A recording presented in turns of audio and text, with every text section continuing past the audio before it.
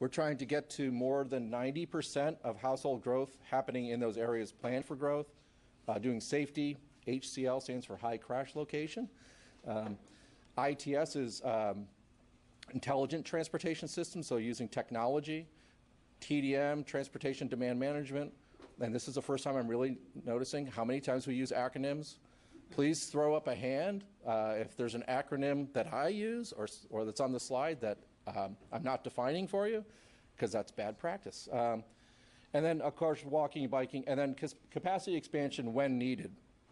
And that's kind of deliberate that that's at the end. So we really try to make all these investments in our communities to make them more livable and only look at widening a road when it's absolutely needed. And so what are the major transportation projects? Well, there's some that have been in the works for a long time. Champlain Parkway, Exit 12, we're looking at improvements there that came out of the Circ Alternatives process. Exit 16, something about appeals, but eventually that may happen. Exit 17 is a safety improvement plan. For transit service, for our transportation plan, we're trying to double transit service and getting to much more frequent headways. And again, a lot of those other kinds of investments I just mentioned, including noting that in order to achieve our energy and climate goals, our vehicle fleet needs to become more electrified, significantly so. About 90% of our vehicles need to be electric vehicles to meet our energy goals. That's a $450 million price tag on all those things. And then we kind of felt pretty good about our plan for a lot of reasons in a lot of our communities. But then we came to this section of I-89. And for those of you that don't look at maps every day like me, we're exit 14 there to exit 15, as this is kind of zoomed in on. This is a period where right now, if you use that corridor, you experience peak hour congestion, right? Particularly coming south in the morning into Burlington and then heading out again in the evening. So at 2015, this is a map produced by our transportation model that we run for Chittenden County.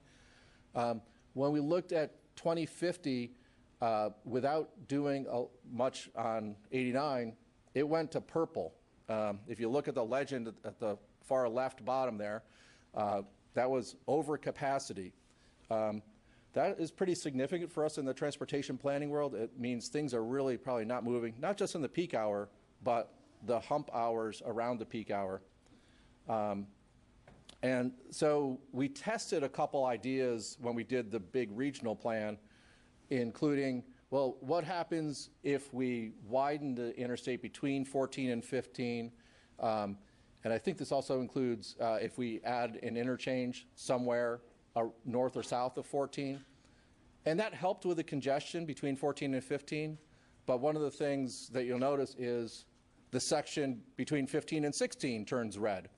So one of the conversations that happened at our committee of transportation professionals, our transportation advisory committee, was I said, is this a good idea? Like, are we just widening and just moving the congestion?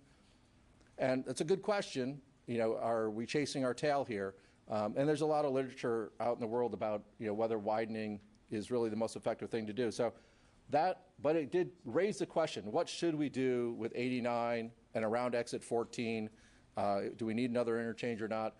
So that was the genesis of this project, and we've just started to get into it. And with that, I will let David pick up with the more detailed work. So that's the background. Thank you. Thank you, Charlie. So David Saladino, project manager, consultant team project manager from VHB. Got the big clock back here. I know some of you are heading across the street at 7 o'clock, so we're going to try to keep this moving as much as we can so we can get to the input stage well before 7. I'm going to cover two things fairly briefly. We're just going to do a quick overview of the project. You heard kind of how we got here, what the planning documents that led to this study. Touch on the project itself, and then some of the background information that we've collected for the corridor itself. I guess just to note, it may have come out in what Charlie was saying, but this MTP, this document, is essentially bookending what we're looking at for the corridor. So decisions about growth over the next 30 years, how much growth there's going to be, is not something that we're looking at as part of this study. That's been established. There was a public process. So we're holding to those kind of growth numbers and then the traffic volume growth that comes out of that. And we'll touch on that in a second. But it's really important to understand that that kind of set the framework for this study. So here's kind of in a nutshell the study that we're doing. We see this kind of in three big phases. The first being discovery, where we are right now. Big ears, mostly doing listening. We have done quite a bit of analysis of data, existing conditions, which we'll show some of that in a few slides. So we're really listening here, and we've got 2 more public meetings after this in Williston and Winooski over the next 2 months. We have some focus groups that we're meeting with, so trying to collect as much information as we can. Hopefully those at home are watching the live stream on the Channel 17. So that will wrap up the first phase of discovery. From there, we move into evaluation. So we've collected information, we've looked at existing conditions on the roadway, we've heard public input, and then we evaluate both interchanges and system improvements along the interstate. The last phase is reporting, and kind of moving from evaluation to reporting, we go through the assessment phase and ultimately decision making. So we'll have lots of ideas, put those into the funnel. We'll be back for a second round of public input to show you the different bundles or packages of ideas, get your input on which ones fit with the overall vision for the corridor. Ultimately, it's the advisory committee, who Charlie identified, that will be making the decision which of these packages is the right one to move forward with. And then lastly, we'll wrap that up into a final report. Just in terms of time frame, we started this back in May of 2019. We're hoping to wrap up November 2021, if not sooner, as we move through the study. The study areas here, I know probably nobody can see this entirely. What's shown in the outline, this is Chittenden County, and so the entire length, 37 miles of the interstate, is part of what we're looking at. All 7 interchanges along the corridor. And then here's a zoom in to show we're also looking at, so basically everything in purple is part of our traffic model and analysis that we're looking at. So we're not just looking at the interstate itself, but we're looking at the intersections on either side, and in some cases going a little bit further. So we're going on Williston Road out here out to Heinsberg Road, for example, because it's all kind of a connected corridor leading into exit 14. So just to highlight some information, we have reams of data that we've collected, some of the maps you can see here. More information is on the website, envision89.com. But just to give you a little flavor, these are some of the information that we've collected so far. Had a great drone flight over exit 14, which was a pretty cool way to look at the interchange. This slide, there's a lot of information. It's really interesting, particularly for a traffic engineer, but I think there's some important information on here. The different colors indicate traffic volumes between different interchanges along the corridor. Back from the early 1970s up until 2019 are the markers. And so exits 14 and 15, so north of Williston Road to Winooski, sees the highest volume of all of those segments. And it's been increasing, as have many of the other ones, at different rates. And it's interesting to kind of align those with recessions, gas price increases.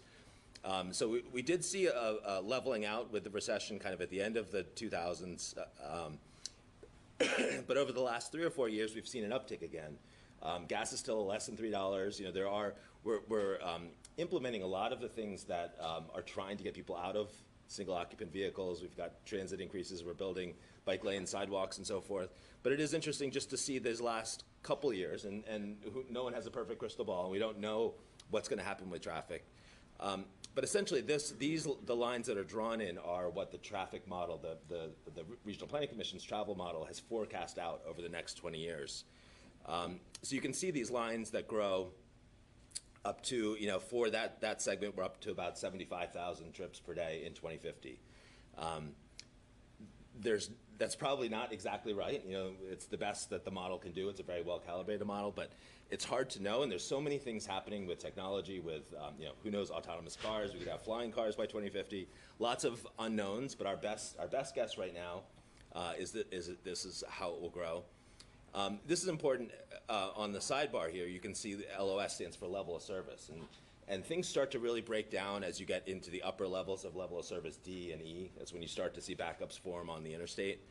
And so as Charlie alluded to before, you can see we're kind of crossing over that threshold somewhere between 2030 and 2050, assuming these numbers are correct. So that's kind of an impetus for looking at, interstate improvements don't happen overnight, obviously, so we want to make sure that we're planning ahead of time for some, if the answer is some large infrastructure improvement. Now, the trend line could be much flatter. There could be a gas price spike, or there could be some other reason why there's fewer trips being made. And so when we get to the implementation plan of this, let's say we want to add an additional lane on this segment to accommodate this. Well, we're going to make sure to tag that to a certain threshold, a certain volume on the interstate, so that when volumes, if they get to a certain point, then we move into the design phase and move forward with the project. If those volumes never materialize, there's no reason to move forward to that stage. So that's a way to ensure we don't have a perfect crystal ball, but we want to be planning and set those kind of trigger points for when different things need to move forward. Just some data here. This is also very hard to see, but just to note, this is kind of safety-related information. All of the orange, if you can see the orange bars, these are all high crash locations. So they're segments of roadway that have there's a crash rate higher than a certain expected value for other similar types of facilities. The ones that have the outline are in the top 200, kind of the worst of the worst in terms of segments. It is interesting to note on the interstate, we've got one right around the bend at exit 11 as you're coming north. We've got a fairly high rate of crashes at exit 11. And then as we come into the urban area, this section just north of exit 13, across the bridge, heading into Winooski, and then the segment of Route 2 and 7 in Colchester. There were 11, it's also hard to see here, but the donuts, the circles are fatal crashes. 11 fatal crashes recorded this is over a 5-year period. We won't go through these. We have information, and certainly as questions come up, we can address these, but we wanted to kind of move forward and listen, open it up for discussion, but just a taste of some of the things we've looked at. One quick, just a deep dive on one of the interchanges. So this is, hopefully you can see in the background, this is exit 14, the interchange. The mall is down here, Staples Plaza, the DoubleTree, Holiday Inn. So we've done this for each of the interchanges and the interstate itself to really identify what are the current issues, and as they break down across, on congestion, safety, some geometric deficiencies, and so forth. So just to highlight a few things, in terms of congestion, we do have some overcapacity conditions on this ramp here. The Dorset Street-Williston Road intersection, which I probably don't need to tell many of you, is level service E and F in the future years. We've got queues spilling back on the southbound off-ramp. We have 2 high crash location segments, so north of, kind of in front of the Staples Plaza. This intersection, the Dorset and Williston Road, is a high crash location intersection. Looking at geometric deficiencies, we do have insufficient distance to weave, so as people are coming in and off underneath Route 2, as you're getting on and off Route 14, exit 14, there's insufficient distance to do that and to accelerate up to speed. The bridge here over the overpass has been designated based on structural evaluations as functionally deficient. And lastly, we looked at bicycle pedestrian connectivity through the interchange. This is one of the better interchanges along the route, as it has sidewalks and green bike lanes for most of the year. But it was deemed, we pulled some of these designations out of the CCRPC's and VTrans's bicycle and pedestrian plans. These are identified. This is a high priority connection. There's lots of people who'd like to be able to bike and walk here, but it was deemed uncomfortable for most users because of the volumes that are out here. Those who may have heard a plan potentially for putting a bicycle pedestrian bridge over the interstate would certainly address that and provide more accommodations for cyclists across the interstate. So I think with that, I'm going to turn it over to Jeffrey. So tried to level set everyone to get a little bit of flavor of the background information, and we really want to kind of hear from you. Great, excellent. Which is the one for us? Excellent. Okay, so I'm going to try to venture away from the podium if we can. So again, my name is Jeffrey Morrison-Logan. I'm working with David and the team, and really excited to be here tonight to talk to you a little bit about the visioning, the issues, and the opportunities as well. And what we thought would really be helpful during this part of the process is really try to get the group engaged as much as possible. The more that we can hear from you tonight, obviously, the better. In terms of just some of the logistics, I just want to make sure that everybody has the handouts that came in on the way. Is anyone missing any of the handouts? Right, so I think, Kim, if you could help me go around and look at these, that would be great. What's important about this is towards the end of the evening, we're going to come back to some of these handouts in terms of some of the objectives and the goals, as well as some of the evaluation pieces that are in here for the meeting tonight as well. So just want to make sure that everybody has that. And Kimmy will go around and hand those off. So keep your hand raised as she goes around. That would be great as well. Also, just to let you know, we've got a couple things going on. We have a live stream that's going on tonight as well, so maybe during this process we might be actually going back to the live stream and see if there's any questions that are coming online as well. And then also just wanted to point out that we have Matt over here in the corner. Matt is one of our very talented visual artists, and what he's going to be doing, if you haven't seen around the corner here, he's going to be taking all of that white paper, hopefully filling that up as much as possible tonight. So as we're talking about your words, your vision, he's actually been trying to capture that in a very visual way as we go through the evening tonight. So we're going to start with asking these questions up here about issues and opportunities, and really trying to hear as much as possible from folks about what you see out in the corridor and how this really can set the stage for some analysis that we're going to be doing over the next few months as well.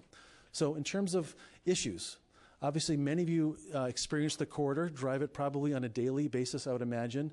Let's talk a little bit about congestion, safety, about accessibility, maintenance. Where do you see these issues happening along the corridor?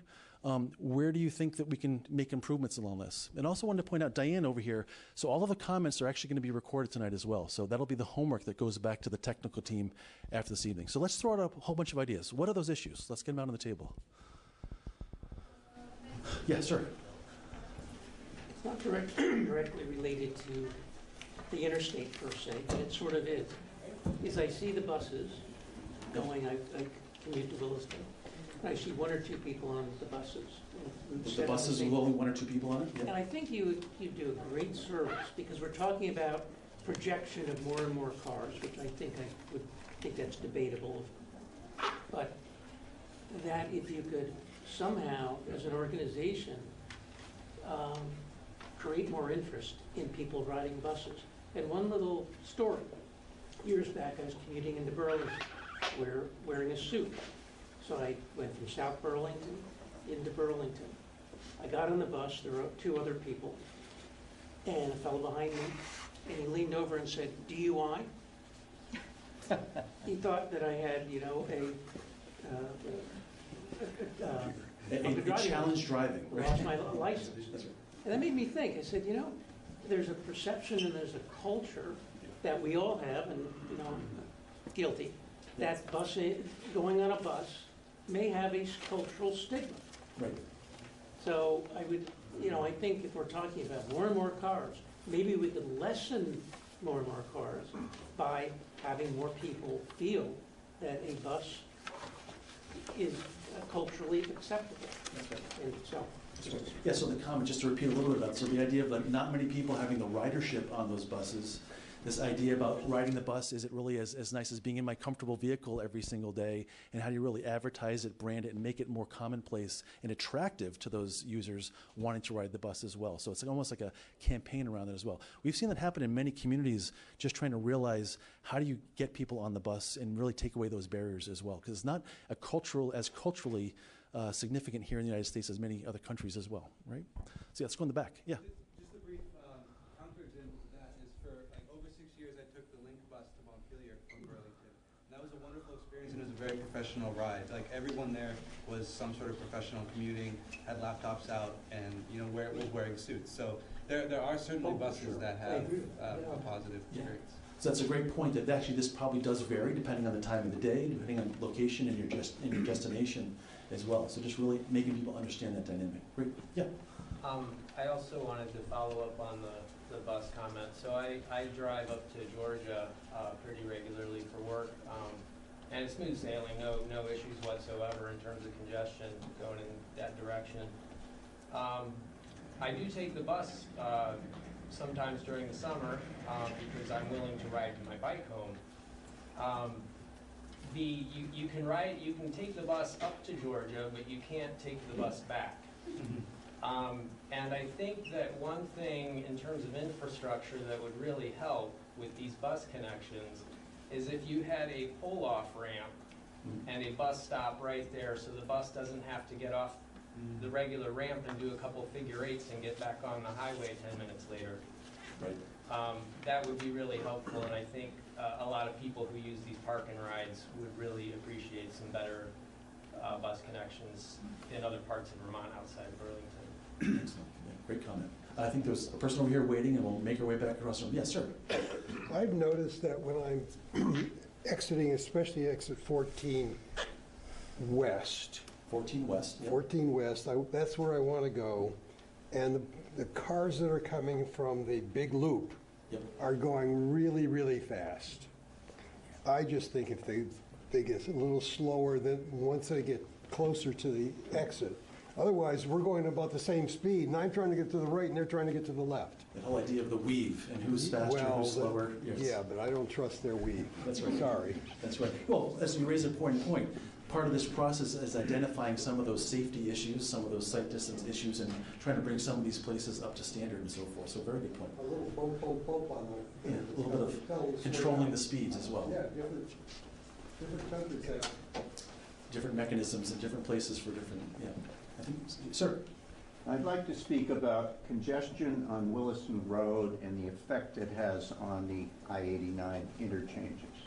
When we back a few to several years ago redid that section of Williston Road and put it on a road diet between Route 16 and, at the time, Kennedy Drive and a little further. There was too high a traffic count from Route 16 west toward the I-89 interchange to allow for that road diet.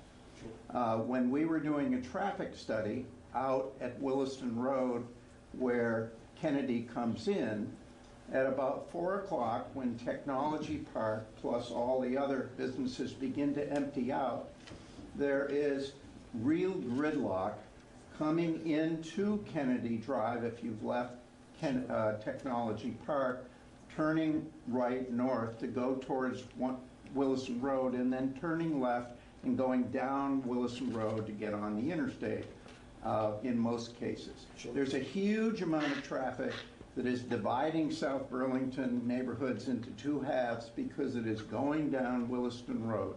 It is blocking the Bike Ped Committee for South Burlington from proposing a road diet through to I-89, and the traffic counts at the time were not that much too high.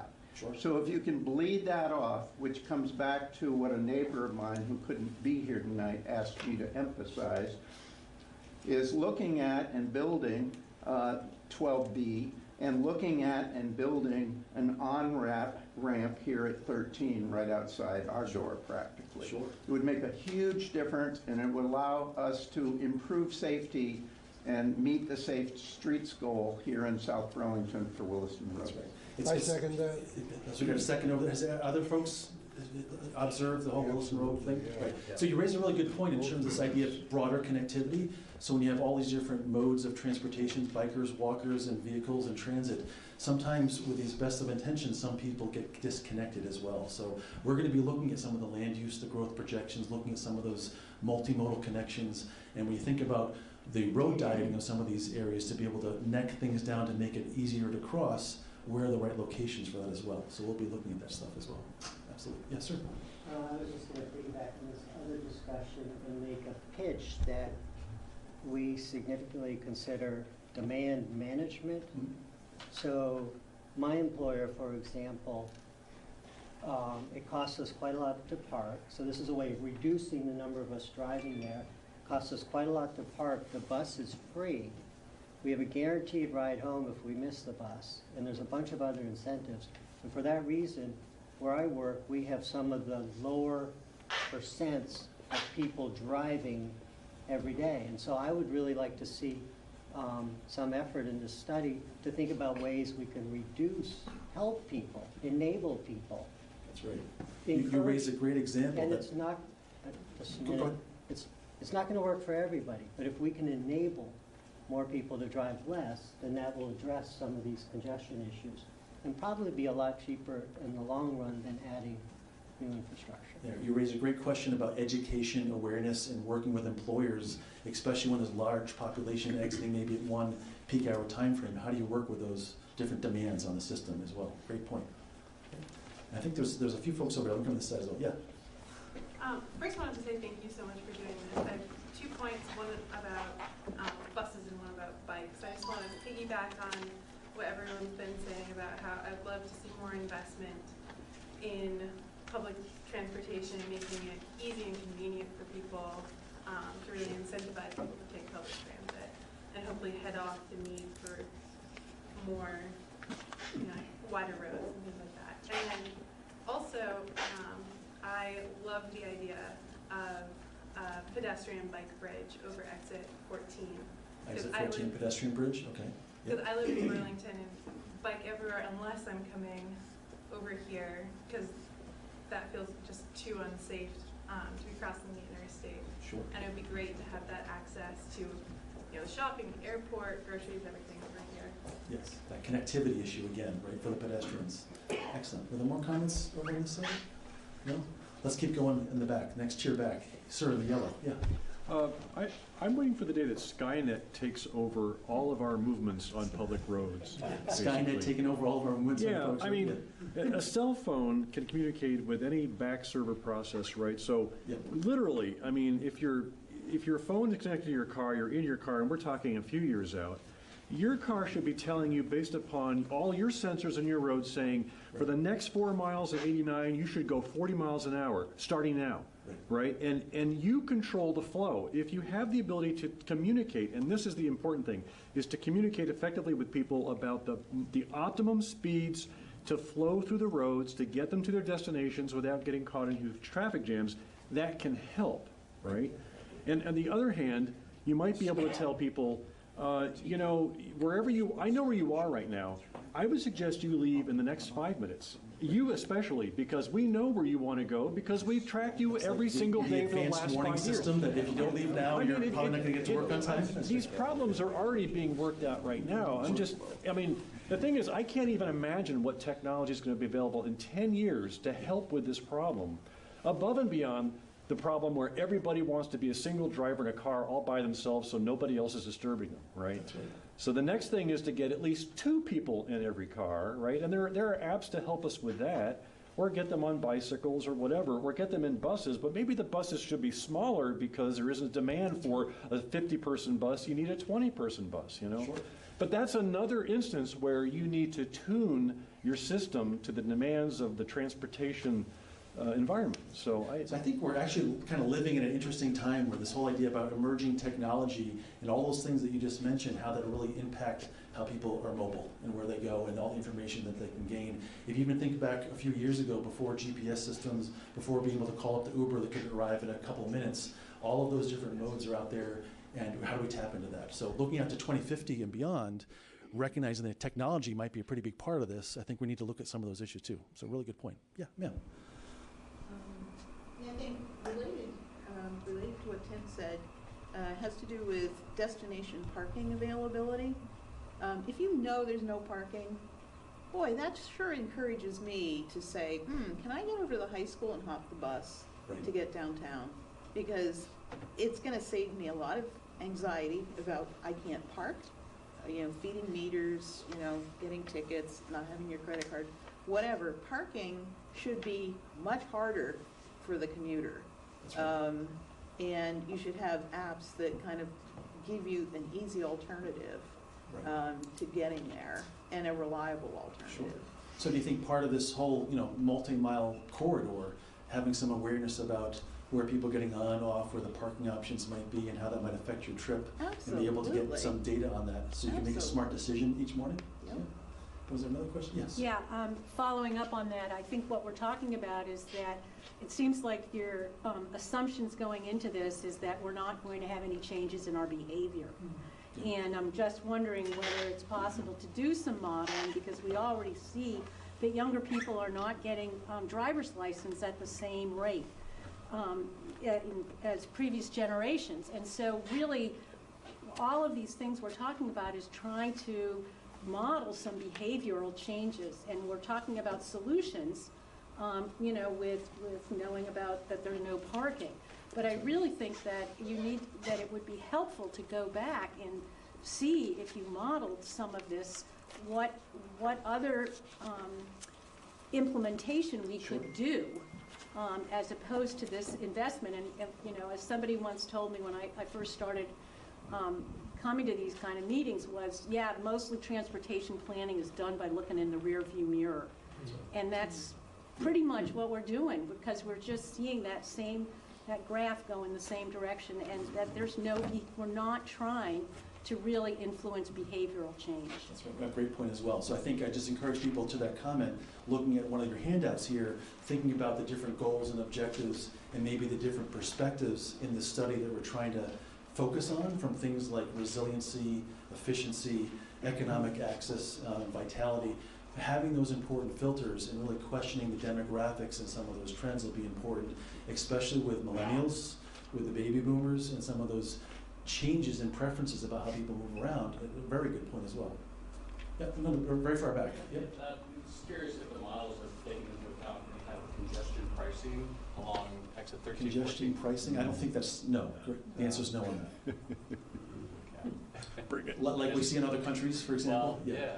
Paying the toll to I be mean, able to. New York City. Yeah. But I mean, it's kind of the opposite of demand management, which was kind of brought up before. Well, it's a form of demand management, I would think. That Sure. they have, you know.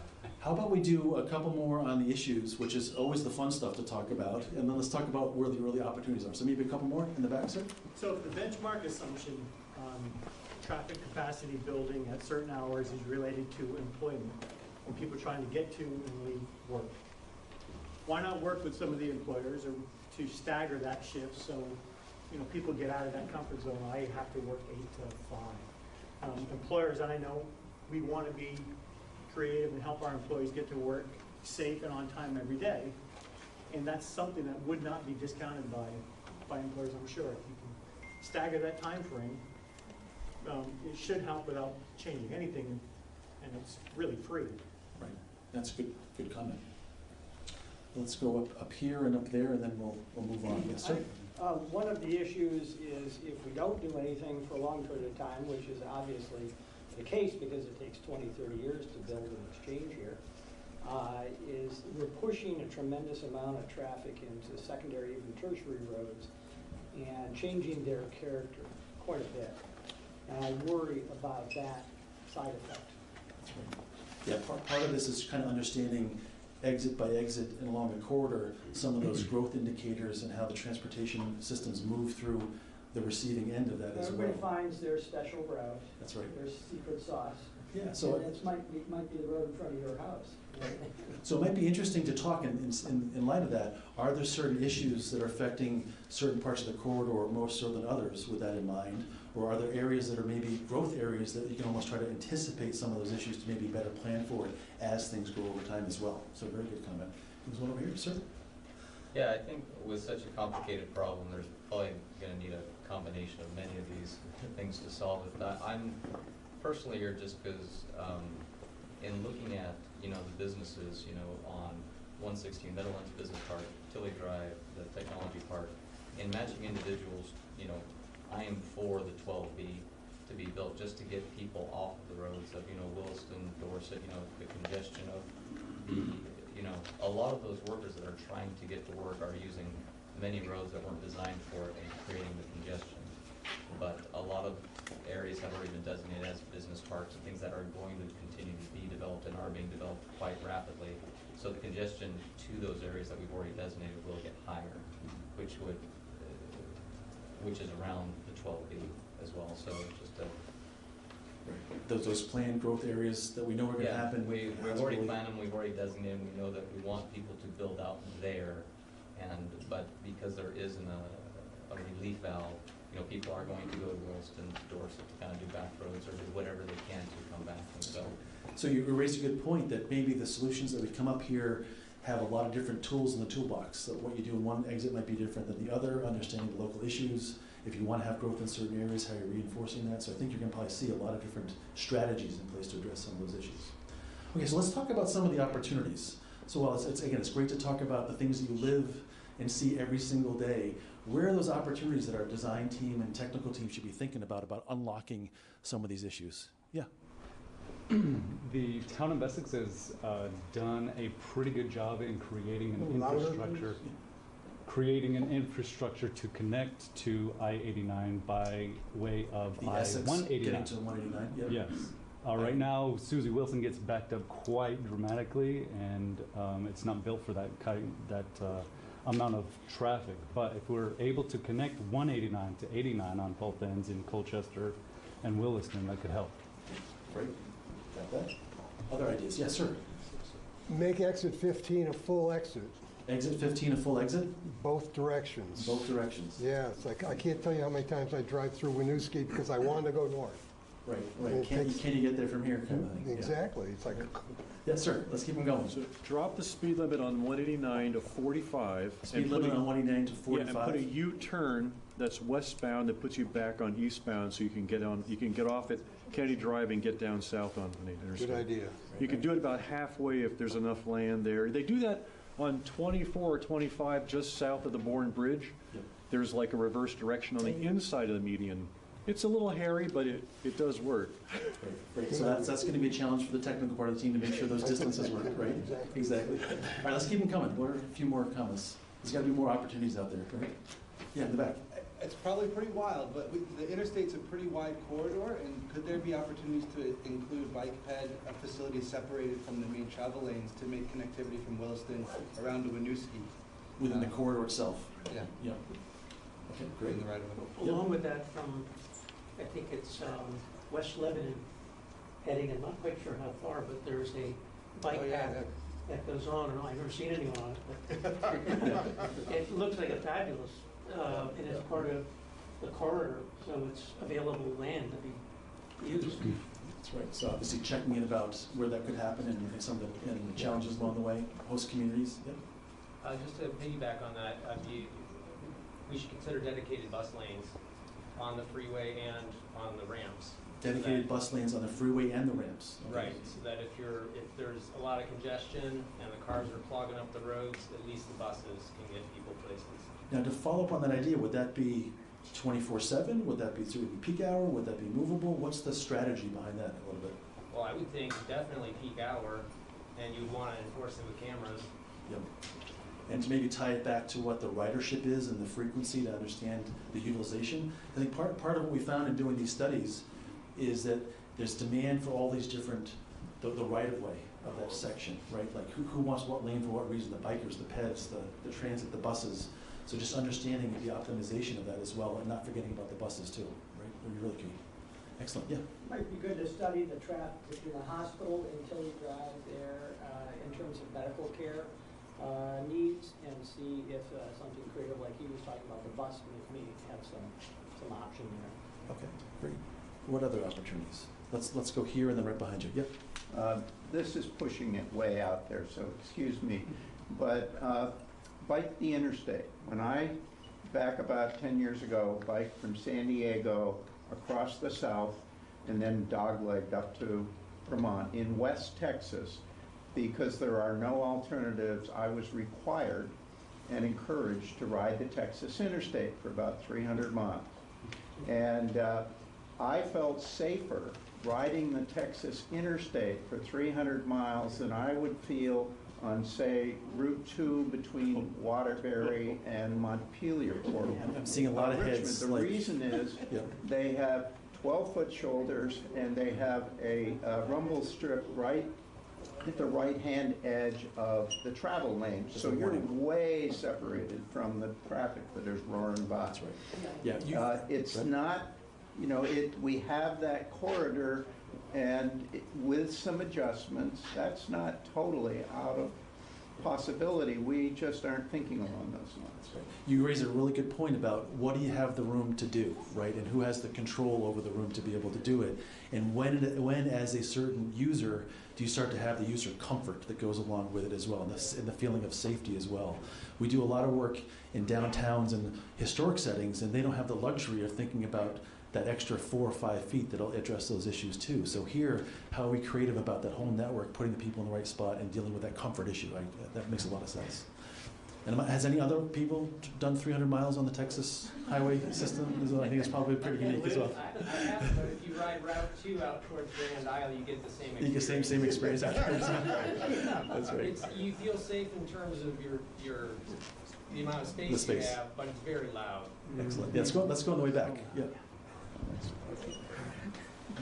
Listen to a lot of comments about pedestrian access and bus travel. Speak up, please. I've listened to a lot of commentary about pedestrian traffic, bike traffic, and bus traffic, in addition to automobile traffic. I don't take exception to any of them. They're all sort of well thought through. My only point is I don't think that's mutually exclusive with extra safety, capacity, environmental sensitivity for car traffic. Car traffic is here to stay for the foreseeable future, and many of us have a lens of current reality. You know, we experience a day because this is where we live. But what we're talking about is 30 years from now. We've seen some graphs and charts about the theoretical additional car capacity. So whether we can encourage additional bus traffic, bicycle traffic to and from work and so forth, demand management, all should be done. But I want to encourage all of us not to make it to the exclusion of appropriate planning for additional safe capacity for automobiles. Yeah, thank you. If everyone heard that about let's not forget about the vehicles too. While that might not have been as much of the topic tonight, there's many things that you can do to make those operations better for the vehicles. And if you're thinking about the capacity issues and the safety issues, if you can solve that part of it, maybe it frees up other things too. So I think that therein lies some of our challenges, right? Yeah, let's go here. It's come up a few times, but I still think we could do way more to implement effective TDM strategies by working with large employers or other employers to enable people to drive less. And there's a whole suite of kind of creative things we could do that are going to be way less expensive than building new infrastructure. For example, this guy raised a point. If we were able to double, in some way get more people to ride in the cars that are already driving around, you would double the efficiency of the system without adding any new capacity. How do you do that? There's lots of creative, thoughtful, innovative ways out there. You can pay people to drive less. You can pay people. There's all sorts of things to do, and I'm just not seeing it mentioned here as one of your strategies is to help enable less traffic rather than probably the build thing I should have more. pointed out, you'll notice there's probably a draft on some of these things as well, and that's the reason why. We really want to hear from you about some of those goals, objectives, and build a better Well, set it'd of be great goals. to see that as a goal. Yeah, makes sense. And sir, I think you had Yeah. 1 or 3 or 4. This fellow mentioned bicycling on the highways. I was just in Columbia, and they have bike paths, and the median. Look at that big wide strip between the two different directions. Monstrous. Tons of people use that. Yes. And not everybody has, sorry. No, that's okay. I just started speaking without you calling me. Well, not everyone has the stamina to do 300 miles, but e-bikes are really effective. We rented one this summer, and I'm out of shape. I got little kids, so I can't exercise anymore, but I can ride all the way out to Colchester without breaking a sweat. You know, and I just plug it back in when I get home. So e-bike encouragement That's a would be good- really good effective point. on that. Yeah, They're here to right. stay, So too. accommodating for those different type of vehicles, even if it's a motor scooter, those things, and how do you deal with that, right? Excellent.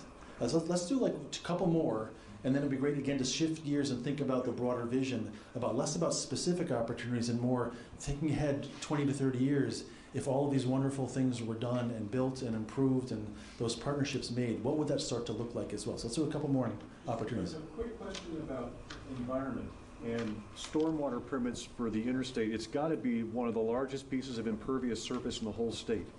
So like, I don't know what requirements this ANR has on the interstate itself and to what degree we are handling the stormwater from that road, because it's not good water that comes off of that, you know? Dave, can you maybe touch on like the whole permitting stormwater requirements about that as well? That might be helpful to.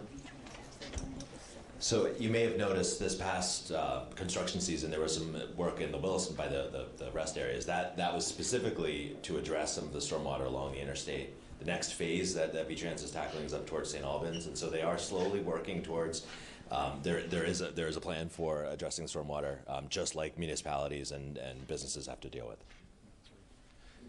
And we're seeing that in other states too. I know Massachusetts has a whole program in place. It's called their Impaired Waterways Program, their watershed areas as well. So hopefully similar issues here. Yeah, so one more and then we'll switch over. Yeah.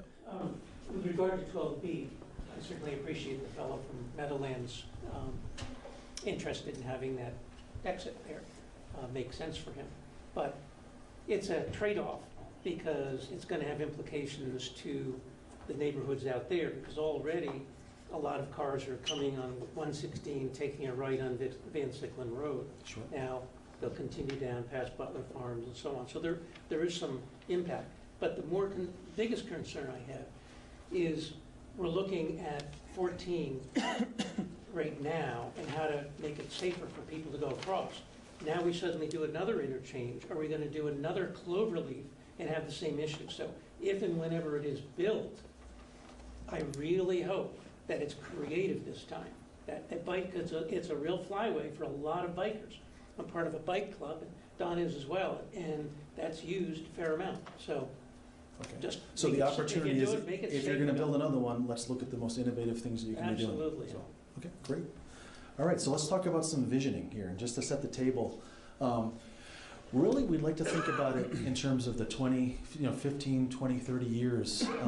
And this is less about, maybe adding one of these little lanes or one of these fixes, but if you can maybe start to describe, what does it look and what does it feel like? Recognizing that Burlington and this whole region, really serves a lot of different users, different time of year, just different customers, if you like to think about it that way. If you're thinking about this as a long facility, what does it look and feel like? It would be great to have some words about what that looks like. Yeah.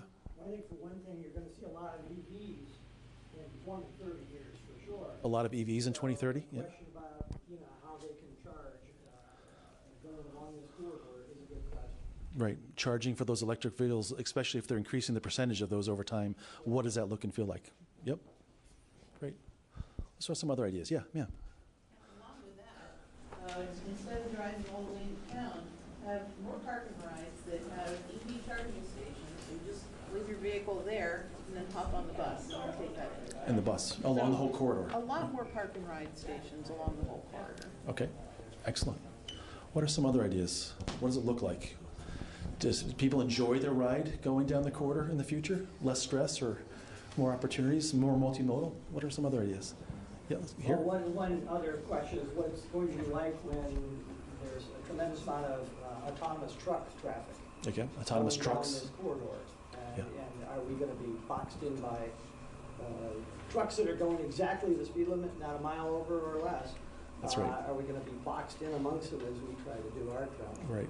So what's your vision for that? Is it that there's... I don't know. I wonder what life will be like when it's full of autonomous trucks. That's right.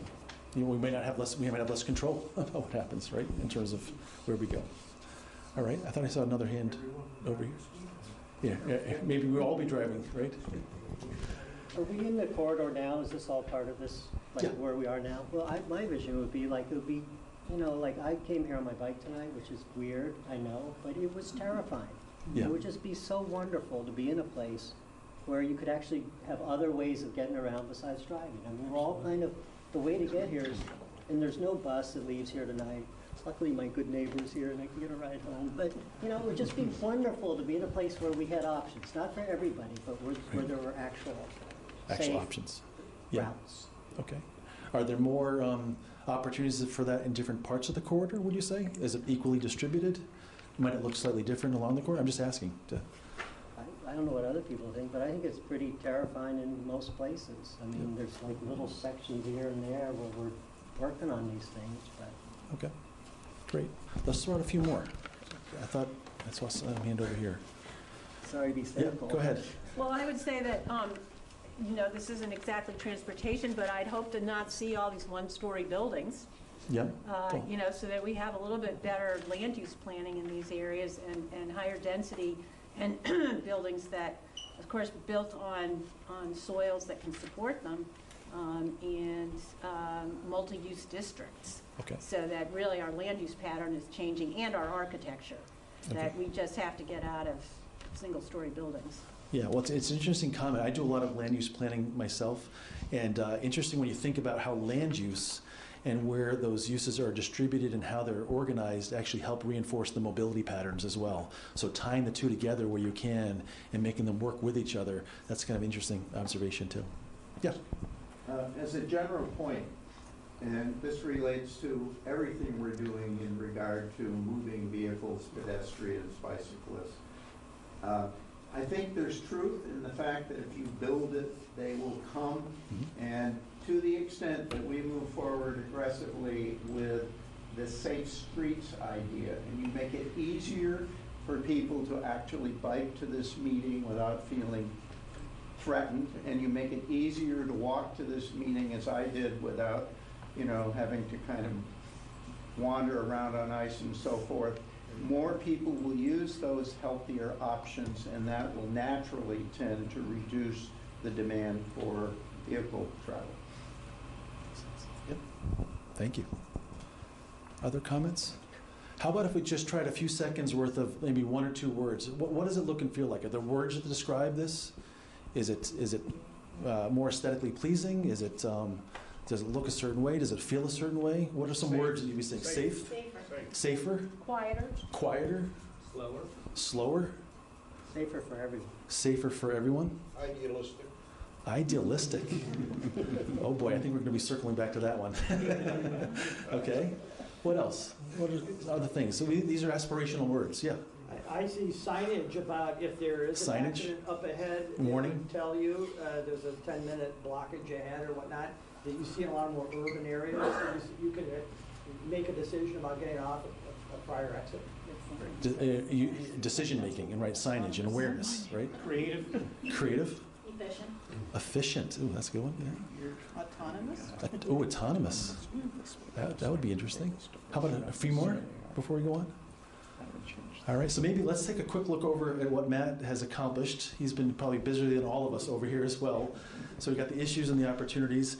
And I think ideally he's trying to capture just some visual cues for the team to be thinking about in terms of all the different modes that I think you see up there, capturing certain locations about, you know, build 12B, for example. You know, innovative design is up there as well. Thinking about autonomous trucks in there as well, safe streets, less traffic. So we really appreciate, Matt, you working pretty hard over there to do that. I think he's going to make his way around the last corner. There's more paper around the bend over there as well, as we talk about goals and objectives as well. So, right in the wall. that's right. So that's really helpful as well. Just graffiti the place on the way out. I like that. That's right. And before I hand it back over to Dave, I just want to remind folks that on the way in, we had some of those boards out in the sign-in table area that talked about some issues, opportunities, and maybe one or two of those, you know, critical improvements. We have a second set of boards out there that really relate to the goals and some of the things that we're going to talk about next. So make sure on the way out that if you can do those Post-it notes out there, that would be really helpful to us as well. So Dave, back to you. Excellent. Great. Thanks everyone for that. That was great. All right. Just a couple last items. So Jeffrey had confirmed everyone has the vision, goals, and objectives, the draft document. We're not going to go into detail. Everyone has the document. Want to just kind of lay it out and then kind of send you home with homework if you have some thoughts. The vision, goals, and objectives. The vision statement is really kind of as we just went through this exercise with Jeffrey, really kind of painting the picture of what the future of the interstate will look like. And so it's an important statement of the kind of the collective ideas for the future of the interstate. And then the goals and objectives support that vision. If you've read it already, you've seen this. This is the draft vision statement. This was developed cooperatively with both the advisory and the technical committees. It's very much draft. The idea will be this will be staying draft as we go through the 3 public meetings, our focus groups. We'll have a technical committee and then an advisory committee probably sometime in the summer to finalize these statements. It probably looks pretty dry, It's all words. It's not as exciting as some of the maps, but this is a really important framework because as we're throwing out ideas, how do we test whether those are good ideas or not good ideas? And it's really these the goals and objectives that we'll use to screen out the good ideas and the bad ideas. And so it's really important as we go through the word choices and the objectives that we've chosen. So you can see here the vision statement, some of the words that were thrown out: safe, resilient, reliable, efficient movement of people and goods. So that's kind of the overarching vision as it's crafted right now, and it certainly is up for discussion. The goals here, probably nothing too earth-shattering, and especially if you've looked at your sheets, but the goals kind of focusing on safety, mobility, environmental stewardship and resilience, economic access and vitality, livable, sustainable, and healthy communities, and then finally system preservation. There's some descriptions that go along to kind of describe what those goals are seeking. And then lastly, this is the sheet that you have, but the letters underneath each of the green lines are the objectives, and that's really what we're going to use ultimately to evaluate some of these ideas. So we've heard about 12B. Is 12B good or bad? You ask 3 different people, you get 3 different answers, but we want to try to be as objective as possible. And so as we look through, is it improving incident response? Is it reducing congestion? Is it improving livability? Is it improving healthy communities? Those are kind of the tests, the questions that we'll be asking of each of these ideas in bundles of packages of improvements. It would probably bore everyone if we went through these one by one. So the idea really, if you have comments tonight, feel free to write them on here, and you can drop them at the sign-in table. Also, feel free to bring them home. We have online, we have a copy of this. We've got comment feedback forms that you can plug in if you have any comments. We have links to Diane, who's accumulating all of those comments. We're looking for input by the end of March, so you've got plenty of time to take this home and share it with your loved ones and give it some thought, because this is, maybe as uninteresting as the piece of paper may look, it's very important to the overall direction of the plan. So encourage you to do that. Let's see, Charlie's way back in the corner. I may just touch on the wrap-up and next steps, unless you want to. Okay. All right, so we made it to the end. In terms of next steps, I mentioned additional feedback. We have the website. I encourage everyone to go. It's Envision 89, Envision 89.com. There's a number of, a lot of the information in this presentation is up there. And guest book survey. There's a map, online map where you can put dots where you'd like to see things happen or not see things happen. So we've got that open until the end of March for this round. I mentioned we've got 2 more rounds of public outreach. So we're here tonight. We'll be in Williston next month, and then Winooski in March. We'll be back in this room on the 18th of February to present a briefer version of this to the City Council, South Burlington City Council. And then as we showed on the chart before, back towards the end of this year, winter of 2020 to 21, we'll be back this time with the ideas that have come forward, the bundles and packages and recommendations for you to weigh in on and comment on. And then finally, we'll be back in the fall of 2021 to present the draft report to get your input. So here's where you can find us online, social media, or in person if you need to find us. So. Anything else before we wrap up tonight? Just another plug for the post-it boards. Yes, please. So to your left, hopefully everyone filled in on the way in. We've got new questions. Some have dots. The other ones are post-it notes. So please take a look at that. Grab some food on your way out. I think we'll probably have some extra. And thank you again for coming out tonight.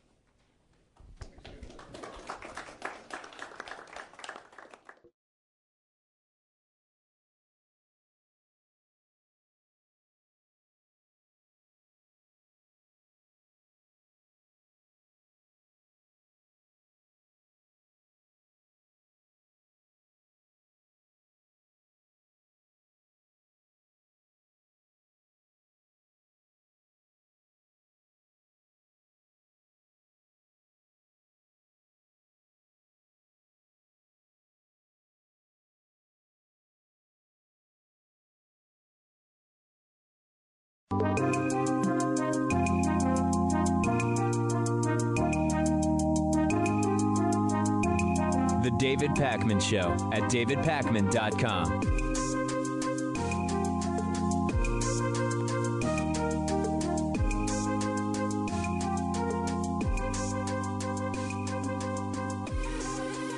All right, let's do another one of these propaganda disinformation breakdowns where we look at a claim and explain why it is deceptive yet tricky and why it will often convince a lot of people into just poor, unfounded conclusions.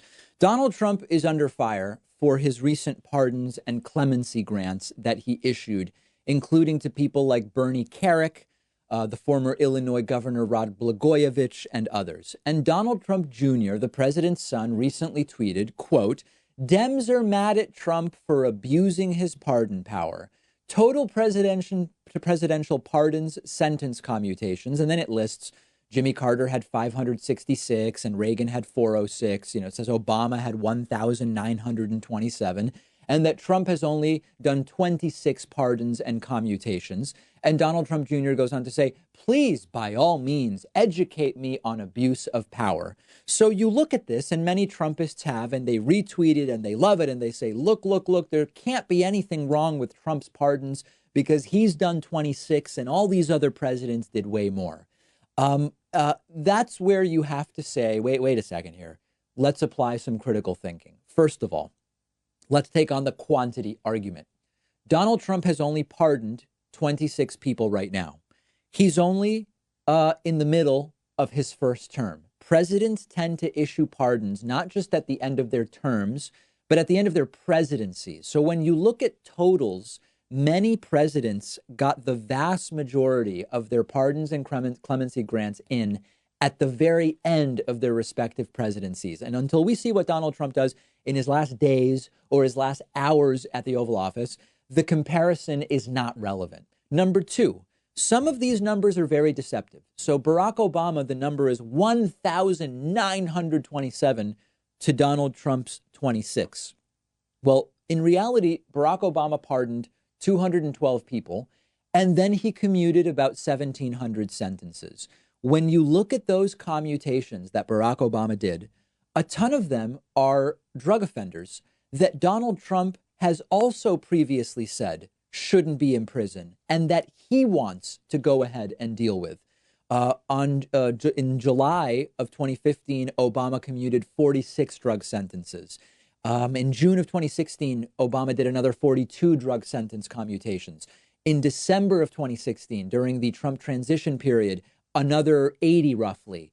A few days before leaving office, another 64. On his last day in office, another 330. So not only can you not look at these numbers until a presidency is over, number one, the vast majority of the commutations from Barack Obama, which Don Jr. is apparently complaining about, are very similar to when Donald Trump himself pardoned Alice Johnson after Kim Kardashian lobbied him to do it. Alice Johnson had spent 21 years behind bars for a nonviolent drug offense. If pardoning people for nonviolent drug offense sentences is good, according to Trump, Don Jr. can't also say Obama's bad for doing the exact same thing. Trump here is pardoning corrupt criminals. Trump is laying the groundwork to pardon more of his own cronies. Trump is normalizing corruption and setting himself up to pardon Roger Stone and or Michael Flynn and whoever else. Obama had nothing to gain personally by commuting the sentences of drug offenders when he was on his way out of office, other than fighting the failed war on drugs in some small way. Trump has plenty to gain by normalizing corruption when he's planning to use that pardon power, presumably to get his own friends and cronies out of prison. So do not fall for these bogus arguments that sound good. Don Jr. does them on Twitter a lot. There's a guy whose name is Charlie Kirk, who's part of a right-wing, mostly like college-centered group called Turning Point USA. You see these tweets, and because they are so crafted to appear to be something they are not, it looks like, wow, checkmate, liberals. We can't even argue with that. Obama 1,900 and Trump only 26. No, you've got to look at the details. You have to understand what's not being said. You have to understand the hypocrisy and the double standards and the reality of these things to actually understand them. And you've got to give them credit. They are really good at bamboozling a lot of the people that support Donald Trump. Part of it is they're bamboozlable people. Part of it is they are actually pretty good at it. And we've got to do what we can to try to pierce the echo chamber. Okay, so I interviewed the Wolf of Wall Street, Jordan Belfort, earlier this week. And one of the things that came up was Jordan saying, I don't care what you do. I'm socially liberal, but I'm fiscally conservative. And this actually makes no sense, and I want to discuss that with you today. Very often, the way that we hear about someone being socially liberal and fiscally conservative is they'll say something like, and I have many friends who say this, I want low regulation, I want low taxes, I don't care who gets married, and I think women should be allowed to choose abortion if it's what's right for them. Well, it sounds plausibly coherent. You're socially liberal and you're fiscally conservative. Well, the problem is if you're fiscally conservative, you almost always have a position that is terrible for the environment and for dealing with climate change. You might have social liberal fiscal conservatives, self-described, who agree that the science is right on climate change. They accept the science, I think is better said. But if you're economically or fiscally conservative, you're not going to deal with climate change almost by the very nature of what it means to be fiscally conservative. You need regulation to deal with climate change. Fiscal conservatism is against regulation under the guise of we're for small government. And it's a direct contradiction. It doesn't make sense. The free market, which fiscal conservatives pray at the altar of in many cases, will not solve the climate crisis. Socially liberal might mean you have empathy for the poor and you want to fix homelessness and deal with uninsured Americans who have no health insurance. Okay, great. But the problem is that fiscal conservatism believes in tax schemes that will not deal with the poor and with homelessness and getting everybody health care. You can't do it. It's a direct contradiction. You can say it, but it doesn't make it a logical thing. If you are fiscally conservative, you often repeat this idea, we've got to balance the budget. I'm a deficit hawk. We've got to reduce the deficit until a Republican is president. Then you often forget about it. But if absent any context, your priority is we've got to cut to reduce the deficit, you can't deal with the social issues that you claim to be liberal on. You just can't do it. So very often when you hear someone say, I'm a centrist or I'm a social liberal and fiscal conservative, you're really dealing with what's called a right-wing libertarian. These are essentially right-wingers who don't hate gay people, right? I mean, this is a gross oversimplification, but when I hear socially liberal, fiscally conservative, in practice, I hear I'm a right-winger, but I'm not interested in persecuting gay people. Another way to understand socially liberal and fiscally conservative is I really would love to fix the issues that are affecting the poor, marginalized, often minority, disenfranchised individuals. But I don't want the government to get involved, and definitely none of my tax money should go towards fixing those problems. It's not a very principled or coherent position. That's the reality. If you support these social rights, you have to have an economy that's going to provide and guarantee those rights. Otherwise, it's just nonsense. There's a lot of corporate CEOs that want to be relevant that take this approach. Sometimes they call it centrism. Starbucks CEO Howard Schultz is sort of one of those guys. He's a social progressive about non-discrimination in the workplace. He's for gay marriage, all of that stuff.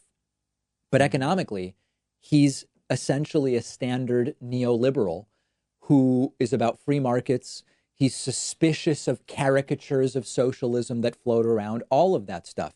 Now, the other thing I will say is it's a very small group of people who actually are socially liberal and fiscally conservative, not when you say, hey, where do you fall on the political spectrum?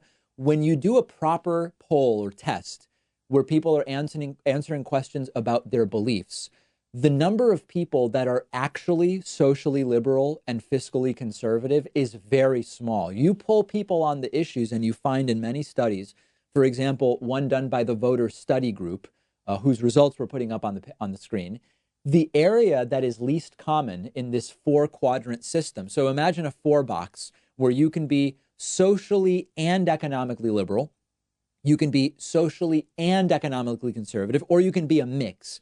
The least common quadrant is socially liberal and economically conservative. It's actually far more common to be socially conservative, but economically what we might call liberal in the more progressive sense. So even many of the people claiming that they are socially liberal and fiscally conservative actually aren't. But the more important analysis is that it's incoherent.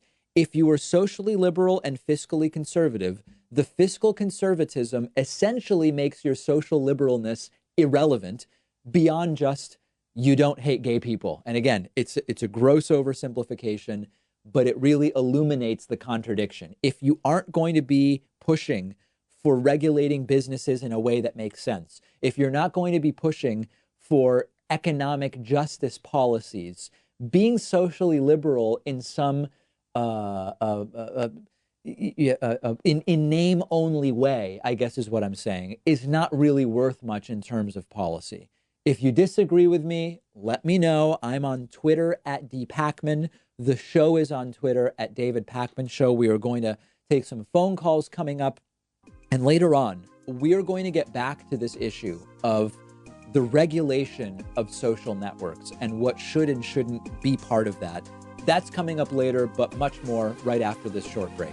The David Pacman Show at davidpacman.com.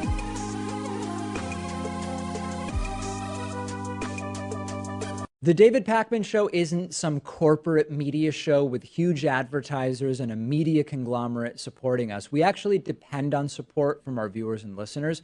The easiest way, the most rewarding way, the most exciting way to support the show is to get a membership at www.joinpacman.com.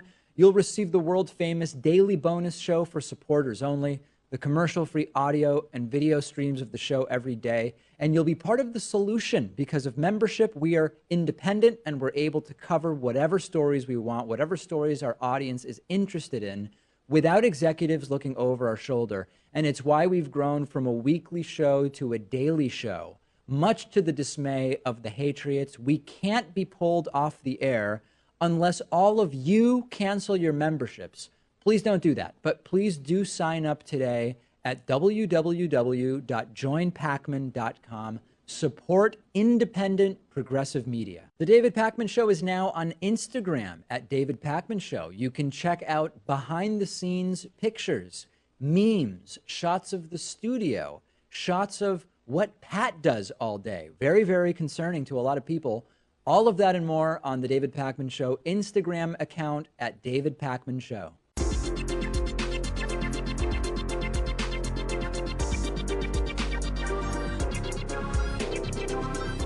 The David Pacman Show at davidpacman.com.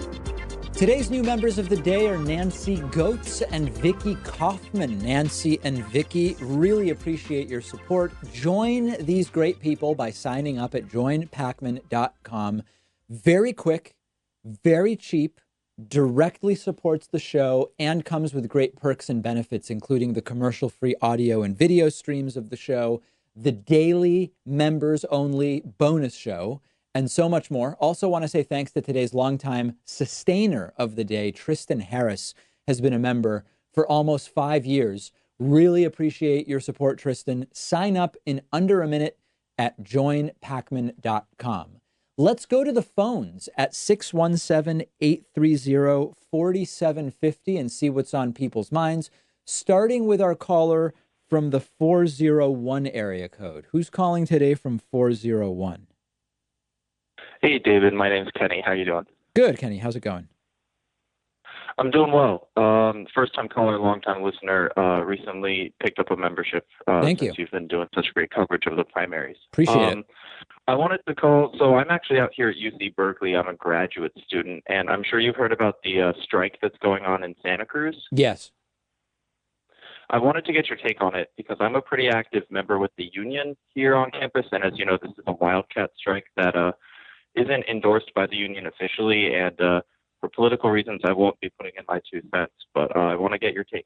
Thanks. You know, I just don't really know enough about the circumstances to be able to comment. I know that when I was an undergrad at the University of Massachusetts, there would very often be varieties of different types of either protests or strikes from the graduate student organizations or different groups. And I just feel like it would be inappropriate for me to really weigh in because I'm aware of it. I don't know all the circumstances. And I just don't think there's any benefit to me giving an uninformed opinion about something so specific.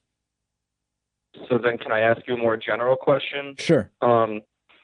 Given what we've seen recently with big labor pushing back on things like Medicare for all and attacking the Sanders agenda because of some of the quote-unquote things that they fought for so far. What role do you think big labor has to play in something like this? Do you think that worker strikes can be effective without big labor? And where do you think that what do you think the University of California, I guess that's specific, so let's just stop there as far as big labor goes. So I believe that it is completely incorrect to suggest that Medicare for All, as an example, is something that big labor, as you call it, should oppose because it takes out of the sort of negotiating package or what's under the umbrella of big labor to do for their union members. In fact, I saw an analysis that was different, which is if you take something like healthcare out of the negotiation for big labor because you have a Medicare for All program, big labor now can specifically know the number of dollars per employee that were previously being spent on health insurance and can argue that there should be raises, at least for some part of what that savings is. So I reject completely the idea that on principle, big labor should be opposed to something like Medicare for All. And I don't believe all big labor is. I mean, we heard from some unions that activated around that issue. But it has not been all of them. And I just don't buy that for a second. I think that that's a talking point meant to stifle support of progressive candidates. And it's a talking point meant to stifle support of Medicare for All. Interesting. Yeah, David Dole had a similar, not completely the same take, but in a similar vein. So thanks. Last thing, where can I find the show being live streamed right now if I'm a member? Is that possible? We don't stream the show live. The show is produced in the afternoon and then released a few hours later. So only like the evening live streams are actually available live. Kenny, thank you so much for the call. I appreciate hearing from you. Let's go next to our caller from the 760 area code. Caller from 760. Who's this? Where are you calling from? 760, we muted because we've got you on, but we can't hear you. 760, I heard something click. This will be the last opportunity. Are you there, 760? All right, 760 clearly having an issue. Sounded like we were muted. I heard like an unmute noise, and then alas, we had to get rid of the call. Let's go next to our caller from the 267 area code. Who's calling today from 267? David? Yes. Hello. Hi, my name is Greg. I'm calling from Bucks County in Pennsylvania. I'm a big fan of your show. Thanks, Greg. A lot of my friends on the left are Bernie supporters, as I am. But I'm getting very concerned about the idea of a Bloomberg candidacy, and I'm concerned that it will depress votes, and that we will end up with Trump again. I understand the arguments that he's a version of Trump. I also lived in New York for most of my life, and I lived through the Bloomberg mayorship. And I'm interested in what you have to say to Bernie supporters and people on the left who are getting disappointed about the idea of a possibility of a Bloomberg candidacy and the idea that they might not vote. They might sit this out. Sure. And I'd love to hear what you say about all that. I think I posted to my Twitter page a few days ago something like, I'm getting emails from some Democrats saying if Bloomberg's the nominee, they won't vote. Where are you guys on this? And I got like 6,000 replies from a lot of Democrats saying I won't vote if it's Bloomberg. And I totally understand that. I mean, in Bloomberg, you have a guy who represents a lot of different things. You have a guy who represents a possible sort of bailout for the establishment that may be seeing Joe Biden tank, and are unclear about Pete Buttigieg, and Amy Klobuchar doesn't really have support. If Bloomberg's really polling 15 nationally, maybe he's the guy to get behind. But then you have a voter turnout question, which you're bringing up. And the question is, if Bloomberg is the Democratic nominee, given that Bloomberg was a Republican for so long, given that Bloomberg's politics on a lot of social issues based on videos that have come out recently seem to not be particularly enlightened and progressive, to put it lightly, what is it going to do to turnout? And how will he fare against Donald Trump? My answer is I don't know. And the reason I say that is I get emails about polling that says, hey, you know what? in face-to-face matchups, Bloomberg does really well against Trump. And then I get other polling that says, hey, you know what? If Bloomberg's the nominee, that will keep the largest number of Democratic voters home. So I understand the idea that Bloomberg as the nominee might depress turnout. There are so many conflicting data points that I just don't have an answer about that right now. And all I can really say is, if you support the policies of Bernie instead of Bloomberg, just go out and support Bernie now. And then if there's a different nominee, evaluate it and make a decision as to what's best at that point. Yeah, absolutely. I think it's incredibly difficult. There's not even enough information yet. Tonight, it's going to be a whole different spin on this because of the debates, and of course, the mainstream media, MSNBC in particular, has been ridiculous, vicious in their anti-Bernie screeds. Yes. So yeah, it's going to be really. And one last question. If you had to vote right now and you had to choose between Trump and Bloomberg, how would you vote? Yeah, I would vote for Bloomberg over Trump. And I know there's a lot of people saying there's no difference. It's just a richer version of Trump with a lot of the same ideas.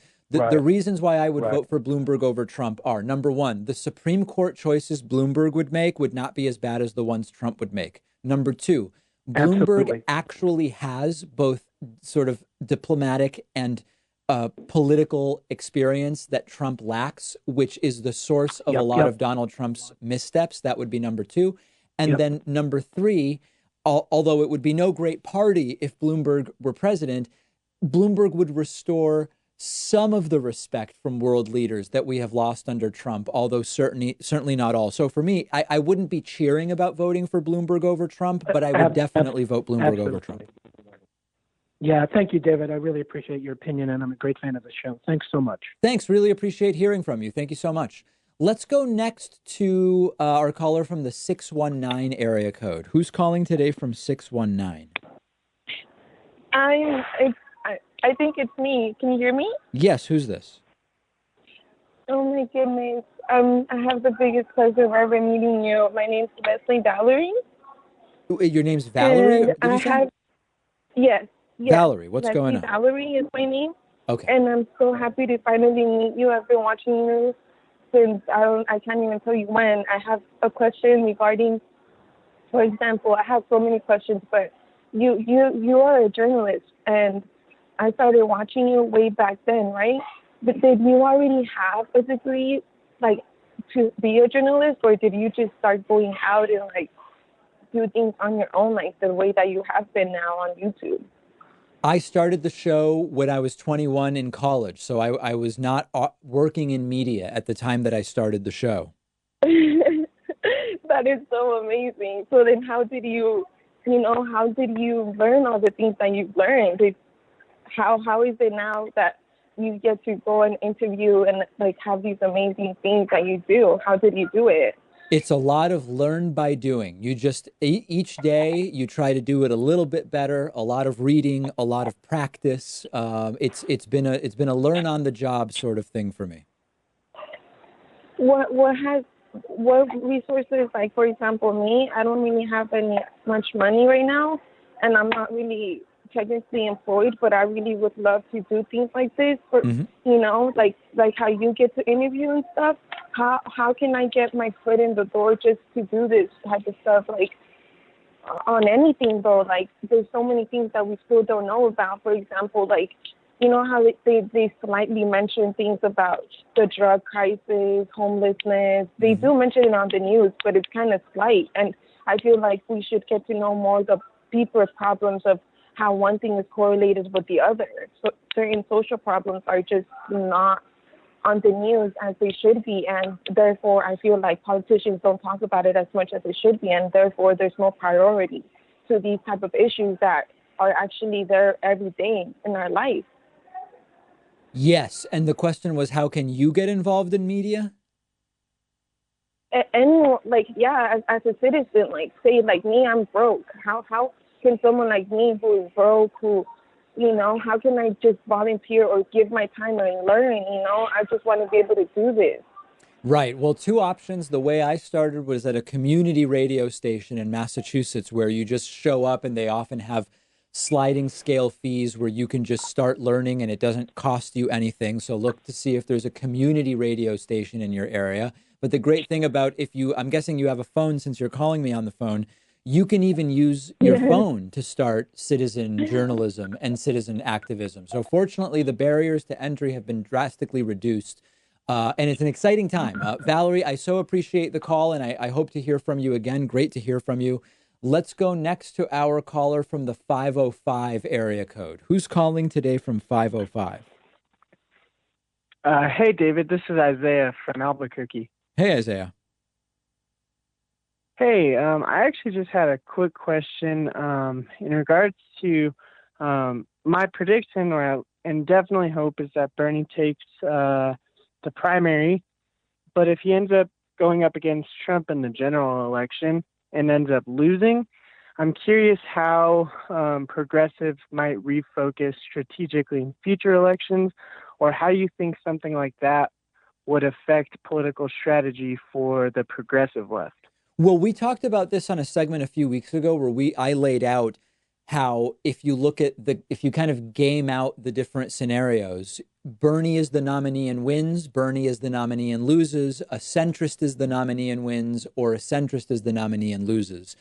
If Bernie is the nominee and loses to Trump, not only will Republicans say this is a rejection of left social democracy, even the centrist Democratic Party will say this has been a rejection of centrist, of left social democracy, and we should never again elect someone like Bernie to be the nominee in the first place. So I think that until it happens, we're not really going to know the repercussions.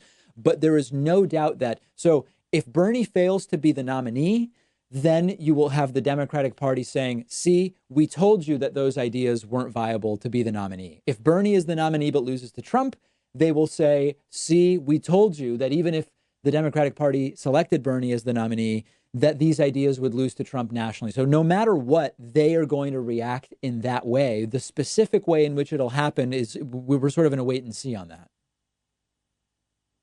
Definitely. Do you believe that it would show any sort of out of touchness, so to speak, from the left if Bernie loses, in the sense that there's a real big platform that it's grassroots, diverse, and it's really what the people want as far as policy go.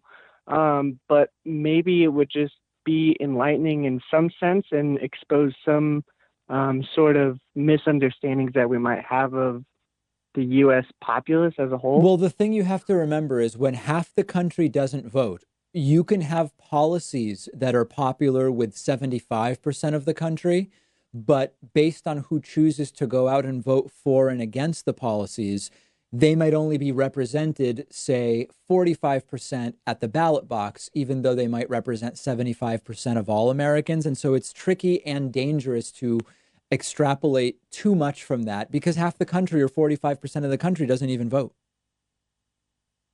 Definitely. Yeah, that's a fair point. Yeah, unfortunately. But, well, thank you for taking my questions, David. I'm a big fan.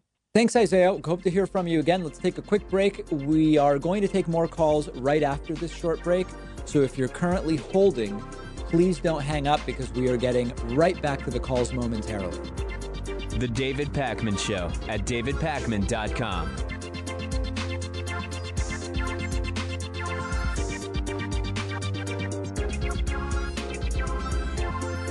The David Pakman Show is audience-supported media. I really mean that, not just a catchphrase. And much of that support is small contributions on Patreon, contributions as small as $1 per month, meaning just cents for each hour-long episode of the show. Plus, patrons can also get the daily bonus show and the daily commercial-free TV show by pledging at patreon.com/David Pakman Show. We've rolled out great new perks on Patreon, including free bumper stickers, t-shirts, coffee mugs, and more at different giving levels, as well as exclusive content.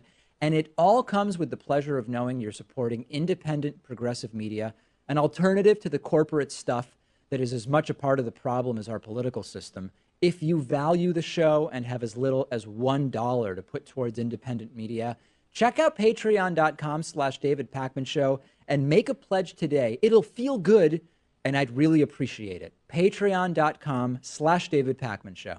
Did you know the David Pakman Show is on all sorts of different platforms? Find us on YouTube at youtube.com/The David Pakman Show, and on Steemit, the blockchain-based publishing platform at steemit.com/@David Pakman. That's STEEMIT.com/@David Pakman. Let me know what's on your mind on Twitter. I'm at @DPakman, and the show is at David Pakman Show.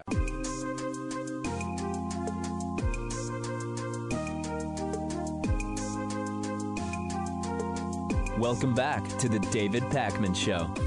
Let's go back to the phones at 617-830-4750 with our caller from the 703 area code. Who's calling today from 703? Wait, is that me? Yes, it is. Oh, it's me? Yes, it is. Just a second.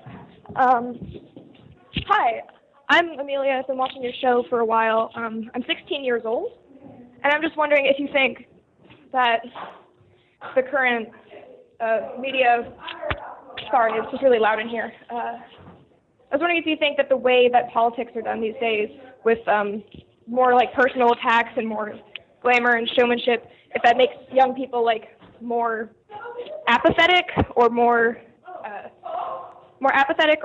like passionate about, sorry, it's really loud in here. If you think that, I wonder if you think that modern politics is like damaging to young people or like makes them more interested and passionate and want to fix things. I don't know. I would actually need to hear from you about that. I mean, when I see the way that politics has been turned into a reality show, we have a reality show president. Their last State of the Union was essentially a reality show event with, you know, secret guests coming out unannounced and medals and prizes and all sorts of stuff. I find it absolutely disgusting and despicable. But I mean, you tell me, Amelia, if you're 16, are you finding that you are drawn in by this sort of reality show politics, or do you find it distasteful?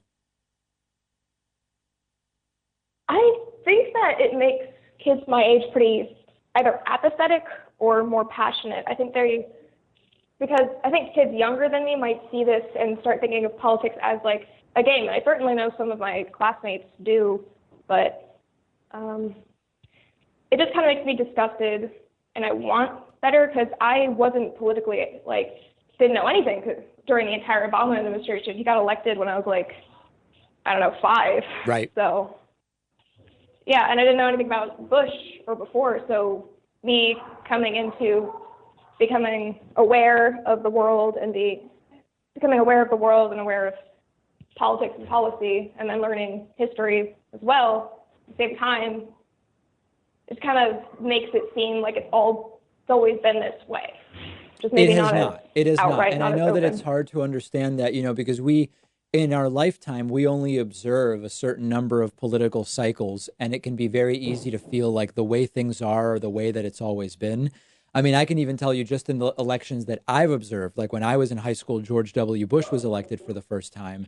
Things are very different now than they were. In some senses, they are the same, but in some senses, they're very, very different. Listen, it's great that you're politically engaged. It sounds crazy where you are, Amelia, so I'm going to let you go, all right? But I hope you'll call back again. Yeah. Okay, thank you. All right, Bye. good. Thank you so much. Great to hear from Amelia, just very, very loud wherever she was. Let's go next to our caller from the 503 area code. Who's calling today from 503? Hey, David, this is Warren from Portland, Oregon. Big Hey. fan. How are you? Hey there, good. Hey, so recently Rush Limbaugh mentioned that Trump he referred to him as like Mr. Man. And it's become so troubling how so many people, I mean, mainly the base, has seen masculinity and Trump as this epitome of manhood. Yeah. And that fuels their judgments towards those that aren't as manlike, I guess. The snowflake line and all that. Yeah. And at the same time, though, I'm just curious about your opinion. There's this movement of LGBT and kind of an awakening of what is masculine and feminine. And I'm wondering, like, how you see it kind of coming out in politics, because it's coming out, I think, in media a lot faster, the allowance of such, definitions, broadened definitions of masculinity and femininity. But how do you see it coming out in the political world, which I don't know nearly enough. I feel like the gauge way that that it's coming hypothesis. out is extremely stratified. So what I mean by that is the following. Take somebody like Barack Obama. Now, stereotypes around black men are often about, hyper masculine, hyper sexualized, often in society, including in portrayals in media. Often there are, allusions to the black man as more likely to become violent. And, we've studied all this stuff academically about portrayals of black men. Now, at the same time, Barack Obama is a very well educated, the type of person that fits much more into sort of, to use the arbitrary dichotomy of the fighter versus the lover. Barack Obama far more fits into the idea of the lover, the thinker, whatever. If you look at, his relationships with other people, how he interacts with his kids and whatever. Whereas Donald Trump, in many ways, is portrayed and seen by his supporters as kind of the epitome of the alpha male. And I do think that some of these roles are changing, because there's a huge swath of society where when they see Barack Obama, not a guy likely to get into the types of, for lack of a better term, pissing matches that Donald Trump gets himself into, not the type of guy to make the types of threats that Donald Trump makes. For a huge part of America, that is seen as the adult in charge in the room way to behave, where Donald Trump, despite checking a lot of the stereotypical boxes of the alpha male, threats, loud, boisterous, pushing his way around to get to the front of the picture with the world leaders, insulting people, all of this stuff. Donald Trump, in reality, is very much the snowflake that the right likes to portray many on the left to be. So I think the answer to your question in a very long-winded way is it depends who you ask. For a huge part of the American electorate, those old standards of alpha versus beta and masculinity still persist, and a lot of those people are supporting Donald Trump. There's a whole other world out there, because we have a country that is so divided culturally as much as it is politically, where those norms have drastically changed. And I think that that's a very good thing. Yeah, it seems like it's I hate to stereotype. It seems like the Democrats are pushing an open-mindedness and the Republicans are holding on to a closed-mindedness. Maybe I can call some other time and ask, but what are the Republicans here to teach us? I mean, it can't be that one-sided, or is it? I'm not sure I know what you mean. Like, it seems like I feel as a Democrat, I'm part of a group of people who are evolving to a place where we're teaching the Republicans about compassion and what real manhood is. Yes. What power is. It's not insulting, it's compassion. It looks maybe snowflakey, but it's actually strength. Yes, absolutely. And I don't know that they're getting it. I think some of them maybe are. What I'm wondering is it that one-sided in a good way? I think where we are here to kind of help others get it. But that sounds a little self-righteous, just me It's saying not totally it. one-sided. Is there something the Republicans It's not totally one-sided, but teach us? at the national level, I think that it is very one-sided in terms of the messages we get in media. I think in practice, there are plenty of people who are, for low taxes, who also are just as empathetic and comfortable with sort of more modern understandings of masculinity than what we see represented by Republicans at the national level. Very important topic, and I hope to talk about it again. Really appreciate the phone call. Very, very nice to hear from you. Let's check in with our caller from the 815 area code. Who's calling today from 815? Hi, this is Jonathan from Rockford, Illinois. Hey, Jonathan. Hi. I just had a quick question about, so considering the current state of our political climate, particularly with the DNC, trying to rally against Bernie, and obviously the ideological differences with from Republicans with Democrats, would you see, hypothetically, if Bernie was to become president, do you think his term would even be successful, considering that there's so many people going against him, both on the left and right? And so his policies of Medicare for all, universal education, all that, would he even be successful in trying to convince other people to sign on to that, even if he were to be president? Well, when I've talked about this before in the context of healthcare, I was absolutely crushed by a huge portion of the Bernie supporters in my audience. And remember, I'm voting for Bernie in the primary. No, you're absolutely right, which is that If it's Bernie versus Trump, Bernie's the right choice, and we vote for Bernie, and hopefully Bernie wins and he gets as much done as possible, and he will get some things done. But when you have a significant part of the Democratic Senate not in favor of Medicare for all, when you have the filibuster, when you have all of these other things, of course Bernie's not going to get everything done that he promises, and that's no different than any candidate. Every candidate has. Trump was going to do a wall. He was going to do new health care. He was going to eliminate the deficit and eventually pay off the debt. Like, he's not doing any of that stuff. Now, those things were completely unrealistic to begin with. But needless to say, it wouldn't be a new thing that someone is brought into office and their ambition is bigger than what they can accomplish. That is a perfectly realistic and sensible thing to talk about. The question, though, is what can we get done, and making sure that that we do it. But you're completely right. Anybody who argues that you're being a defeatist is being completely unrealistic. Yeah, I totally agree, because, I don't think that, you have to be realistic, especially right now. You got to take your victories where you can. And so I totally agree. And I also wanted to ask obviously with the rise of Bloomberg and his, he's been the mayor of New York and he has some political experience.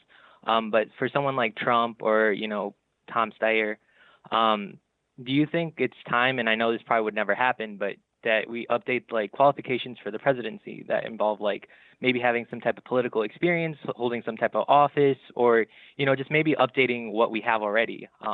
No, I don't. So first of all, it would be very difficult to add new requirements, but I don't think that political experience should be required. I would like it if the electorate was more informed about, if you lack political experience, what other sort of experience would be a good replacement. I don't think being a reality show host and using your dad's money to still run a business that goes bankrupt a bunch of times, that doesn't qualify for me. But I wouldn't want to add more requirements. The only things I would consider adding are, maybe we should have presidential candidates, major party presidential candidates, undergo a full cognitive assessment. And I think that particularly this presidency has made relevant. But no, I wouldn't add more requirements about, I don't believe it would be constitutional, and it would be very, very difficult to achieve. And I don't think it's the right thing either.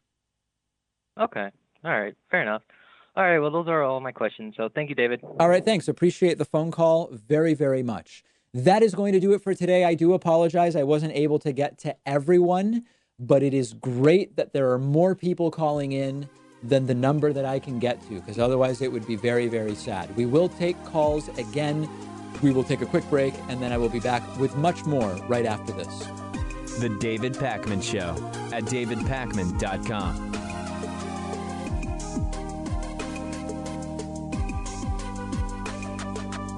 Did you know you can get David Pakman Show stuff, whether you're looking for David Pakman Show coffee for your Chemex, French press, or espresso machine, or a t-shirt? It's all available on our website, shipping to anywhere in the world at davidpakman.com/gear. The Very Stable Genius t-shirt is popular. The If Ivanka Weren't My Daughter t-shirt is actually popular with kids of all ages. We've got sweatshirts and hoodies with Hatriot Mail designs, more than a dozen available colors. And did I also mention that there's coffee? Oh, and bumper stickers too, plus no bogus supplements. If you're looking for something to give you the strength to lift a school bus over your head or make you live to 200 years of age, you're not going to find it on our store. Check it all out, shipping anywhere in the world at davidpakman.com/gear. If you want a 15% discount, all members and patrons get a 15% discount code. Check out the store at davidpakman.com/gear. If you're wondering, how does the David Pakman Show afford to exist? The answer is mostly through memberships and Patreon. You can support the work we do by signing up for membership at joinpakman.com or pledging as little as $1 a month at patreon.com/davidpakmanshow. Perks include the daily bonus show, the commercial-free audio and video feeds of the show, and the positive feelings that come from doing the right thing and making Hatriots cry through your support of independent progressive media. Jump in today at joinpakman.com and patreon.com/davidpakmanshow. The David Pakman Show at davidpakman.com. All right, let's do audience questions for the week. There are some good ones this week. Remember to send me yours. First question, David, you've talked about how good the Trump presidency has been for progressive media and for the David Pakman Show. What would be more profitable for your show, a Trump second term or a Bernie presidency? So the answer to this essentially comes down to why we think the Trump presidency has been so good for the David Pakman Show. And I've said before, by the way, I talk with progressive hosts all the time. We all recognize that the Trump presidency has coincided with some of the biggest growth for all of our respective programs that we've seen. I don't know of any of us, I speak for myself only, but I don't know of anyone who is planning to vote for Trump because it's been profitable for our respective shows.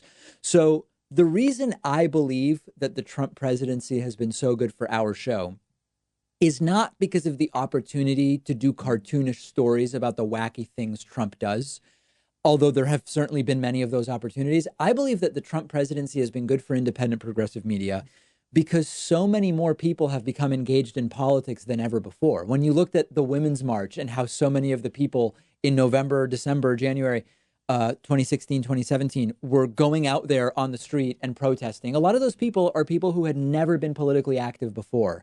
And for the same reason, I believe that that is what has been so great for programs like ours, that there are more people who care about what's going on politically. There are more people who understand the importance of paying attention to what's going on in the world around you, and hopefully people who are planning to vote in November, right? I mean, that's what's hopefully at the tail end of it. So on that basis, of course, if Bernie's the president instead of Trump, there are not going to be constant stories about how Trump embarrassed himself yet again in front of a group of 20 leaders around from the world, from world countries, and they're not even talking to him. He's not even being invited to climate stuff. That will change instantly with Bernie Sanders. You won't have any of that. But I do believe that a Bernie Sanders presidency would inspire a whole generation of new activists who now see an opportunity to really participate and catalyze and be part of the change that they want to see to our infrastructure, to our core systems, healthcare, education, the economy, et cetera, that I actually think a Bernie presidency would also be very, very good for programs that have aligned with social democracy and many of the ideas of Bernie Sanders for a decade at this point in time. So, sometimes people will jokingly or half jokingly say to me, hey, aren't you worried if Trump doesn't get reelected that, it's not going to be good for your show? No, I'm not. I'm actually not. I mean, if I had to say what would be the worst business-wise for the show, it would probably be some kind of centrist Democrat or Republican, right? Like, I think if the president is Mitt Romney, I don't know that it's that good for independent media, particularly after Donald Trump, where a lot of people will say and feel, wow, we got out of that really crazy thing. The bad things Mitt Romney would do just don't even rate compared to some of the bad things that Donald Trump did. I don't think that would be particularly good for the show. At the same time, some kind of centrist left establishment Democrat probably would also not be great for the show, in that there will be a lot of people kind of disillusioned and feeling like, well, we got someone that's kind of on our side, but not really. But is it really worth, after everything with Trump getting super active now? I don't know. That's not my view, but that's my sense of what the big picture will be. So I think if Trump's reelected, I think it will be very good for the program's continued growth. I think if Bernie Sanders gets elected, I think it will be very good for progressive independent media that have been advocating for the policies that Bernie would try to put in place for 10 years. I think that will also be very good. And in the end, I don't think about any of this stuff when I think about who to vote for. I just think about whose policies are like mine or closest to mine. That's who I go and vote for in the primary. And then when it comes time for the general, I again make the evaluation of the people that are running. Who do I think would be best for the country? Next question today is, David, so in the end, should Michael Bloomberg be allowed into the Democratic presidential debates? So I've said this before. The DNC created their rules for getting into the debates. And if they want to live by those rules, they have to die by those rules, unless they simply change them to let Michael Bloomberg in. And they've changed them. And the big change is that the donor requirements have been eliminated for upcoming debates. And indeed, Michael Bloomberg may get into, and by the time you even watch this clip, it's possible he may have already qualified for one of the upcoming Democratic debates. So it depends on how you ask this question. If you ask me, is this a calculated establishment move to try to give another more centrist Democrat? He's been a lifelong Republican, but okay, he's a Democrat now and he's a centrist Democrat at that. The idea is put someone else in there who might be able to deny a progressive the presidency, who might be able to split the delegate counts such that nobody wins 50% plus one delegates on the first round of voting at the DNC, such that super delegates then come in and they can pick whoever they want. Then if that's the framing, then the answer is no. This is another way that the DNC is putting their thumb on the scale against progressive candidates in a Democratic primary.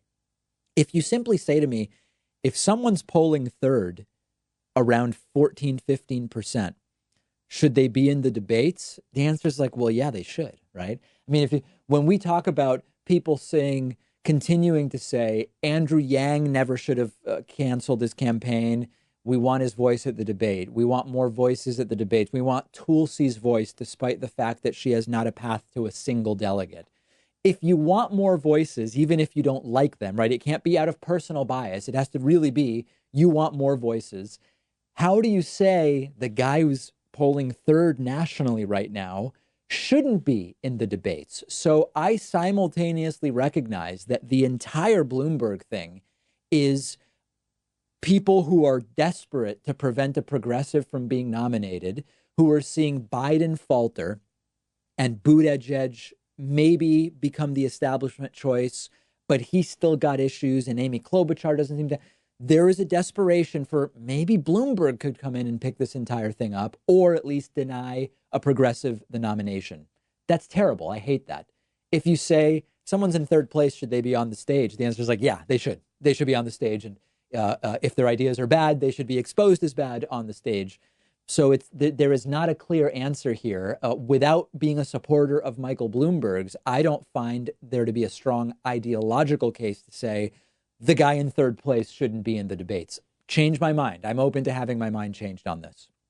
David, can you explain, in the context of your views on free speech, which content should not be allowed on social networks? Okay, so my view on this is basically law plus logic, okay? There are a lot of different views about when should content be removed from social networks.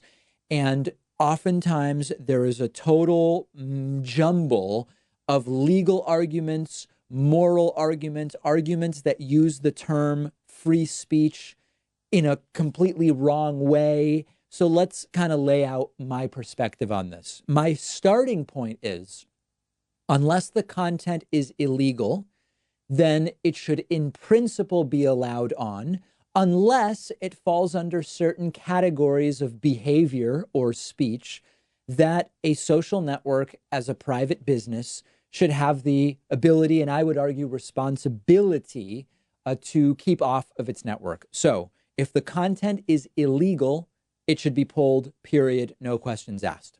Next, we get to stuff like targeted bullying and harassment of individuals. I don't want, if I were running a social network, I would not want my social network to be in any way associated with perpetuating these cycles of people who are attacked and targeted on the internet, and then it bleeds over into their real lives. Sometimes people become suicidal. There are people who have actually taken their own lives because of bullying that was happening in great part online. So it can't be used as a tool for targeted harassment in that way. In the same way that if you follow someone around in real life, much in the same way that is taking place online, even if you're not stalking them per se, if you're constantly attacking them and insulting them and yelling things at them, you would be able to call the police and the police would tell that person, you've got to go. There is no legal issue with social networks saying that's not going to be the way that you can use this tool. That's number one. Number two, it is perfectly reasonable for social networks to say, even though it is not illegal to target people on the basis of their immutable characteristics, sometimes in membership in what in some states are called protected classes, we are not going to allow it on the platform. And again, if I was running a social network, I would not want to see the platform used to target individuals or to attack individuals on the basis of their religion, their ethnicity, their sexual orientation, or whatever the case may be. I wouldn't allow it on my social network. If you don't like that, then you can go and either build a different social network or find a different one or lobby the social network to change those rules. But that's essentially my thinking.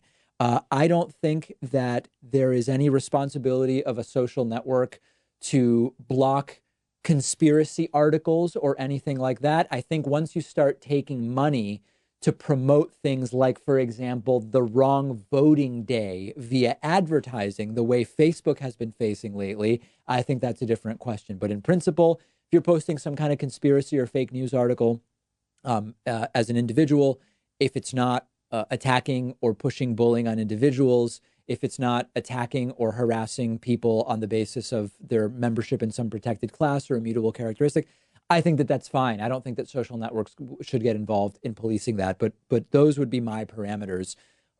Essentially, illegal content is not allowed. Targeted harassment, bullying, and encouragement of bullying, both online and in person against people, should not be allowed. And attacks on people that are either race-based, nationality, attacks on people with disabilities, for example. I wouldn't allow any of that stuff on my social network. Let me know what you think. We've got a great bonus show coming up for you today. Become a member instantly at joinpacman.com, and you will get access just as instantly to the world famous bonus show.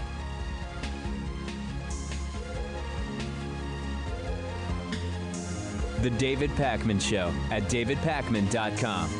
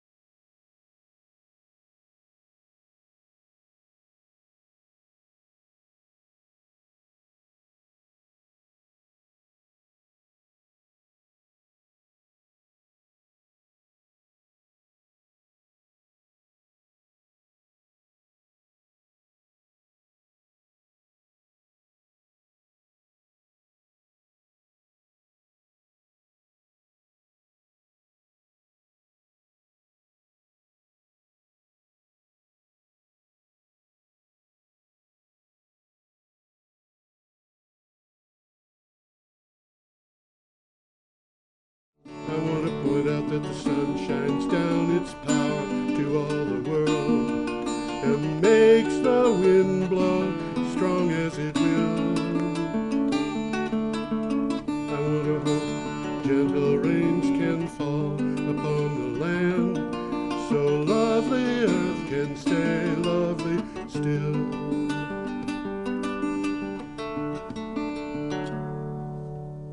Hello, ladies and gentlemen. This is Energy Week, number 359. What do you think of that? Time's flying when you're having fun. Yeah, right. Here's Tom looking like a deer in the headlights.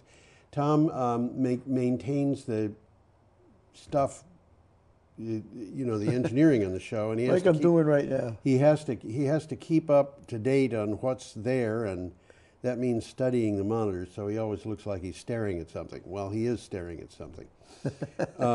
Every day I get up and go to the internet and find all the news that I can about climate change and energy, and I put items together, each item in a 50 or 55 word synopsis with a link to the original, and I put 10 to 15 of these up together at my blog, geoharvey.com.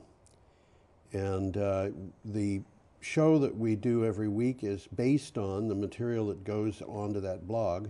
We have some exciting stuff this week. Yeah, it's a good week. We do.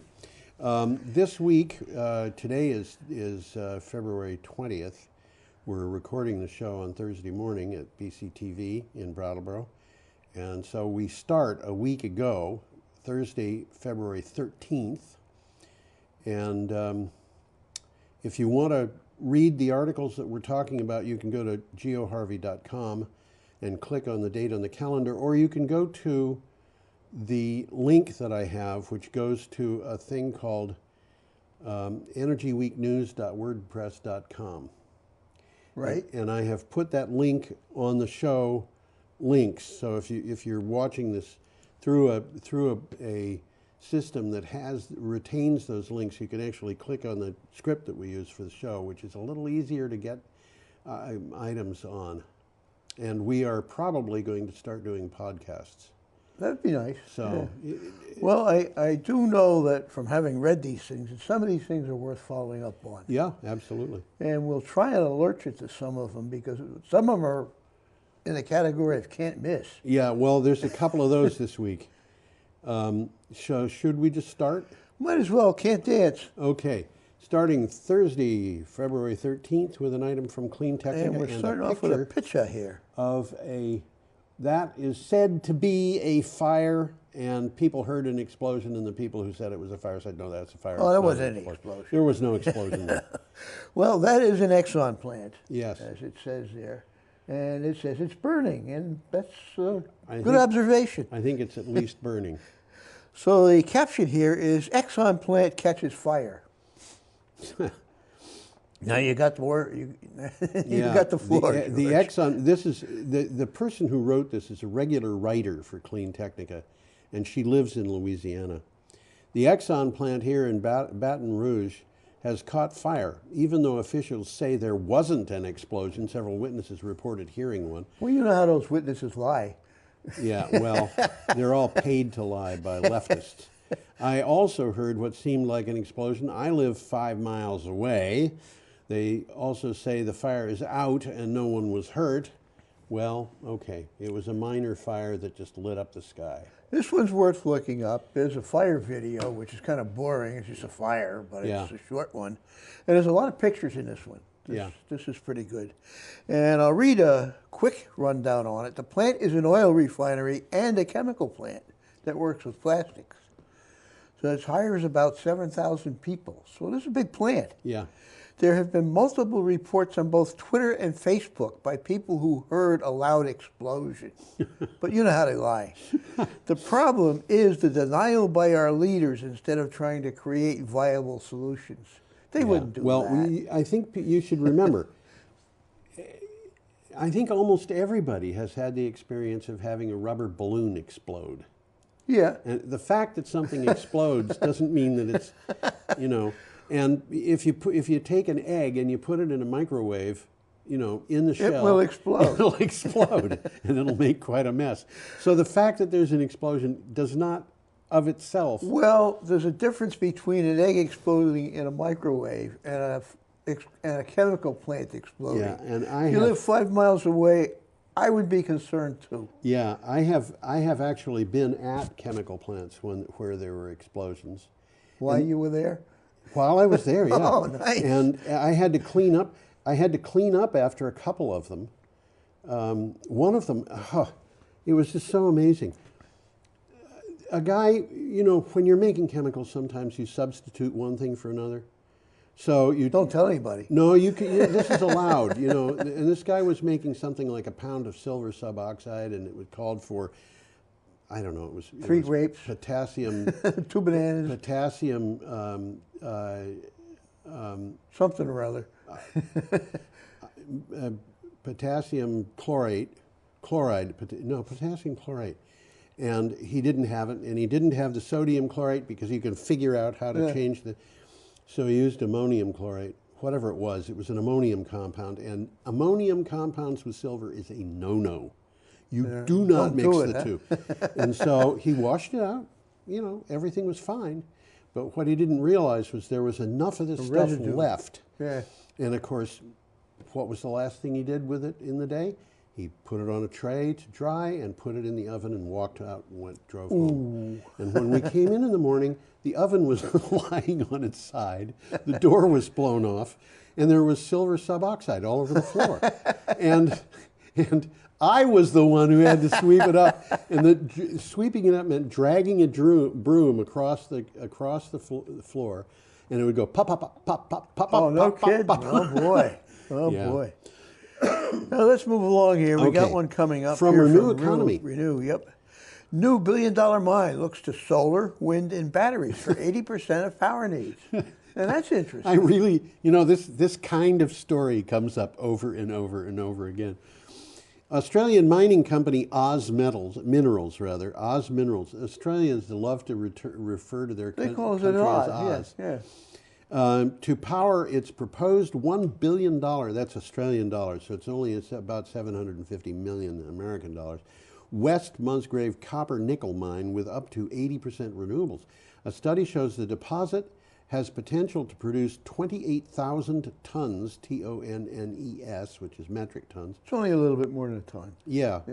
This would be 31,000 tons, maybe, short tons. I don't think it's that much. Well, 28, 30, 31. Yeah, something like that. And 22,000 tons of nickel a year for 26 years. That's a lot. That's a good amount. But, it's going to be a big mine. You need the electricity. You can't afford to put in transmission lines. You don't want to drive diesel fuel there constantly. So what do? Use renewable Well, it makes power. sense. I mean, Australia's a big place. It sure is. And this is in the lower southeast, I guess, of Australia. I don't remember. I don't remember where the most. Yeah, of it's in the south. Well, whatever it is, it's not near power. Yeah, well, and they're generating the power themselves. Yeah, which most makes a lot of of Australia is not near power. Well, quick takeaway here. West Musgrave would become one of the largest fully off-grid renewable powered mines in the world. This is called West Musgrave. Yeah. The company proposes a 50 megawatt base power supply using hybrid solar, wind, battery, and diesel. Okay. So they're running everything they can when they need it. Absolutely, yeah. Consistent solar and wind resources are available. Yes. Okay, which is common in Australia. Really. Yes, it is, absolutely. Higher wind velocities at night offsetting the lack of solar. Yes. So it balances itself pretty well. Yes, and you throw in batteries onto that, and you've got a way to keep going. And we got a picture, another picture coming up. We have an item here from CNN. This is New York City, the Battery. That's the Battery. Battery. The very bottom of Manhattan. Is that related to a Revolutionary times they had guns there. Battery? Huh? Lithium-ion battery? No, in revolutionary times they had a battery of guns there. Yeah, which, by the way, is where the term battery comes from for electrical batteries. It does, yeah, absolutely. It used to be a whole bunch of jars. A collection of guns was a battery. That was a battery, but the first electrical batteries were collections of jars. And they reminded people of that time Okay. with batteries. I'll take your word for it. Okay. Well, the article says, and that's a picture of smog in case you hadn't guessed it. Well, Okay. the caption says so. And it's smoggy down there a lot. Yeah. A study, air pollution can cross state lines and with deadly consequences. You know, I put this in here. Well, it's true. It's true. And it's something that we've known all along and we've been talking about for a long time. And But you don't think about it. The study was published in Nature. Okay, so it shows something new. A study shows that air pollution can contribute serious health issues hundreds of miles away. Well, that's something you got to think about. Yes. The And study, we're right here getting that. Absolutely. We get the effluent from Ohio. From Ohio, Illinois, Indiana. You know, when I was a kid, we used to drive through Indiana. I remember one of those factories had 14 smokestacks. And I could smell Gary, Indiana from upwind, like 10 miles away. Wow. And it would give me a headache. By the time I was in Gary, I had a serious headache, and it would take me an hour or two to get over it. Wow. When we drove past. A study shows that air pollution can contribute to serious health issues hundreds of miles away. The study published in the journal Nature found that around half, and this is the important thing, this is the reason why it went into the blog, around half of pollution-related deaths in the United States occur outside the borders of the state where the toxic air originated. Well, as I already mentioned, we're the recipients here. And I'll read what it says. A group of states in the Northeast are significant importers of air pollution. And they showed a map. It's from New York and all the rest of New England. Yeah, and what does this tell you? It tells you that in order to deal with the problem, you have to engage the federal government. Because well, you can't tell Ohio what to do. You can't tell Ohio what to do. Well, since 2018, emissions from commercial and residential activity, which is home heat and cars, okay, have been the largest source of air pollution from human activity tied to early deaths. Yeah. Significant interventions to reduce these emissions will be needed. Duh. Yeah, duh. Okay. EPA regulations have been very successful in improving air quality. It's important that these are not rolled back. Well, they've already been rolled back, and they're Well, being they want to rolled eliminate back, them. and, yeah, they anything want to eliminate Obama did is verboten. I got news for you. They're rolling back regulations that were put in by Richard Nixon. By Nixon, I would have said Bush. Well, certainly by Bush. There was a thing that came up later in the in this. I don't know if it made it into the show, but there was one that was very important. It was done by George Bush Sr. Okay, we're up to Friday, February 14th. We got an interesting picture coming up here. Not quite. We have the groundwater. Oh, depletes yeah, from I'm getting ahead of myself here. Eureka alert. As groundwater depletes, arid American West is moving east. Not good news. And temperatures moving north. Yeah. This doesn't say that, but it's a fact. It's true. Even under the modest climate warming scenarios, the continental United States faces significant loss of groundwater, about 129 million cubic meters, enough to fill Lake Powell 4 times or 1/4 of Lake Erie. A first of its kind study has shown. That's a significant amount of it's water. It's a fair amount of water, yeah. Well, what it says here is depletion of groundwater will be more disruptive to vegetation, streams, and rivers in the eastern U.S. than in the arid Southwest, where deep groundwater already is largely disconnected from surface waters. Yes. Okay, so what they're saying is we're taking the groundwater, we're drinking it, taking it out of the ground, and it's not refilling. Well, it's being refilled with fracking waste. Yeah. I mean, really. It's salty water. Yeah. Okay, now we have that. Now we got a nice picture. This is the Living Memorial Park in Brattleboro. Oh, except that it's backwards. It's left to right switch. Tom they held the camera backwards here. That's right. They have a backwards camera. It looks very much like Living Memorial Park. That is not Living Memorial Park. That is in Ruhpolding, Germany, which is almost on the Austrian border. It is in the Alps at a major ski resort. That part of it's amazing. Well, this is a beginner slope, as you can tell by the fact that almost it's all everybody, little kids in there. Yeah, either that or it's a bunch of adults, and some of them are twice as tall as the rest. Well, there's a 3-minute video to look at that's kind of cute. Yeah. And I'll mention this. Living Memorial Park is probably the best bargain in skiing anywhere in the world.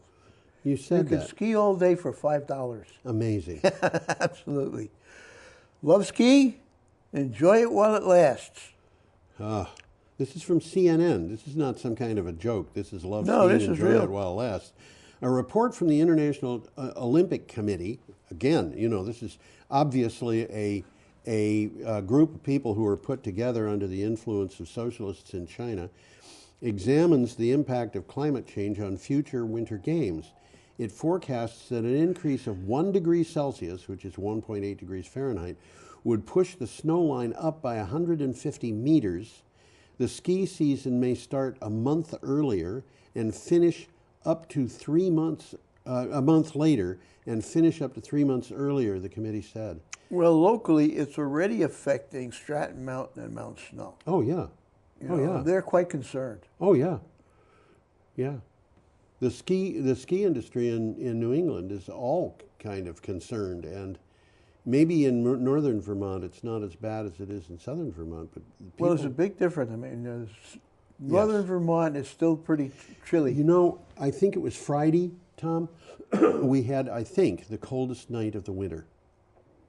We could very well have. Here It's in been this Brattleboro. week, yeah. Yeah, and Last night was up there too. Yeah, Down there. the NOAA said that it was, I think it said it was 7 below.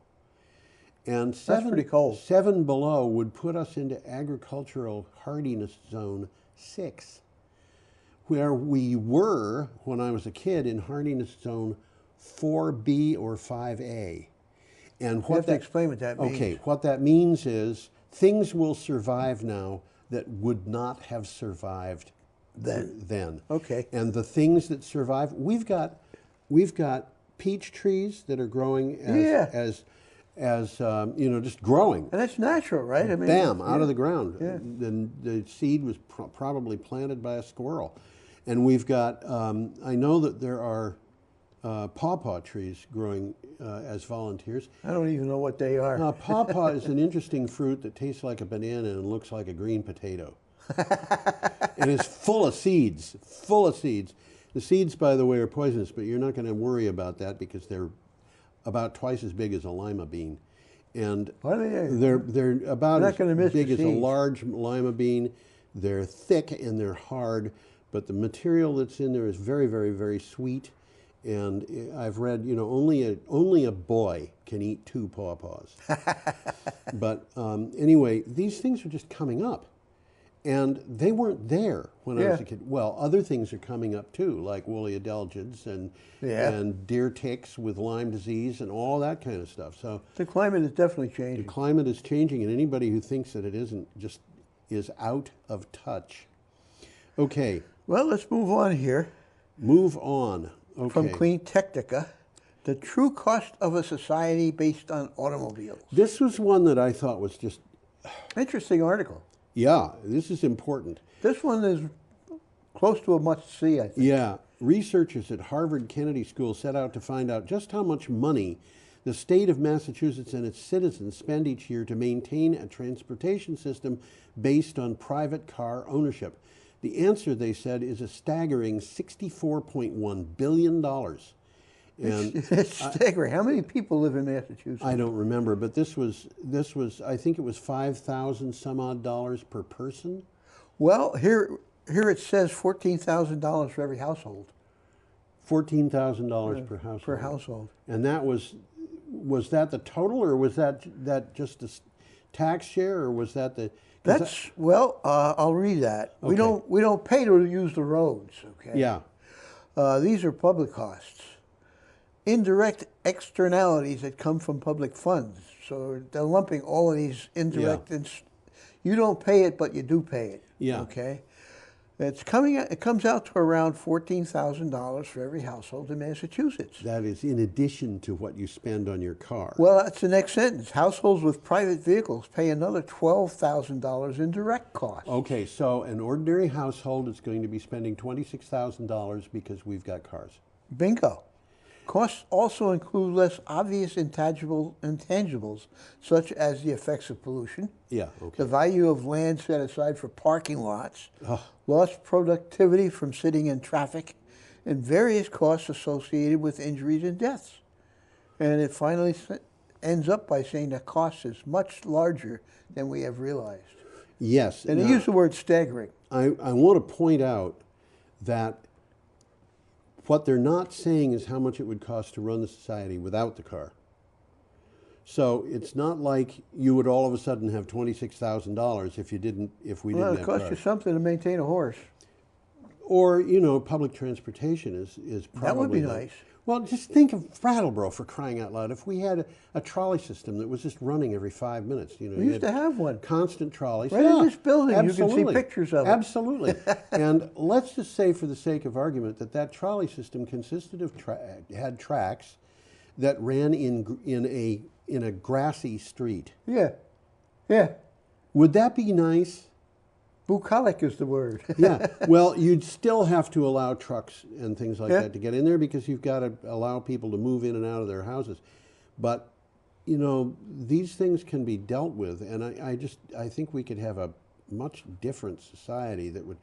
I don't drive, and the amount of money that I save by not driving is really big. It's important. I'm sure it is. I mean, I know what you're talking about. Yeah. If I did drive, I'd have to give up my apartment. Would you really? I think so. Yeah. So I've got a choice of having a place to live or living in a car. Okay, we're up There's to... some people doing that. There are. We're up to Saturday, February 15th. We got a picture We have a coming up picture here. of Let's start off firemen in with New the picture. South Wales. There they are. They are celebrating rain. That's right. We have an item from the BBC. And it says, how much rain did it take to put out the New South Wales fires? And that's something, if you don't know what they are, you haven't been watching this show. No, I mean, some of these fires they were so big. There were fires there that were like 95 miles long. Well, as we talked, there was some fires there that were about half the size of Windham County. Yeah. I think there were fires that were bigger than Bigger that. even. Since July, there have been fires, sometimes hundreds at a time, burning in New South Wales. There have been fires in every state in Australia. Yeah, this just happens to be about New South Wales, About New South which got Wales. hit pretty hard. And the storms that came also hit Queensland and Victoria. And they also hit pretty hard. Yeah. Things finally changed when the rain arrived in New South Wales last weekend. It was a massive dump of water, more than 400 millimeters, which is 15.7 inches in some places. And Well, Irene was bad in Brattleboro, and we got about 6 inches. yeah, So but this was 16 inches. yeah, the flooding that we had in Brattleboro mostly came from up in the mountains, and it Well, it cost me a car. The flooding in Brattleboro. Yeah, my car got flooded. Flooded. I brought it to the mechanic, and his exact words I remember today. That's toast. Yes. Well, I came across other pictures, and one of the pictures was just a sign that was kind of scrawled on a piece of board in front of a fire department, rural fire department, and it said, "Gone jumping in puddles." Well, since July, there Yeah. have been fires, sometimes hundreds at once, burning across New South Wales, which we've talked about Yeah. on this show. Yeah. And it also says here about last Thursday, authorities announced that every single fire in the state had been contained. Every single one. That doesn't And now mean they're they all- put them out. Well, yeah, What it but means now is they're out. they're They're all yeah. out. And by the way, if anybody wants to have some fun, go to YouTube or a place like that and do a search there on the word koala and the terms belly rub or tummy rub. Because what's happened is, these koalas got hurt. A lot of them, you we see showed a pictures picture last week of them looking like they're wearing socks and mittens. They're in bandage. bandages. And the koalas apparently just love tummy rubs. And people are giving them, they have koala hospitals for these little animals. And they'll lie there and just, they're in heaven with these tummy rubs. And the people who are giving them the tummy rubs look like they're having a wonderful time too. Okay. Well, if it doesn't rain, it pours because the rains caused intense flooding. Yes, they did. But they Okay. filled up reservoirs and dams that desperately needed it. Yes, that's true. So, it's not all bad. No, it's not all bad. Our next item is from oilprice.com. We're still on Saturday, September This one's 15th. interesting. A third of fossil fuel assets may soon be stranded. You know, I don't buy this. Well, let me read this. Fossil fuel companies hold vast oil, gas, and coal riches that they frequently tout to the investing universe to help elevate their market values. Few, if any, have ever told investors that large chunks of these assets could be doomed to being forever buried in the ground. Well, I got news for you. It's already come to pass with oil companies, where oil companies that have been going bankrupt have sold their assets, and people would not buy, they wouldn't even bid on coal mines. This has been happening. Actually happening. And to say a third of the fossil fuel assets may be So stranded. you're saying it's I going to be think it's virtually gonna all be, of it. well, Eventually. yeah. And eventually it's not going to be very long. No, I don't think so. And so, there it is. Well, renewables are getting so cheap, you can't afford to use Fossil fuels. Yeah, absolutely. It's economics. Absolutely. Well, nearly $900 billion worth of reserves, or about 1/3 of the value of big oil and gas companies, is at risk of one day becoming worthless. If governments aggressively attempt to restrict the rise in temperatures to 1.5 degrees centigrade above pre-industrial levels, that's what's the opposite? That's pessimistic. Yeah. Because it's going to be economics that's going to determine it. It's not going to be government restrictions. The Dow Jones coal index hit, I think it was 12 point something this week. They're going to stop doing that. I think I've been surprised that they're still doing it, because the companies just keep going broke one after another, and we talked about Murray. Was it Charles Murray, one of the biggest owners of coal mines? Robert Murray. Robert Murray, yeah. Yeah, and he went broke. He's going broke. Yeah, they've all One of the been richest going men in the world. And the oil and gas index is down. And I came across an article saying that ExxonMobil had lost 41% of its market value, and I looked at the oil and gas index and found that it was off by 47%. ExxonMobil was actually doing a little better than the So rest. it's still, no matter what, it's economics. Absolutely, It's money. yeah. Okay. Well, we got an interesting picture here coming up. We have an interesting picture. There's the interesting picture. Oh, that is yeah. interesting. This is from National Geographic, and this particular article is one that I found really, really If interesting. you haven't figured it out, that's a locust swarm. Yeah. Okay, and boy, And they're swarming. And in that part of Africa, in a lot of places, people go out and they put up nets to capture the locusts, not because it's going to make any dent in that mess of insects, but because they want to eat them for dinner. Well, the article says it's about East Africa, but when you look at the article, it's more about Saudi Arabia, I think. At least the maps. Yeah, the maps center on Saudi Arabia, and I'll go into But that. these are all around Saudi Arabia anyhow. yeah. Ethiopia, Somalia. Yes. What's the other one over there? Well, Kenya. Okay, all of Northeast Africa, and it's just the other side of the Red Sea. And from also Saudi into Arabia. Iran. Huh? Also into Iran. And That's the other. That's all the way across all the way across Saudi Arabia. What do you got for a title? A plague of locusts has descended on East Africa. Climate change may be to blame. Well, I would say climate change almost certainly is to blame. A plague of locusts is descending on East Africa, and by the way, it's also moved into Iraq and Iran, threatening the food supply of tens of millions of people. Desert locusts thrive following periods of heavy rainfall that trigger blooms of vegetation, such as a series of cyclones that happened in the last 2 years. Okay, what has happened here is we have an ocean event that's kind of like La Nina and El Nino, and it's been exacerbated by climate change. And It's in the Indian Ocean, isn't it? It's in the Indian Ocean, and what has happened is where it's usually kind of cool south of Arabia in the ocean and warm west of Australia, it's reversed. And so you have these desert areas are getting rain. lots of rain. Desert areas are getting lots of rain, and Australia didn't get any. So this drought that's been going on in Australia Directly related to this. is directly related to this. It's the same event caused them, exacerbated by climate change. And what has happened is this warmer than normal air in the Indian Ocean produced 3 cyclones that hit Saudi Arabia and dumped massive amounts of, hit Arabia, I should say it, not just Saudi Arabia. Well, it was in the empty quarter. They call it the empty quarter. Yeah. Because it's unlivable. Even the Bedouin don't live there. Yeah.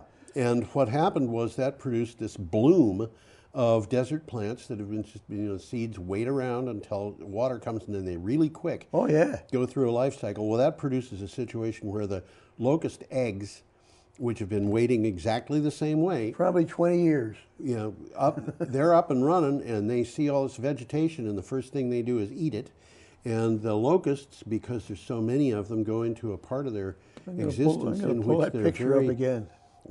They go in. They become very aggressive and very social with one another, where normally they wouldn't be like that. And they got hit 3 times with locust plagues in 2 years, and these plagues moved into northeast Africa and across the Arabian Peninsula to Iraq and Iran. Exactly. And so the cause of this plague, which they're saying is going to lead, it could lead to millions of people dying. Well, this is what the article says. Yeah. City-sized swarms are wreaking havoc as they descend on crops and pasture lands, devouring everything in a matter of hours. Everything. They eat everything. Everything. Even old shoes. I believe Human activity has made an ocean circulation pattern misbehave, which is what you just said. Yeah. Triggering a weird confluence of events that has caused the infestations. The scale of the locust outbreak is like nothing in recent memory. You know, I look at this, and when I was a kid, the place that I lived in Illinois got hit by a locust plague, and that looked like clear skies compared to this. I mean, they made a racket. You'd hear them not chirping, but you'd hear this what sounded like a constant whistle of these things all day. They were driving everybody crazy, and they were nothing like this. You know, that was 17-year locust. Wow. Oh, that's a different animal. I know it's a different animal, but you know the plague that we locusts are like grasshoppers. Yes, they are. Well, 17-year locusts are also kind of like grasshoppers. These are actually called, the ones that we're seeing in that picture are actually called shorthorn grasshoppers. Okay, I can believe that. Yeah. They're grasshoppers. They're grasshoppers. Okay, we're up to Sunday, February 16th, and we have a boring story. Yeah, it is. That happens to be a boring tunnel. And this is from Clean Tech. And it's interesting if you look at the. Well, it's basically a very short, very fast subway. Yeah. Okay, running from a couple of places in Las Vegas that are only about a mile or 2 apart. Yeah. So, first tunnel for the Las Vegas Loop project has been completed, and you're looking at it there. The Boring Company was. That's the name of them. That's the name of the company, and this is related to Tesla. It's a company that was started by Elon Musk. Yeah, Tesla's involved. Yeah. And Elon Musk has a funny sense of humor. I think he named this thing the Boring Company. Has completed the first of 2 tunnels it is building for the Las Vegas Convention and Visitors Authority. The tunnel's electric trains will take about a minute to cover a route that it would take a car on the surface about 15 times that. And have you ever seen these boring machines? No, I haven't. They are huge, round things that go through the earth. Yes. Cutting a 20-foot hole. Yes. And it takes a crew of about 20 people to run one. Yes. I got a picture of one of them with the crew standing in front of this machine. Yeah. And the machine dwarfs the people. Yeah, but what they're doing is boring a hole through the ground. That's exactly what they're doing. So they called it the Boring Company because it's boring. Well, quick takeaway here. Well, you're gonna read about it, aren't you? No, have you read it? Yep, I've read it. Yeah, you read that one. Well, this particular part of it is 0.8 of a mile long. Yep. It's the first of a part of it. It's going to connect buildings in the convention center. Yes. Okay? The system will have 3 stations, one at each end and one along the way. And this is this interesting part, carrying up to 4,400 people per hour at speeds of up to 150 miles an hour underground. Crazy. This thing's going to zoom. Yes, it is. The vehicles operating inside the tunnels will be built on a Tesla chassis. Well, of course. And be capable of carrying up to 16 passengers each. So they're like mini buses, these are but there's a bunch of them vehicles. chained together. Yeah, these are small So they're subway vehicles. trains. Yeah. Okay, should we move on? Yeah, we got an interesting one here. This is from Daily Examiner, and I found this one, this particular article is really, really interesting to me. How solar works on cloudy days may surprise you. Renewables are the dull bludgers of the energy system. This is from an Australian anti-renewable politician who said that wind and solar are the dull bludgers. Well, a which dull means, bludger is a welfare cheat. yeah, it's a welfare cheat, basically. They're getting something and they're not giving anything, is what Well, he's they'd saying. rather rely on the dole than Yes, go to work. absolutely. They can only work, they only turn up to work when they want to, said Australia's ex-Federal Resources Minister Matt Canavan recently. I decided, and this is the author obviously, to crunch the numbers about solar production on rainy days, and the result was a pleasant surprise.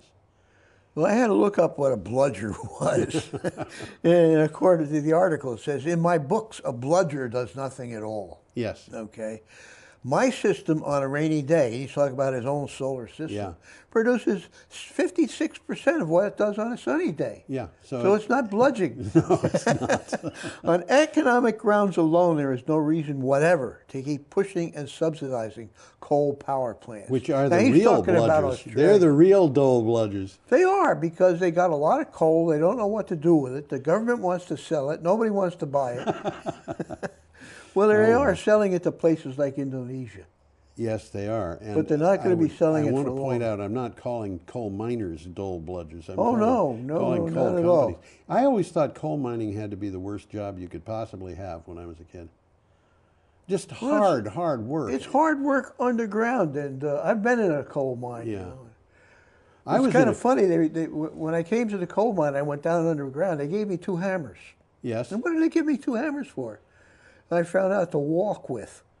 To walk with. It was only 4 feet high in there. So you're bent all over, and you use the hammers God. as crutches to Well, walk on floors. I went in a coal mine when I was a kid. Yeah. Yeah, it's deep, about, I'm going to guess 50 feet, underneath the Museum of Science and Industry in Chicago. Oh, a demo mine. They had a real mine though, wasn't it? It wasn't a real mine. It was a demo It was mine. a demo mine that they had put together. They did a pretty good job, I think, but they had the coal equipment down there, and little kids could go down and go into chambers that were a little bit bigger than 4 feet.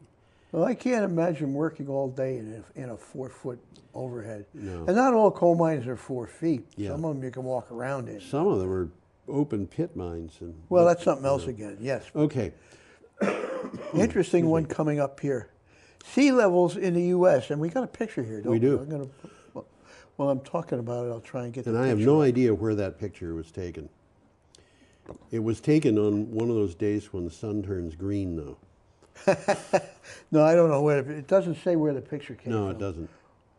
We know who took it, but we don't know That's right. where Yeah. it was. Well, what it says is sea levels around the U.S. aren't just rising. They're accelerating year on year. Sell your shorefront property, guys. There was an article in the news today, and I don't know if we're going to have it next week or not. I think we will, but it's about flooding at the tidal basin in Washington, D.C. And this That's is scary. Sunny day flooding, and guess what? Sunny day flooding. It is not just sunny day flooding. It is happening twice every day. Wow. Yeah. Now, where's the basin in relation to the city? It's in the city. It's the Jefferson Monument. Yeah. Okay. I think So overlooks this is the Potomac. Yeah. Yeah. Okay. And The Potomac. The problem is the land has been subsiding and the ocean level rising, and the combination of the two of them means that you get high tide flooding twice a day.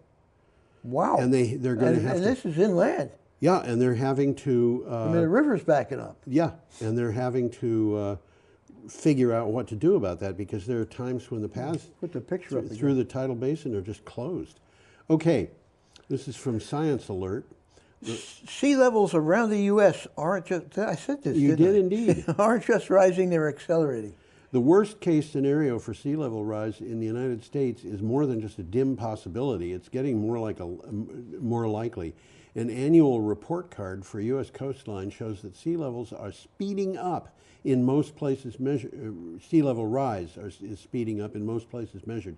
The acceleration is fueled by climate change. Sell that shorefront property, Yeah, folks. well, the acceleration depends from place to place From because place to in a place. lot of places the shore Shore is receding. in a The lot of land is places the land is going down. That's happening in Louisiana. Yeah, and that combination is really bad. But in That's some devastating. places like Greenland, Yeah. the relative the sea level relative to land is actually going down because the ice Greenland is is melting going and up. Greenland is going up rather fast. Okay. Well, according to this article, NOAA, who you Yeah. all know, Yeah. thinks sea level rise is slowly accelerating around the world, and it's been doing so since around 2013 or 2014. Yeah. Even if our emissions stayed low, global sea levels would very likely rise at least a foot within a century. I would. If emissions grow, the waters could rise as much as 8 feet by 2100. Which kind of means that Mar-a-Lago will have water sloshing through its front door. I would imagine it's going to It's happen not quite before, that, but- before very long. Yeah. Okay, we're up to Monday, February 17th, and we have an item from Clean Technica. This is an interesting one. Yeah. Political commentator bombs on 21st century energy. You know, this really says something about how I collect news because I saw the material about Fareed Zakaria coming up, and I said, wait a minute, I'm not going to relay that until I know what's going on. You know what he says. Not just what he says, but I want to see more on this. A video segment and column titled Bernie Sanders' Magical Thinking on Climate.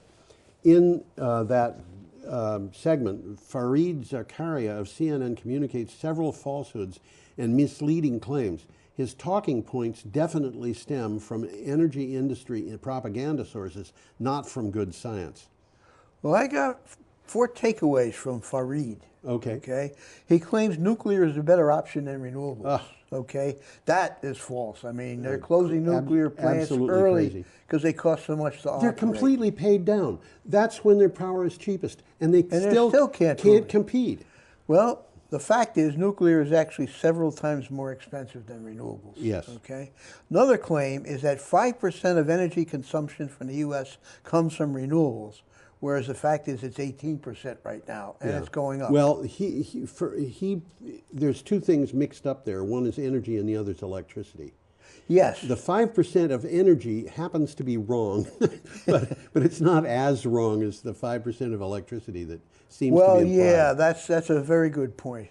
And finally, Fareed cites energy market data trends from 2005 to 2016. Which is and it ain't those useless. days anymore. It's useless. This is one of the things that you have to be careful about. Whenever anybody's talking about citing something from the DOE or the market or whatever, you have to make sure that the data is as fresh as possible. Well, this guy's trying to make his points, and I think his points are kind of loose. Yes. Yeah. You know, but this I don't know this guy, but this is apparently Fareed what he Zakaria, does. Yeah. he's well thought of. But you know, early on when I started doing my blog, I started to realize that there were certain organizations that are absolutely adamantly anti-renewable, that are absolutely adamantly, you know, and you just go down this list. And when I started, and they got money. And they quote sources sometimes. Yeah. But they will do things like say, solar power is too expensive according to the U.S. DOE, and then they'll give a price. It costs $8 per kilowatt hour. That's 2004 data. Right, and what I had to do, I mean, they would give a very precise number, but not tell where in all the DOE sites this came from. And I started doing the research to find out where it came from, and I found out that they were consistently 3 or 4 years behind the time in a market that is changing by 14, 18, 20% per year. And at that level of change, you cannot source anything If data is a year old, it's obsolete. It's obsolete already. Yeah, It's and changing they're quickly. going back 4 years. So why? I think to prove a point that happens to be not correct. Well, we got an interesting picture coming up We here, do. and I'll bring it up if I can. That picture is a picture of a desalinization plant. It is that, and I lived in Saudi Arabia where all the water we drank was desalinated water. In Saudi Arabia, you drill a water well and you get oil. Yes. I mean, it's literally that true. I read that King Saud, when the British said, "Can I look for oil here?" Yeah. What he was hoping was that they would come up with water. That wouldn't at all surprise me. Wouldn't at all surprise me. Well, desalination is important in a lot of parts of the world. Yep. And it takes power. So what they have decided to do, which makes a lot of sense, instead of using power from the grid, they're using power from the sun. Yep. Which incidentally, they're also shielding their reservoir. Yes. So it's not evaporating. It Yes. makes a sense. Got a title? Yeah, solar desalination plant brings clean water to desperate people. This is in Clean Technica. Nonprofit Give Power was a spin-off from Solar City in 2016. By the way, Solar City is now part of Tesla.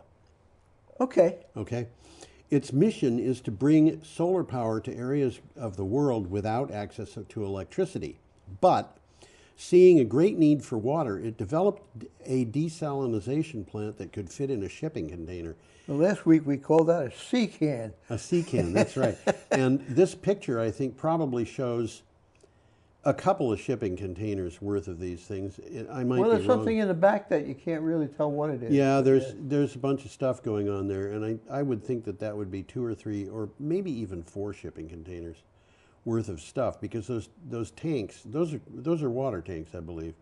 Yeah, and, they are. And That's not going to fit in a shipping container. No, that whole thing is not going to, unless those tanks are collapsible.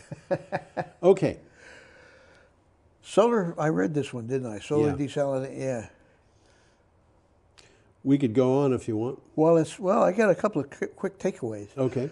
While installing a solar power system, the staff noticed an even more pressing need than electricity. Okay, that's exactly what happened. Yeah. So after 5 years of drought, these people had no clean water to drink or bathe in. Yeah. So the Give Power team invented a solar powered desal plant. Yeah. Duh. Yeah. I could have invented one. You know, there are places in the world where people have cattle. Yeah. And where water is so precious. The cattle get it. That the people bathe in urine from the cattle. I haven't heard that one, but okay. Yeah. I've seen pictures of mothers washing their children with urine from cattle. Now, Well, they have to rinse with water, but... With this desalination plant, what they claim about it can operate 24 hours a day. Yes. So it's... Well, yeah, I mean... The plant is operating 24 hours a day, so it must have some battery backup. Yeah.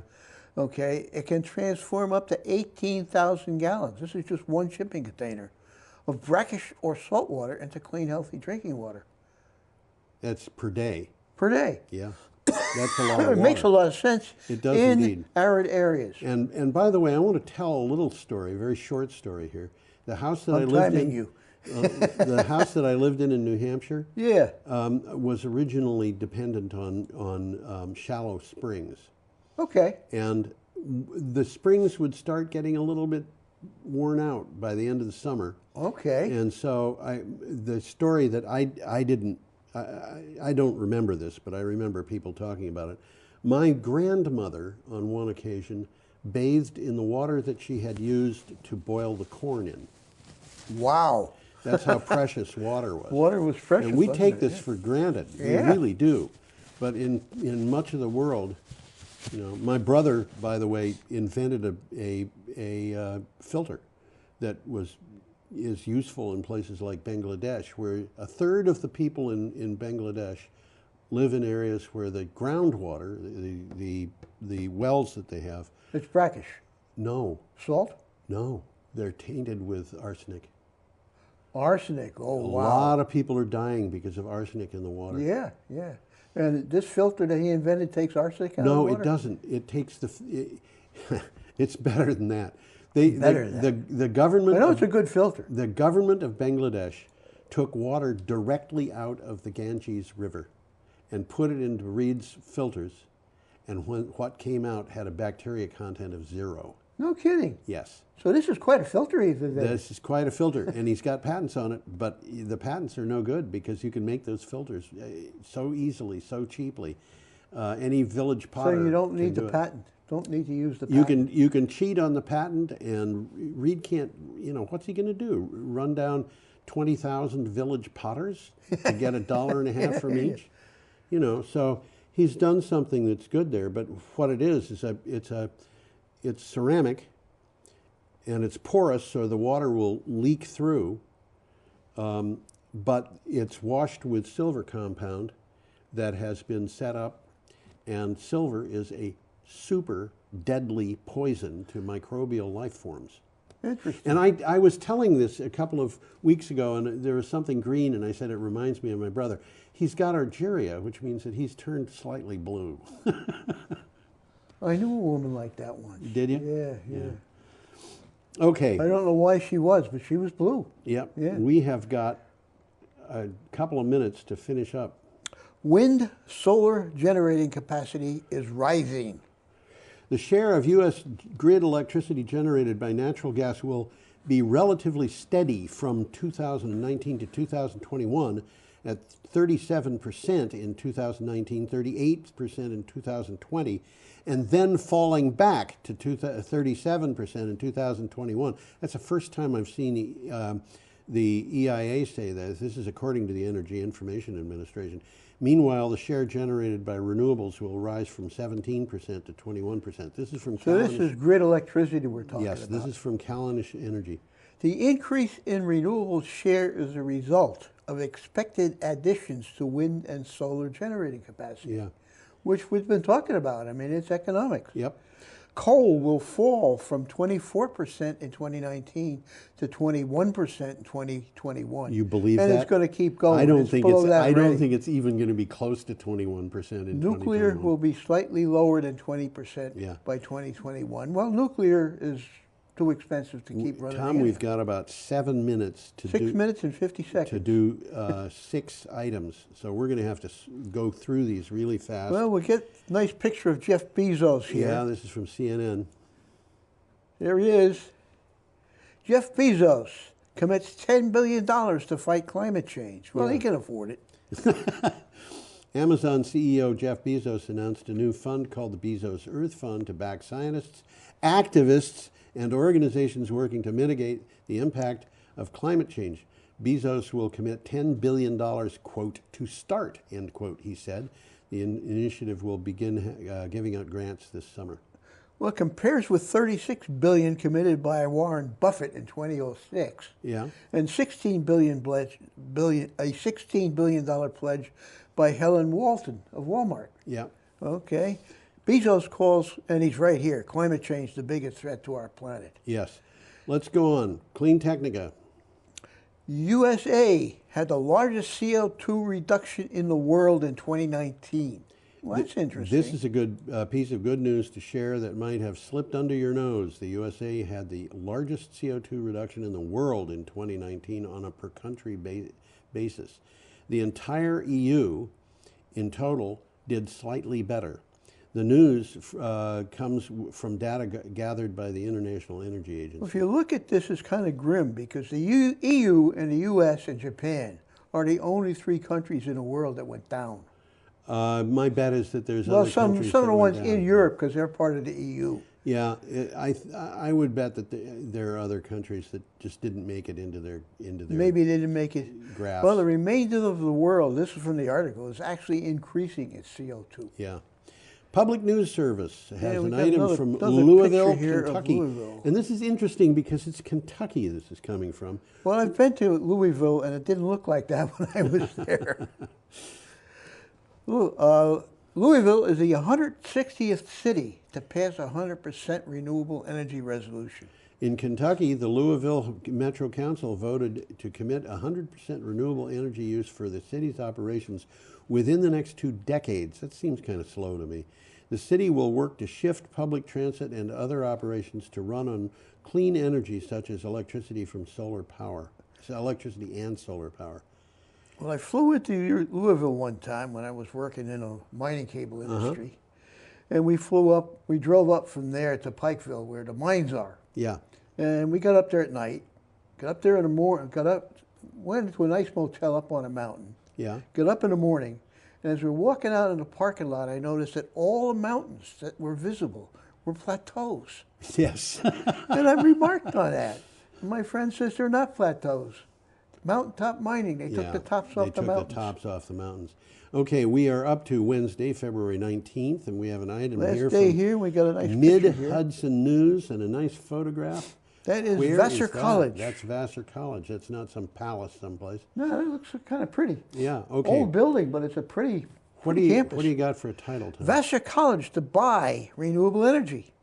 In Poughkeepsie, New York, or Poughkeepsie as local people say, Vassar College has announced an agreement with its energy provider to purchase electricity generated solely by renewable sources. The new contract with the energy supplier, EDF Energy, is effective on beginning July 2021. Vassar's goal is to achieve carbon neutrality by 2030. Well, they've been moving to 100% renewables for a long time. Yes, so they're on track. Okay, an item from vtdigger.org. Yeah. Senators, this is about Vermont, by the way. Yes. Vermont senators. Senators consider requiring utilities to buy more local renewables. It's very controversial right now. It is. A proposal discussed by the Vermont Senate Finance Committee, S-267, would require utilities to buy 100% renewable electricity by 2030. And 20% of that would have to come from smaller in-state sources, double the amount currently required by law. This comes from VT Digger, and if you're interested in this is a very informative article. Yes. It's long, it goes into detail. A lot of material from VT Digger. And it's all about Vermont. Yes. So three of the state's utilities, which is the Burlington Electric Department, the Swanton Electric Department, and the Washington Electric Co-op, are already 100% renewable. Yes.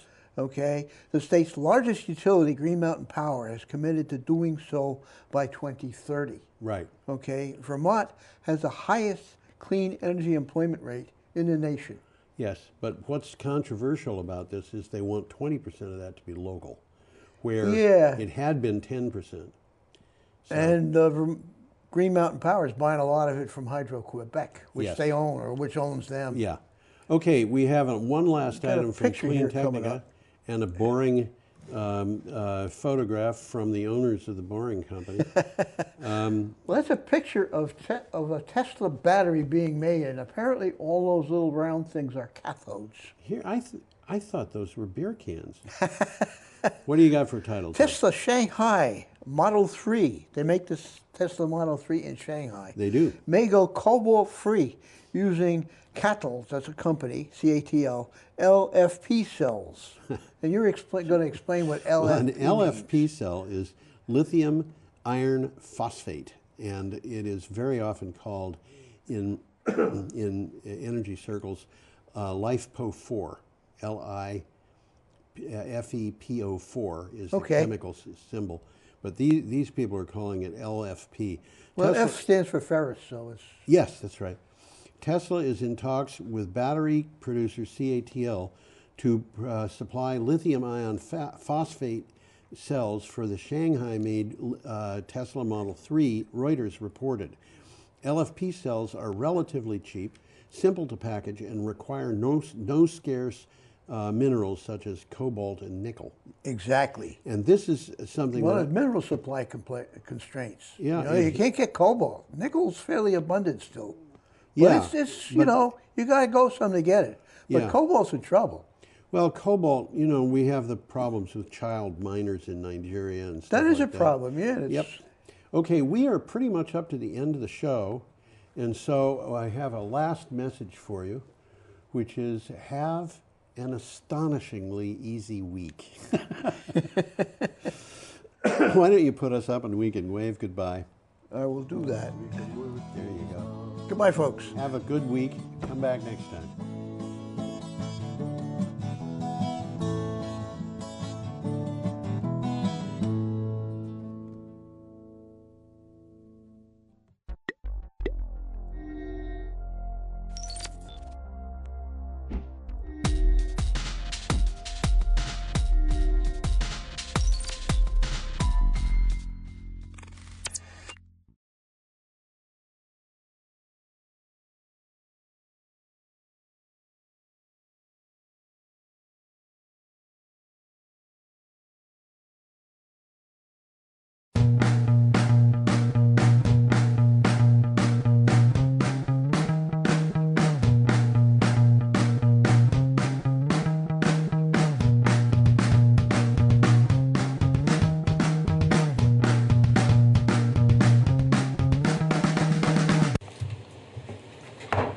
evening and welcome to the Tuesday, February 18, 2020 Select Board meeting. We know the meeting has been properly warned because we came at 5:30 for executive session. At this time, I would entertain a motion to approve the minutes from the January 21st, January 28th, and February 4th meetings of the Select Board. So moved. Elizabeth has made that motion. All those in favor? Aye. The next section is Chair's Remarks, and I do have Chair's Remarks that were left right here on my binder while I was gone. And those remarks are that tomorrow night, which is Wednesday, February 19th at 6:30 p.m. in this very room, the Select Board room, second floor, Municipal Center, will be the Select Board Candidates Forum. It will be aired live on Channel 10 and live streamed on Facebook at the Brattleboro Community TV Facebook page. If you need to come to the meeting and you want accessible entrance, please make sure to come and park in the back parking lot where you can use the elevator to come up to this floor. Okay, those are my comments. Peter? Thank you. I have two this evening. One is an immediate follow-up to that, just to remind everyone that early voting has begun for both the presidential primary and the town's election. Early voting is occurring on the first floor of the Municipal Center every weekday during business hours between 8:30 and 5. Also, the town clerk's office, also on the first floor here at the Municipal Center, will be open on Saturday, March 29th. That's the last Saturday before the day of the election. Saturday, March 29th from 9 in the morning until noon here at the town clerk's office for folks who want to vote early. And then the actual election day is March 3rd, Tuesday, March 3rd. The polls will be open from 7 in the morning until 7 in the evening next door to the Municipal Center at the American Legion Hall. There will be parking available that day at the Legion, at the State Office Building parking lot, at the courthouse, and in our Municipal Center parking lot. We are anticipating a better than average turnout, given that it's not just the town's local election, but also a presidential primary election. And so we'll be trying to make sure that it is convenient for everyone to come and participate in the vote. And a quick update about the Hinsdale Bridge project. Here in this room last week, we had a meeting of the Hinsdale and Brattleboro Combined Citizen Advisory Committee, working with New Hampshire DOT and Vermont's Agency of Transportation, VTrans, in the development of that project. And so I have a timeline, an updated timeline to share with everyone. It's actually, they are anticipating that the NHDOT, who is responsible for the construction of the project, anticipates that the project should still be done by the original deadline. It's going to start a little bit later than intended in terms of getting out to bid and having an award of a contract, but it's multiple years and they believe that they can make up the time. So the time frame, so the community is aware of how soon it's coming along, is that the project should be out to bid this summer in August.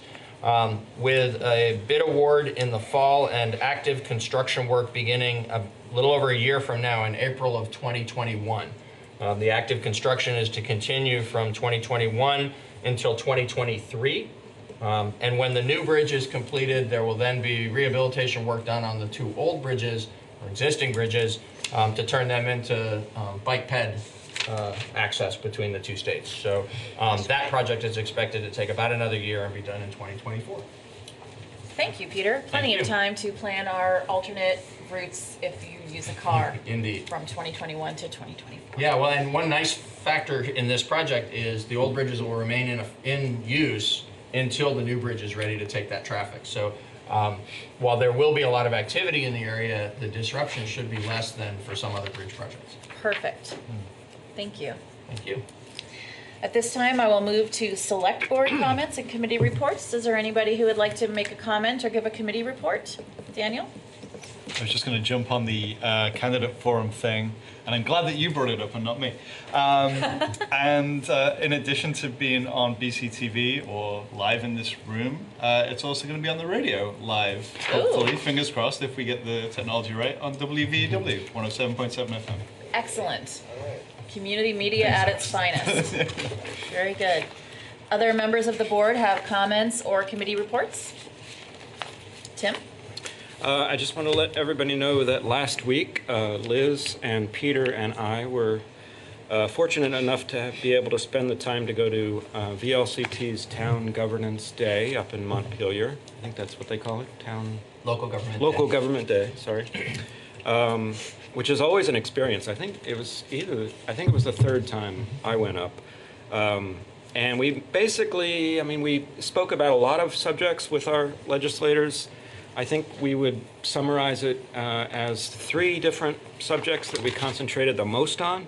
That was the upcoming decisions they're going to be making with cannabis and cannabis taxation and regulation.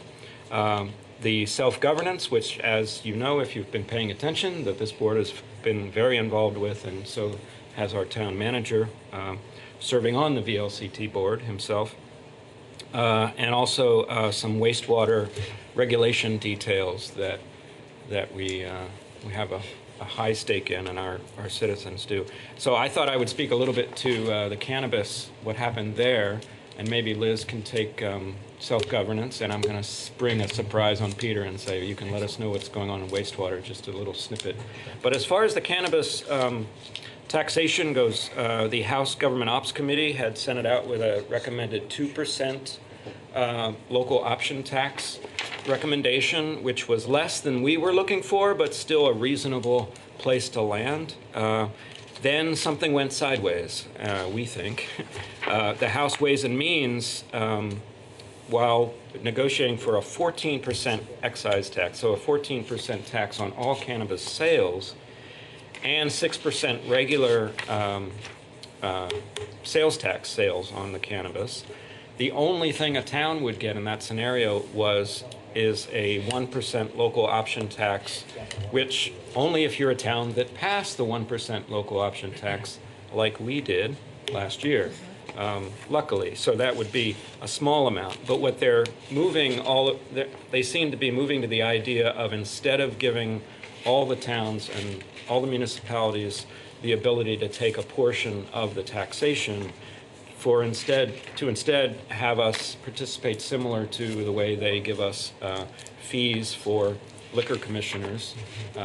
We charge in parity the fees that the state can, for the most part, which is a much less amount.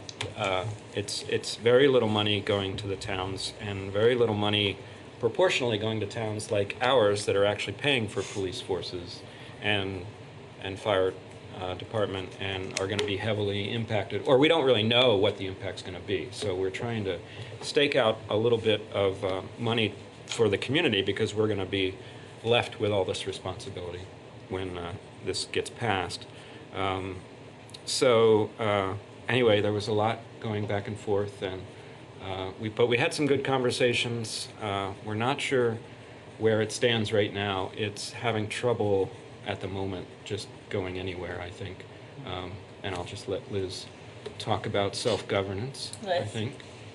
Well, it was very interesting going to this conference, and I got to see relationships between the town and the legislators that I hadn't seen and understood before.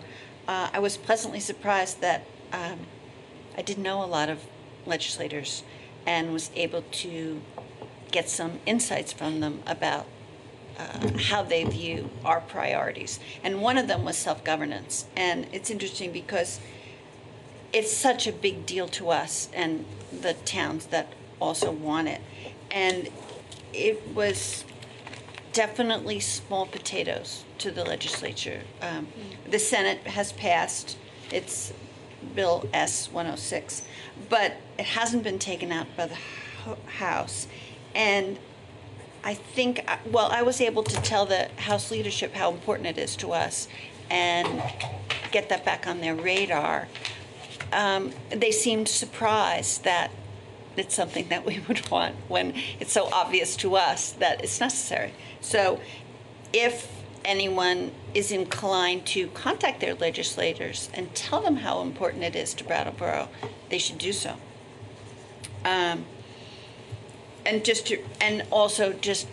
I think we should just mention what a great job Senator Jeanette White did for us in getting this passed by the Senate last year. And that's it. Just local decision making is so important to us. and a lot of the other towns chimed in because it's important to a lot of different towns on things like getting a stop sign or other tiny matters that have to go up to the state to be decided when, as we said, it would free the legislator up to doing their important business without worrying about these picayune little things that they worry about on our behalf. So it's something that if our constituents, if our town residents told the legislature that it was important to them as mutual constituents, it might be helpful, because I don't think that it's registering to them that the towns themselves can take this responsibility on themselves. Anything else? Thanks, Liz. Peter, did you want to chime in about wastewater? Yeah, just briefly. So it's the stormwater management that legislation that the state has passed is necessary in order to protect the waters of the state, but particularly Lake Champlain. So there's a phosphorus problem up in the northwest part of the state that is requiring a very significant expense of investing in better stormwater management infrastructure, both by municipalities and by private interests.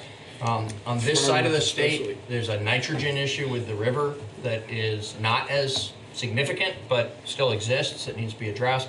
The problem with the legislation is, as so often is true in our relationship with the state, it goes right to the heart of the self-governance discussion, that the requirements have been passed without sufficient funding assistance. These are major investments that municipalities are having to make in stormwater management infrastructure, mostly but not exclusively along roadsides. For some communities, it's also including a very significant investment in upgrading their sewage treatment plants, but because our wastewater treatment plant was upgraded just within this decade, that part fortunately isn't going to be a burden for Brattleboro. But the upshot of it is, tying back to our recent budget discussions and looking ahead to things we will be working on in the year ahead, that here in Brattleboro, we think that the best approach for us to make sure that there is both a effective funding mechanism and a fair way to collect the money from the people who are actually contributing stormwater runoff is a stormwater utility, which would be function like the water and sewer utility, but specific to stormwater functioning. And the main reason why that's important is there is an equity issue that will address among those of us who live in own property in Brattleboro, and whether that's residential property or commercial industrial property. But the most important reason why that will be important to us in our community is because of the amount of state property that contributes to this. So I-91 is a huge contributor of stormwater runoff. There are other state highways all over town that contribute, and some state facilities like the building next door. So the state of Vermont doesn't pay any property taxes, but is a contributor to the fee-based payments into a stormwater utility, and we'll have more information to share on that in the months ahead. Thank you, Peter. Thank you. Yeah. Any other committee reports or comments from this table? Okay. Then I am going to go ahead and move us into public participation. This is an opportunity for members of the public to speak on something that is not listed on tonight's agenda. Is there anybody here tonight who's here to do that? Okay. Then I'm going to move on to liquor commissioners. I would entertain a motion to convene as liquor commissioners. So moved. Okay, David's made that motion. All those in favor? Aye. Aye. We are now liquor commissioners, and our first order of business is second-class liquor license renewal for Max LLC, doing business as One Stop. Okay, hi there. If you'd like to come over to our table, you can introduce yourself. The microphone will not amplify your voice, but it allows people watching on TV to hear you. Okay. My name is John Cushman, one of the owners of Max LLC. Mohammed Anand with me today is the other owner. Here to address the instance where one of our employees did sell alcohol, beer, to an underage person. He was well, we checked them on it because we had trained them beforehand when we took the place over in October, that this is urgent. We got to do this. And he said he was very busy one night, and he thought he knew this person, and he called us right away after and said, oh my God, I don't know what happened. And we trained him, and we told him again that this is very, very important. You can never let this happen again. And I'm happy to say since then, we've got 2 positive commendations from the Liquor Control Board that they've checked, and we're on track. Great. Members of the board have questions or comments outside of the information that was just provided? David? Yeah, just you mentioned it would never happen again, but this was your second. We had this was, when we first took it over, we had a couple of people in there, and they left on us, and then these other 2 people came in, and they're the ones that are there now, and this happened to them. And we thought we had them trained well, and we explained it going in, and like I said, what happened that one night happened, and since we've urged them and really stressed how eminent this is, since then they haven't done it. So the first violation was the previous employees? Previous employees, correct. Okay. Thanks for that clarifying question, David. Other members of the board have questions or comments? Yeah. I don't either. I think you know whatever it is. It sounds like you've already addressed it expediently. This is urgent. No. So, okay. Okay, perfect. So if we don't have further questions or comments, then at this time I would entertain a motion for this renewal. Liz?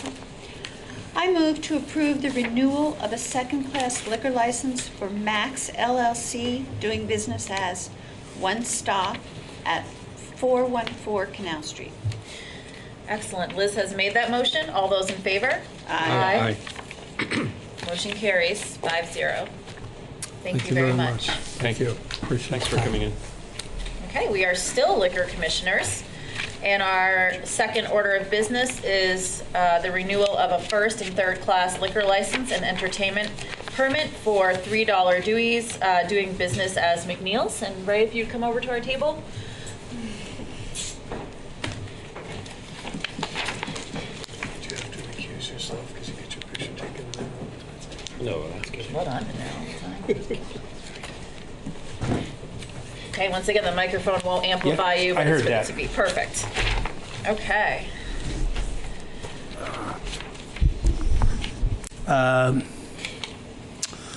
Well, I'm somewhat at a loss of words here. The server, one of the servers failed a compliance test. Okay. And she has worked for me for 8 years. This was not, she's not new by any means. In fact, she works more than any other employee, any of the servers, that is. And she made a mistake. I don't know what else to say. She was preoccupied cleaning the place and not paying attention. She and I were both required by the state to take the server training course again. I've taken it probably 20 times. Yeah. And I would just like to point out that this is the first time that anything like this has happened in 35 years. Yeah, that's quite the record. Back here again. Well, if it happens again in 35 years, I'm not going to be here. I won't be here, and a lot of us will not be here. I'm planning on it. You're planning on, okay. That's I won't. Okay, thank you for that explanation. Are there members of the, members of the board that have questions or comments for Mr. McNeil? No. That was a pretty cut and dry explanation. Tim, David? Nope. We're all set. Yeah, a letter of warning from the state, I guess, is what you've got. Can I ask you a question? Because I've never known the answer to this. Why is it known as $3 Dewey's? That's the corporate name. Oh, yeah. We started doing business as McNeil's Brewery, and then our legal name now is McNeil's Pub and Brewery. But that switch happened around 1992, maybe 93, somewhere in there. 92. So, just curious where the name came from. right, right. That was the original corporate name. Got it. All right. Well, thanks for being one of our many Brattleboro institutions. And you guys are pretty busy down there, so the fact that this is the first time in 35 years, I'm sorry that it happened, but I think there's something to be said for that as well, for the track record. So good job. I would at this time entertain a motion for this renewal. I move. Oh, go ahead. Go ahead. Okay. I move we approve renewal of a first-class liquor license, a third-class liquor license, and an entertainment permit for $3 Dewey's, doing business as McNeil's Brewery at 90 Elliott Street. Perfect. David has made that motion. All those in favor? Aye. Aye. Aye. Aye. Sorry, I was distracted signing the liquor license. All right. Please do sign the liquor license. That's important. All right. Motion carries 5-0. Thank you, Ray, for coming in. Appreciate it. Okay. We have one final item, and that is a new second-class liquor license for Passmart Inc. Passmart, we learned this afternoon, the representative of Passmart might not make it because of the weather this evening. Okay. So, sure. I can speak to the status of this matter, and then you can decide whether you wish to proceed or whether you'd rather hold it over for an evening when the representative can be here. Okay. This is the same type of liquor license previously held by those who ran it as Sunny Sunoco for many years in the same location. It has been reviewed by the police department, fire department, and other town staff. We do believe that everything is in order and ready for your approval. It's unusual, but not improper for the select board to approve a license like this when it's been thoroughly vetted, but when the representative of the business is not present. So it's really a discretionary call for you. Is this just beer and wine like it's always been? That's right. Yeah, Yes. okay. Second class is the sale of beer and wine to take off the premises, not to be consumed on the premises. Yeah, just it's always been as long as I've known it anyways. Did this entity have a problem in the past year? No, not at all. The other two that were before you tonight to address violations that had occurred were because they were part of the batch of renewals 2 weeks ago tonight. And you asked that they come in and talk about what had happened with the violations. This is completely separate from that. It's a new issuance. If you approve it, it'll be the new issuance of a license to the people who are going to be the new operators of that facility that's been there for many years. But I understand correctly that it's a new issuance, but it's not a new location for Correct. selling. Yeah. That's correct. Yeah. Yeah. We're not adding another. Right. Basically, Vermont doesn't allow transfers of liquor licenses. In other jurisdictions, often something like this would be a transfer from the old owner to a new owner. Here, what happens is the old owner permission evaporates because they're no longer operating the facility, and the new owner needs to obtain a new license. And go through the training and go through the whole process. Exactly. I think given that we may not be meeting at our regular time, I would be willing to make an exception and approve this. And since the police and fire have already said everything is in order. I don't really have a problem approving it either, just because it's not an additional point of sale. That would raise more concern for me than continuing the same establishment or it's the same location point of sale. Yeah, I mean, I'm going to trust that everyone did their work and their due diligence, and by the time it gets here, if it's recommended for approval, then it's good enough for me. Okay. Then I would entertain a motion on this item. I'll make a motion. All right. Move to approve a second-class liquor license for Passmart Inc. at 228 Canal Street. All right. Daniel has made that motion. All those in favor? Aye. Motion carries 5-0. I would entertain a motion to adjourn as liquor commissioners. So moved. Liz has made that motion. All those in favor? Aye. And so we now move to unfinished business, and our one and only item is Communications Union District, CUD, planning process. And our first item under that item is an update from Sue Westa from the Wyndham Regional Commission. If it's okay with the select board, Patrick has a couple of table setting remarks. Please do, Patrick. Thank you. So, as you know, we have a special guest this evening, and before I pass the microphone over to Sue Westa from the Wyndham Regional Planning Commission, I thought it might be worthwhile to remind particularly the folks at home about the nature of the conversation which has been ongoing in Brattleboro for about the last 2 years. For those who are frequent watchers of select board meetings, you might remember that in late 2018, a member of the library staff actually approached the select board during public participation to say, hey, you know, there are communities out there that are developing and building out municipally owned fiber optic internet services, and maybe that's something Brattleboro could take a look at. The board at the time thought it was worth exploring, and so they sent staff on a mission to investigate. I later came back to the board in September of last year with a fairly lengthy report that tried to outline the existing level of service in Brattleboro today and sort of comparing that to other areas of Vermont. It detailed a number of municipally managed fiber optic internet service projects from several towns within a couple hours drive of Brattleboro, some that were down in Massachusetts, others in Vermont.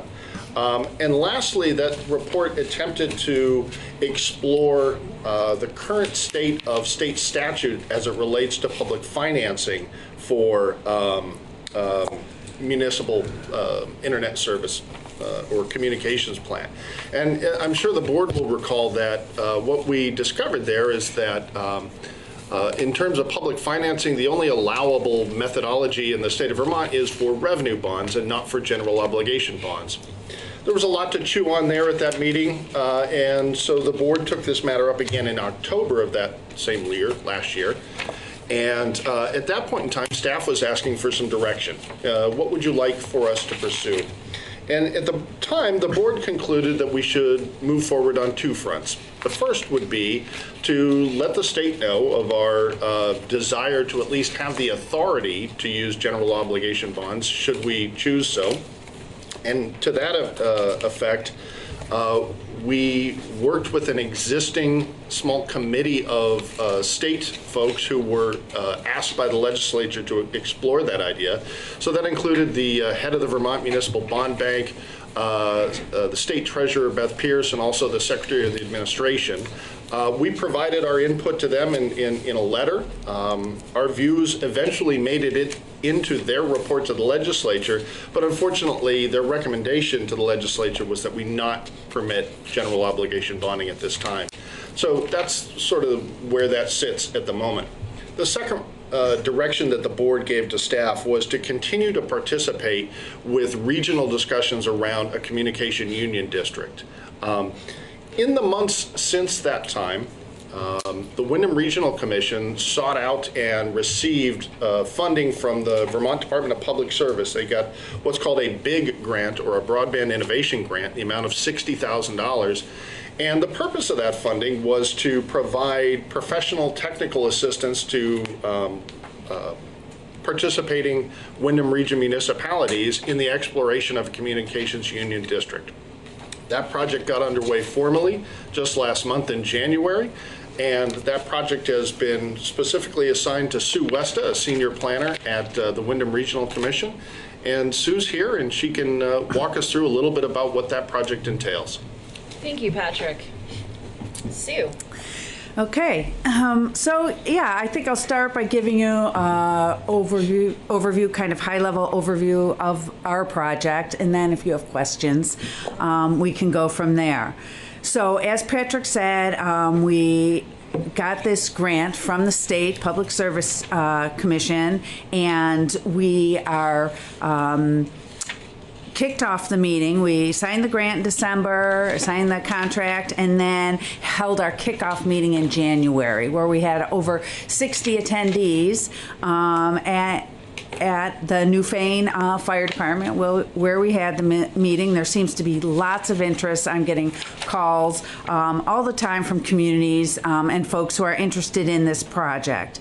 And this effort is really about developing a feasibility study and a business plan, looking at whether or not we should form a community, or our community should form a communications union district, or maybe multiple communication union district in order to implement fiber broadband throughout our region. This is really focused on, the communication union districts are really focused first on serving those communities that are unserved and or underserved. However, all communities throughout the region are able to participate. It's following a model that was developed by ValleyNet and EC Fiber just north of here.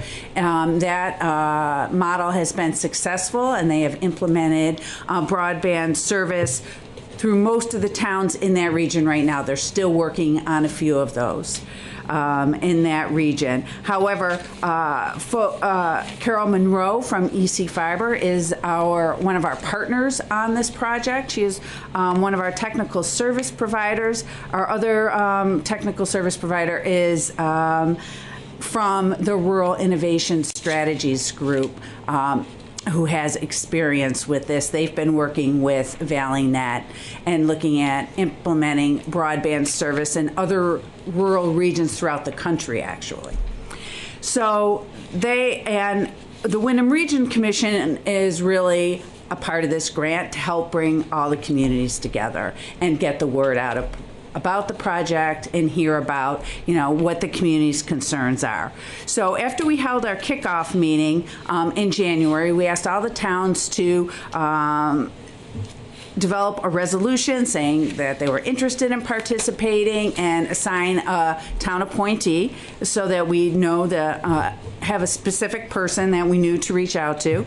And then last week, we held a survey training meeting. So one of the things that we're doing in order to hear from the folks in the region is a survey that just went up online today. It's on our website at windhamregional.org/broadband.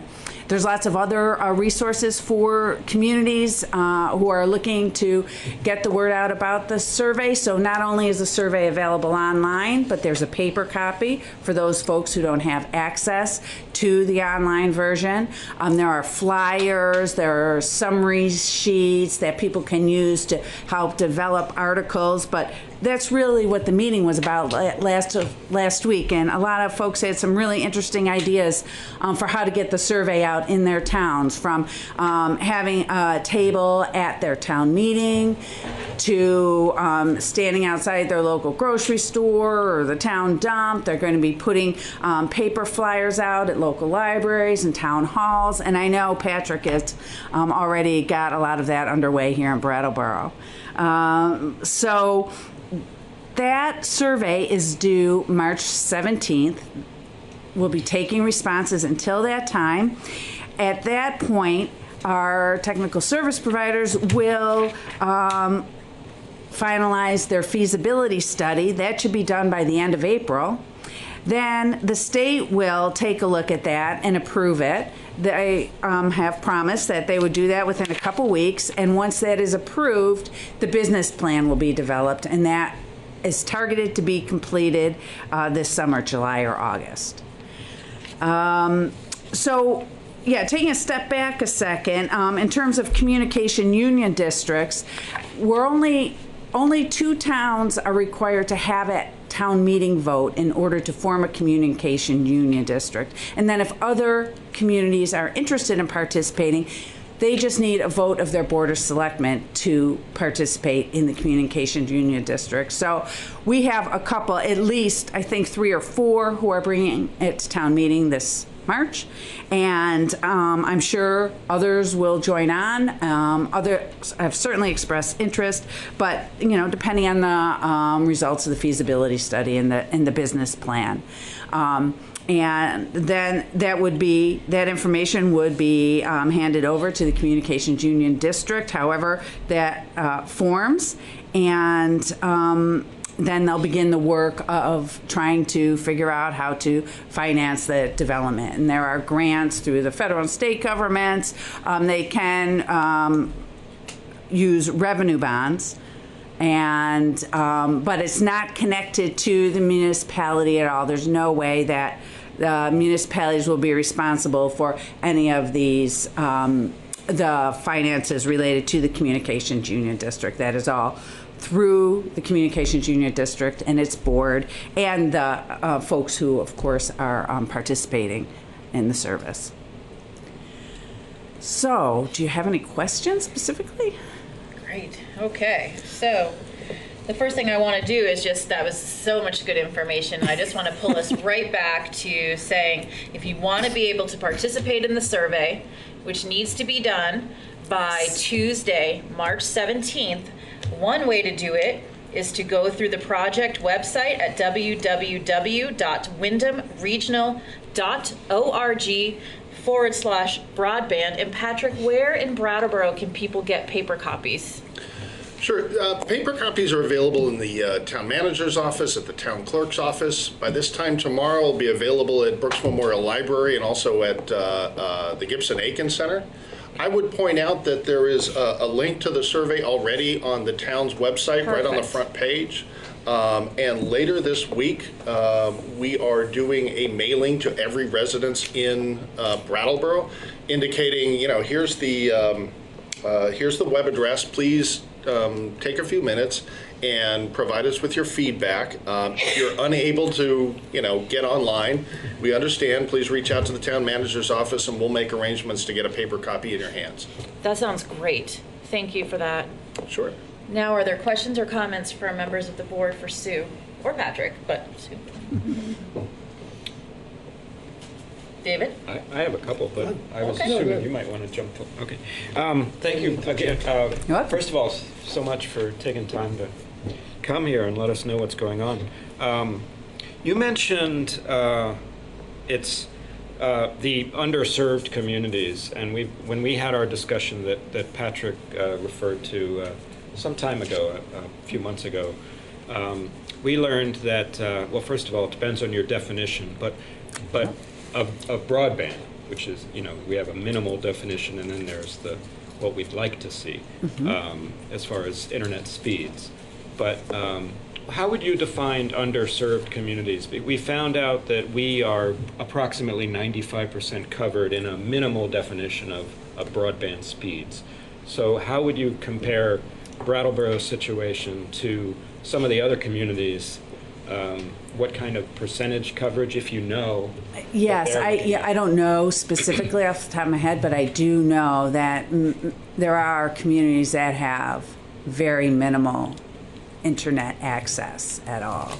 And there are ones that all they have is DSL, which is very low service.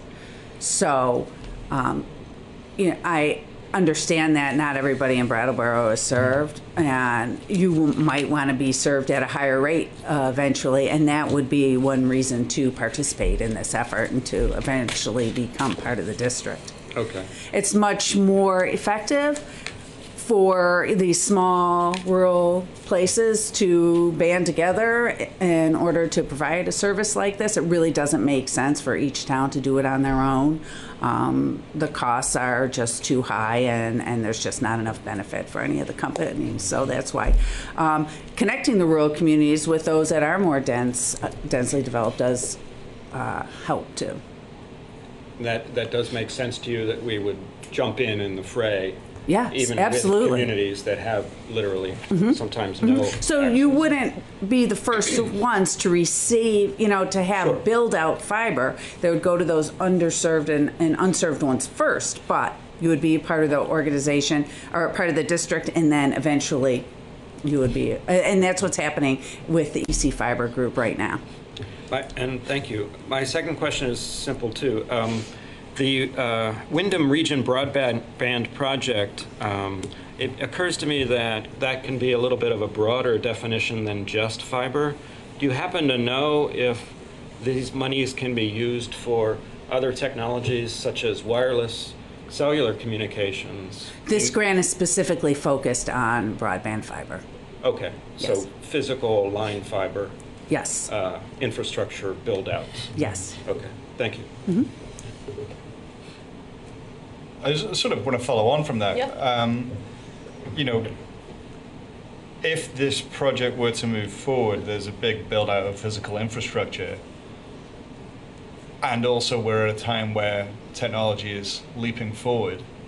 Is there a danger that the physical infrastructure that gets built becomes out of date pretty quickly? Our technical service advisors are suggesting that this, in more rural areas at least, this is going to be the next step for quite a while. I don't know specifically how much, but in larger urban areas like, Boston and New York, not even Brattleboro, they're going to have a lot of other options there. It's still going to be fairly limited up here, and the amount of download and upload speeds that you can get with the fiber is pretty significant, and much more significant than what many folks have now. I just got another one, if I may. Yeah. I do ask a lot of questions. You saw that. I know. So when we were talking about this originally, as Patrick mentioned, there was this question about general obligation bonds. They'd been used in Massachusetts effectively to fund projects that were locally owned. That's not an option for us here in Vermont. And you reminded me that the Communications Union District would be the ones seeking the revenue bond, that's correct? Yes. And so a town participating, the taxpayers of a town participating in the Communications Union District are sort of insulated from Yes, losses? they are, and that's very clear in the statute. Can you say more about that? Explain it for me like I'm 5. So the Communication Union District functions similarly to a town. Instead of having a board of selectmen, they would have a board of the Communications Union District. And those folks will make the decisions about, and there would be a representative from each of the towns at least who participates, and those folks would make all the financial decisions, would apply for grants and loans, and it would operate similarly to how a town does, only it's a completely different organization. So if the CUD loses money, what happens to the taxpayers of the town that is part of that CUD? Nothing should happen to them. Okay. Well, Patrick wants to jump in. Yeah, if I can, I'd just like to jump on that and emphasize that a little bit more. It's explicitly clear in the statutes that provide for communication union districts that property tax dollars or sales tax dollars are utterly unwelcome within the framework of a communication union district, and that the only recourse for investors would be the assets of the CUD.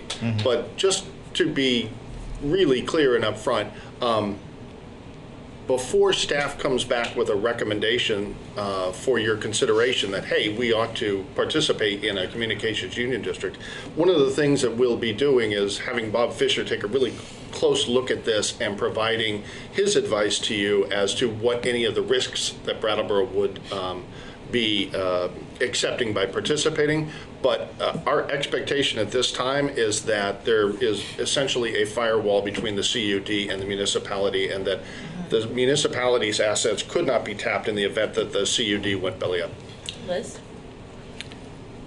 I have my same broken record question about regional towns working together, because I know our relationship with the Wyndham Regional Commission is a per capita fee, and therefore we pay more than the surrounding towns because our population is larger.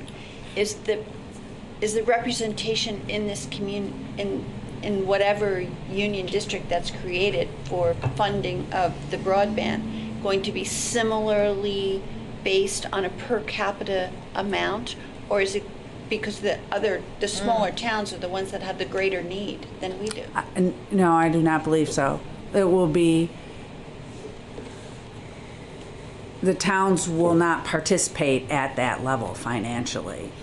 It will be individual subscribers that will participate.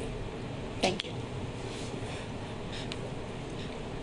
Could you talk a little bit? I think it's hard to understand the financing because we have one, we only have a couple of models that we understand municipalities typically use.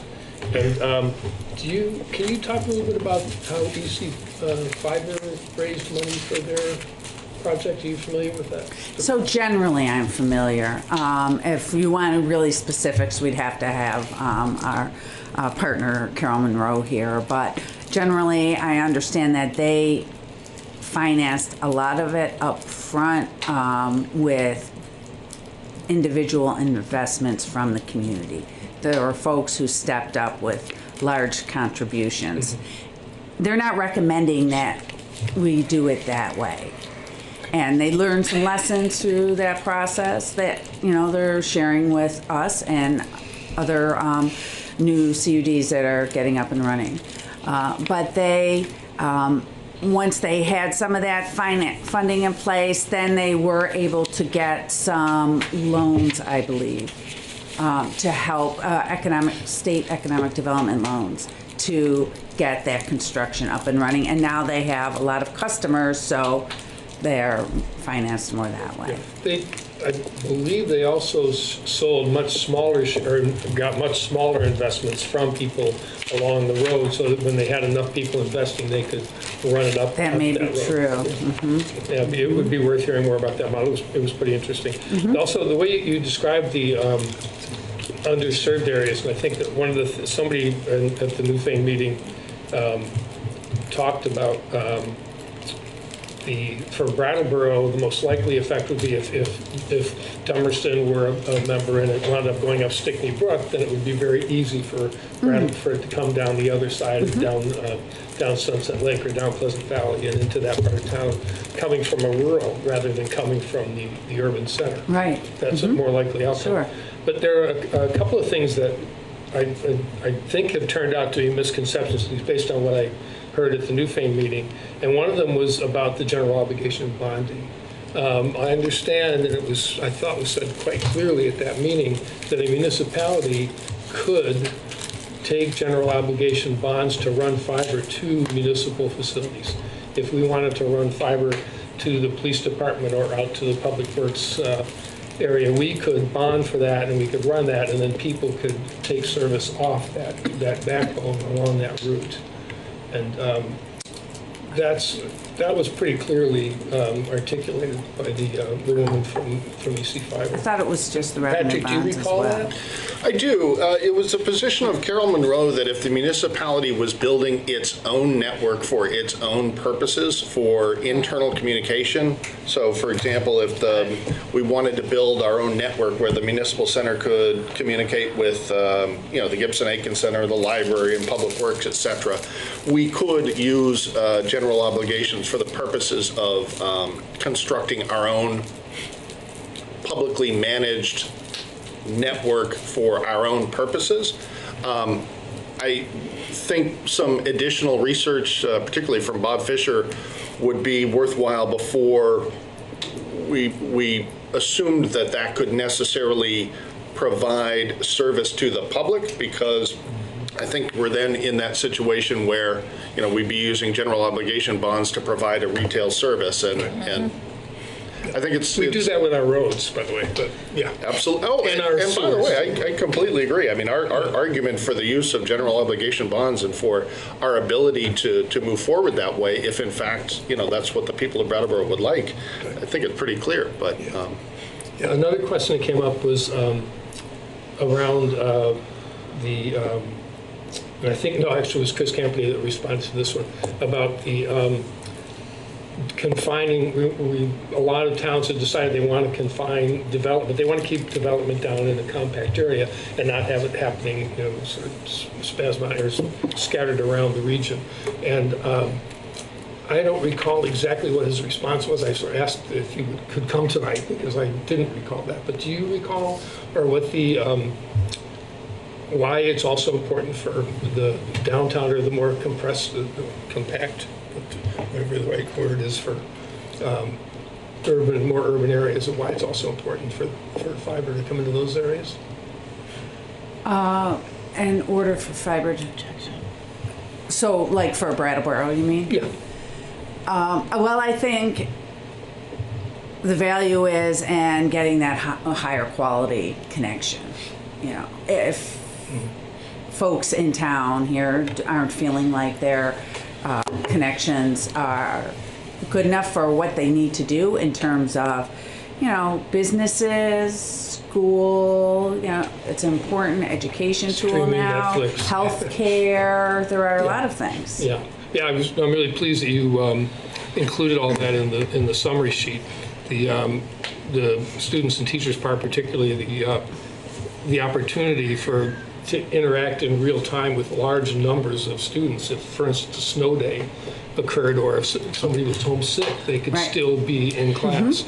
And the same is true with that kind of resolution for medical diagnosis and treatments and teaching, turning a school nurse office into a medical home for families whose kids are in those buildings. So there's a lot of really significant value in it. So I appreciate you including that in the presentation. Good. Yes, thank you very much. And I appreciate the update tonight. We do still have another item under this update which does require action, to not lose sight of that, and that is the official designation of the town representative to the CUD. Is that correct? And who would like to address that item? Sue, Peter, feels weird for Patrick to address it. So, happy to relieve Patrick of that weirdness. Great. So, based on your earlier discussions, Patrick outlined well at the beginning of this item the history of how this has been considered by this board and actually the prior select boards here in Brattleboro as well. And based on the action that this board took last fall, directing that we stay engaged with whatever regional effort might evolve, Patrick has been doing that on behalf of the town. And so since the organizers of this effort now are requesting that there be a specifically designated individual, we think it makes sense for the board to designate Patrick as that specifically designated contact person for Brattleboro. Yeah, he doesn't have enough to do. Nope. Nope, he needs one more thing. Okay, then I would entertain a motion for that appointment, designee appointment. I move to designate Assistant Town Manager Patrick Moreland as the town's representative in the regional planning effort for a communication union district. Okay, Liz has made that motion. All those in favor? Aye. Oh, before we voted, I guess I should have asked if you accept. Well, this is weird. Yes, I'd be happy to. Great, thank goodness. Then we are all unanimous. Wonderful, thank you so much, Sue. Thank you. Drive safe tonight. Okay, that concludes our unfinished business for the evening, and we will now go ahead and move into new business. And our first item under new business is the financial report, the monthly report for January. Peter? Thank you. So the basic report that I have to offer tonight is not particularly noteworthy. It's about like you usually see for this time of the year. There is some really good news I want to share at the end. But the written report that was in the materials for this evening's meeting dated as a memorandum from Finance Director John O'Connor dated February 5th, 2020, indicates that after the prorations that we do in order to factor in for the very large payments that are made on certain items either once a year or semi-annually, after those prorations, the general fund expenditures are at 56.1%. We are 58.3% of the way through the fiscal year, so those are in good shape. Yep.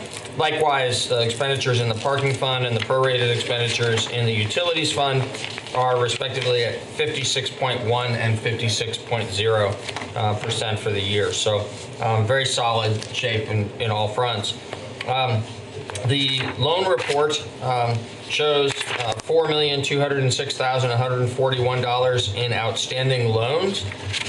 And of the many loans that are being repaid, there is one that has a payment overdue and one other that is in default and is fully reserved. The program income report states $487,765 of available funds for additional grants and loans to be made for housing purposes and economic development purposes in Brattleboro. And the grant activity where we go out and seek grant funds from others to accomplish good purposes here in town. We currently have 41 active grants being implemented and 5 grants in the application process. We have an additional one that's on your agenda this evening.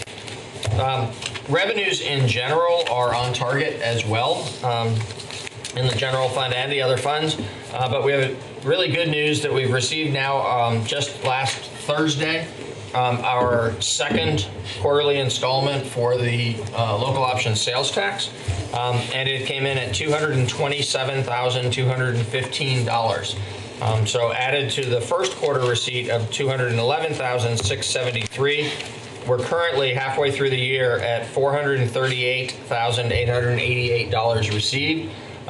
From a source that we had predicted, we knew it was a conservative prediction, but we didn't expect it to be this conservative. We had predicted that halfway through the year we would have $315,000, and that was actually based on data. It wasn't a number out of the air. It was based on prior year's receipts. We think that it is likely that most of the difference between the 315 and the 438 is the result of the state's increased efforts to collect state sales tax and therefore also our 1% local option tax on internet sales. The online tax, you mean? I'm sorry? The online sale tax? Exactly. Yeah, so that's internet sales traditionally were not collected or were under collected, and the state of Vermont's tax department has put a lot of effort into correcting that, particularly with some of the larger online retailers. And we think that that's likely accounting for the significant excess revenue that we're able to collect, at least so far, for these first 2 quarters. Great, thank you, Peter. Question, David? Brandy? Yes? Is there, could we ask, I'm not sure who would do it, whether it be the chamber or the downtown, the DBA, or both maybe, to see if they can ascertain some similar data in terms of what the businesses downtown are experiencing in terms of, have they seen any impact, the impact that they were concerned about? Is there any evidence that that's happening? I know people have apologized to me for having to charge 7% sales tax, but and I have to point out to them that it's only 1% more than it was beforehand. But we often do things and then don't look at all of the consequences, and I think it'd be worth our while to try and find out what the impact has been on the businesses. I don't know if we can do that in places like. I hear what you're saying, right? And like the number is also the story, right? So I'm presuming that yes, we're collecting more from the internet, but maybe also part of that number is, people are still shopping. People are still shopping, and so like, it's really hard to argue with that number. It's nice and cut and dried, and we could also get some of that qualitative data. But I don't know if I would trust one over the other. I'm probably going to trust the number in the end. Not that it matters what I trust. The number beauty is, of math. Yeah.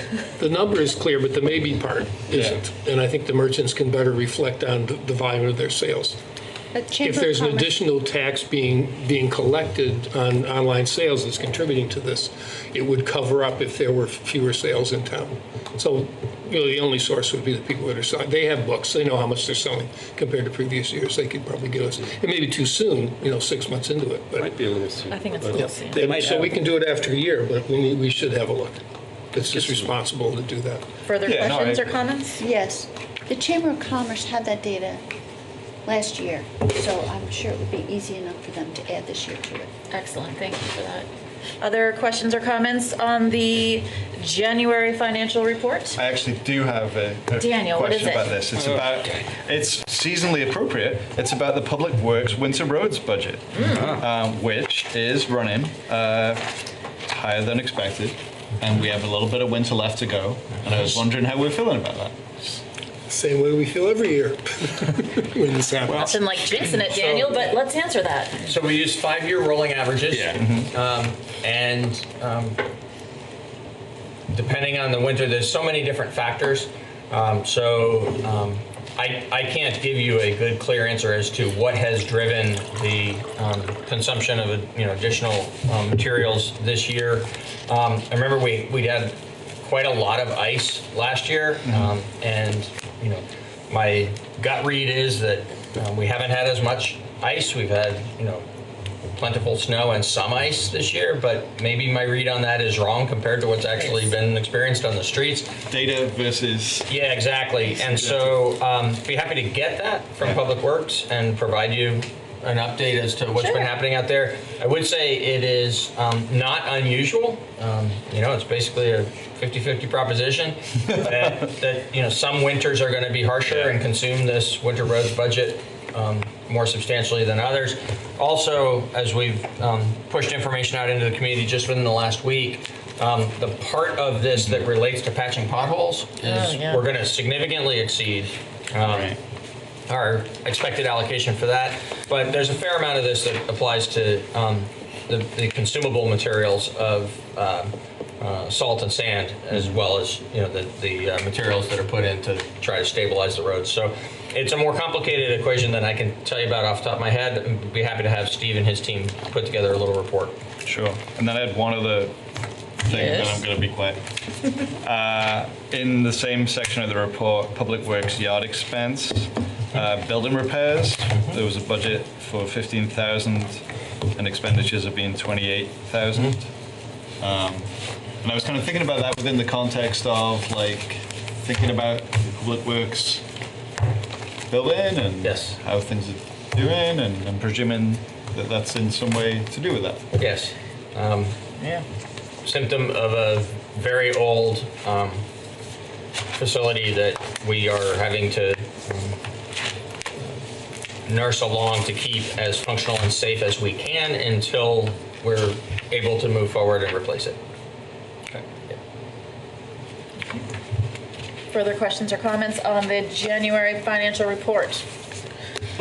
There is no action needed, and so we will move into our next item. Thank you for that update, Peter. And our next item is the local hazard mitigation plan progress report. I see that Brian Bannon, our zoning administrator, is here with us. Peter, do you have any lead-ins, or should we go straight to Brian? Straight to Brian, please. Hi, Brian. Hi, Brian. Hey, Brian. Every year, as part of our participation in the National Flood Insurance Program, we have to report out to the public and the elected officials how we're doing on our hazard mitigation plan. And hazard mitigation plans, we adopt them for 5 years, and we're coming up on readoption in 21. So even as we're evaluating what we've accomplished, we're also starting the process of collecting new projects that will reduce the possibility of disaster coming in the future. So we've actually made really good progress, both as a town and then partners of the town, in reducing risk. And that includes removing almost 80 homes or dwelling units from areas of the highest flood risk. And those are the homes that were most badly damaged during Tropical Storm Irene. So that represents a lot of Brattleboroans folks who will not be in danger the next time. To further that effort, we've been working with Tri-Park Cooperative Housing on a master planning process to remove an additional 40 homes from the special flood hazard area and find a plan that will allow their homeowners to find a safe place to live. We've also been supportive of Brattleboro Housing Partnership's efforts to relocate the last of the housing out of Melrose Terrace, and they have actually started to do demolition of some of the homes there prior to actually starting a floodplain restoration, which will reduce flood levels in future floods. We're working with the Vermont River Conservancy on a floodplain restoration at 250 Bird Street, and currently we're going for grants to do a brownfield cleanup at the site. We've been working with the Army Corps of Engineers to do a dam inundation study. That's been with the Department of Public Works, and that will also include an emergency response if there is a problem at one of the dams. We're working with them to upgrade our flood mapping along the whetstone, which is from 1974, so considerably out of date, and that will get us a better feeling of what the risk actually is. And we've also been working with the Army Corps of Engineers to identify potential sites for future mitigation projects. So it's been a very productive 5 years, and we hope the next plan is equally productive. This is a pretty detailed list of things that you've been working on with our partners and as the town, and thank you very much. Comments or questions from the board? Liz? Yeah, hi Brian. Thank you for all this. This is good stuff. I just had a question. When you're remapping the whetstone, will that take into account Tropical Storm Irene flooding? Yes, it will. It will be done with new LiDAR data, which is a 1-foot contour data set that was flown by the state. And I believe that was flown in either 15 or 16, so it actually reflects the post-flood conditions. And it also is much more accurate mapping of ground elevations. Because that was like the 500-year flood or something like that at that point, and it wasn't really reflected in the flood mapping at the time. We've had a couple of hydrology studies done, which are going to go into the new flood mapping. It indicated that the flood was actually considerably smaller than a 500-year, and in some places it was more a 75-year storm, and in some places it was even less than that. Although when it did get to the downtown area, it did jump into the 500-year floodplain. Interesting. Thank you. The Melrose Street Bridge, the arch bridge there, have any sense of what this, I don't know what it means that the state scoping process means in terms of time, if that's a real place where water really backs up. It's not an adequate culvert. I mean, do you have any sense of how long the state has to do that? That's not something we can undertake. I don't think it's been a real high priority by the state because it's been rehabbed. It's a priority to the people that live next to it. Exactly. For sure. The town has taken every opportunity to encourage the state to put that on its priority list. It's not a big one. Well, it's made it onto the list, so that's a start. That's a good sign. Yeah. Great. And the other question is, what does Class 8 certification mean for the flood insurance program? So it means because we've adopted a more active flood management program than is required, we get a 10% discount on flood insurance policies. Thank you. Good work. Quick question. Anybody thinking about flooding during Irene will almost soon get to Flat Street. Do you have any comments on any future plans for mitigation there? I mean, it's just top of my mind just because we have snow block that just went in, and I know the design built in some safeguards, and as well as the CF Church building put the whatever you call those walls down that you drop down in, I guess, and same with the youth theater. But do you have any comments for anybody who might be watching and thinking, well, what about Flat Street? What's going to happen the next time we get our 500-year flood in 5 years or whenever that is going to be? Yeah, so for more medium floods, like a 50-year flood, the Bridge Street or First Street restoration should actually give a little bit of protection. It will spread out flood heights so we don't get an immediate surge. It will also get rid of some debris and some ice flows, so that will be helpful. It's going to have a more limited effect for really large floods, and as you say, we have been encouraging new development to meet a higher standard, so the snow block has in fact been built to a 500-year flood height standard. We'll certainly encourage other projects to meet that. We did do an EPA Sustainable Cities grant a couple of years back, and they did identify a couple of potential sites for mitigation downtown, and that would be public plazas that allow for more flood storage. So that could be a pathway, it could be a park, but that would mean that we'd have to probably reconfigure some parking or have some private landowners participate to expand the width of the channel. Thank you. Other questions or comments? Well, just building on Tim's comment, that open space that you're working on that used to be Sir Sossamon property, there's flood storage in that project, correct? Yes, definitely. It gets pinched off downstream of the site by the Elliott Street Bridge, so that limits how much impact it can have downtown.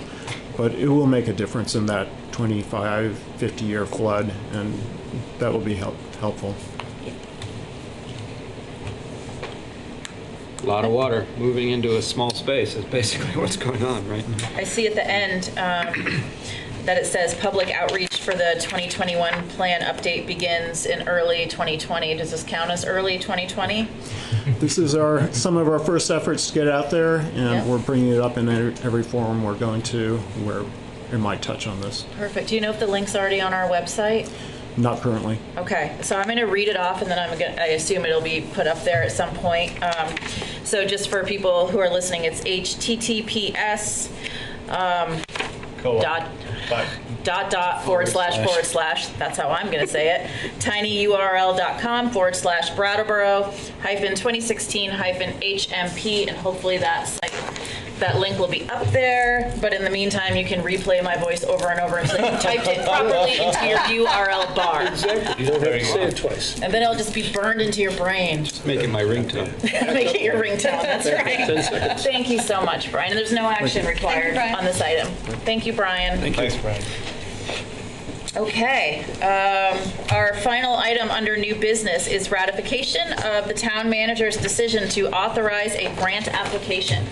Peter. Thank you. Sounds bold. So, as you know, we normally bring grant applications to you and ask that you authorize that we apply. In this case, there was a short time frame, and we would have missed the opportunity to apply for a very small amount of money, but it would be sufficient to allow us to buy a couple of pieces of equipment in support of the swiftwater rescue activities of the fire department. So there's something that I can testify to you is actually called a multi-purpose device. All right. So there are two of them that we want to buy that work together with the equipment that the department already has to give them more opportunity to actually connect ropes and have people safely go into swiftwater situations and conduct rescues of folks that are in danger there. It's only $1,600 worth in order to be able to seize the opportunity to collect these funds and buy this equipment. I needed to authorize that the application be filed prior to bringing it to the board, which is why we've come to you tonight to ask for ratification. Thank you, Peter. Being able to pull people out of swift water seems important. Very much Being so. able to safely pull people out of swift water seems important. Absolutely. Questions or comments from the board? Okay, then I would entertain a motion for this authorization. Liz? I move to ratify the town manager's decision to authorize the fire department to apply for a $1,600 Homeland Security grant to fund the purchase of equipment used in swiftwater rescue operations. Excellent. Liz has made that motion. All those in favor? Aye. Aye. Thank you. Motion carries. Thank you, Peter. Okay. At this time, we've reached the end of the meeting. There's literally nobody left besides us, administration, Russ, and our interpreters. And everyone out there. And everyone cozy in their homes or wherever they're live streaming this. So I would entertain a motion to adjourn. So moved. All those in favor? Aye. Aye. Meeting adjourns at 7:35. Righty. See you tomorrow. See you tomorrow. Same time. I'm so excited. I actually get to go. Same channel. Are you gonna? Because the kids are gone. Make it.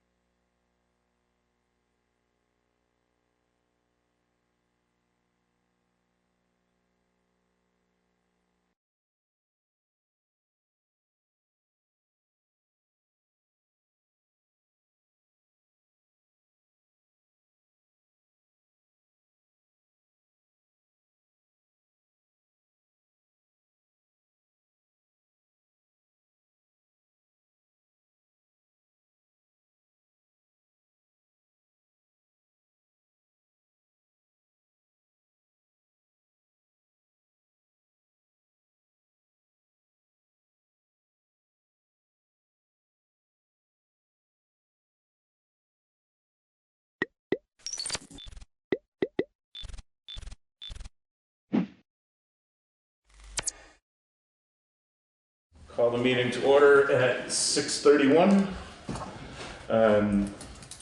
Start with the approval of, I'll entertain a motion to approve the minutes from January 28th of 2020.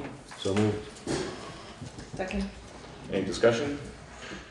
All those in favor of approving the minutes from the meeting of January 28th signify by saying aye. Aye. Opposed? Abstentions? Motion passes. Additions and deletions. We have a couple of things. The Wyndham Regional Commission, I put something in each of your boxes about the Communication Union District. They would like to see, we'll discuss a resolution to join the feasibility study and appoint a liaison. We'll put that under new business. And then Steve, you want to talk about salt for the highway, right? Yes. Okay. Do we have any other additions or deletions? Okay. I'll entertain a motion to take the agenda out of order and start with members of the public. So moved. Second. All those in favor? Aye. Opposed? Abstentions? Motion passes. Mr. Stoll, how are you? Get all my information. So, talk about is it July 1st? It is July 1st, I think. That we're going to have to compost. So it'll be illegal to put compostable materials in the garbage. My understanding is that state can fine you if you don't. Okay. So I think we'll have that discussion probably after town meeting. You're gonna try to get somebody from, is it Wyndham Solid Waste? Yeah. Wyndham Solid Waste. Yep. Yeah, I'll say, town meeting day, that comes third, so it'll be the following Tuesday. Yep. Sure. Yep. And we can start getting ahead of that. Okay. Irv, anything else you want to discuss with? All right. Well, I shouldn't say that. One thing I got to get together with Steve is we got to get some markers over here by this post office because the building's for sale. I'll look up the information and we get some markers so the property between the library and the post office is. Okay. Because that handicap ramp actually comes out onto the library land. Oh, really? All right, so the next sunny day above zero? Yeah. We'll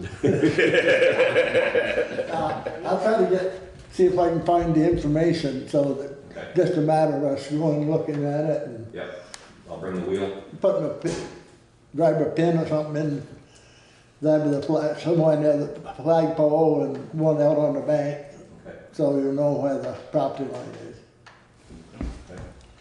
I believe, as I remember right, it's 10 foot off that post office building. But I'll look it up and make sure. Okay. Alrighty. All right, that's it. You sure? Yeah.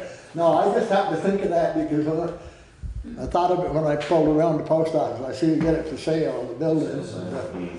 We ought to get a marker in there before somebody says, well, they own half the parking lot. Or... Good. All right, let's move up to the warrants.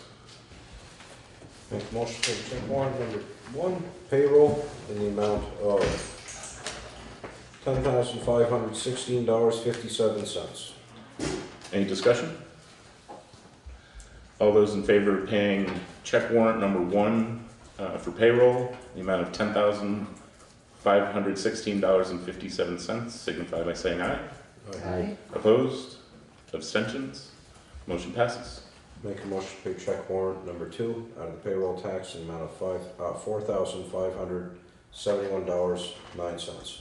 Second. Any discussion? All those in favor of paying check warrant number 2 out of payroll taxes in the amount of $4,571.09, signify by saying aye. Aye. Opposed? Abstentions? Motion passes. Make a motion to pay check warrant number 3 out of the general fund, the amount of $1,515.88. Any discussion? All those in favor of paying check warrant number 3 out of the general fund in the amount of $1,515.88 signify by saying aye. Aye. Opposed? Abstentions? Motion passes. Make a motion to pay check warrant number 4 out of the general fund in the amount of $4,539.86. Second. Any discussion? Hearing none, all those in favor of paying check warrant number 4 out of the general fund in the amount of $4,539.86 signify by saying aye. Aye. Opposed? Abstentions? Motion passes. Make a motion to pay check warrant number 5 out of the general fund, the amount of $147.71. Second. Any discussion?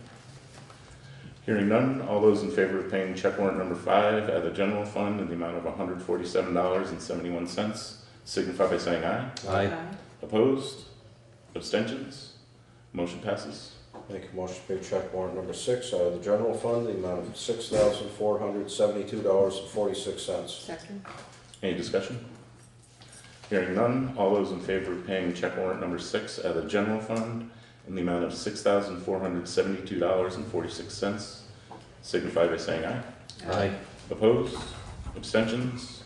Motion passes. Make a motion to pay check warrant number 7 out of the highway fund in the amount of $4,048.05. Second. Excuse me. Any discussion? All those in favor of paying check warrant number 7 out of the highway fund in the amount of $4,048.05 signify by saying aye. Aye.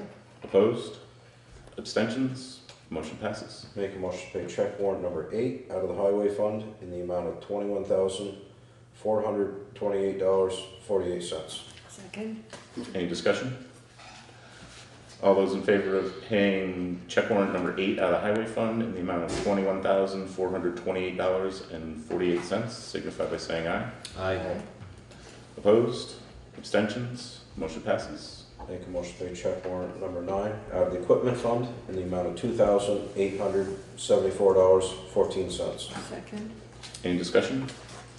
Hearing none, all those in favor of paying check warrant number 9 out of the equipment fund in the amount of $2,874.14 signify by saying aye.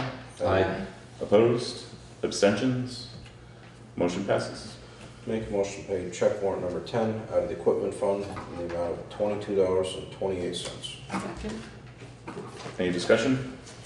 All those in favor of paying check warrant number 10 out of the equipment fund in the amount of $22.28 signify by saying aye. Aye. Opposed? Abstentions? Motion passes. Okay. Let's go to reports. Steve. I need salt. We're in good shape with sand. We have quite a bit amount left on our budget, but I'm over my budget already on salt.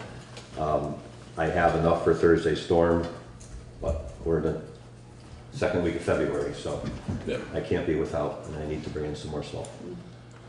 Okay, so I'd entertain a motion to allow Steve to go out and buy more salt. Whoa, first question is, or how much more salt? How much more salt? 2 trucks. Which is? $4,500. Will that get us through the rest of the season, do you think? I can't predict the weather. How much did we use so far? I'm such a wise guy. 450 tons. Is that equal to $4,500? No, it's $76 a ton, approximately. Approximately how many tons per storm do you think you used to cover the route? You know, we had, if you look at last Friday's storm, it started out as rain, snow, it changed to freezing rain. We salt once when it starts to snow, so we get the brine under. But then we have the snow again, salt again during the freezing rain because the roads were freezing over. And then we had to come back in on Saturday morning to do the final cleanup, and we had to salt again. So 3 times for one storm. But it was a day and a half, almost a 2-day storm because it started Thursday night. We were just getting killed by the How many tons per per storm do you think you use? Per application, I should say, instead of a storm. I would say what Billy uses, I mean, maybe 3 to 4 tons, 3 tons. And how many tons in a truck? It depends who the hauler is. It could be anywhere from 22 to 30 tons, depending on who the hauler is. They have different size trailers. Okay. If you don't use it all, does it keep? Yes. In the whole season? Yes, as long as it's undercover. Yep. I would move that we allow Steve to buy salt to the tune of $4,500 worth for now. Okay. Is there a second? Second. Any further discussion? All those in favor of allowing Steve to buy $4,500 worth of salt, signify by saying aye. Aye. Opposed? Abstentions? Aye. And a tie, I will vote in the affirmative, so the motion passes.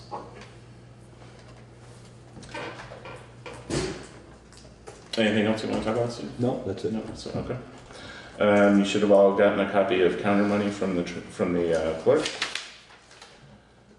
And then Joe is not here tonight, so I have the balances.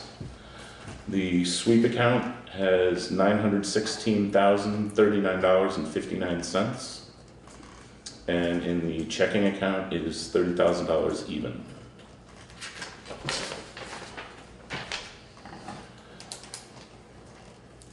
When's this installment of taxes due? At the end of the month? What's that? 28. 28 February. Yeah. Yep. Correspondence, we got an informational letter from the State of Vermont Agency of Natural Resources Department of Forest Parks and Recreation from February 3rd. It's to the Select Board and Town Clerk. Dear Select Board, this letter is to inform you per Title 10 VSA, Section 6302D, that the State of Vermont Agency of Natural Resources, Department of Forest, Parks and Recreation has acquired a conservation easement on 149 acres in the town of Townsend from the Lars E. Peterson Family Trust, Simpson Brook of Washington, D.C. And it's signed Niels Reinhardt, FPR Lands Administration Records Coordinator.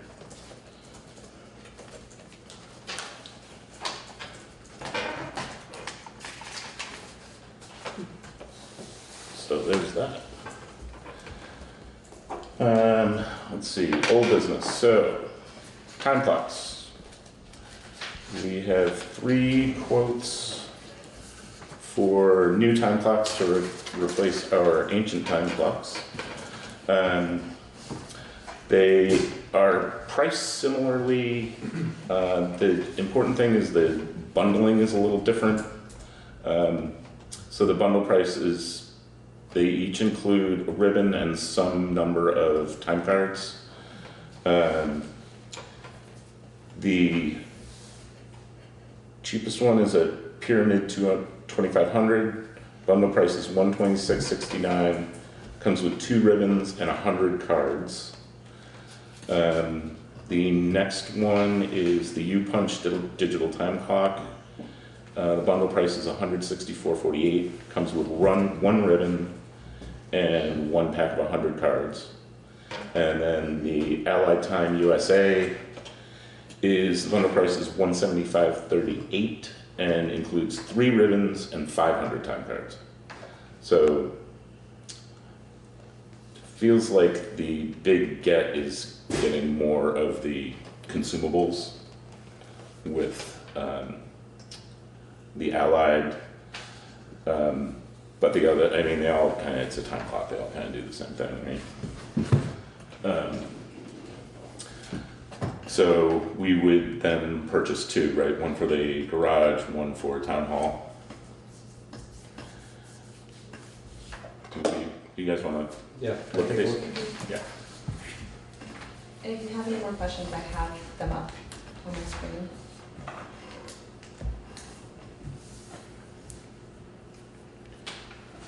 If we're going aesthetically, I like the Allied. It's orange. Hard to miss. 10 slot time card rack. We have more than 10 employees using the time clock here? No. And did you happen to look by chance just for a quote on a time piece that you swipe a card, a badge, versus having to buy time cards all the time? Just out of curiosity.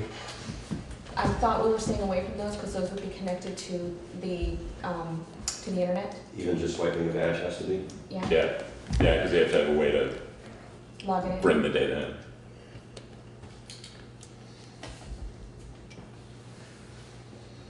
They'll all get 4 out of 5 stars. That was my main concern, was the rating. We need 500 time cards, where would we keep 5 each? Take a while to go through those, what do you think? No, we go, I mean, every employee uses one for 2 weeks, or actually at the garage, I think they use one for every week. Yeah. Mine I can use for every 2, but, I mean, they do go. 1 week, 4, that's 80. That's 80. It gets to take a few years. Yeah. And they don't go back. Well, I say we pick the middle of the road one just because who knows what we're picking. Which was I never buy a Cadillac when I can buy a Subaru. So. the U-Punch Digital. I don't know. And what's the difference? Is there a difference? So it's the- kind of hard to do this right in the moment. It's Right. the first time I'm looking at it. But Yeah, the big difference is, so these are the replacement costs for it's the $10 ribbons. for a ribbon, Yep, $14.50 for a pack of cards. yep. So those cards are more expensive. Yeah. The ribbons are all about the same. Other cards, other cards. So we get 3 ribbons on that one, so if you knock $10 off of this one. Only their time card will work in their machine? I find that highly unlikely. It doesn't say yes or no, but I did look up some replacement cards and they do have generic brands. Cheaper. Yeah. But we could also try the ones that we currently have here when we get it to see if they do.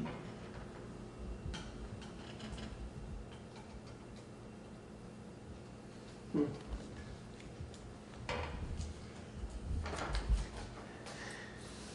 Well, What's the state of our current time clocks? Are they completely falling apart?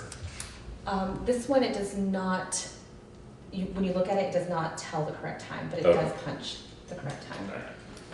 So I think it's- Steve's is a lot in worse shape than the one at the town hall. Oh,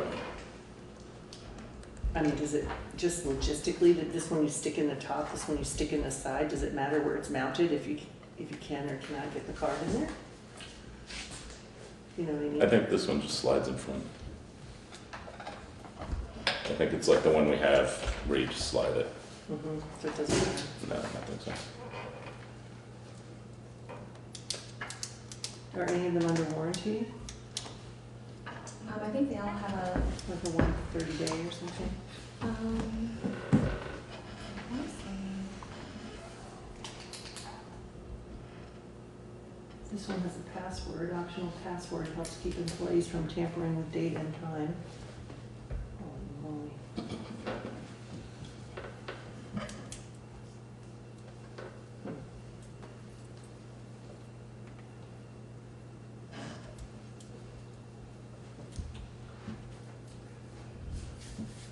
This one has an automatic reset for short months. Daylight savings and resets. Oh, this one, you can change the alignment. So if you get different cards, you can align them. They all have a 1-year manufacturer's limited warranty. Okay. What flips coins? Steve, do you have a strong feeling one way or the other? As long as it has time, date, and month, that's all I need. Right. So, Gonna go with the middle of the road? That's what I would vote for. Yeah. Okay. Wanna make a motion? I would make a motion that we agree to purchase 2 U-Punch digital time clocks and date stamps with 50 time cards, 1 ribbon, and 2 keys for the bundle price of $164.48. per unit? Per each, yep. Each. Second? Second. Any discussion? Okay, all those in favor of purchasing 2 U-Punch digital time clocks and date stamp with 50 time cards, 1 ribbon, and 2 keys, signify by saying aye. Aye. Opposed? Abstentions? Motion passes.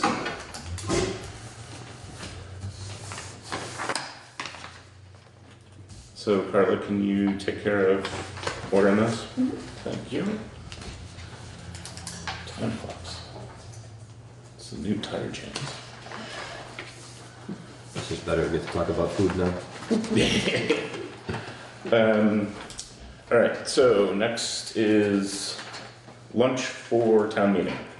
We have received 2 bids, one from Riverbend, one from Harmonyville. They each include 150 sandwiches, pasta and garden salads. Harmonyville has chips and pickles as well. There is an option for Riverbend to do platters rather than pre-made sandwiches. And the bid would be total, let's see.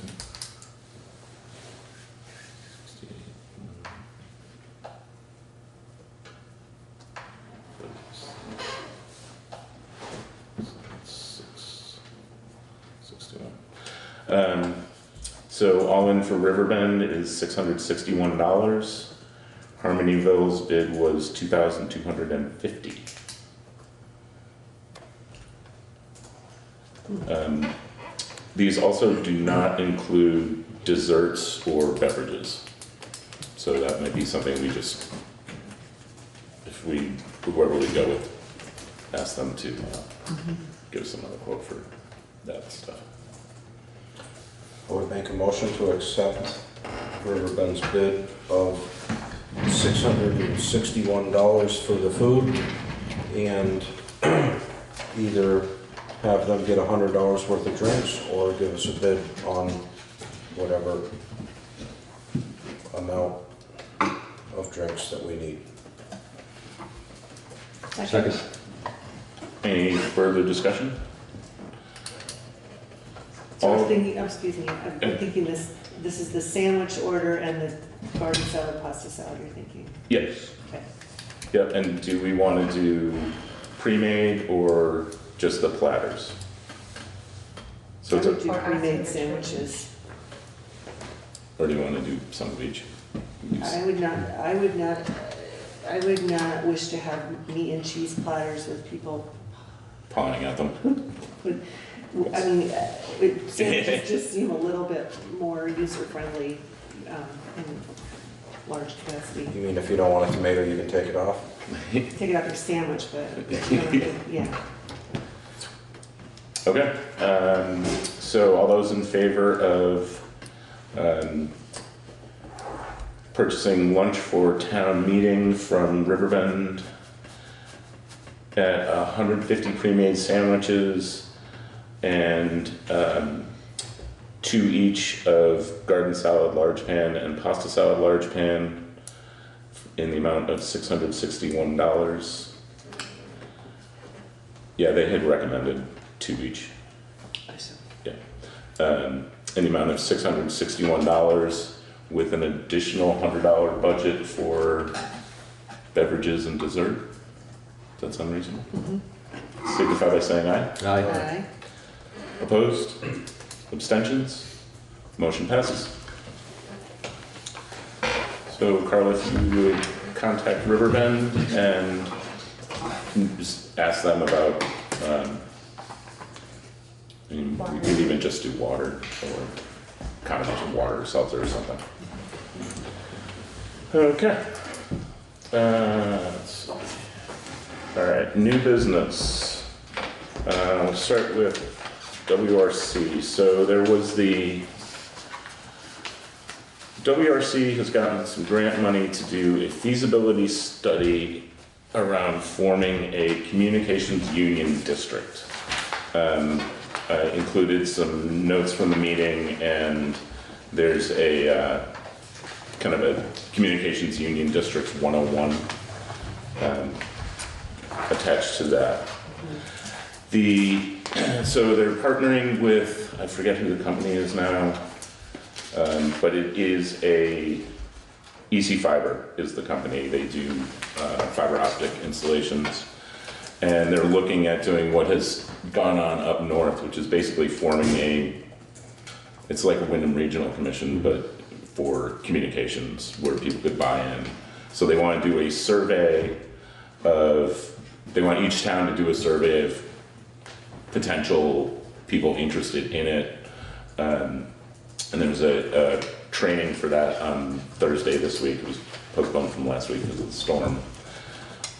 So they were looking for select boards to make a resolution to participate in the survey and feasibility study. Did they talk about how they get the survey information out to townspeople? That's up to the towns. There's no budget for the survey materials. They will have a website up. And I'm thinking it would make sense, given that we do have a number of residents without internet service, to do some sort of like postcard mailing or something, just informational, which shouldn't be crazy expensive at all. And did they also will talk about the cost? Because I think we had not explored this in the past, and it was people want it, but we don't want to pay for it. That's the thing is, in the districts up north that have formed, they have run into some trouble with people. So this would be in addition to whatever is available through cable companies, phone companies. But it is up to gig speed fiber optics. So the cost is certainly not nothing, but they have had some struggles up north with getting enough people to make it profitable for the providers. Yeah. But that's really, that's what they're looking for, is to figure out if there is enough interest to go forward with it. So I would make a motion that we explore a letter of support for broadbanding. I don't know what I'm making a motion about. I want to get the survey out to town. Yeah, it would be, so we would, it's a resolution to participate in the feasibility study and then appoint a liaison to work with the feasibility study and coordinate the survey. Also, I have talked to Andy Snelling, who is willing to do that. He and I both serve on the Wyndham Regional Commission anyway, so I would be able to support him with that and kind of liaise between the select board and he to get it done. So, Carla, what do you have for a motion then? I deleted. Okay. I guess I was going with Mansfield's motions to pass a resolution to put together to participate in the WRC broadband survey, CUD survey. So all those in favor of participating in the WRC CUD survey feasibility project signify by saying aye. Aye. Opposed? Abstentions? Motion passes. Now, as a result of that, I would entertain a motion to appoint Andy Snelling as liaison to the WRC CUD feasibility survey project. So moved. Second. All those in favor of appointing Andy Snelling as liaison for the Wyndham Regional CUD broadband feasibility study project signify by saying aye. Aye. Opposed? Abstentions? Motion passes. Congratulations, Andy. Okay. Where was I? We have an application for a liquor license from Big Picture, wait, where is it? Big Picture Farm LLC, DBA Big Picture Farm, for a class Where is this?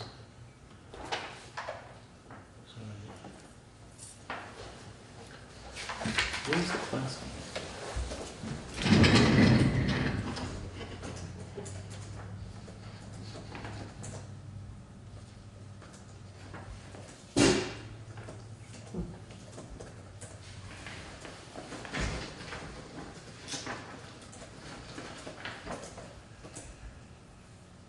I'm just missing this. What are they filing for? It's a commercial kitchen license to sell malt and Venice beverages. Oh. So I would entertain a motion to sign and approve the application for Big Picture Farms liquor license renewal. So. Second? All those in favor of signing and completing Big Picture Farms 2020 liquor license renewal, signify by saying aye. Aye. Opposed? Abstentions? Motion passes. Now we have to figure out which side we sign on. Okay. Left. Left.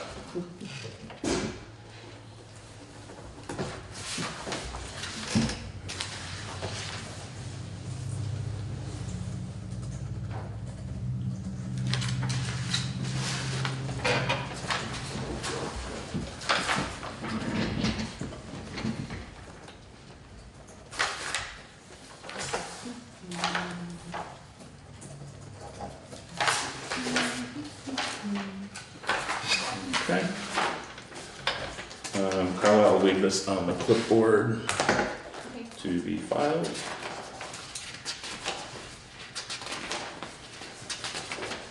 Where is the... Okay. There is, VLCT sent us a thing regarding a select board training on March 21st, which is a Saturday up in Montpelier. It's a Select Board 101, as we will likely have new members on the board come the 4th of March. So I want to put that out there. Also, I was wondering if we, as a town, would consider paying for that if select board members or town staff would like to go to one of those. I think the cost, if we are passive members, $68. $68 a person. But you have to register on March 14th. Registration is by March 14th. Okay. For the $68. Yeah. Okay, fine. Do we have training money in the budget? I think we do. I don't think we have a lot. It's a single day event, so there's no hotel or anything to be. So you're talking about select board members attending, or are you speaking to like other town employees? It's a one-day event in Hawaii. Yeah. Montpelier. Carla had expressed some interest in going to it as a way to further her education around what we do. And the change that's taking place.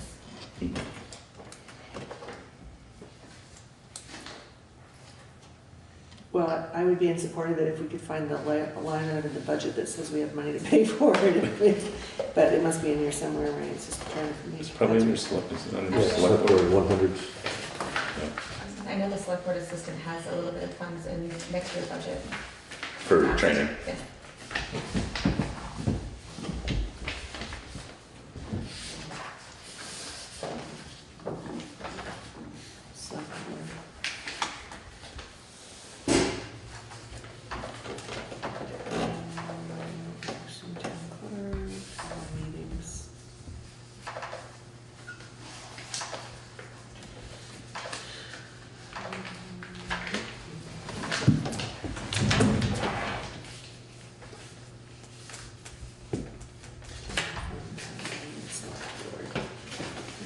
Travel meetings. Yeah. So there's money in the budget. Okay. There's not much. How many miles per gallon does your car get? Mine? roughly 28 highway. We can get you there. You can go if you take a We can bicycle. get you back.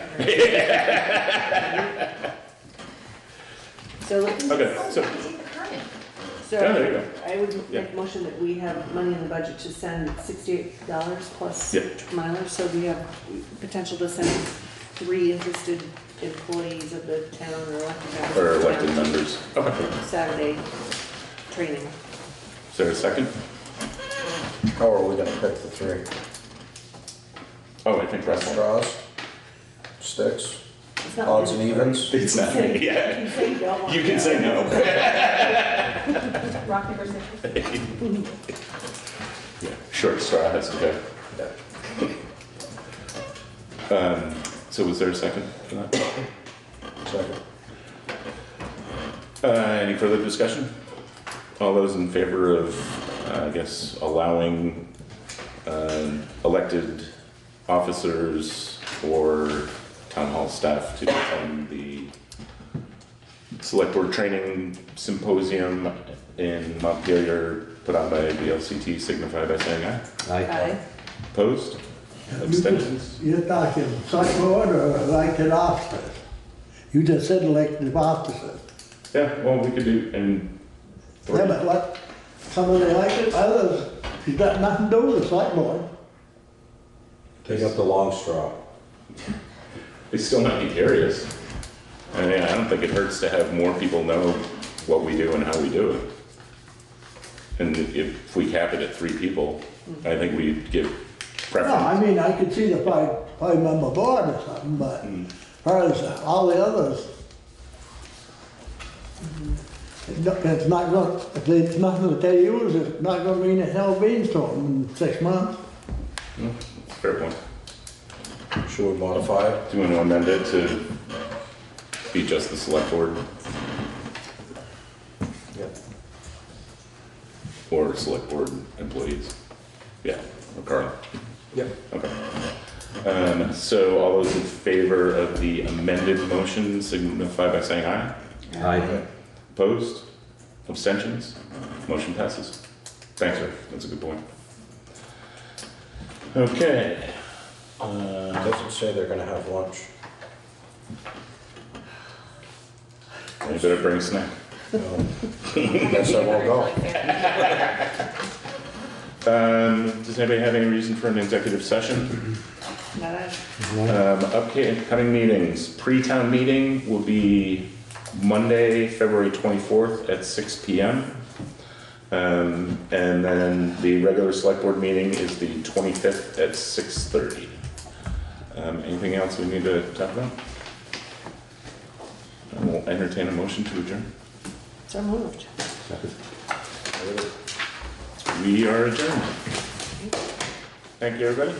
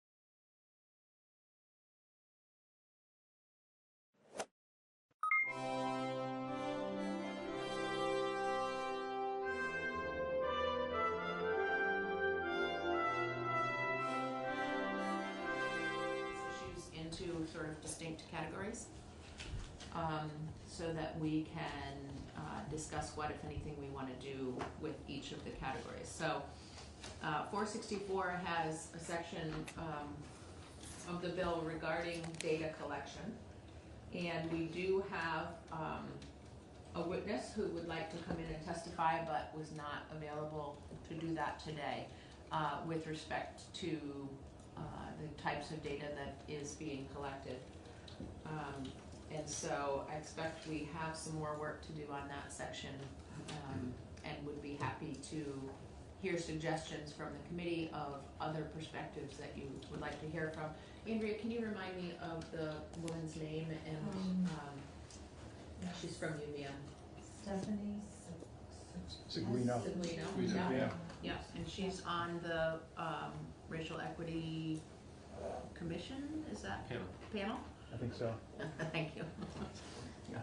So she has some thoughts on this first section of the bill, and if there are other perspectives that you would like to hear from with respect to data collection, I would be happy to hear. Bryn, you can come in and join us. Sorry, I should have said that before you actually sat down. But we're just going to have a committee discussion here about the different parts of 464 and also 808, so that we can sort of decide as a committee how we want to proceed, whose perspectives we want to hear on these different parts of these two bills. And I believe that House Judiciary is going to punt 808 over to us at some point soon. Okay. But that would require the chair of the committee to remember to do that during floor proceedings, so we'll see. But at any rate, we can talk about both bills.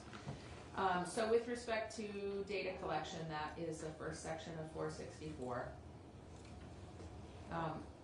Committee, any other perspectives that you'd like to hear, questions that you would like to have answered about the issues around the reporting and data? Jim? Did we hear anything from law enforcement that was any issue, that they had that information today? We have not. Okay. We have a proposal in front of us to add to the data collection, and we can certainly hear law enforcement's perspective on that. Yeah, okay. I mean, I thought I heard the information was collected, just not turned over for this, but I may be wrong in my memory and why. I haven't heard any reason why we shouldn't share it, but if any law enforcement has a concern about that, I guess I'd like to hear it. I haven't heard it. All right. I suspect we have some ears listening who can help us find the right perspectives to hear from the law enforcement side of that question.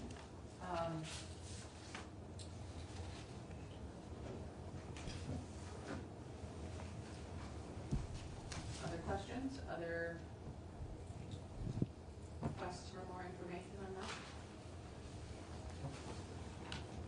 All right, so section 2 of the bill, I believe, is de-escalation and cross-cultural awareness policy.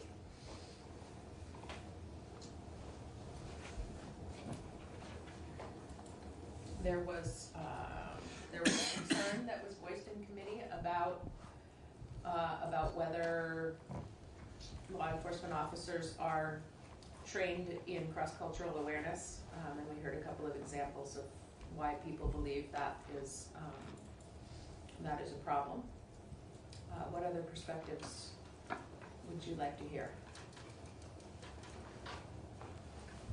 I think we should hear from the Criminal Justice Training Academy, whatever their proper name is, as to what training in this area they do currently. I heard something about 8 hours when we were doing the hearing on the joint bills, but I would be interested to know how much of that covers, and if we add the 4 hours, is that something new or duplicative of already being done? And also, what does that mean? Does it increase the academy by a day?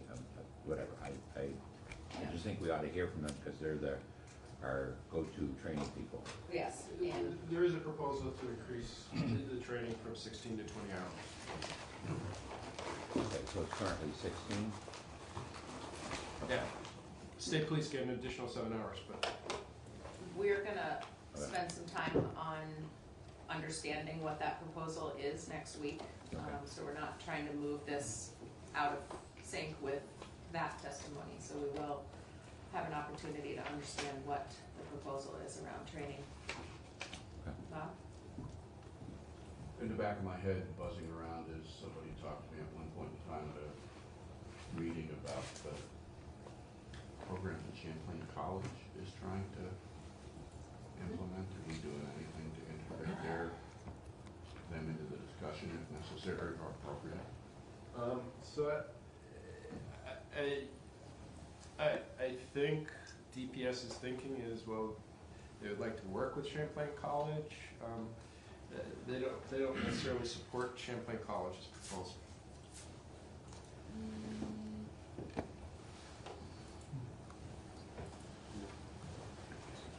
At least that's what I heard yesterday.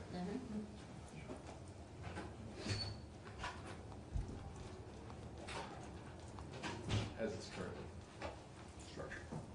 Would you like to hear something on that? I'm not advocating one way or the other. It's just something that county chair is involved with, so every time I get a county position, I hear more about it.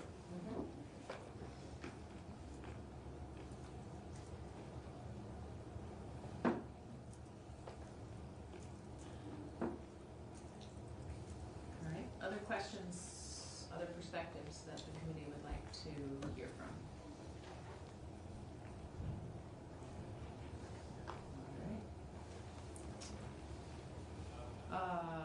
Section 3 is proposing minimum training standards changes. That's 4 hours. Yeah. I guess that goes back to your Yeah, earlier question. I was probably in my mind 2 and 3 together. One's the policy, one's the, I was lumping them together. So yeah, I mean, the policy and training are separate animals, and I think really should be respected as different techniques that might be used to nudge changes if we felt there was something that needed to be changed. So 808 is calls for a statewide use of force policy. Is that, am I remembering that correctly? Yes. Okay. So that is in the conversation here as well. And if there's anything more that you would like to hear on that, I would be happy to entertain. This is the bill that Ann Donahue introduced. Yes. And while 464 seems to be focused more on cross-cultural awareness and race issues, 808 I think is coming from a standpoint of concerns about people who are in mental health crisis. So we're going to merge these ideas and put them all on the table. What I came away from that hearing was that words matter, and we're talking about a legal standard, and there was significant pushback from the folks who are involved in law enforcement today as to what that means and when they can use force. Yeah. I think if we're going to pursue conversation, the Attorney General testified. I'm not sure what he said. I think as our chief law enforcement officer in terms of prosecuting crimes and defending the state, we need to flesh that out, I believe, a little bit more if we're going to go down that path of changing the precedent that's been set up through current law and the courts. Yeah, I think we need a better understanding what current constitutional law is in this area and how, if at all, 808 could change that law. Yeah. And especially, and also looking at the definitions that are included in 808 and where that language came from, which is California law. Mm-hmm. So, Bryn, is that something that you could prepare to do for us? Absolutely. And again, I just want to reiterate that I'm putting these ideas together on the table, but recognizing that training is different than policy, and that we're not necessarily bringing 808 into the mix for the purposes of passing that policy, but looking at the underlying. Where is our laminated sheet here that says what our legislative, right, yes. So what is the problem that we're trying to solve, or what do you hope to resolve with this bill? I think we have heard concerns from folks in the mental health community that, you know, what they're hoping to resolve with this is a better outcomes when it comes to interactions between law enforcement and people in mental health distress. And we have heard testimony that you know, you don't ever hear about the good, you don't ever hear about the positive outcomes, but today in Digger there is a headline that shows one of the positive outcomes, which was Burlington police disarm woman with imitation firearm outside the police station, and this is dated February 5th at 5 p.m. And so, yeah, I mean, that obviously this story reads like many stories that we've heard, except that the outcome of the story was a positive one, where the woman was disarmed and hopefully gotten connected with some resources and some help.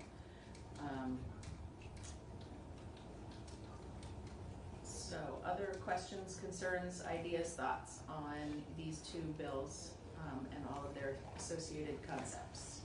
They're all on the table. Hal? I have a thought about 464, and on page 3, line 5. The vendor chosen by Criminal Justice Training Council. Years ago, about 10 years ago, I was involved with an effort called Uncommon Alliance in Burlington, and it was a very interesting collaboration between law enforcement leadership, criminal justice leadership, and community members who are advocates and organizers. And the purpose was to try to figure out a process to collect data on police stops based on race. So we spent about 2 years, and we finally pulled it together, and we were able to come up with a process that law enforcement agreed to collect data. Yet, law enforcement had the prerogative to choose the vendor that would process the data and report out. So that was Northeastern University who was selected. And what was really surprising for all of us was their conclusion was there wasn't really a problem. Yet the qualitative data was overwhelming, even including my own, because I was certainly involved at the ground level with this racial profile.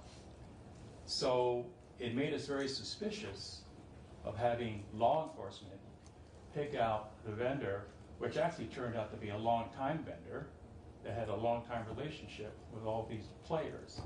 So we just felt there was bias going on there. So how do we prevent that from happening in this process? And I would suggest possibly that the executive director of racial equity be at that table, or others to participate in making sure we have the right vendor. Because data's data, and you can spin it any way you want. But we knew it was flawed because... Lies, damn lies, and statistics. So I think that's a concern for me in this bill as it reads.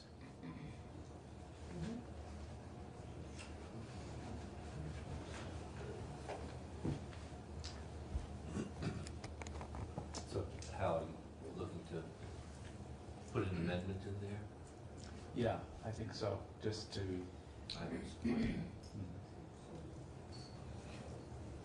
Well, it's this section, then it goes on, if the vendor is not able to Yeah, I was looking at that piece. is unable to continue receiving data, then the executive director of racial equity takes over that? Do they have the capacity? I mean, I don't think they do. I don't think so either. So I wonder why we have this out in the bill if the vendor is unable to continue receiving data. If you have a vendor, the whole purpose of the contract you have with them is that they're supposed to be receiving the data. Or you get another vendor. If you are not able to, then you're fired, and we'll find another vendor. Yeah, that's just...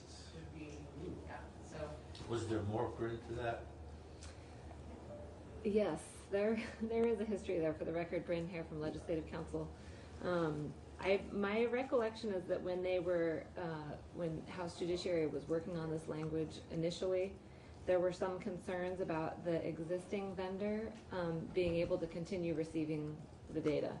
And so they wanted to put something in the statute that would provide for an avenue if that vendor could not receive data anymore. I cannot remember who that vendor was. The current vendor is the Crime Research Group. I do not think there's a concern moving forward about them being able to handle that data. So this was legislation that was tailored to a sort of unique circumstance. I just can't remember who the former vendor was. But still, then, you know, say, okay, there's a problem with the vendor, we're going to hand it off to the executive director of Race Equity, who has no staff to do anything like collect data. It just doesn't make sense to me. I mean, we need to dig into this just a little bit, and I guess we should hear from the Crime Research Group and understand what they're doing with the data, and whether they believe there's a more logical home for the out in the event that they can no longer collect the data.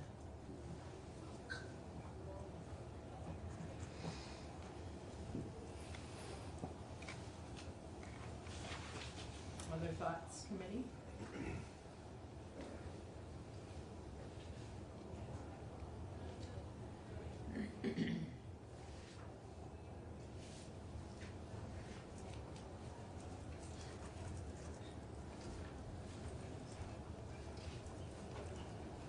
We're going to have a few minutes of silent reading here now.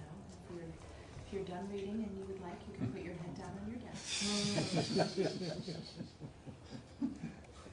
We put our head on the desk. Gently, Rob, gently. For the camera.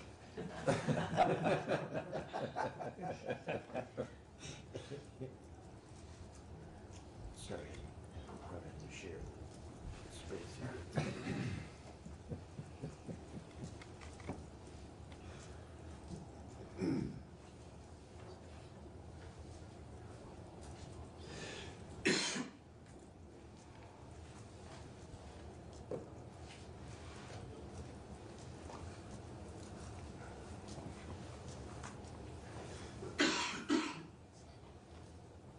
Glad our vice chair is all better. At least he turns in that direction when he coughs.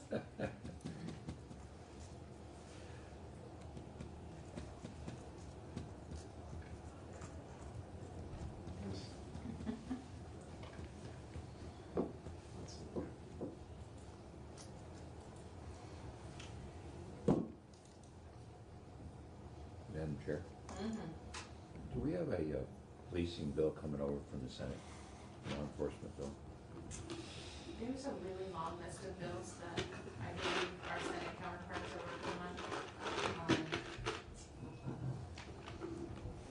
It's hard for me to know whether any of those are going concerns or that I can make a prediction on whether they're coming to us at any point soon. Why do you ask? Well, I only ask if we wanted to add, take one of these bills or part of a bill and amend it on, we could do that. Yeah. I don't know what the Senate is doing. I mean, this conversation that we're having is going to spill over into the coming days and weeks, so We'll have a better we idea. will have time to better understand the landscape. Do you know if there's moving bills on the Senate side? In terms of the Law use of enforcement. force, in terms of the parallel bills to these, I have not been asked to come in and testify about either of the parallel bills in the Senate about these. If there are bills about law enforcement, Betsy Ann would be the person to ask about that. I don't know.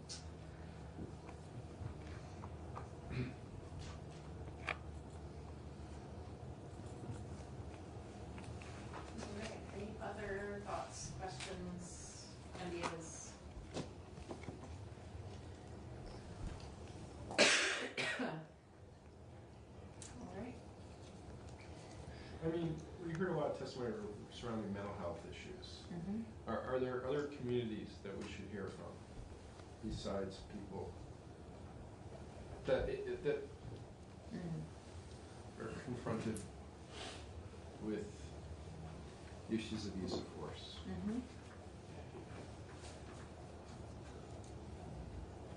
That's a good question.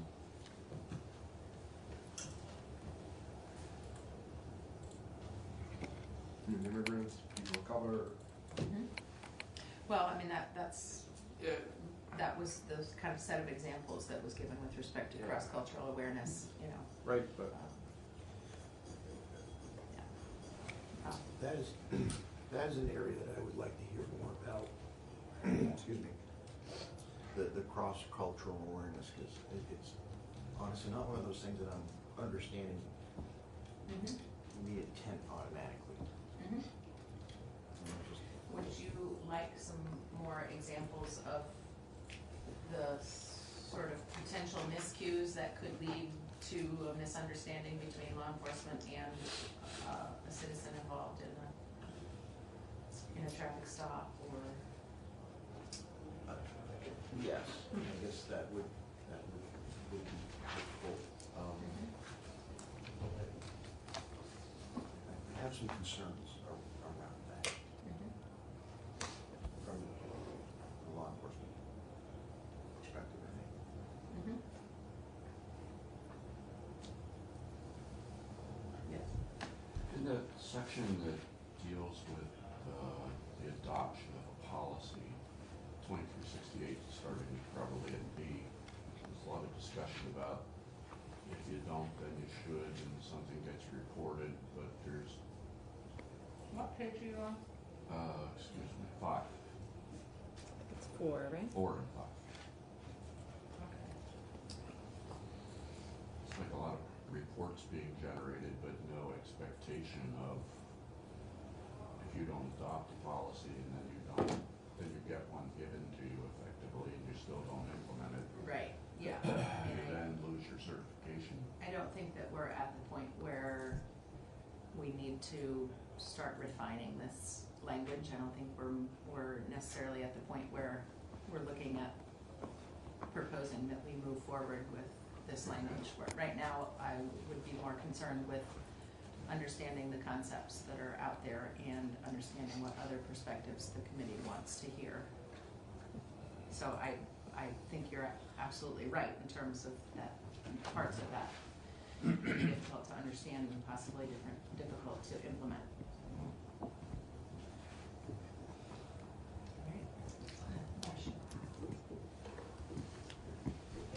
This may be already included in training, but I'm wondering if law enforcement is trained in how to recognize physical illnesses. Say, I'm a diabetic and I'm stopped and someone thinks that I'm driving drunk, but I'm actually having, that's how it is. Well, we'll definitely hear from law enforcement. Any other thoughts on this? I just wonder if the Human Rights Commission can help illuminate some of these scenarios that take place and even get into the cross-cultural piece as well, in terms of how it impacts policing. We're talking about the woman that addressed us in the joint meeting. Oh, yeah. Well, I thought I remembered her saying that she would like disability information put into that. And that to me just winds up being a no-win situation, because you're asking somebody to walk up and start making an immediate assessment about a person's disability. And how do you ask that question? Nelson? Well, they're trained to make an assessment of any situation that come up. And I think that's the piece we haven't heard the details of, because they're gonna, it's like being a diabetic or being drunk. They'll look and they'll see the different things. The behavior cultures, though, are totally different. Now, how do they address that when they walk up to the window and all of a sudden see that it's a different race? It could be Lebanese or something else out there. That pointing your finger the wrong way could mean something different. How do they train that type of recognition so that when they're addressing someone, they're addressing them properly versus being that authority that's, I'm now in control and you move wrong, I'm going to shoot you. Aren't we asking law enforcement to start racial profiling then? No. No, go ahead. Yeah, No. I think what we're ultimately expecting them to be is culturally intelligent, to have an understanding of all the different cultures that they're going to interact with. As we become a blacker and browner state, this is going to be a greater concern. So if you don't feel comfortable interacting with someone who's different, then you need to deal with that and learn, because it's not going in the other direction. So how do we best support law enforcement to do their best work with people who are different?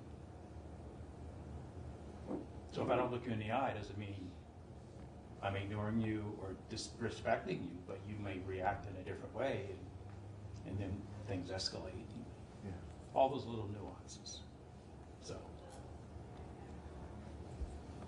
Just, is it law enforcement's responsibility to try to have to learn all those different little nuances, or those that are here to learn our nuances? Or, and I don't want to say ours, you know what I'm trying to get at, is that our culture or our custom has been is that when you're talking to somebody, you're looking them in the eye so that at least you understand that you're communicating. But is it law enforcement's job to understand all those different nuances about all the different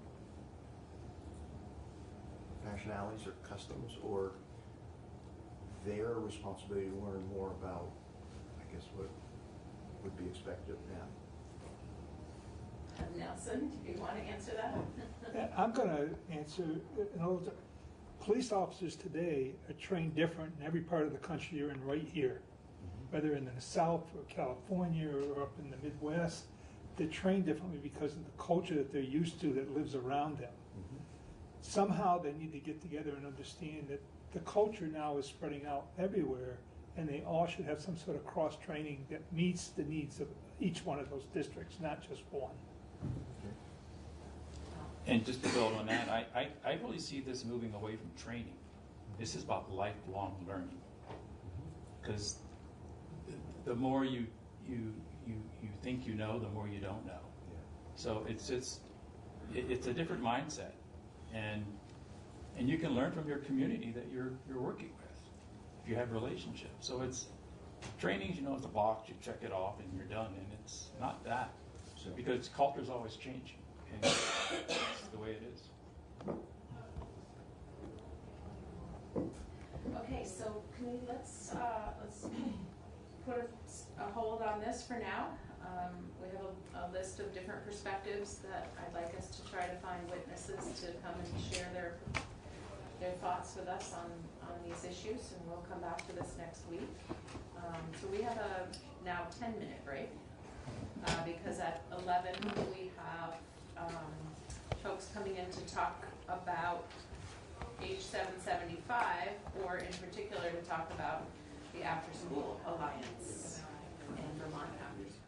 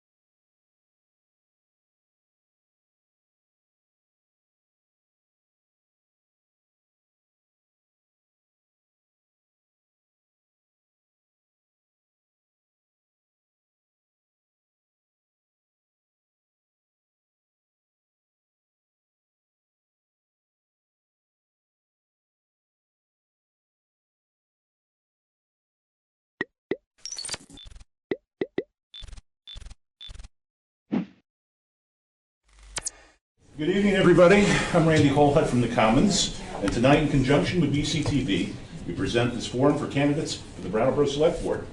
There are 3 candidates running for the 3-year seat on the board. Elizabeth McLaughlin, who currently holds a 1-year seat on the board. Ricky Rosati, a town meeting member from District 3. And the incumbent, David Scholes. There are 5 candidates running for the 2 1-year seats on the board. Kurt Dimes, a town meeting member and director of Brattleboro Common Sense. Ian Goodnow, who's currently clerking at Costello, Valenti, and Gentry in preparation for a legal career. Good luck. Oscar Heller, who ran last year as for the Select Board and is chair of the Town Energy Committee still. Okay. And the incumbent, Daniel Quip, and Mix Rosati, who is also running for the 1-year seat. Take your pick, or both. So here's the format for tonight's forum. Our panelists are Olga Peters. I'm running for 2 seats. Yes, the 3-year and the 2-year. I did say that. Okay. Our panelists tonight are Olga Peters, senior reporter at the Commons, Abby Manunkin from 350 Brattleboro, and Kate Anderson, who's the former chair of the Town Arts Committee. They'll each ask 1 question of the entire panel. Panelists will have 2 minutes to answer. And after that, we'll take questions from the audience. You'll get your chance to say. And then at the end, there'll be a 2-minute closing statement from each of the candidates. So we'll first begin with Abby, and you get the first question. Directed to the entire board. Okay. Thanks for having me. It's good to be here. Climate change is not a future concern for other people to confront. It is here and now. It is an existential threat, and it is of great concern to many, and I dare say most, people in our community. And yet it doesn't affect all people equally. Instead, it disproportionately impacts marginalized communities, including people of color, poor people, as we saw all too well in Tropical Storm Irene and the mobile home communities, and our youth, who will bear a greater burden in the future. This is a global issue, and yet we have a moral responsibility to take local action. What concrete actions will you take on the Select Board? And this is in terms of planning, development, infrastructure, services such as transportation, to decrease our reliance on fossil fuels and build resilience here in Brattleboro. And we'll begin with Mix Rosati. I like to go last because I like to hear everyone else's ideas and see what I have to offer that's different. But I'm pretty sure from when I've listened to their campaign so far concerning like that same issue is that none of them have brought up the idea of having our own municipal currency to fund advancing both sustainable technologies and reparations for people, because last I checked, the Federal Reparations Committee is a bunch of white people, and I think they all vote very Republican from last time I checked, so I really don't trust that there's going to be any progress in their lifetime with that system, which is part of why I'm also not seated in front of the American or state flag. Ian? Yeah. So I think the first step towards that was the sustainability coordinator, and I really supported that move by the Select Board in the town of Brattleboro. That will help us to coordinate and move forward in a direction that is sustainable for Brattleboro and sustainable for Vermont. It's a difficult question because it is global, but I think that there are some concrete things that we could do, like making the busing more accessible that takes us around Brattleboro, making bike lanes safer and pedestrian walkways safer, to encourage people not to drive in town and to get people using modes of transit that are more sustainable. And then I think also how we heat and the energy we use for our public buildings needs to change. Elizabeth? At the time the sustainability coordinator was being considered, I wanted to make sure that the energy audit that was performed for the town was enacted, and we had spent over $1 million on energy coordinating items. Once the sustainability coordinator was voted in, I was on the selection committee, and I was happy to find such an excellent candidate. I'm looking forward to working with him. We've already discussed at the select board an initiative to have buses used not just for people who may not have automobiles, but people who want to use the buses for sustainability purposes as a climate change initiative. I also note that the housing and the planning, that we have made donations from the town budget for Red Clover Commons to get that item out of the floodway.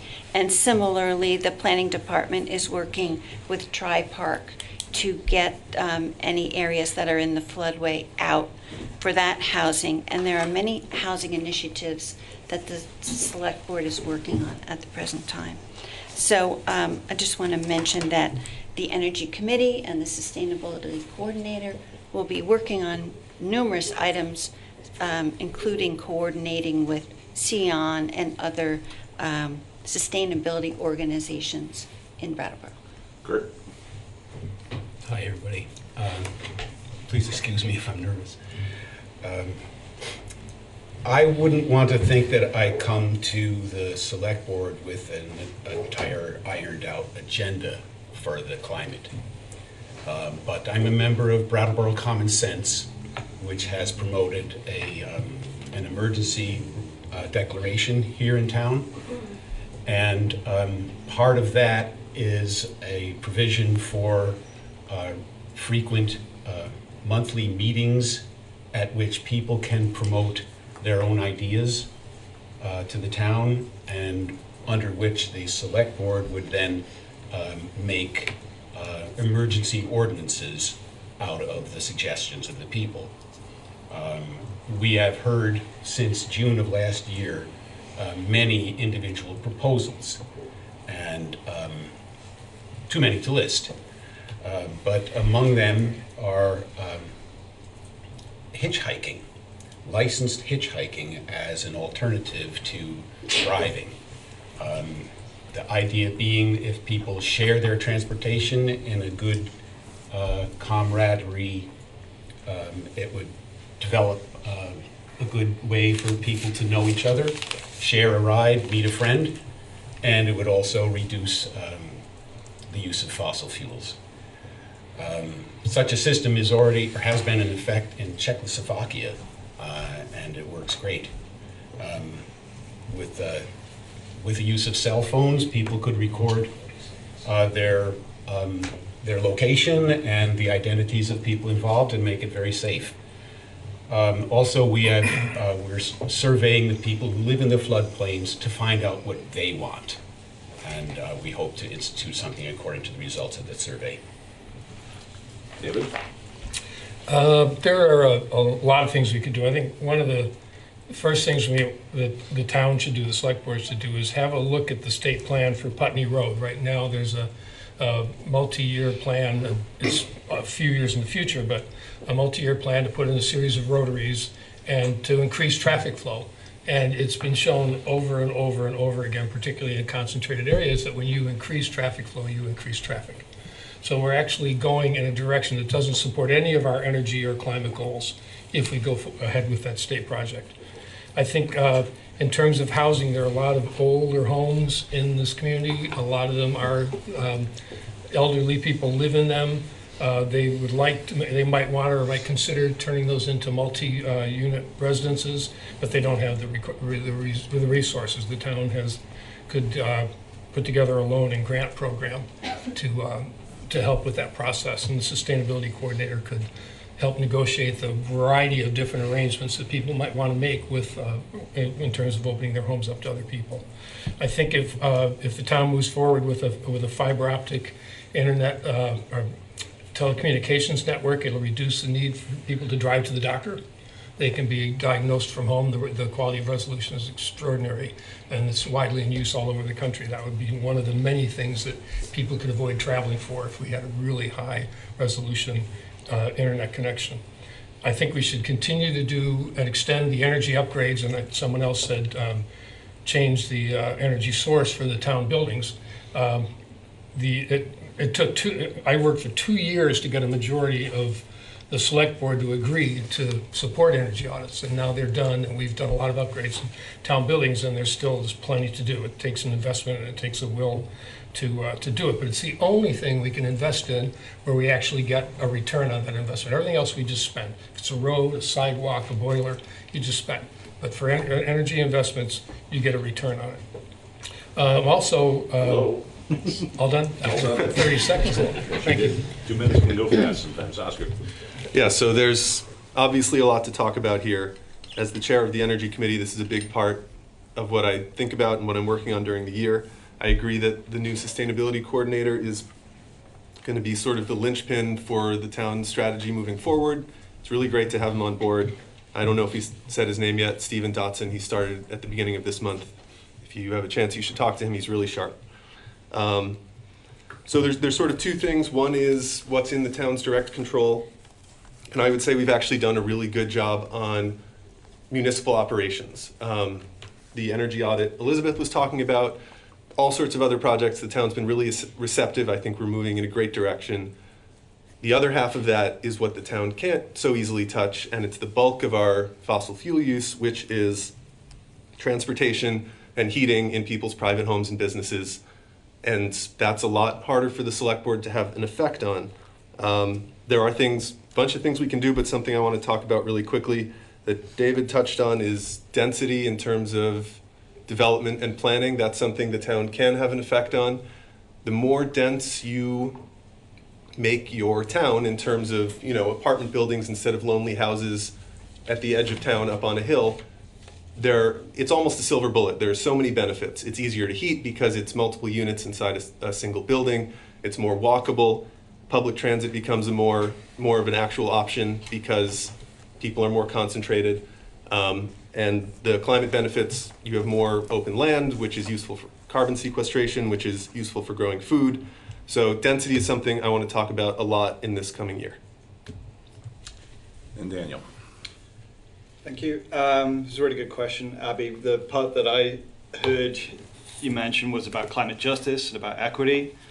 All of my colleagues here have mentioned good practical ideas. When I was, as part of this board in this last year, I voted in favor of the sustainability coordinator and against the climate emergency declaration, which might seem to be contradictory positions, but the sustainability coordinator is a concrete action that we've taken and that will yield results for the town through collaboration, through reviving our energy committee, and through making connections in the community with folks that are directly impacted by climate change.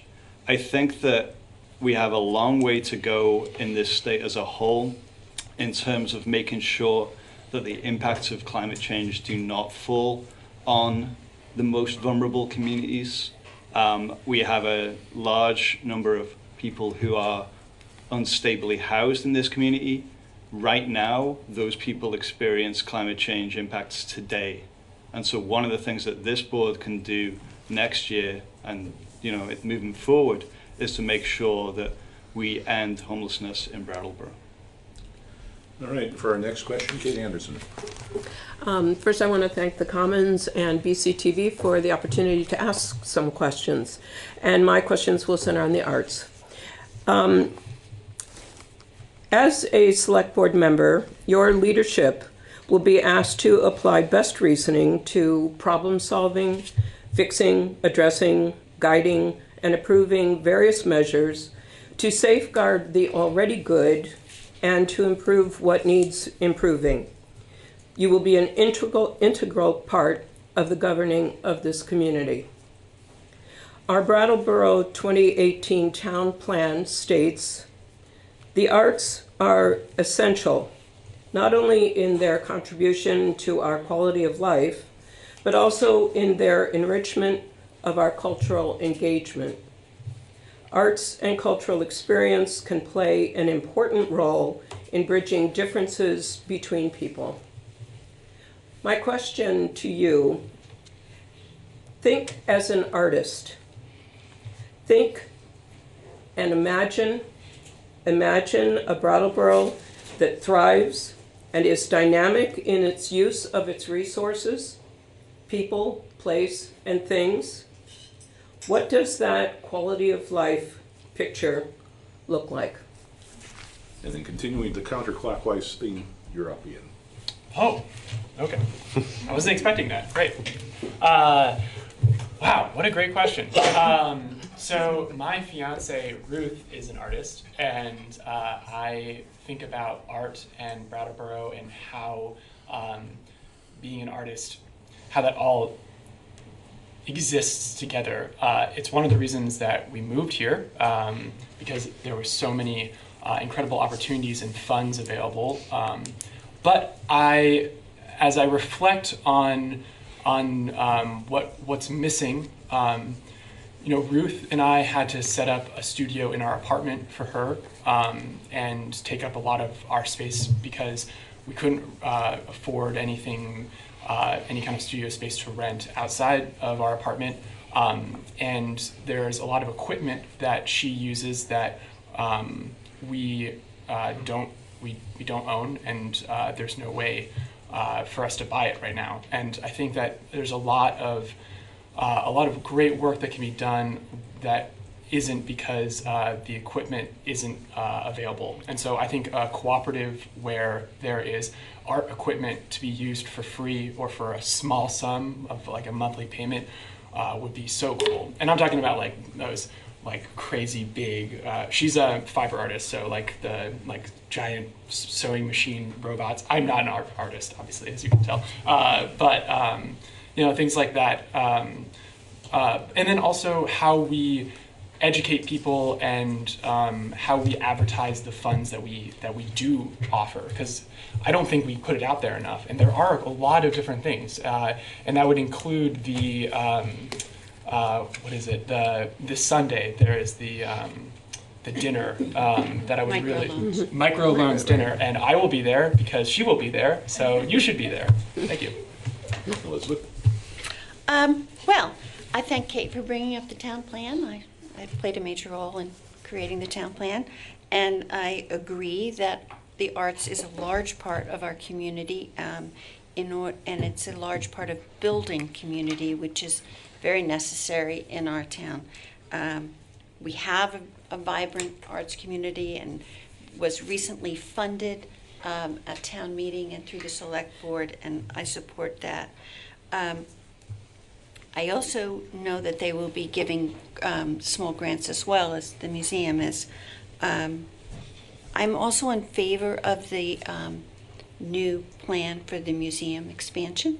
I think it will increase school arts education. And I think that the other thing that Kate was involved in was the Arts Atlas. And I think that can be, it's still used and it can be reinvigorated. And I think one thing that the town needs is kind of a generational exchange between older and younger artists, and I think that would create not only more community, but allow the arts institutions to invigorate themselves. Kurt? Ms. Anderson, could we all hear the last part of your question? Sure. Do you need the quote from the town plan or just No. the quote? Okay. My question to you is, think as an artist. Imagine Brattleboro that thrives and is dynamic in its use of its resources, people, place, things. What does that quality of life, referenced in the town plan picture, look like? It is just as deadly as I thought, the question.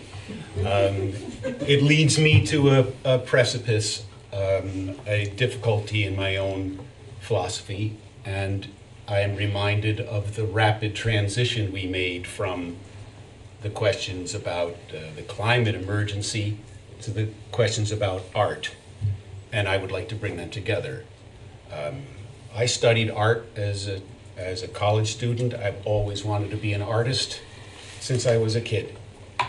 And now I've pretty much given up my retirement dream, and I wonder about our whole society giving up its dreams, some of its dreams, for the sake of the climate emergency. And so with respect to art, I wonder about completely transforming our concept of art and the way we treat art in the society, transforming it into something that is entirely about the climate. Because I must admit, although I always been an artist and always impressed people as an artist and used to be an artist non-professionally, now I wonder if we can afford the beautiful luxury of art. And I'm quite disturbed at these thoughts that come into me about making this terrible sacrifice. But I think maybe art should be, as our first and essential luxury. In the short term, it's a luxury, and maybe we have to transform it or give it up for the sake of the climate. It's an emergency like that, I think. David? Kate, one of the things you didn't mention about arts is the economic importance, and I just wanted to point that out. But when you mentioned lifestyle of being an artist, and what struck me was the peacefulness of it, and the sense of being away from all of these kinds of things, and just really lit up inside, just really feeling alive and alert. And so when I think of that in the municipal context, I think about how do we give other people, everybody, those opportunities. And we have institutions like the youth theater and the music center, the public schools have good art programs, finding ways to expand access to those, make those. The school district also already uses contracts with the youth theater and the music center, and the kids are involved, but to expand that more, to make to more public access, and maybe art classes at night. The museum and the new museum proposal apparently includes a lot of classroom space and open gallery space, or what would you call it, studio space. That's a possibility. The Arts Committee and the Arts Council have grant programs that are publicly funded. It's something that the community has decided to support, and the degree to which it supports it is decided by a town meeting. And so I think of the things that we're doing could all be expanded. But I think the main point is to find ways to, and those are just off the top of my head ideas. I have not thought a lot about this. But I think the key is to find ways to expand opportunities for them, to link it back to Abby's question about who gets to participate and who doesn't, and to expand those opportunities. Oscar? So if I allow myself to think as an artist and not as technically, not in terms of policy, what I picture is, I think, a combination of four things. And to go back to your other point, two of them I think we have and we need to protect, and two of them we really need to develop. The two that I think we have are a beautiful setting in the natural world compared to other places I've lived, cities. It's a night and day difference. That's one of the things I see when I look 20 years into the future. Brattleboro needs to never give that up, and it's something that needs to be constantly defended. The other thing that I think we have a good amount of is art. There's a great artistic community here. There's a music scene that is pretty healthy for a town this size. I would like to see more. When I think of an arts town, I picture Northampton with the different colored painted crosswalks and the more visible displays of public art. I would love to see us rise to that level. That's a really appealing image to me.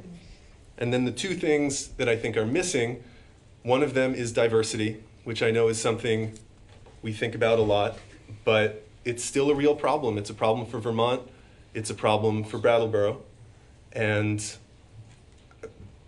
I think we need to find more ways to be welcoming and encouraging for people to move here. I've seen ideas about encouraging international immigration to Vermont that I think are really exciting and would only help our community. And the final piece of the puzzle is that I would like to see us push forward on technology. I would love to see a successful municipal broadband program, but I'd love to see solar panels on more rooftops. I think those, in their own way, in terms of what they mean, are just as beautiful as an art installation. I think technology can be beautiful in that way too. So that's what I see. Daniel? Thanks. Thanks for the question, Kate. I'm the husband of an artist and also somebody that works at our museum and art center. And so I have a little bit of insight into what it's like to be an artist in this community. One of the things that I know from young artists is that many of them can't afford to rent studio space here or find a place to live that's affordable for them. They also, struggle to find jobs that pay them enough for them to, have that lifestyle. So I think that, we shouldn't view the arts as a luxury. The arts are essential for us to understand our world, and they're one of the ways in which we critique the world that we currently have and invent new ones. I think we need to have a town where everyone can thrive, that's affordable, and we need to have a town that is not limiting the opportunities for young people here. We've got some demographic challenges. We have some challenges with the developments at Marlborough. Many of the folks from that community are struggling to stay here. I supported the creation of the Town Arts Fund at town meeting, and during my work on the board this year, we were involved in kind of taking a look at the proposals that the Windham County Arts Committee was coming up with, and I think that those people who are intimately involved in the arts in this community are the ones that are best placed to advise on that. I think that the board's role can be, making sure that funds are available, making sure that zoning is done in such a way that we are not, pricing people out, excluding people from being able to live in this wonderful town. And Ricky. I want to start with a question to the Commons. I had called and asked for there to be a information reprint about how this is my second year running, and they printed that this is only my first year. Do you know if that was done or not? That is actually a question for the editors. Because that's a decision the editors make, not a report. They just never got back to me, so I would appreciate Oh, I'm sorry about that. Yeah, that's not your fault, it's their responsibility. So to answer the question then, I think everyone is born an artist, and I want to encourage us all to continue embracing that part of us and never let that go, and ways of doing that are I think through real democracy. Art is expressing ourselves, and we don't have a real democracy here. And so not only should we include 14-year-olds, which is the age when they can start working, but we should give them civil voting classes, like to help them maybe like start 6th grade elementary school, to encourage them to practice actually voting. And until they become a voting age, what I did propose to the different high schools and elementary schools around here is that they send the select board pictures of what they want government to do, so that their voice is seen and heard here. And the walls here are very white and blank, and we could have a continuing rotating gallery space here, and that would be beautiful. Okay, and next question to Olga Peters. Thank you, Randy. Mr. Moderator? Yes. Could I suggest, because I heard a couple of answers from my colleagues, that I didn't have even a second to digest. Could we have just 5 seconds between questions? We have a lot of candidates up here, and a lot of just 5 seconds. There's usually, yeah, because David said something and I hardly understood it, and then the next question started already. I think it really helps. Olga. Go ahead. Okay. Thank you, everyone, for being here tonight. In preparing for this forum, I had a conversation with a number of folks from different parts of the community. And it was interesting, in the conversations I had with folks from the business community, they a theme emerged where many of them said, we feel like the town asks a lot of us. The 1% option tax, providing jobs, raising wages, those sorts of things. And yet they didn't always feel like that was reciprocated, that what was asked was not always given back. And so part of the question for you all tonight is, do you see the select board, it's kind of two-part, yes, no, and then answer. Do you see a role for the select board in creating a business positive environment? And if so, what is that role? And we'll begin with Elizabeth. Okay. Thank you, Olga. There are several things that the select board has been and will be focused on in terms of economic development. Number one, we do give small business loans, and I know comes to mind, you know, we recently Duo changed hands, and you know, businesses are changing hands, and we have a role to play in that and encouraging. There's also the new Brattleboro marketing plan, which we just got some feedback. The select board did from the Love Brattleboro program that was apparently very successful. I went to the ski jump and was amazed at the crowd. It was really, there are a lot of people coming into town. While the merchants were quite concerned about the 1%, but gosh, I remember Wendy's comment at town meeting as being so spot on, because really people don't make purchasing decisions based on one more penny of tax. And in turn, what the focus of the 1% tax was to offset the increase of the property tax on the middle class. So in terms of keeping a vibrant economic life and having people shop downtown, the 1% helps in a myriad of ways, and it actually has increased the money that we raised from what was anticipated. So there are many things that the town and the select board does to affect the economic climate. Kurt? Of course, the select board has a role. I think the role of the select board is grossly misunderstood by the public. The public makes many demands on the select board, which do not indicate that they understand, that people understand the laws of the town, the charter. The town charter is your handbook for running a town. I wonder how many people, can we see a show of hands, how many people have read the charter? I feel weird. So when people come to the board and they say, hey, do this for the town, do this for business, do this for the arts community, they're often overlooking the bounds that the select board is supposed to operate under.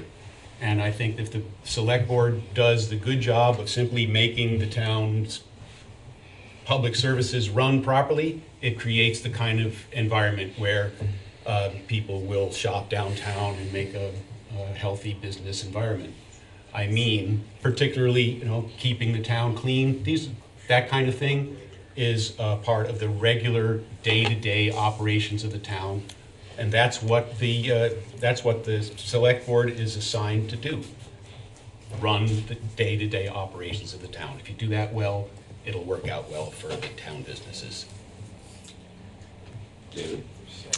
I think the 1% tax is a good example of something that was a deep, great concern for downtown merchants. And it took a long time to convince the community to pass it, and then we passed it, and it's generating revenues better than expected. And there are a bunch of reasons for that. We also, increase the requirements for landlords for property inspections. And in both of these things, we didn't really set up any process for seeing what the impact was. And actually, at last night's board meeting, I asked that we follow up with the downtown merchants and find out what's happened with their sales. Are they seeing a downturn? The economy has been somewhat stable through this time. Is it too soon to know? But we need to follow up and see what was the impact. Is the increase in taxes because because they're selling more things, or is it because we're taxing internet sales now? Really, what's happening as a result of that? I believe we did. The town is keeping, or the building inspectors are keeping track of violations to see if the additional inspections have an effect. But one of the things we have to do is make sure that the rules and regulations that we pass are working, that they're getting done what's done. And I was frankly surprised there was pushback about following up with the merchants. I think we also need to look at ways to expand the small business loans that we make and grants. I'm on that committee. We've made a number of grants. A couple of them, unfortunately, people aren't paying back. So we have less than we had thought. We've supported the Downtown Brattleboro Association and Chamber of Commerce promotional efforts. I think we'll certainly continue to do that. I think the day jobs program that we're hoping will be implemented this spring is also going to help, because it's going to get people that need a little help, a lift up. It's going to give them an opportunity to possibly get some additional skills and be employable. So I will stop because Olga says so. Yeah, I think there's no question that the select board has a role to play in making this a positive place for merchants, and they're obviously a very important part of the economy and the town. Elizabeth mentioned a bunch of the things that are already going on, the community marketing initiative, the revolving loan fund, and general economic development, I know, is always on the mind of the select board when they're making decisions. And I do want to say, though, that I think there's always going to be some degree of tension between taxpayers and taxes. I saw this very clearly with the landlord, the building ordinance issue. That came out to something like $4 a month per unit as extra cost to landlords, and it was still fought against really hard by a pretty determined group of landlords.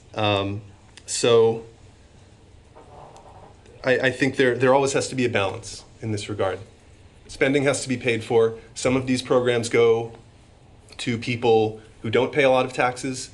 Some of these programs help people who do pay a lot of taxes. For example, if you own property, you're likely to see much more of a benefit from the spending that the town does for the fire department. I think that's just a truth about how these things work. So I want to recognize that while we do ask a lot of businesses, and it would be possible to ask too much, I think right now the balance is pretty healthy. If there was an opportunity to do another 1% sales tax this year, I would vote against it. I want to give it 5 years and see where we are. But I think on the whole that was a good decision. So mostly this week I've been working on this. Make sure the camera can see it. The state of Vermont. That's what I've been working on in my job outside of my select board role. And I think that one of the things that this town can do to have a business-friendly environment is to pay workers livable wages. I think that our... What's a livable wage? I'm not going to take questions from my fellow board members, but we can talk about it. I can provide you a report. So we need to have a town that's affordable for folks to live in. We also need to have businesses that can afford to do business here, right? So my natural side is with the workers, and on the board, I've learned that, I can collaborate with the DBA and talk to people about raising the minimum wage on the same day, okay? Because I think that being in this position, you are going to be asked to collaborate with all kinds of people, and I've shown in this year on the board that I'm capable of doing that, even though sometimes it's not naturally where I'll find myself. Ricky? Representatives who are advocating for less than $25 an hour minimum wage, starting wage, are not your friends. The $15 minimum wage is offensive to recommend to people. People are not going to be empowered by that and able to meet their needs. I am against raising taxes and interest rates on loans.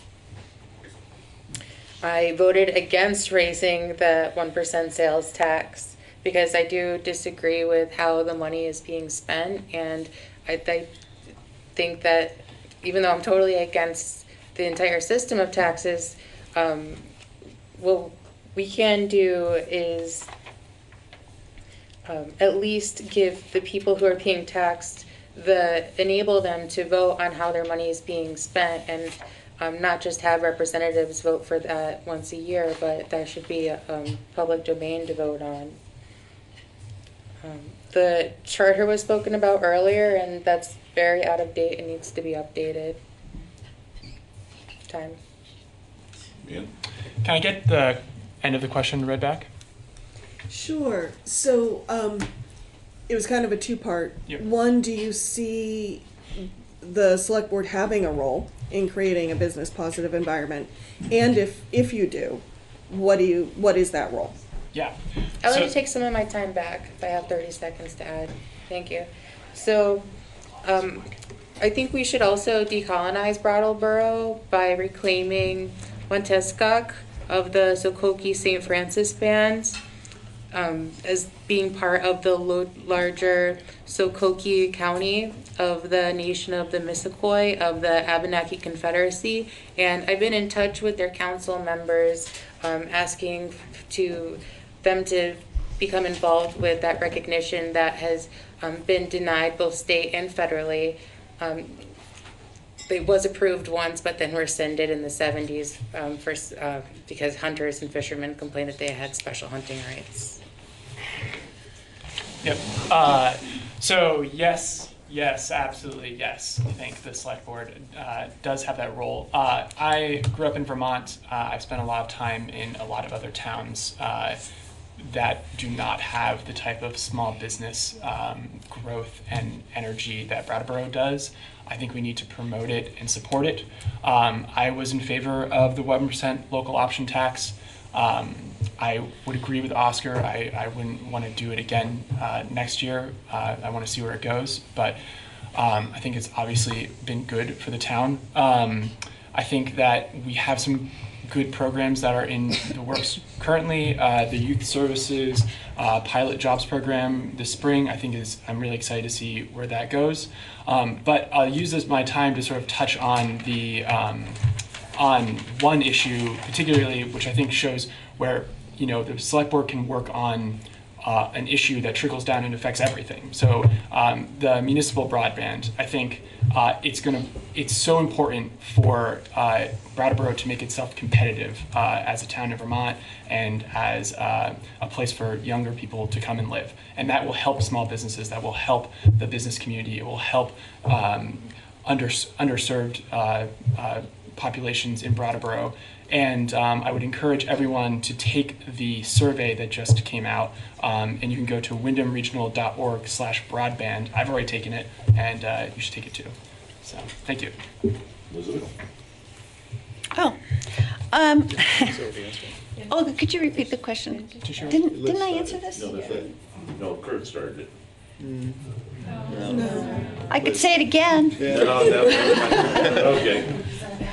And now that we have the questions out of the way from the panel, now it's time for the audience to weigh in. Randy, may I ask Yes? one more question before we go to, because I think it's a reporter's question that needs to be asked. Okay. Report. This is the reporter's question. If you are elected, have each of you looked at any conflicts of interest you might have, any other boards that you're serving on, that could either take your commitment away from the select board or be a conflict of interest with the work you do on the select board? And we'll start with Kurt. I am a member of Brattleboro Common Sense, Brattleboro Common Sense mission is to advance the voice of Brattleboro in the community of everyone outside Brattleboro. Our mission is to, if I can remember the exact words, increase public participation in town governance and to expand and amplify the voice of Brattleboro outside. So our mission is directly and specifically about Brattleboro and with Brattleboro's interests in mind. And I haven't received a penny of compensation anyway, so I think the matter of conflict of interest is dismissed with that detail. Today I spoke with the governor and the commissioner of the Secretary of Transportation in an attempt to advance our interests in and influence about the 3 traffic circles that are proposed, and about climate change, and a favorable new tax program that we've been researching. So BCS and my connection to it will have no conflict with my work on the board. David? I think, Olga, what you're asking is more conflict of duty than conflict of interest, and I don't think anybody's got a fiscal, maybe they do, I shouldn't say that, but what I'm going to respond to is conflict of duty. I am on the school board as well, and I've been on the school board for, I think, 11 years, and on this board for 7, and I've never had a situation where there was a conflict of interest. There's never been a conflict of duty. And when I first ran, a lot of people asked at that time, Annette Cappy, the town clerk, can somebody run? Can somebody be on both boards? And the answer is yes. They're separate municipalities. They're entirely separate funding mechanisms, and the taxing authority is separate. So there really is no conflict. The policies and the governance duties are completely different. And in fact, the overlap has actually been helpful, because in one really specific way, there are a number of them, but the most obvious one is that we now purchase our fuel oil collectively with the school district, so we purchase a greater amount and we get a reduced rate because of that. So it's really provided opportunity for synergies rather than conflicts. Yes, I would have to resign from the Energy Committee, which is sad, but after about a year, we finally got the committee back up to full strength. I'm confident they would find a 7th member quickly, and it would continue to operate very smoothly. And I don't know if I would have to, but I would probably step down from the Finance Committee, since it wouldn't really make any sense for me to be analyzing and providing oversight on a budget that I was creating. I mean, it would make it easier.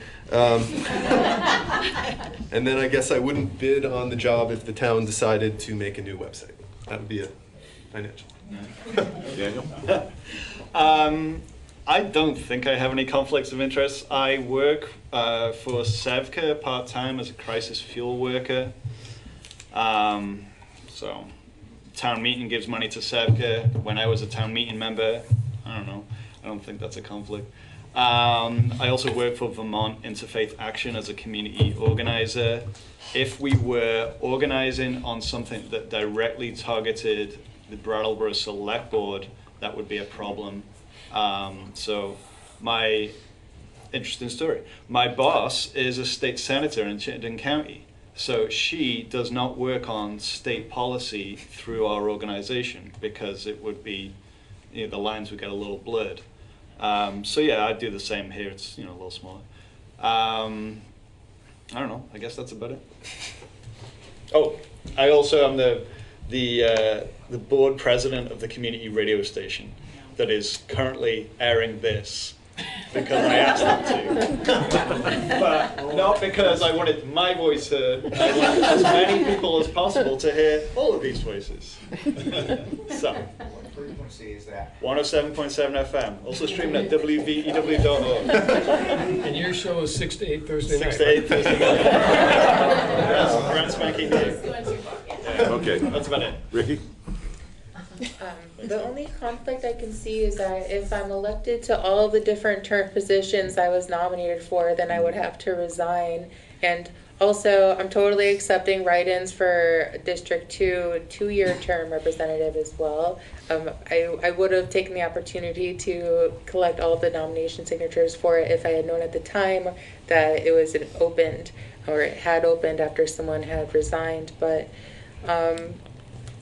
yeah, and I can be pretty transparent about how if I am elected to all of them, I would be committed to taking the 3-year select board seat. Yeah, this is my language. The legal field is full of conflict checks. Yeah, I'm on the board of civil authority as a justice of the peace. I don't think I've married anybody here, but maybe. And I talked to Hillary, and I would not have to resign from that, even though the select board members are also on the board of civil authority. I would take 2 seats, but I probably wouldn't resign because I really, really, really like marrying people. And then I'm the alternate on the developmental review board, and I don't think that would be a conflict either, but that one I haven't talked to Hillary about. The more confusing one would be with my legal work. If my firm were to be involved in anything, that would be a little bit more complicated, but that would have to be a case by case. Elizabeth. I was very happy when I was elected to the select board last year, and I got to resign as chair of the planning commission, as a member of the finance committee, as a Wyndham regional commissioner, and a member of the skate park committee. And I resigned those knowing that I had done good contributing work on all of them. So I'm happy to concentrate all my efforts as a select board member, and I couldn't imagine dividing my time in that way. And I'm devoting my public service to the select board. Now it's time for the public. And using the moderator's prerogative, and also because I noticed that she's got some questions ready, I'll let my former colleague Wendy Levy have the first question from the audience. Anyone else who wants to follow, just line up behind her. Thanks, Randy.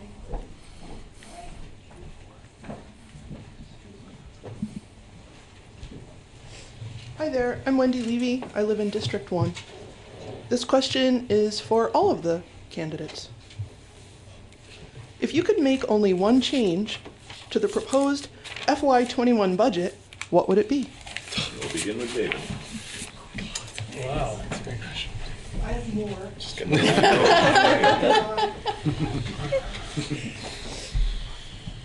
Can I take 2 minutes to think about it? No. I definitely want to think about what would be the primary thing. I think, Well, isn't only 5% of it going to human services? Will you take this thing? While you're targeting, we'll let Oscar take a swing at it. No, I'm kind of ready. I think, Okay, I think I would expand the budget for the human resources and the sustainability coordinator. I think the 2 major issues that the town faces are lack of diversity in the workforce, and the other is housing. And I think the sustainability coordinator, as he begins his work and researches the needs and finds out what really is keeping Brattleboro from being sustainable for many of the residents, is lack of affordable housing. So I would want there to be adequate resources to research that and start to develop solutions. Well, I feel kind of lucky because I've spent the last 2 months basically going over the budget line by line with the finance committee. I still don't really have a good answer. I know that there was nothing in the expenditures that stood out as something I definitely wanted to cut. So I think if I could choose, it would probably, From the conversations I've had, I think I would increase the funding for the Arts Fund. They've gotten a ton of applications. I think there's huge potential for, like I was talking about before, for a greater presence of art and supporting the artistic community in Brattleboro to be something that ripples out in a way that draws people in, that isn't just money that's going to support artists and provide art for us to look at as members of the community, but it's also something that has this larger effect. But really, I don't think I would cut or add anything. Daniel? Let's see. So we worked on the budget over 10 meetings, I think. It was a long haul. It was my first time doing it. I'm glad to have done it, and I hope to do it again next year if re-elected. The answer to this question is actually one that we already did make a change on. It was the non-union pay equity review, where we made a decision to compensate town staff who are not part of unions using a step system that took into account the complexity of their job, the responsibility that they have. And if I don't get re-elected, I'm going to be really happy that I did that work this year, and I can rest easy knowing that I had an impact on the people of our town that's going to benefit our town as well, because when workers have more money in their back pockets, it's good for our local economy. Quick answer to the actual question though, Project CARE is a really great partnership between the police department and numerous organizations that are helping people with a harm reduction focus getting into treatment when they're ready for it. We funded it for $16,000 this year, and we increased the pay from the proposed 12, whatever it was, to $15 an hour for the recovery coaches. If you think about the work that a recovery coach is doing when they're meeting with somebody that has recently overdosed, I think that if this program proves to be effective, we can consider looking at that again and seeing whether or not $15 for that hour's worth of work is an adequate remuneration. I can never say that word. Ricky? So, did I hear you correctly that you said... One budget item. Please let me finish. I Okay, was trying to say, did I hear you correctly, Daniel, when you were saying that you were proud of raising the wage of non-union members? Yes.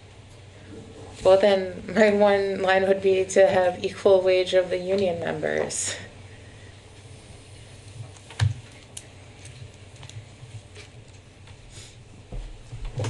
Yeah, Daniel, you did 2. You stole mine. What's that about? Yeah, it's Project CARE. I think the 16,000 was, as I understand it, kind of the minimal, like the amount they sort of need to get it started. I think it's such a great program, and it's the type of fiscal spending that I can really get behind. It's investing in our future. It's investing in issues that are directly impacting a lot of people, and I think I would have liked to have seen it be a little higher. Elizabeth? Well, of course I agree with Daniel that the overall thrust of our work on the budget this year was fair pay, both union and non-union, and so I wouldn't change that. I'm very happy with that outcome. Another possibility for change is to allow for a reduction in taxes, again, because a benefit of lower taxes is a boon to the overall economy. I'm also very pleased with the day labor program, but I think it's a toss-up between Project CARE and Human Services, because the opioid crisis and the homelessness in Brattleboro is a concern to us all. It's something that requires a community focus, and both of those items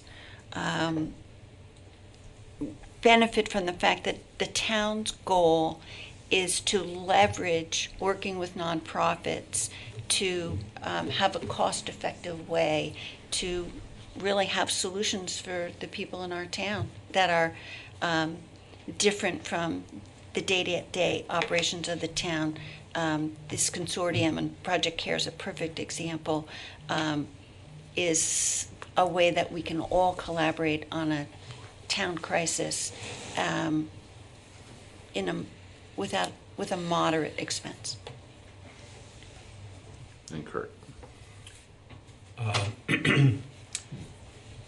I'm disappointed that the budget does not have any new provisions relevant to climate change and the emergency.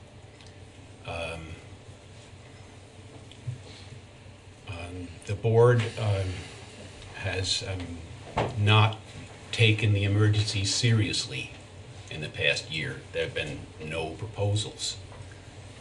The sustainability coordinator was started under different names by Stu Agave, who is one of our directors, especially by Tim Stevenson as the director of Post Oil 10 years ago.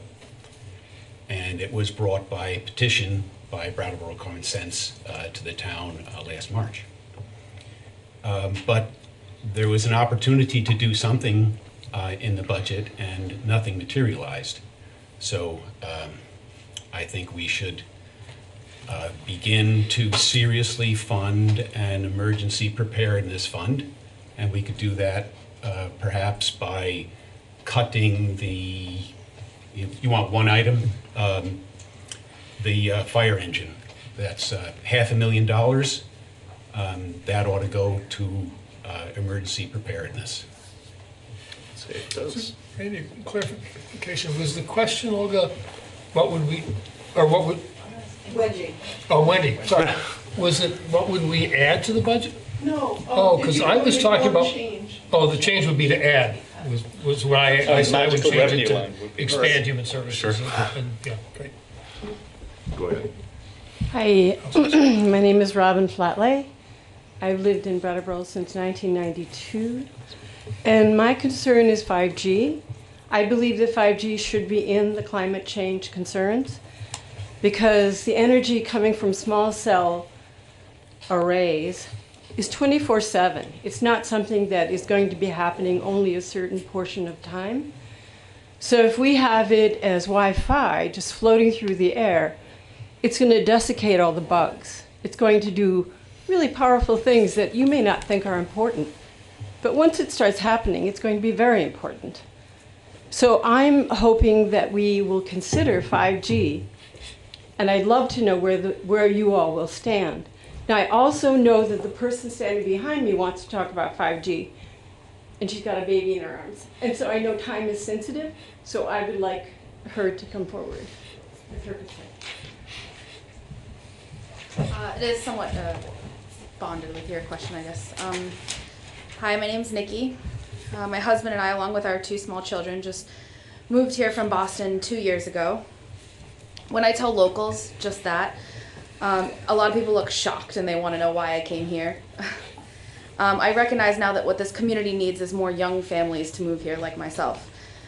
So maybe I have a little insight. I can say the number one thing that caught my eye when I was researching different areas was the healthy living and general lifestyle.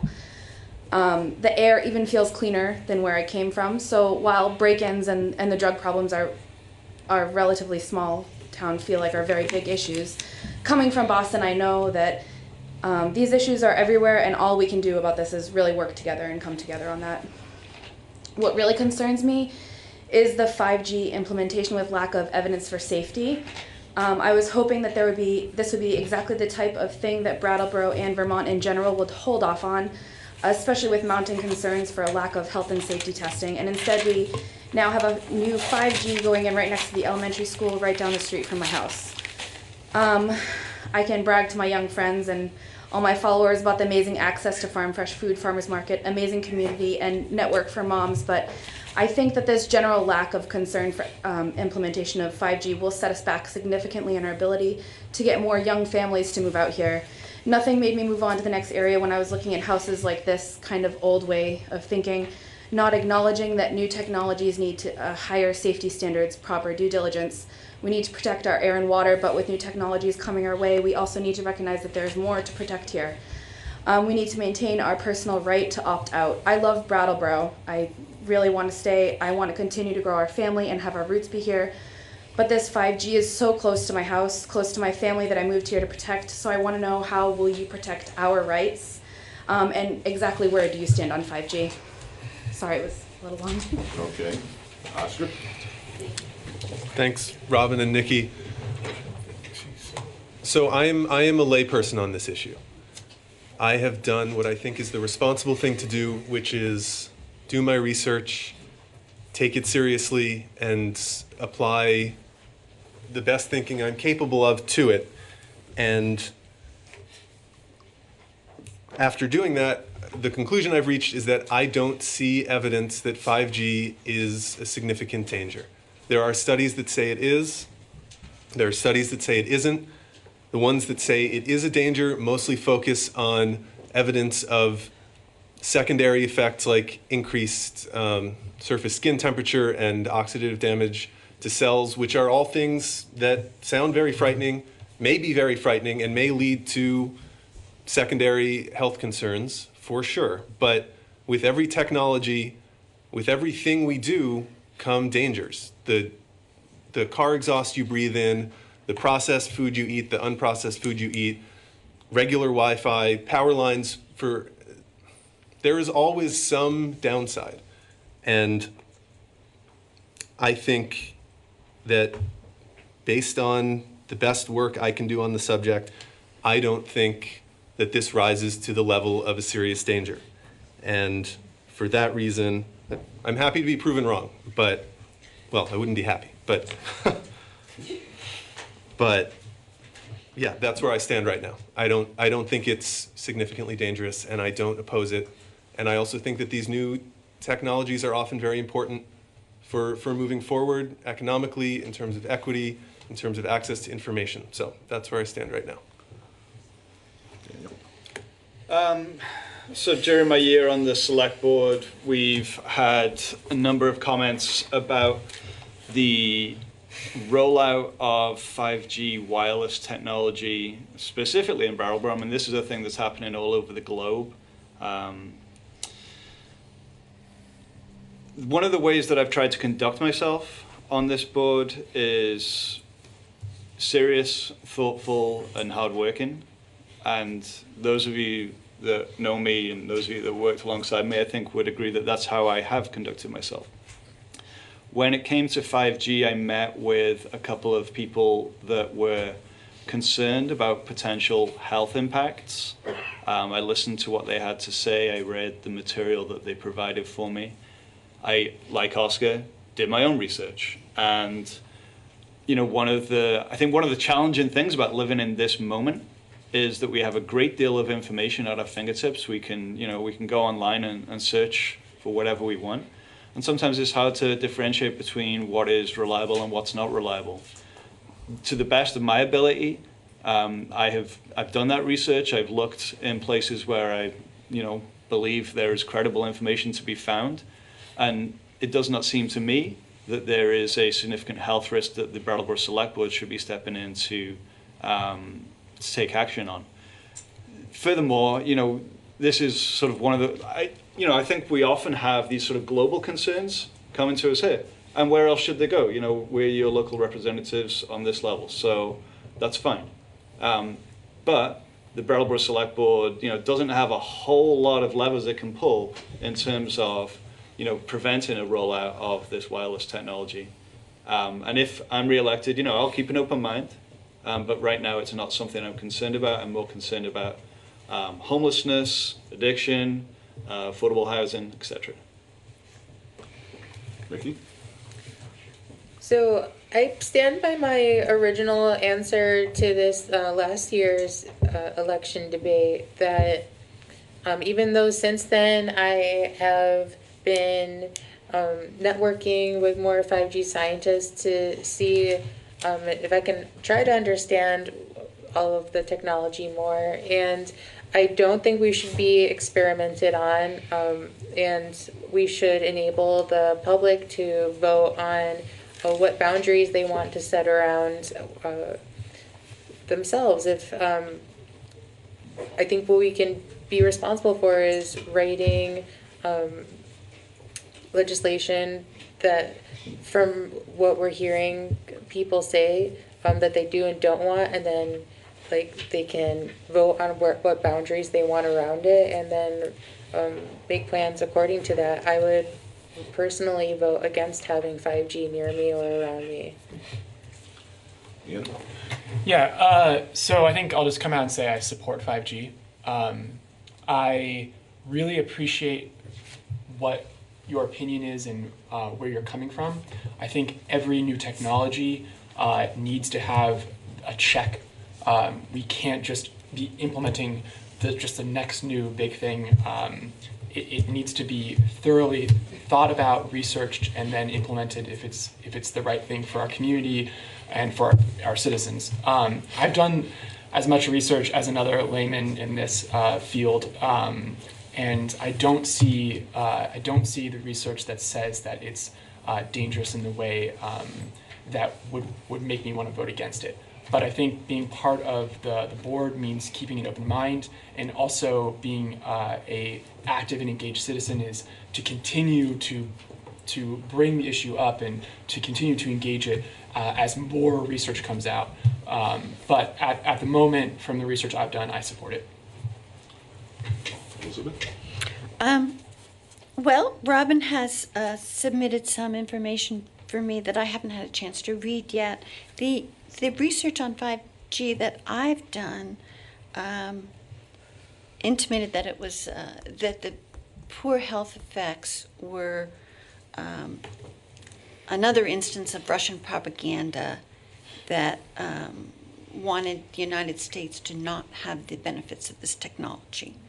And the thing that concerns me is that what we have both locally and nationally is such mistrust of our government that we're not able to decipher what's real health information and what isn't.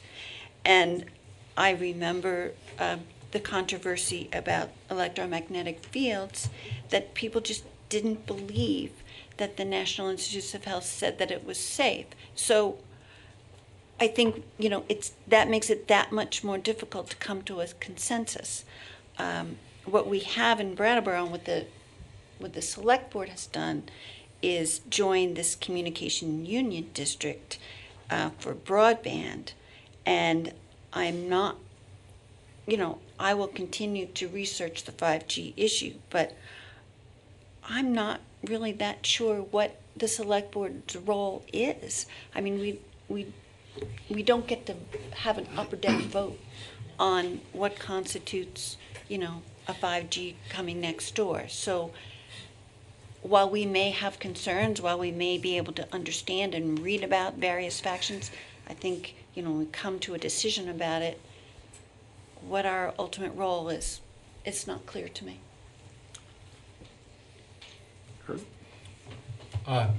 Thank you for the question, Nikki. Thank you for the question, Ms. Flatley. I've been approached by a number of local residents, as I am with Brattleboro Common Sense, and as I mentioned, it's our charter. It's in our charter to promote people's engagement in issues in governance. I appreciate Ian's moderate skepticism, and I appreciate Ricky's strong skepticism of science. I think it's important to note that science has not always been right. The scientific community was silent for decades while people got cancer from smoking cigarettes. The scientific community was silent since 1922. People don't know. In 1922, Europe and Japan outlawed lead paint. But lead paint continued to be used in residential applications in the United States until the late 70s. So 50 years, for 50 years, the scientific community was allowing people, children in the United States, to eat lead paint and get brain damage. That being said, one of my directors, Tim Maciel, has reviewed the literature about the safety of 5G and found that the American Cancer Society the World Health Organization and 30 other health organizations that he trusts feel there is no health risk. But because so many people are concerned about it, I think it is the duty of the select board to promote a resolution, a town vote. Anybody who wishes to collaborate with Brattleboro Common Sense, if I am not on the select board, I would stop. There's, as others have said, there's credible research that that indicates that there is cause for concern, and there's credible research that indicates that there is no cause for concern. There are studies underway right now that are intended to answer that question, and I would support a moratorium until that research is done. I don't share Kurt's blanket dismissal of science. I actually believe in science. I think it's, well, I won't go too far on that one. The reason that we continue to use lead paint and lead gas and all those other things is political and greed. It's not science. But the bigger question around 5G is, why do we want it? It's an inferior technology compared to fiber. It's slower. It's less reliable. It's never going to get to anything beyond the most intensely populated part of town. And it's going to cost a lot more money. We're not even working on it as a town. We're working on a fiber network. We're working with other towns in the county on a fiber network. You're comparing the speed of radio waves with the speed of light. And I'm not going to come up with a mules compared to rocket ships analogy, because it's way beyond that. It's the difference between a 2-inch pipe and a 15-mile river as far as the amount of data that can be conveyed on fiber compared to cable. And 5G is just it holds out a lot of promise, or there's a lot of promotion going on, and it will definitely be faster, but it won't be anywhere near as reliable or as fast as fiber, and it won't be anywhere near as valuable to the community. So I don't think that there's anything much. Well, there are some towers going in around town, and the state is not about to, doesn't seem like they're going to take any action unless there's a large groundswell. So I think people with concerns should get together and make sure the legislature hears about that. But in the meantime, we need to be working toward fiber. Okay, since this is a 90-minute program and we're getting perilously close to the end, regrettably, you're going to have to save your questions for after the meeting, for if you're still standing there. And now it's time for the closing argument. I'd rather hear their questions than hear about the closing. You okay? Yeah. Do you wish to waive the closing question? Okay, yeah. Mr. Carvel, you were in line, but yeah, sure. Then this will be the last question of the night. Oh, George, make it good. No pressure. No pressure. Actually, my question was just for one candidate, so I will sit down and let somebody ask a more broad question. Okay.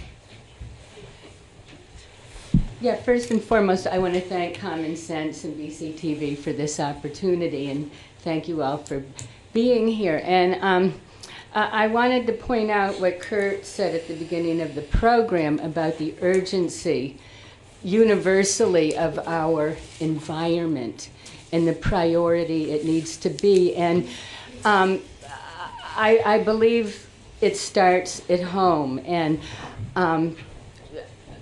a positive experience this last year was the tire cleanup, and I was the main person who spearheaded it. And I won't go into detail, but it took me at least almost 2 years to get it activated, because I went to the town employees, I went to the select board, and it was really hard to motivate people.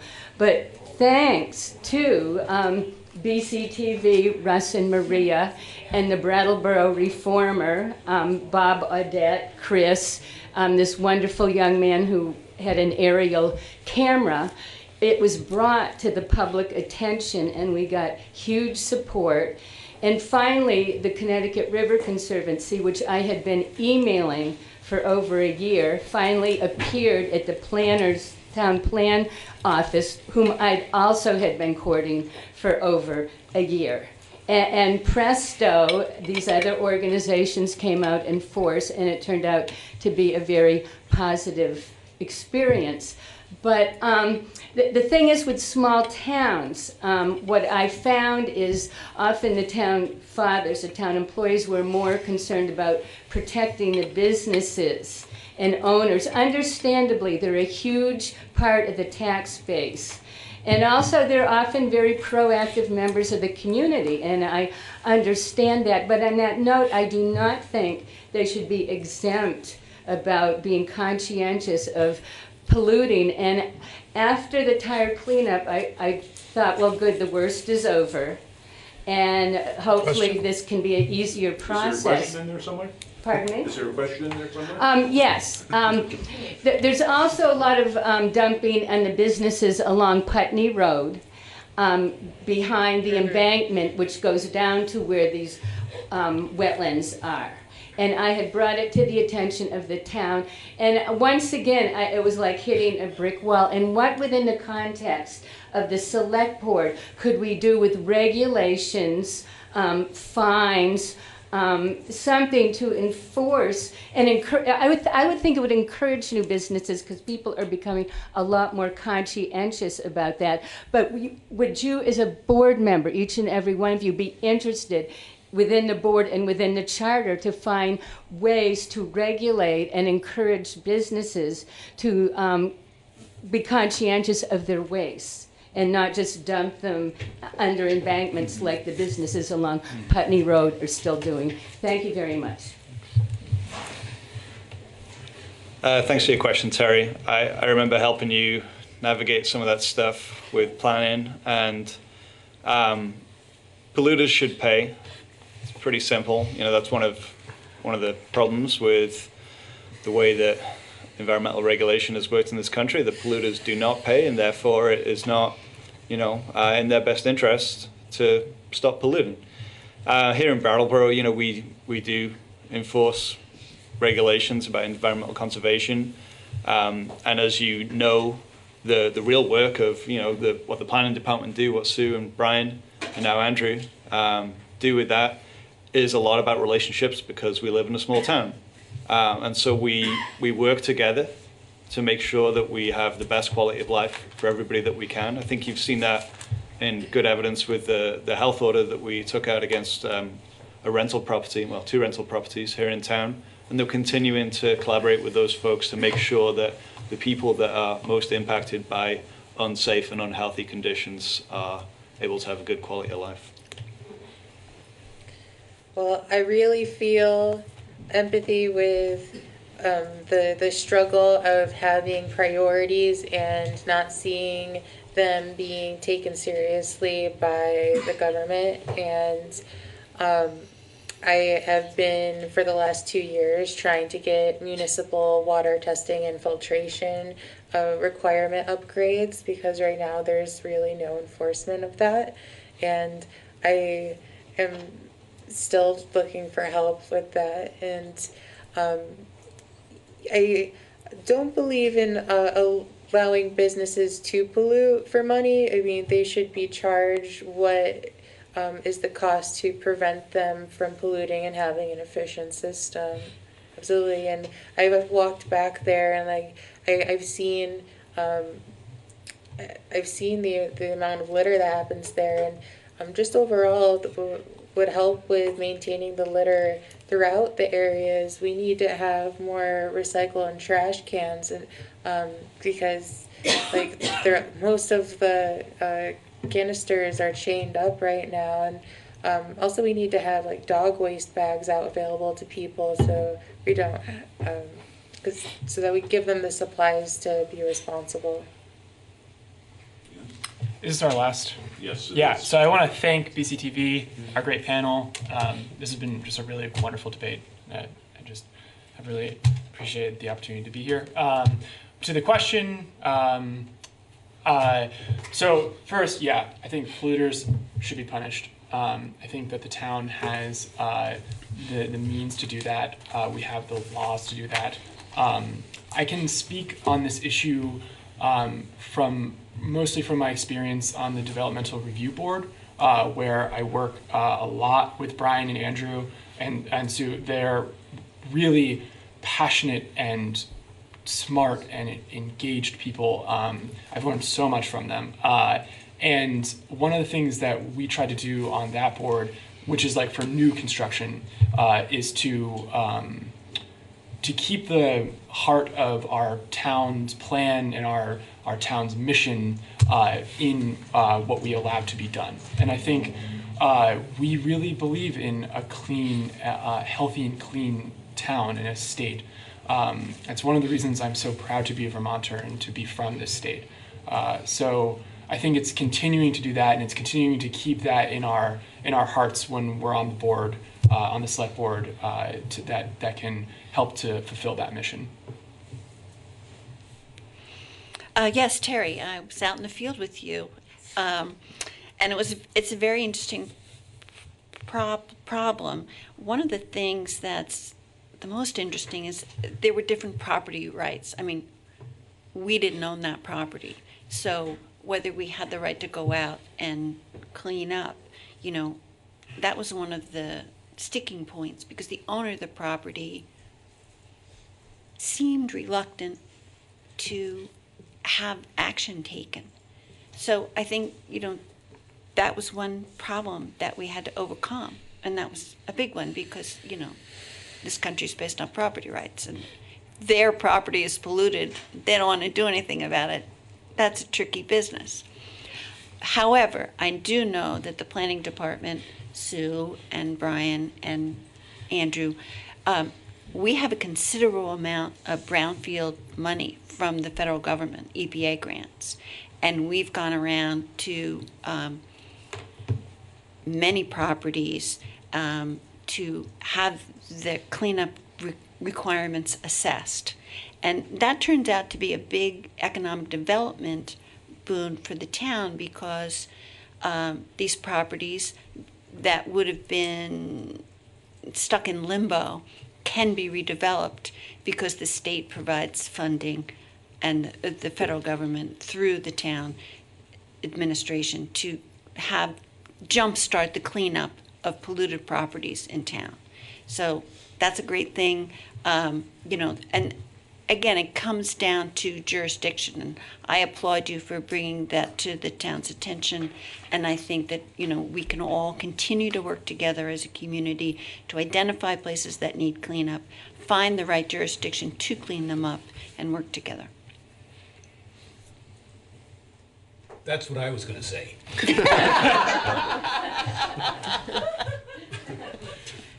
Yeah, thank you for that. I think it is really a matter of jurisdiction, Terry. And I understand that the state laws regarding pollution of waterways give all the control to the state.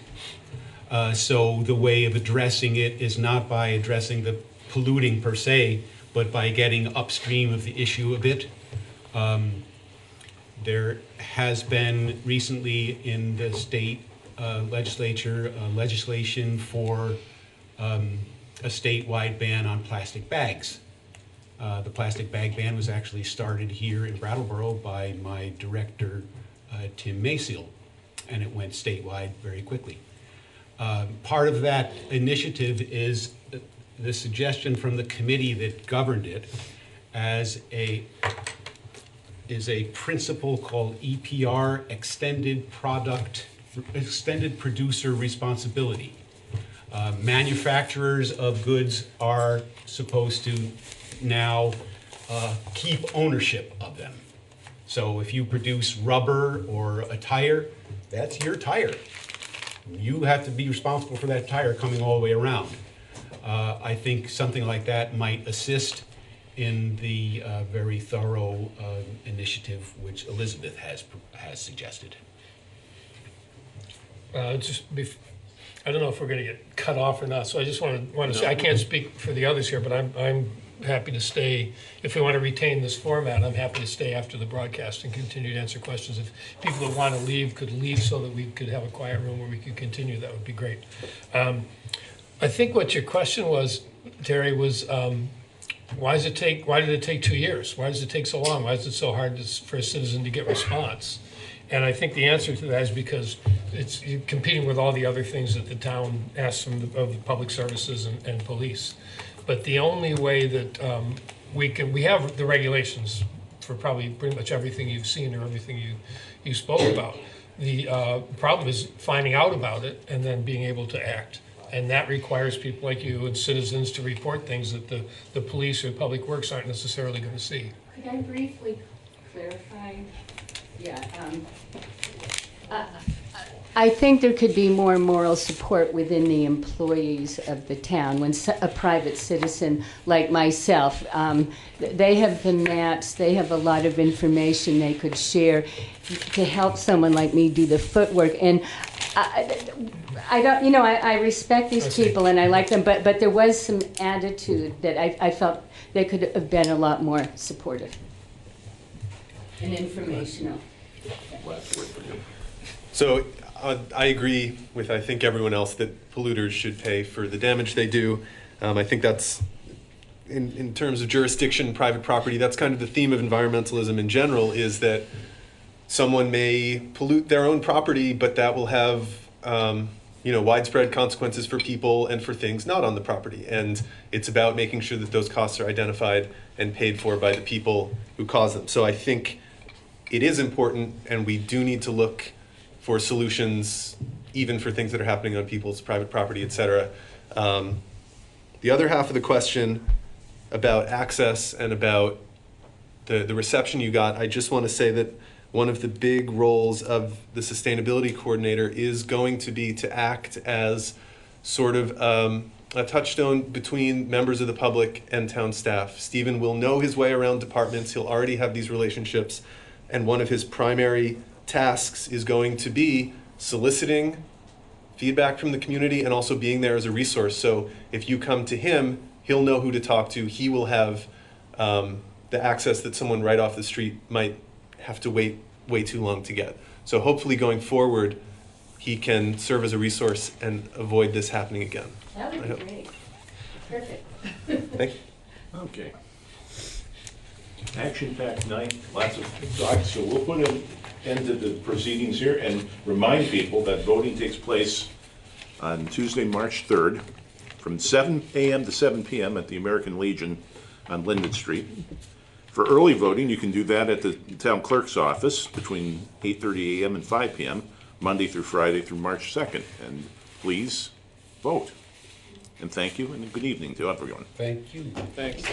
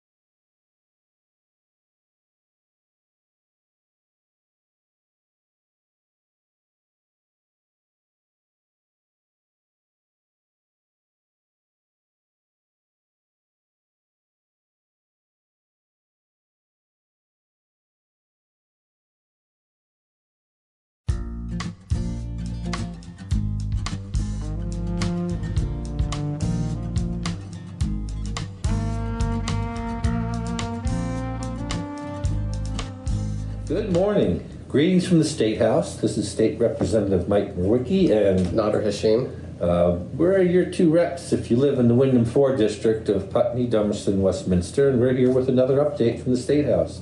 I want to thank the people at BCTV for providing these services, and we can talk a little bit more about how helping them continue to provide those services. So, but Nader, we're in the 4th week of the session now? Yeah, it goes by really quick. Yeah, our days, it's 7:30 in the morning here, and we're still drinking coffee. Yeah, we're trying to get caffeinated to get the day going, but we have long days, we work hard, we use our time well, I think, but it's good to be able to put something out there to let people know what we're doing here. Now, you're in Judiciary Committee in the House, and yes. What have you guys been working on there? Well, we've been super focused on the firearms bill that we have coming up, which is H610, and one of the main focuses of this bill is closing the Charleston loophole. Yeah, no, can you describe what the Charleston loophole is? So the Charleston loophole, the name derives from the shooting that happened in Charleston, where an individual was blacklisted from being able to acquire a firearm. And what people have to do when they purchase a firearm is they have to get a background check, and they have to pass that background check to make sure they're not prohibited by the federal government from owning a firearm. This particular person was prohibited, and he went to the firearms dealer, but there was a delay in getting the background check. And so there's this loophole where if there's a delay, the firearms dealer, after 3 days, can do what's called a default proceed, which is he can give that firearm away anyways, even if the background check hasn't come back. So what we're going to do is say that if the purchaser hasn't received their background check, then they have to wait until they pass their background check, and then they can get their firearm. And so that's what we're planning to do. And in this case, the background check did come back, but too late. Yes, yeah, it came back too late, and after it came back, he had killed 9 parishioners in a black church. Yeah, so this is one of the things that many of us believe. These are common sense steps we can take to help make people a little safer here. And, you know, it's one thing we talk about adults, but one of the things I've been concerned about is knowing that our kids in schools now have to take regular time out to do lockdown drills, to have to do active shooter drills, and that's not what our kids should be doing in school. So if we can make them feel a little bit safer, and parents who send their kids to school a little safer, and I think that's something we should do. Absolutely. There's another thing I wanted to talk about. So as you know, yesterday we had a little bit of a disagreement on the floor regarding a bill that I don't think got much press, but it's a bill that allows candidates for office to use some of their donations for childcare. And I remember when I was campaigning, I'd have to bribe my daughter who had just turned 8. I'd say, all right, we'll knock on 5 doors, talk to some folks, and then we can go get ice cream. And that worked for a little bit, but ultimately I had to start finding babysitters, and I also had her mother was also very supportive, and I was able to, get some help from there. But not everybody has that level of privilege, and, I'm a strong believer that, the doors to this building and the seats in the chamber are open for everybody, including young parents, and, they should be able to participate and use their money that's donated to their campaign however they wish. It's just as valid an expense as putting gas in your car, or exactly. Paying for literature, something that's necessary. And I totally agree with you. If we want more diversity, especially among ages, we need to help people in this regard. So, yeah, absolutely. Glad to vote for that bill and send it on to the Senate. We'll see what the governor does with it, though. Yeah. And today we have paid family leave, the veto override. So it's going to be my first veto override to participate in. It's my understanding it's going to move, a little quick. We're not going to spend a lot of time arguing on the floor, because we've already had the first few arguments during the the second and third reading, and this time I think we've garnered more support. It sounds like all the progressives are on board, and hopefully we have the votes to override it. there's a lot of strong feelings. I have a lot of strong feelings, especially about this bill. And, I think that when we talk about attracting or retaining young families to this state, having paid family leave is a huge element. And, when you're also talking about the 0.2% payroll tax, that would equal, I think if you get a $1,500 check, it equals $3 out of your paycheck. And it's not money that just vanishes. It's money that you can use to take 8 weeks off for a loved one if they get sick, or 12 weeks off if your partner or yourself has a child. Right? Bonding time, they call that. Exactly. It's a very small benefit compared to what the rest of the world does. But right now, out of the 40 top industrial nations in the world, the U.S. is the only country that doesn't have such a benefit. And I think there are only 6 or 7 other states. So it's time for Vermont to show some leadership here and to make ourselves more family friendly. Exactly. I agree. Yeah. Now, speaking of families and neighbors, we had lots of neighbors up here last week, and I just want to recognize what a treat it is for us when we have people come from down south, as we say. Last week there were a lot of people here for the Vermont Housing and Conservation Board Day. That was the Vermont Housing and Conservation Board advocates for both conservation and new housing.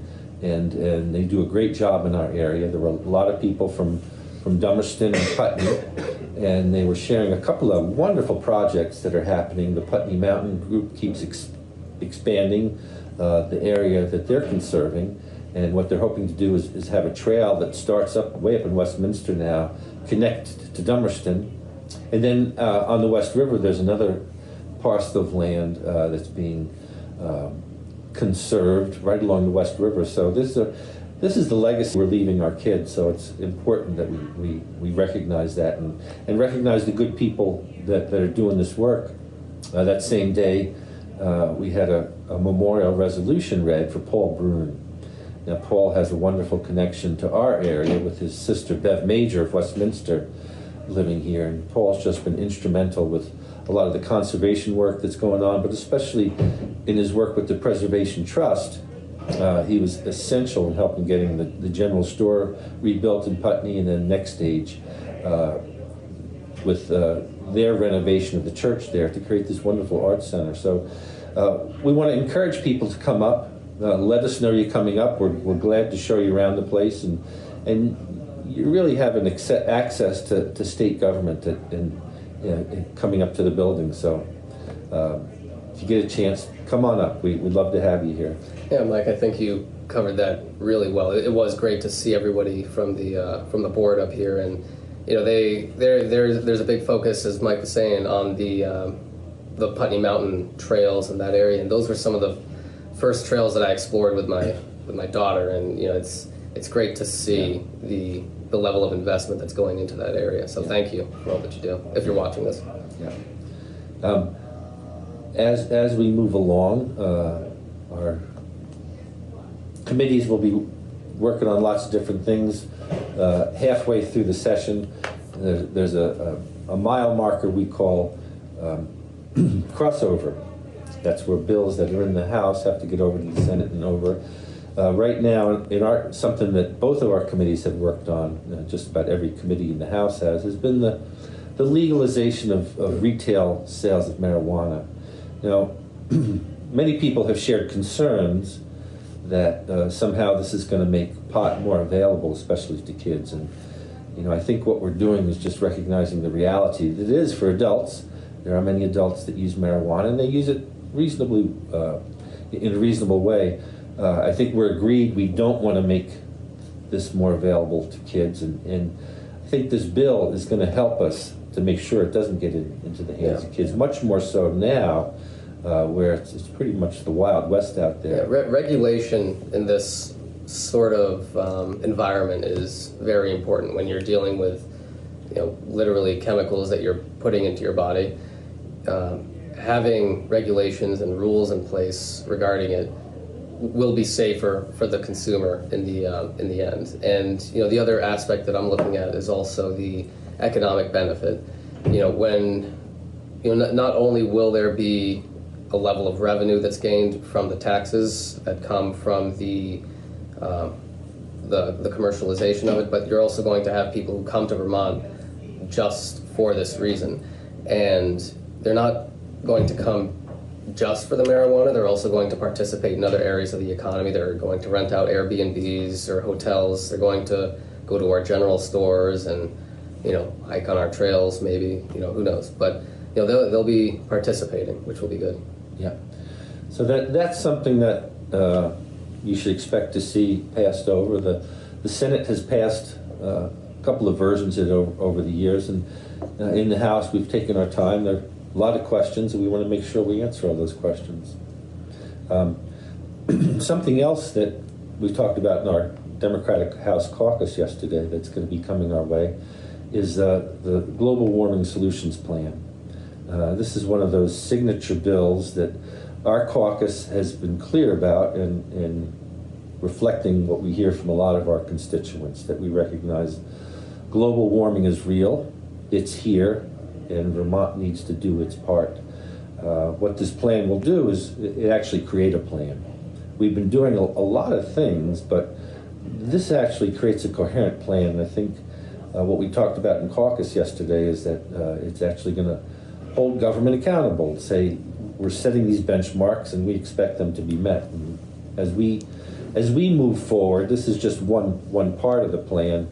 There are going to be other things to do, but I know we've both been hearing from a lot of constituents about this one. Oh yeah. I mean, this the Global Warming Solutions Act. I think we're both signed on to it.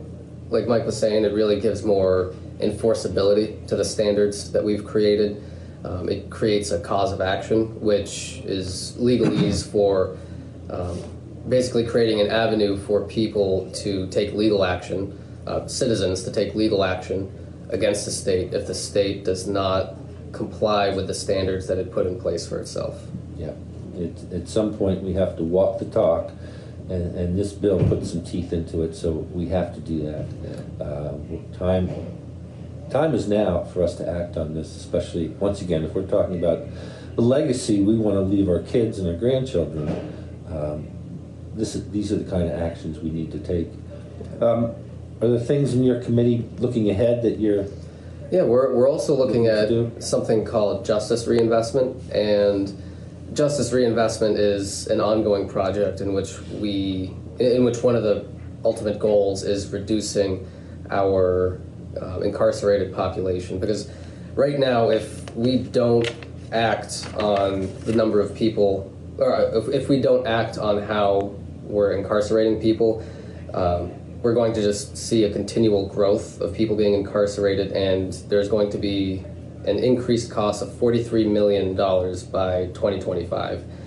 If we do make changes to reduce our population, we'll see an 8 to 10% decrease in our incarcerated population and a cost savings of $14 million by 2025. And this justice reinvestment, it's, like I said, it's an ongoing process where we're continually getting information, but one of the biggest roadblocks that the Justice Reinvestment Group has told us is the lack of data. And so we're looking at how we can gather more data, because once you have the information, then you can look at that information and say, okay, so here is where we need to change certain things. Another issue is housing. People are being denied the opportunity to leave jail when their sentences are essentially finished due to a lack of housing. And that's essentially just criminalizing poverty. And so we're trying to figure out how we can work around that as well and try to make some changes that allow people to get released. Yeah, it circles back to the work for the VHCB and our local housing trust, the Wyndham-Windsor Housing Trust. Right now, there's really not affordable housing being built if it weren't for the trust. Mm-hmm. and it spills over into this area. It spills over into the mental health area, where the lack of housing is what keeps people institutionalized. Yeah. And as you said, there are people in jail right now who are there basically because they don't have the promise of housing. And we're not just going to set them out there and make more homeless people. Right, right. And one thing I wanted to add to that too is furlough, which furlough is, it's similar to probation, but what it is essentially a person who was in jail is now outside of jail, but still under the same parameters and rules that they had to follow when they were in jail. So it's another word for house arrest, kind of. And people, I can't remember the exact statistics, but a large majority, I believe it was over 75%, are violating their furlough for technical reasons. So, you know, let's say one of the rules or protocols that you have to follow on furlough is you have to be at work on time every single day. And let's say your car breaks down because you're living in poverty and you have no money to get it inspected or, you know, fix whatever is wrong with it. Your car breaks down, you're late for work, you're going back to jail because of that. So it's little technical violations like that that I think we need to take a deeper look at to see, you know, why does that person really need to go back to jail? Now, one of the other concerns that's come up within this has been the percentage of people of color in jail in Vermont. Yeah. I wonder if that's something else you've been looking at. It is. There, you know, I don't want to throw just tons of numbers and statistics at you, but you know, we are seeing a disproportionate number of black people being incarcerated in our jails in Vermont, and you know, this ties back to the data issue that I mentioned. We don't have much more information aside from the fact that there is a disproportionate number of black people being incarcerated, both residents and non-residents. It's still disproportionate regardless of whether or not they're Vermonters. And so that is also something that's going to fall under the purview of trying to change around the furlough system, trying to change around the technical violations, and also handling the criminalization of poverty. Yeah. Well, it's certainly work that's going to be ongoing, but something we need to do. Oh yeah, yeah, absolutely. We've got only a minute or so to go before we need to get to work here. Anything else you want to share with people back home? You know, it goes by really quick up here. I love every minute of it, even though it can be a little stressful sometimes. It's a great process, and there's a ton of great people up here, even though we may not all agree all the time.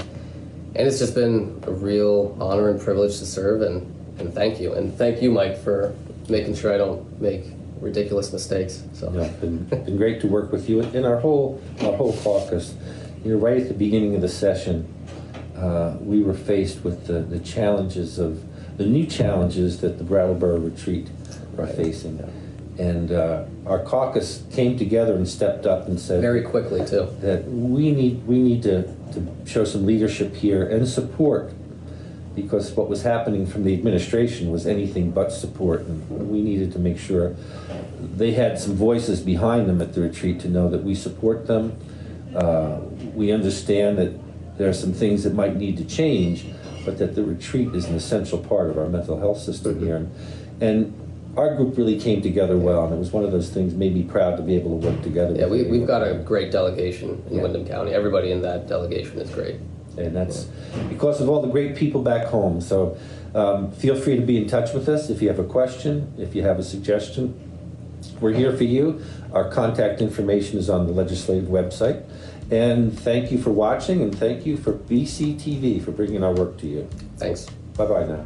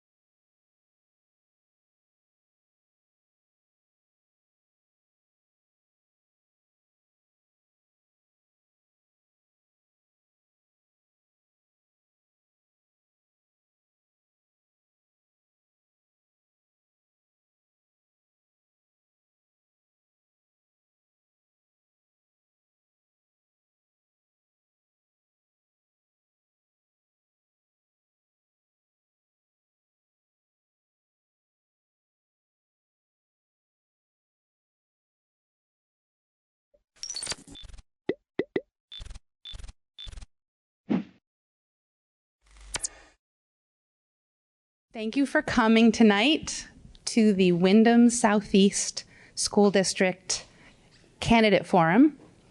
I want to thank all of these awesome people who care about our schools for running as school directors. And I'd like to have everybody say their name and what they're running for, not do their spiel yet. And we'll go down the line from the end, and then I'm going to do a little spiel about where people can find what they're going to need before the vote. So let's start at the far end. You just say your name, what town you are from, and what position you're running for. And hold on. Hi, everybody. I'm Tim Maysale. I'm from Brattleboro, and I'm running for the one-year position, I believe unopposed, in Brattleboro. Hi, I'm Jackie Reynolds, and I'm running for a 2-year unopposed seat in Brattleboro. And this is Annabelle. Hi, I'm Kimberly Price. I'm running for the 3-year position in Brattleboro.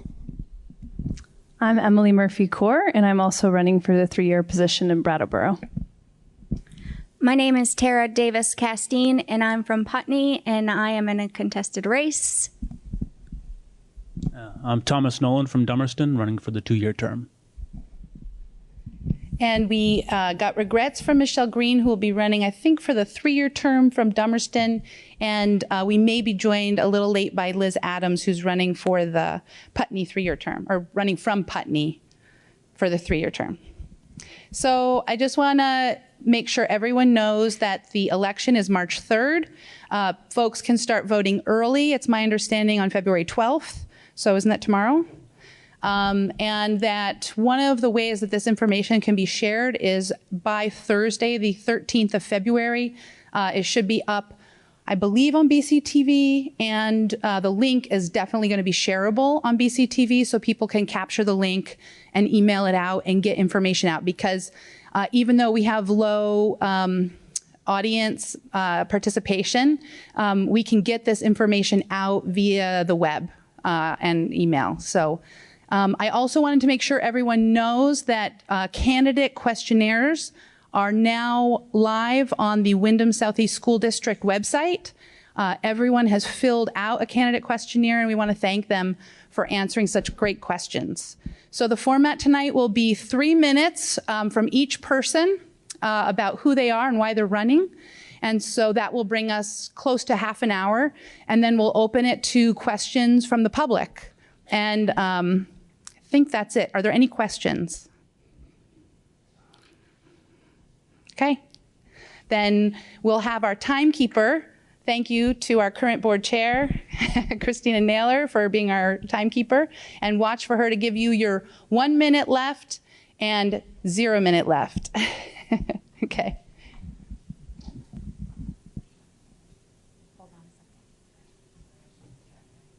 So let's start with you. Start here? Yeah.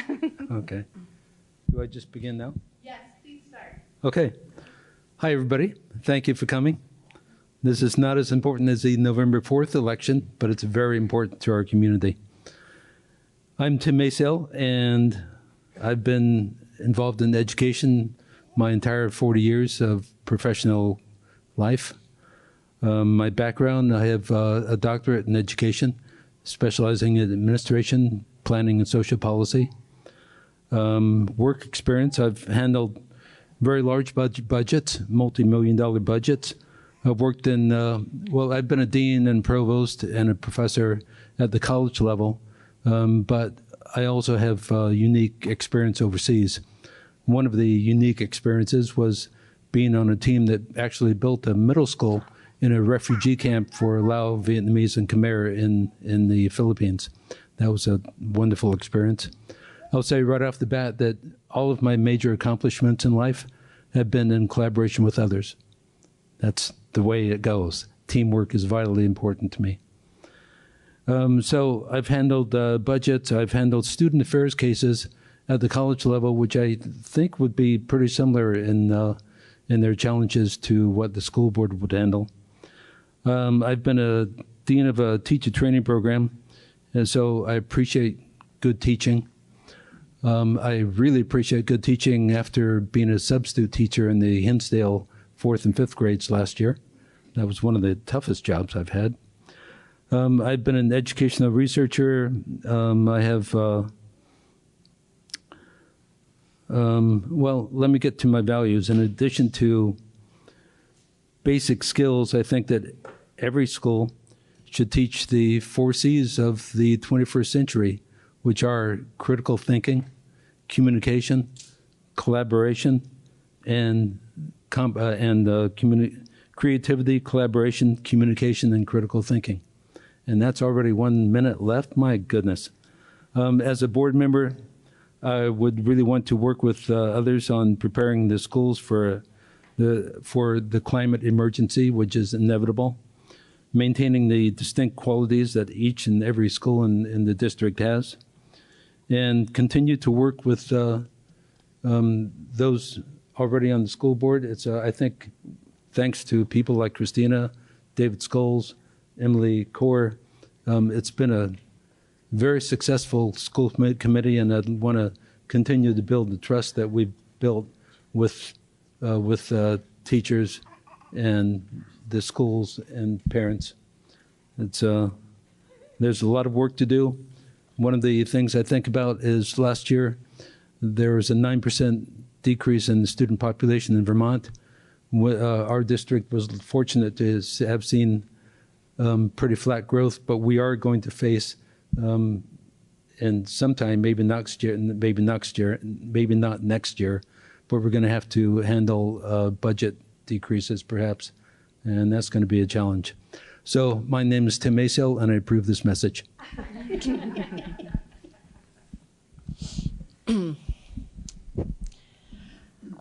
My name's Jackie Reynolds. I'm a rather new Brattleboro resident. I'm from the Boston area, but I've been here about 4 years. I have a son who's in kindergarten at Green Street. I have sweet little Annabelle, who goes to neighborhood schoolhouse and is 11 months old. And I guess Annabelle is the reason that I started to become interested in becoming a school board member, because Annabelle has got Down syndrome. And so we have started to meet a lot of people in the local special needs community and have made some friends and have heard some complaints about how maybe special education is going for some of these families. So we took it upon ourselves to start talking to a lot of parents and see what was really going on and coming to meetings and things of that nature. And what we learned from that, mainly, other than complaints that people have, is that people are either reluctant to come forward, or maybe they don't know the right avenue to talk about these things that they're experiencing. And Annabelle and I like to come forward and talk, so we thought maybe we could help with that. And then on top of that, a few years ago, I was a foster parent to a couple of different children. So I feel that I have really relevant experience with regard to many children in our area, unfortunately, who've suffered trauma, have had a good amount of trauma-informed type training, and then actual dealing with these situations and things with DCF, and just a lot of things that you have to unpack in that kind of situation. And then we're also we worked with early education services, and still do, for support in our home, because we thought it would be a great tool for Annabelle, and it is. And I was on the policy council for a while doing that. And I feel like I'm rambling a little bit, but the main point is that what I've noticed in all of the dealings that I've had with different people in the school system, whether it be little kids, children involved in DCF, or just at the school level that my son is at, is that I think that there's a real lack of parent involvement. And again, I don't know if it's because I feel that people maybe are reluctant to get involved. For example, I'm running in an uncontested race, and I'm not sure why that is. So I'm hoping that people will want to get involved either through me, like maybe people will communicate more about what their issues are and I can help represent them, but really encourage people, because I just know so many people that have so much to say, but I don't see them coming forward to try to help. And that's really what I think my role could be. And I hope that made sense. Thanks. Hi, I'm Kimberly Price. I'm from Brattleboro. I was actually born and raised here. I left right after college, as many college students do, moved to New York and Connecticut, and then came back probably about 10 years ago to raise my kids because this was a fabulous place to live growing up. And there were lots of opportunities as a student and a child living here. I was previously on the Brattleboro Town School Board for about 4 years. I've worked with Emily the last year, and we did some really good work. Worked with David, and actually worked with lots of people in here in the audience. Did not run for the merged board after last spring. My youngest was graduating from high school, and I knew it was going to be a crazy time getting him ready and off to college. But I realized with all of the hard work that we had done that I actually missed it. I missed working with, don't laugh at me, Christina. I missed working with all of the administrators and the job that they do and the hard work that they put in, the staff and everything that they do. And I felt that I had more that I could give. I've worked, obviously, on the Brattleboro Town School Board. I've worked on the SU board. I was on that. I've worked on the finance committee. I was on the policy council with EES for a while. So I've been in all aspects of as a board member, and I feel like, again, I have more that I can give. Thanks. So my name's Emily Murphy Core, and I'm from Brattleboro. And so originally I'm actually from Western Massachusetts, not too far south of here. But my professional experience is mostly in education. So I started my career as a teacher, actually in a Montessori school before I had my teaching license, teaching students Spanish and adapting the curriculum to, because Montessori curriculum doesn't traditionally have Spanish, so adapting it so that it could. And then I was a special ed teacher in the public setting for 7th through 9th grade students who had fairly significant disabilities. But I realized there wasn't a lot of ways for my voice to be heard in policymaking at the school level. And so what I wanted to do was look at how teacher voice could be more integrated into policymaking. So I went back to grad school and got a grad degree in education policy, and then worked at a think tank as a director, specifically around how to get teacher voice and school committee voice into more and more into district level and administration policymaking. So thinking about strategic planning and creating policies that really, when they roll out, have a better effectiveness because they have the voices of many. And I really truly believe that the more diverse voices we hear, the better the solutions we can come up with for problems that exist. So now I moved to Brattleboro, and I run a retreat center with my husband, a yoga and meditation research and retreat center called Setu Vermont. And I was on the Brattleboro Town School Board, as Kim mentioned, for a short term, and now currently serve on the WSESD board.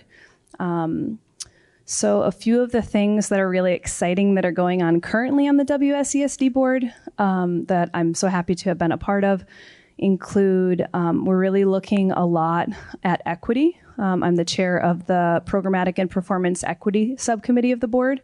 And right now we're really trying to think about, we've come together as a bunch of schools and now we're unified. And so how do we make sure that we're creating programming or expanding programming in an equitable fashion, but not thinking in the direction of everything must be equal, because we know there's a lot of diversity in the schools and a lot of hard work has already gone in to kind of solicit the input of communities to create those programs. So we really have to start thinking, or we are trying to start thinking, okay, what does equity mean across a district? Are all people having access to the programming that makes their educational experience full and high quality? So I would say that's one of the things that's top of my mind currently. And I hope, even if I'm not on the board next year, that it's one of the things that the board can really pursue, because I think it'll really impact how we think about budgeting and how we can improve our schools from being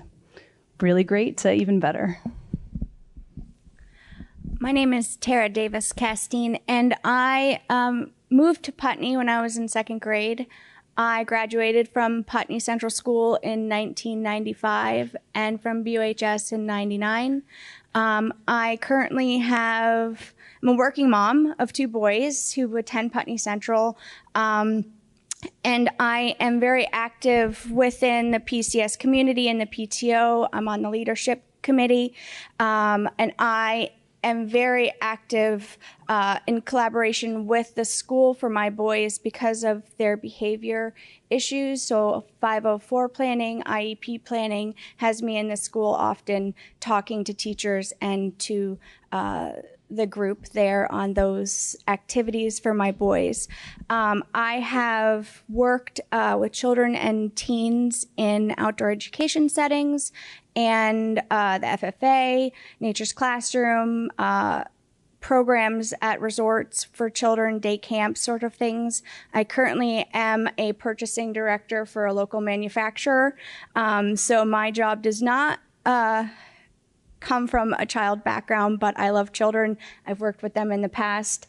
I am very passionate about making sure that when I'm on the board, I am bringing Putney values and also looking at the values of the different towns and what they expect for their schools. And along with Emily, the equity part overall, but making sure that we're evaluating the values that the community is bringing and would like to see within their school walls. I love to learn new things and research, so I'm not always going to know the right answer, but I'm very happy to take a look at what's going on in our community, talk to parents, talk to administrators, look at the laws that are happening at this moment in time and how they're interacting with our daily lives within the school, and try to make decisions that make our schools better for our students. Thank you. Okay, my head is so clogged, so just go along with me. Everything I've written for the website and everything is just like... So this is an attempt. I'm a longtime resident of Putney. My daughters attended Putney Central School from 1984 to 1997. During that time, I helped out in the school in various ways, so it was a great way to learn about that school. My granddaughter is now a student there. I was a part of early childhood teachers that met regularly with the kindergarten teacher, a school board member, and others to support a position for an early childhood outreach staff. I advocated for this position before the school board and at town meeting. This program led to the creation of a full-day pre-K located in Putney Central School. It was the first in the state, and it was a collaboration between Head Start and Putney Central. And at that time, I was collaborating with Head Start, so I got to know lots and lots of parents. The merge board is off to a very good start. WSESD has the opportunity to not devolve into what is happening in some other parts of the state, pitting town against town. I have the ability to represent the town that I am from while simultaneously being able to think of all the kids.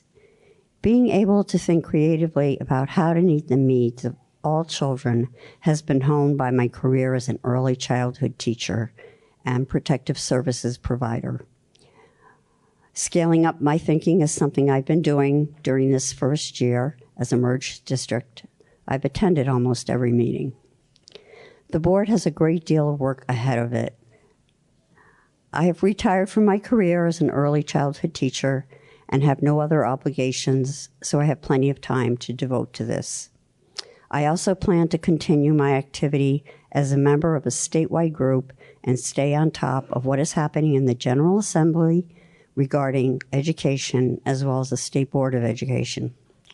Social justice has been embedded in my values for decades. A long-held belief of mine is that children are our future and deserve the best education that we can give them, as well as spark a passion for lifelong learning that I possess. Other qualities that I have that could be an asset for the merged board are patience, curiosity, collaboration skills, love of learning, doing research, listening to diverse perspectives in order to learn and inform decisions, critical thinking skills, and reflecting on all the gathered information to make a decision.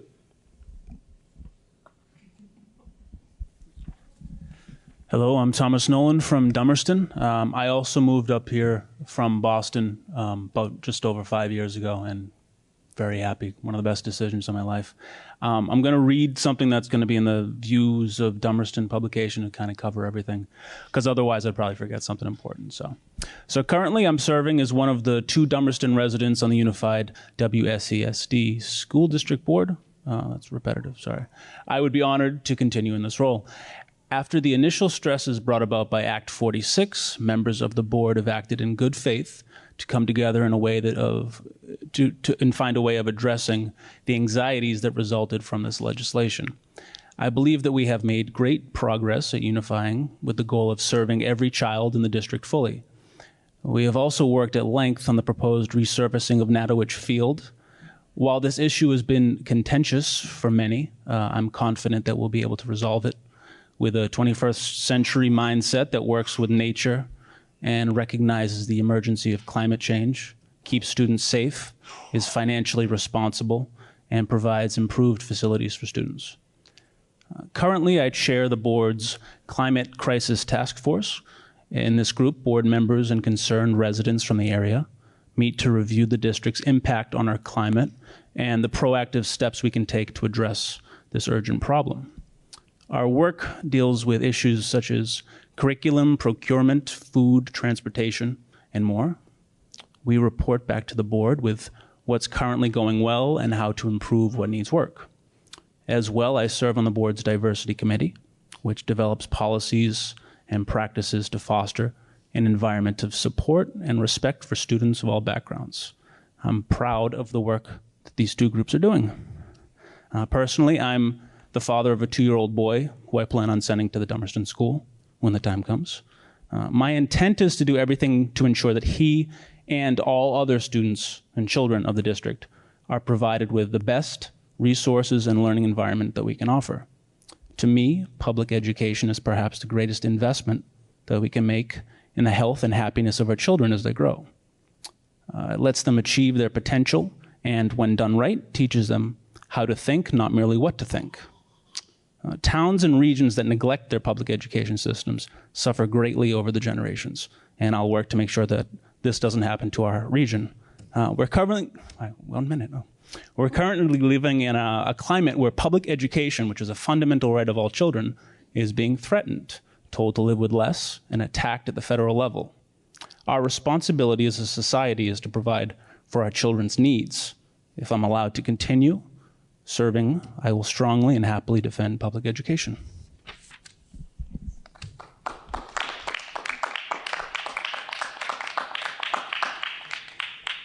So let's give a round of applause for all of these candidates and everything that was great. I realized I did a thing that I always chastise others for, and I didn't introduce myself, I don't think. So I just wanted to say I'm Jamie Comtois, and I had served on the Putney Central School Board and helped during the transition process as we moved into the merged district. So that's my history and participation in this process. So I want to make sure that we have questions from the audience. I think the way the microphones will work best is if you have a question, I'll call on you, you come up, speak in the mic, and then I will allow folks to answer the question. The challenge we have with 8 candidates is that we'll need concise answers so that we can get to as many questions as possible. So let's keep it at 1 minute per answer. I forgot that piece of the timekeeping, so I can take that over if you want, Christina. So 1 minute per person for the answer, and then we can go down the line. So let's see if there are any questions from the audience. Go ahead, Jody. I'm going to start the microphone down. If I blow you away, I'm sorry. My question is, Jody Normando Dummerston. Thank you, Kim. I forget that. My question is, I guess some of you would be new to the board, but you can answer in that way too, what you could bring. And the ones that are on the board is what the board is doing as far as the climate crisis is concerned.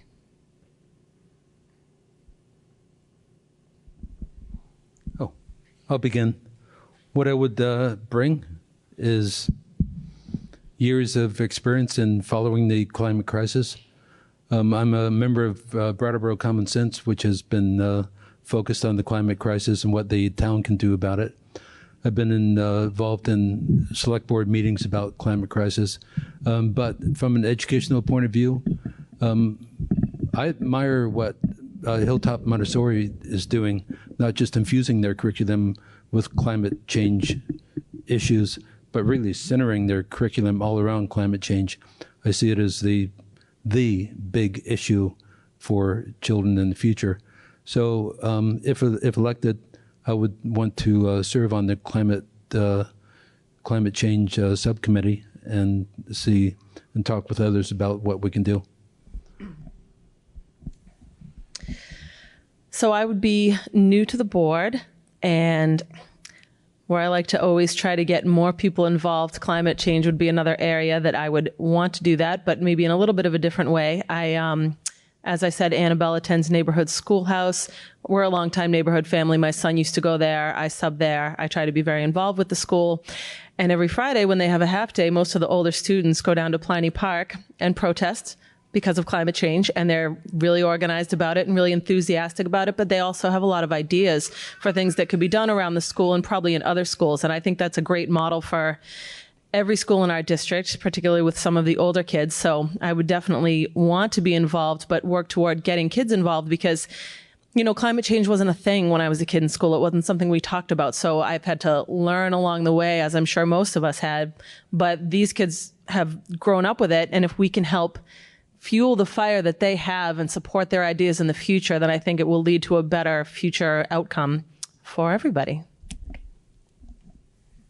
It's driving me crazy. I would be new to the merge board. The Brattleboro Town School Board had actually not really addressed the issue at our level. I think that it would be something that it should be introduced in terms of curriculum at all ages, from pre-K up.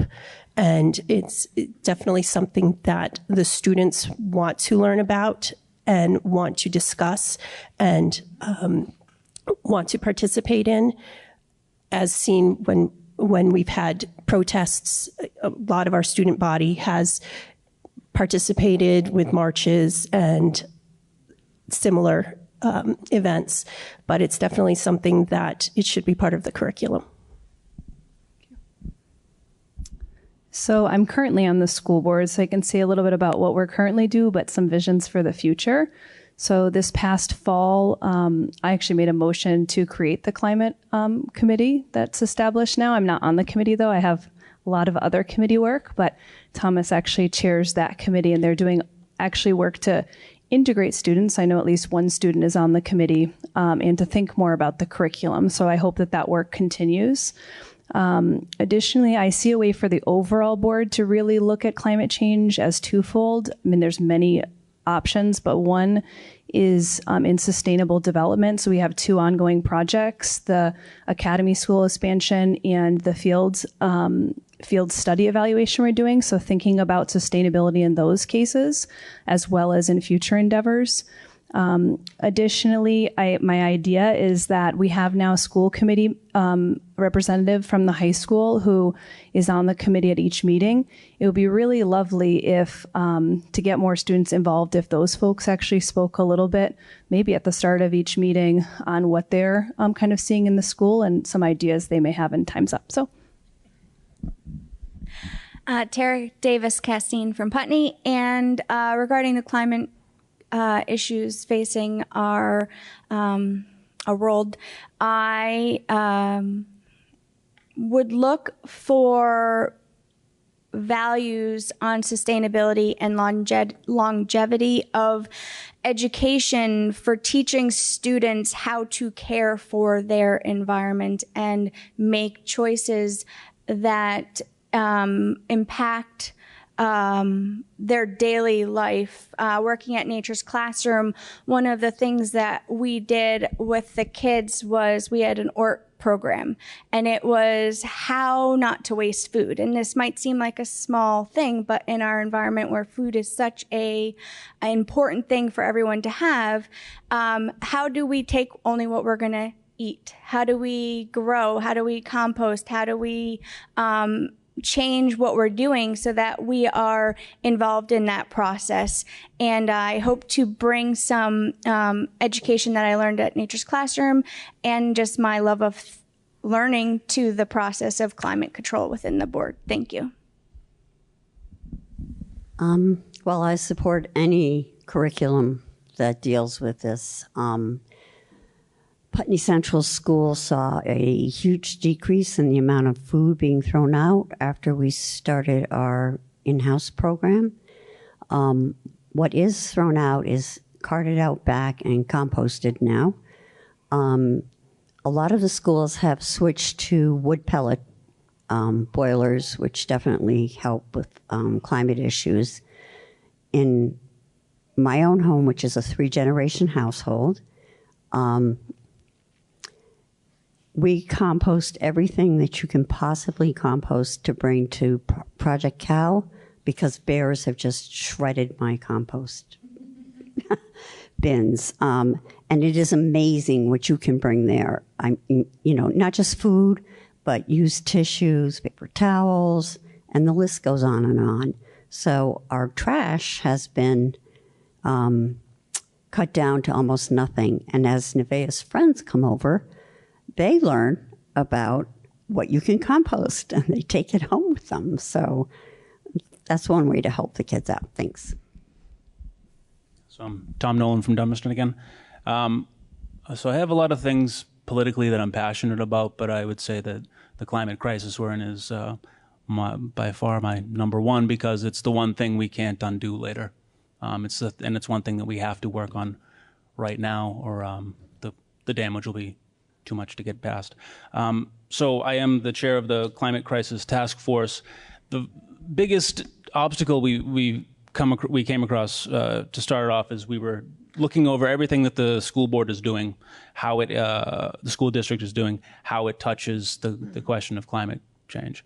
And it was overwhelming because everything you can think of tends to have something that comes back. Curriculum, are we teaching it enough to the kids about how important it is? How we procure things for the school, the food that we serve, everything seems to come back in transportation. So the thing that we've tried to focus on is, okay, well, what specific policies can we propose that will have an actual effect? What can we do instead of talking about, oh, this is terrible, this is filling us with anxiety? What policies can we propose? And that's what we're currently in the process of doing. We're crafting actual policies that we can recommend to the board.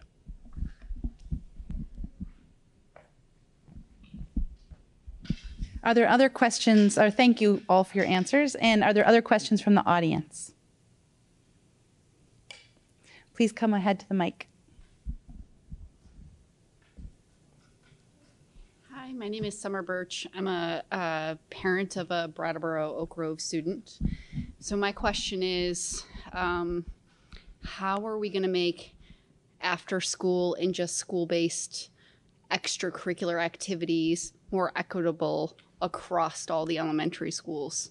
We have probably the smallest after school programming of any of the schools.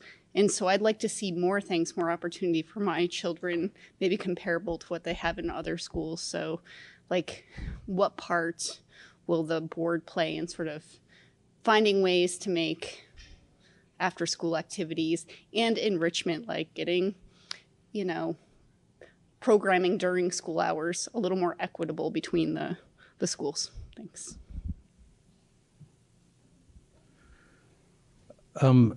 Well, in preparation for the work on the board, I've been visiting every school, and I was talking to the principal at Green Street. They have a fantastic after-school curriculum.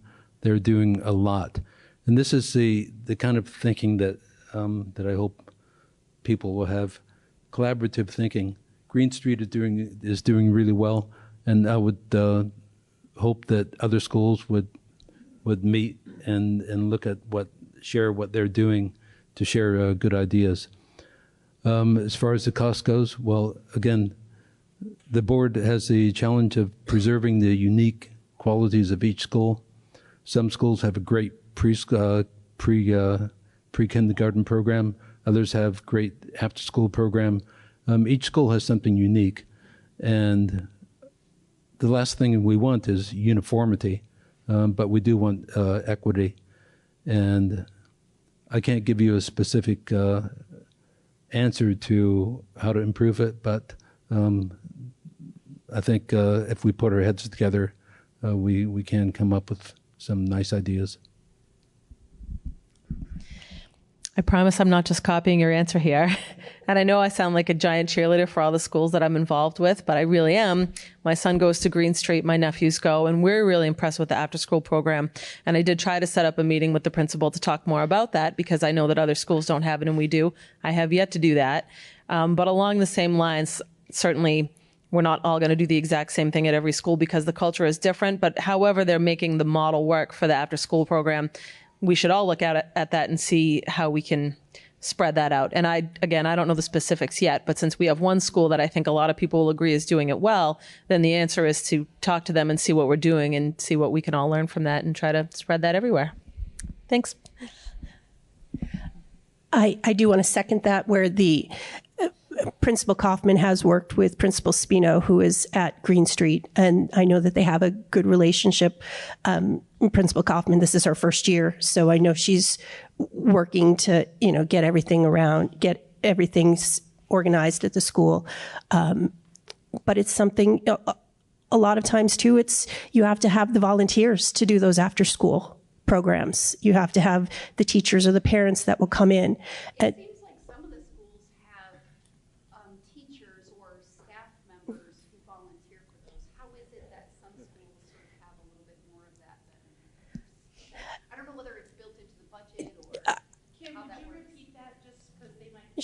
Sure. The question was how do those schools have all of those volunteers and are able to have those after school programs, correct?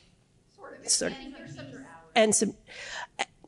And I apologize, I don't know the budget wise right off the top of my head in terms of what was or was not budgeted. But how you get the volunteers, that's a good question to go to Principal Spino and say, what type of incentives are you having? Are you offering, or how are you getting your staff to volunteer? And that's an easy question that we're able to have. And I know with the equity committee, that's something that, you can't have the exact programs in every school, but with the equity, we'd be able to get more where it's needed. So Samara, I really appreciate your question. It was one that came up actually not related to Oak Grove this year, but I understand the concern actually came up related to Putney and a program that was in existence and people didn't have after school care.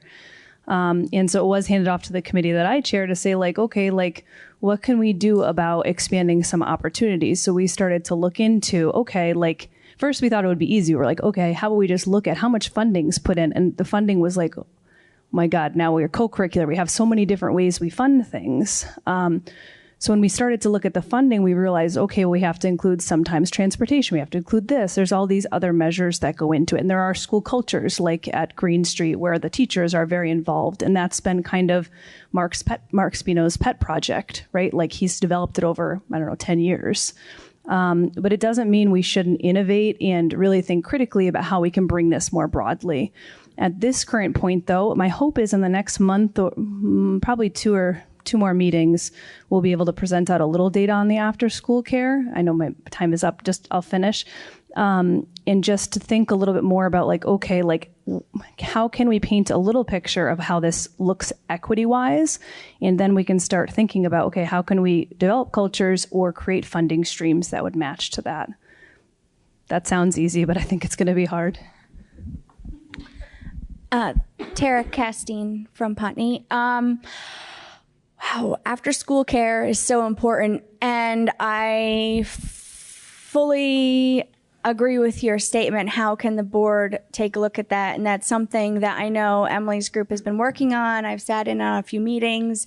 It's something that I hope to continue the discussion, because in Putney, we lost our after school program. We've been kind of struggling with finding something that works. We have some sports activities that are happening, but in terms of the aftercare program, it's not as rigorous as some of the other programs within the district. And I do agree we need to take a look at it, and we need to think about not making them all the same, because I don't think that's a possibility, but what can we do as a board to fill the needs of the community that attend that school and fill the values. So I look forward to looking at that issue. Okay, well, everybody's pretty much said everything. I would like to point out that the principal at Putney Central called the state, and he had an instant response, and they were able to open a program on September 30th.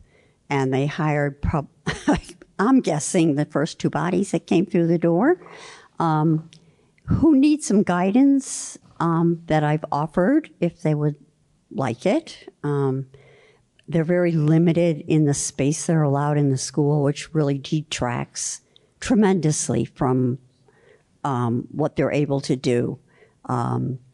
So that needs to be addressed. And the other chunk that, since everybody already talked about everything, nobody addressed the enrichment piece.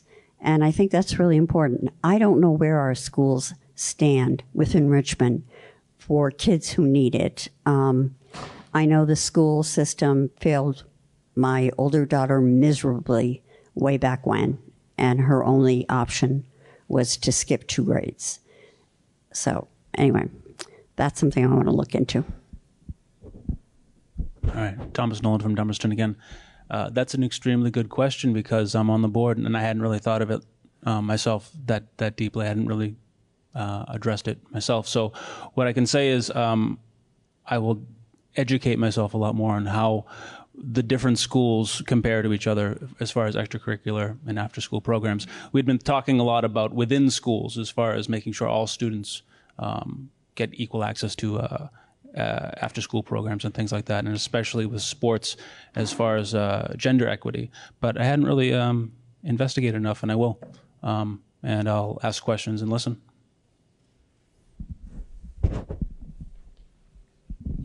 Thank you. Are there other questions from the audience?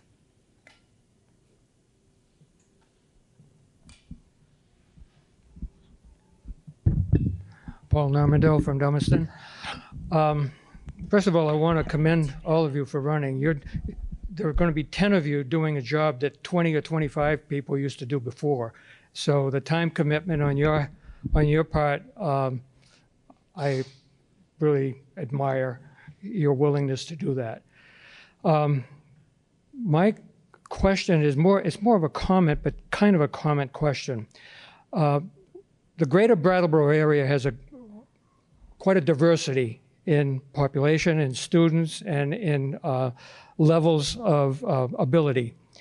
And we hear a lot about the support that's given to disadvantaged students, but we don't hear much about what the gifted or the students who excel. And I would like to know more, and as a community member, I would like to know more about the broad spectrum of the approaches to education. After a while, you sort of get the thing that we're only trying to teach to the middle, but we're trying to bring the disadvantaged up to the middle, but what are we doing with people who are who excel in school? So, thank you. So I think what I understand the question to be is, do we have anything specially to focus on students who are excelling? I don't know of any, but what I can say is from my personal experience when I was in high school, something I didn't like, or it was throughout middle school as well. So I grew up around Boston in the suburbs. And one thing I didn't like is some of the gifted students who are at the higher, doing the best in the, on Wednesdays or Thursdays, they would go study at a different school that was just for them. At the time, I thought that was a very terrible thing to do. I thought that was, it seemed to me very unfair and very, I thought it was to the detriment of the other students who were not. I thought it seemed a little elitist. I thought it seemed counterproductive. I didn't mean that question to be an elitist type. No, I'm not saying you are. I'm saying from my experience when I was growing up, and I did fairly well, but some of these kids who went there, I thought that was very strange. So what I can say is I would not want something like that. That's all. Okay, well, the high school's changed a great deal since my oldest daughter was there, and they can now take AP classes and so on and so forth, and you can take extra classes if you want to graduate early. So that's good, but I'm not aware of what's going on in the elementary schools, and so I really need to find out how we're approaching those kids, because traditionally they have been ignored, and that's not a good thing, and it can lead to behavior problems. They'll, kids will start acting out because they're bored.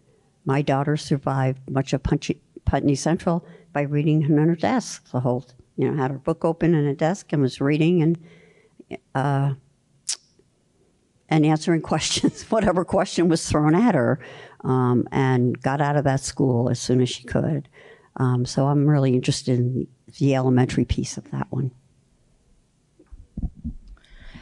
This is an interesting one for me as a Putney resident. I have two boys in Putney. My boys are in 2nd and 6th grade, which are the two biggest classes at Putney Central School. My son's 2nd grade class has readers reading 99 words per minute and others that are reading 2 words per minute. And that is a huge delta in a classroom of 29 children. And this year we were lucky enough to get 2 classrooms for that grade. And so one of the things that's really important for me is taking a look at education for every child, whether they're needing help, like my oldest with an IEP, or my youngest who's reading 99 words per minute. And making sure that we're looking at ways in which each student can learn and grow and be the best person that they can, because we're making little people who are going to grow up to be big people and have an impact and a job in this world. And so it's so important that we teach values and how to survive, but also just looking at the complete education that we're giving them, which means helping everybody. So the thing that came to mind when you asked the question about, broad programming, especially for students who may be achieving above the average, was just a title of a book. The book doesn't actually relate. It's called Gifts Differing. And it was on the creation of personality types, which has since been outdated because it's like maybe from the 1950s. So there's new theories on that. But the reason why I bring it up is I think on the current school board, we have had some special education issues come up, which we would consider to not, although gifted education is actually a special education concern. But I think people were more focused on maybe a different population than gifted students. But when I think gifts differing, I think, okay, creating school environments that are broadly responsive to all students. And I think a lot of the topics that come up on the school board actually are broadly responsive to most students, because we're not really always dealing with just a special education issue. After school is a great one. It's all students, and giving them diverse opportunities. But I would say one way to specifically think about gifted education or ensuring those kids get especially get what they need to feel enthusiastic about schooling is, and I know my time's up, but keeping class size down. We're lucky to have such small schools in our districts, many of them, but it is important as we get to the middle and high school to think about what are the class sizes so we can differentiate, because there's a lot of pressure placed on teachers then if the classes get too large. So that's just one opportunity. Both of my boys, they've obviously both graduated now, but I have one that was an IEP and then also one that was more educationally gifted. But they both, when they went to academy school, they were able to participate in the Maple Leaf writing project, and that my youngest participated in that, and he wrote a book. It was something that they could use to, develop their writing skills. And they both participated in the Math Olympiad, which was, they were both morning programs that they'd go to school early and they'd work on math problems. And they were able to have harder problems that they couldn't always figure out, but it made them work and think a little differently. Obviously, the high school has more programs with the dual enrollment, in the AP classes, but it's definitely something that the board needs to look at for equity and for all of our students across the board.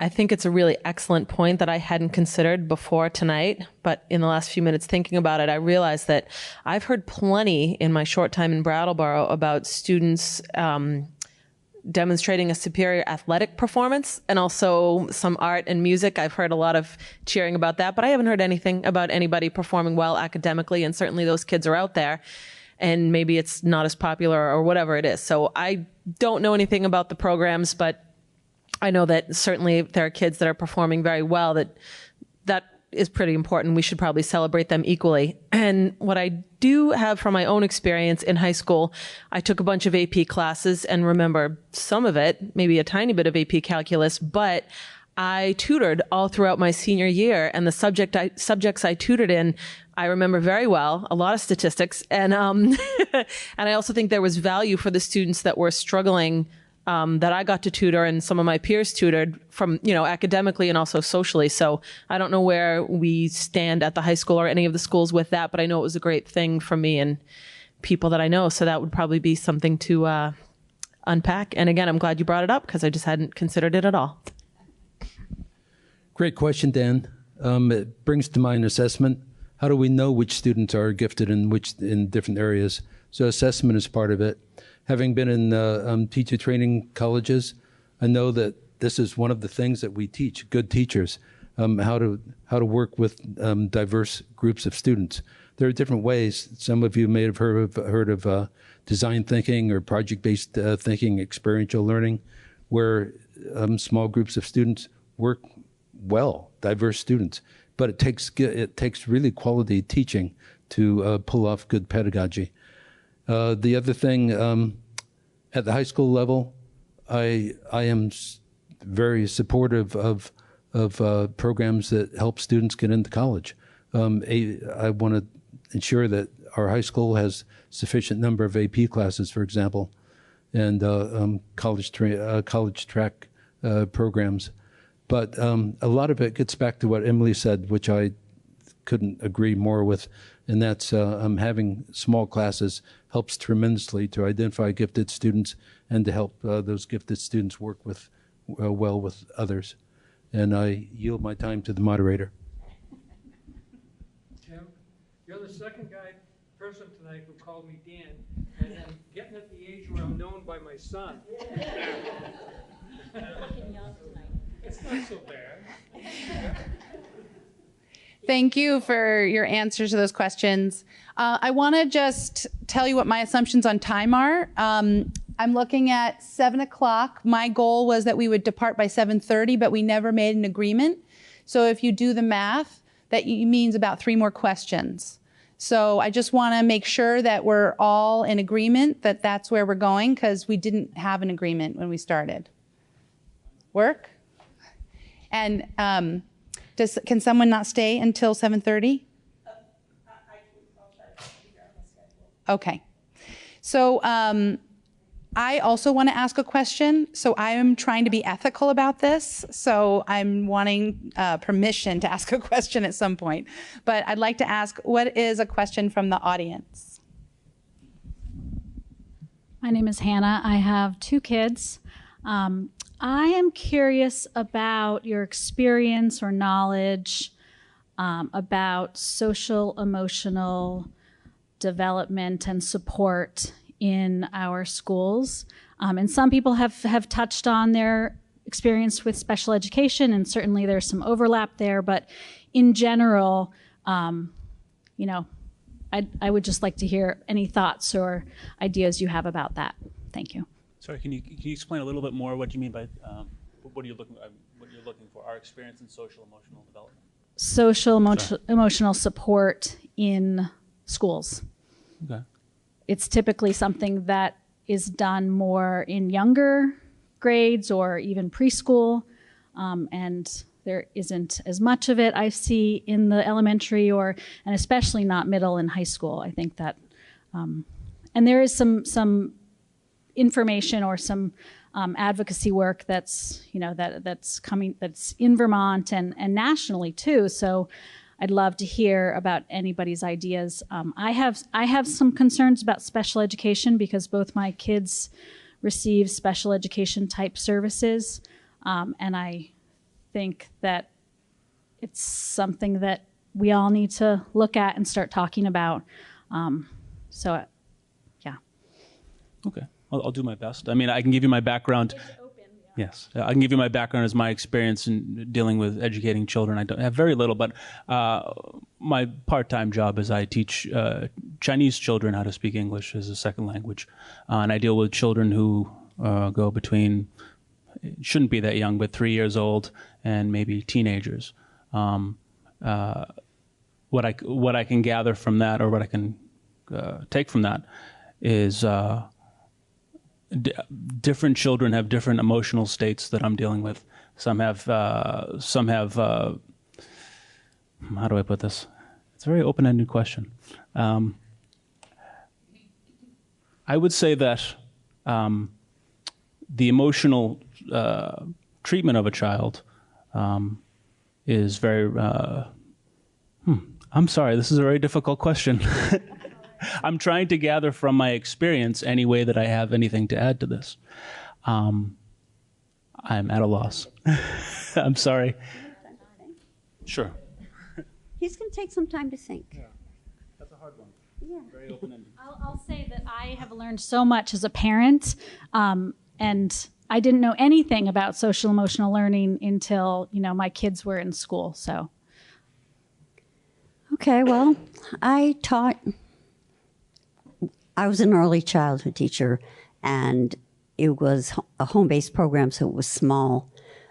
It made it very, very easy to teach social emotional stuff because their kids are copycats at that age. So they would copy the language that I would use, and it worked like a charm, and they got it.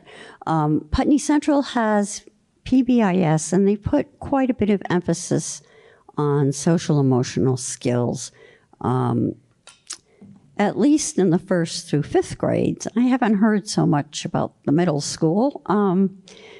They're kind of off by themselves. I think that bullying still occurs. I'm not sure how much. We're looking for some statistics on that.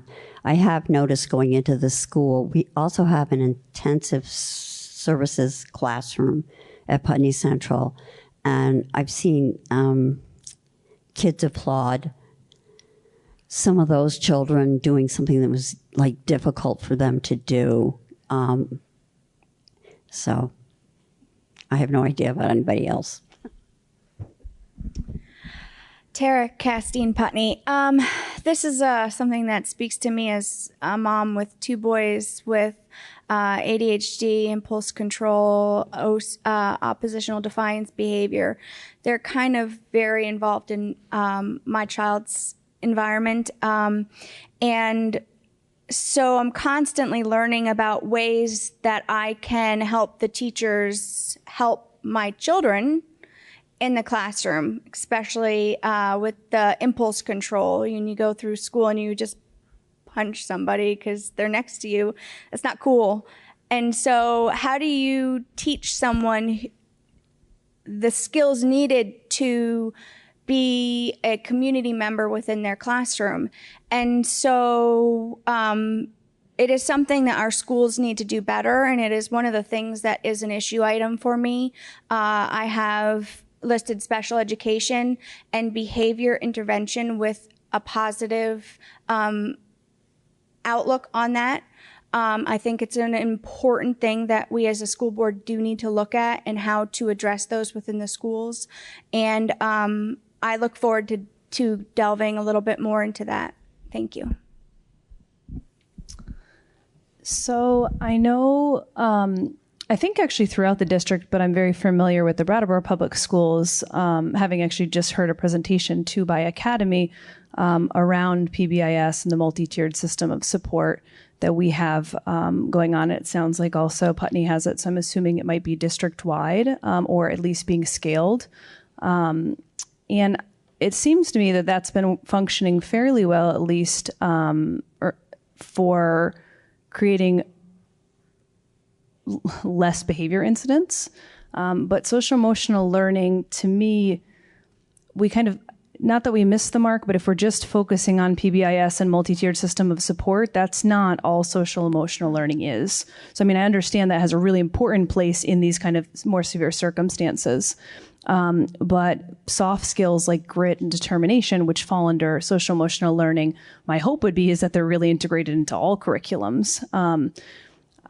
I feel, I mean, for me personally, I'm really hoping that the schools are functioning in a way that ensures that all children and adult learners too have the ability to transform their lives. So I know I've seen a lot of signs up that are around these soft skills, but honestly, I don't have a lot of experience in the classroom knowing how they're teaching grit. But I do think it's a really important issue, and maybe too we could hear more. If you want to come to a school board meeting, I'd love to hear a little bit more about certain circumstances, and maybe we could support that.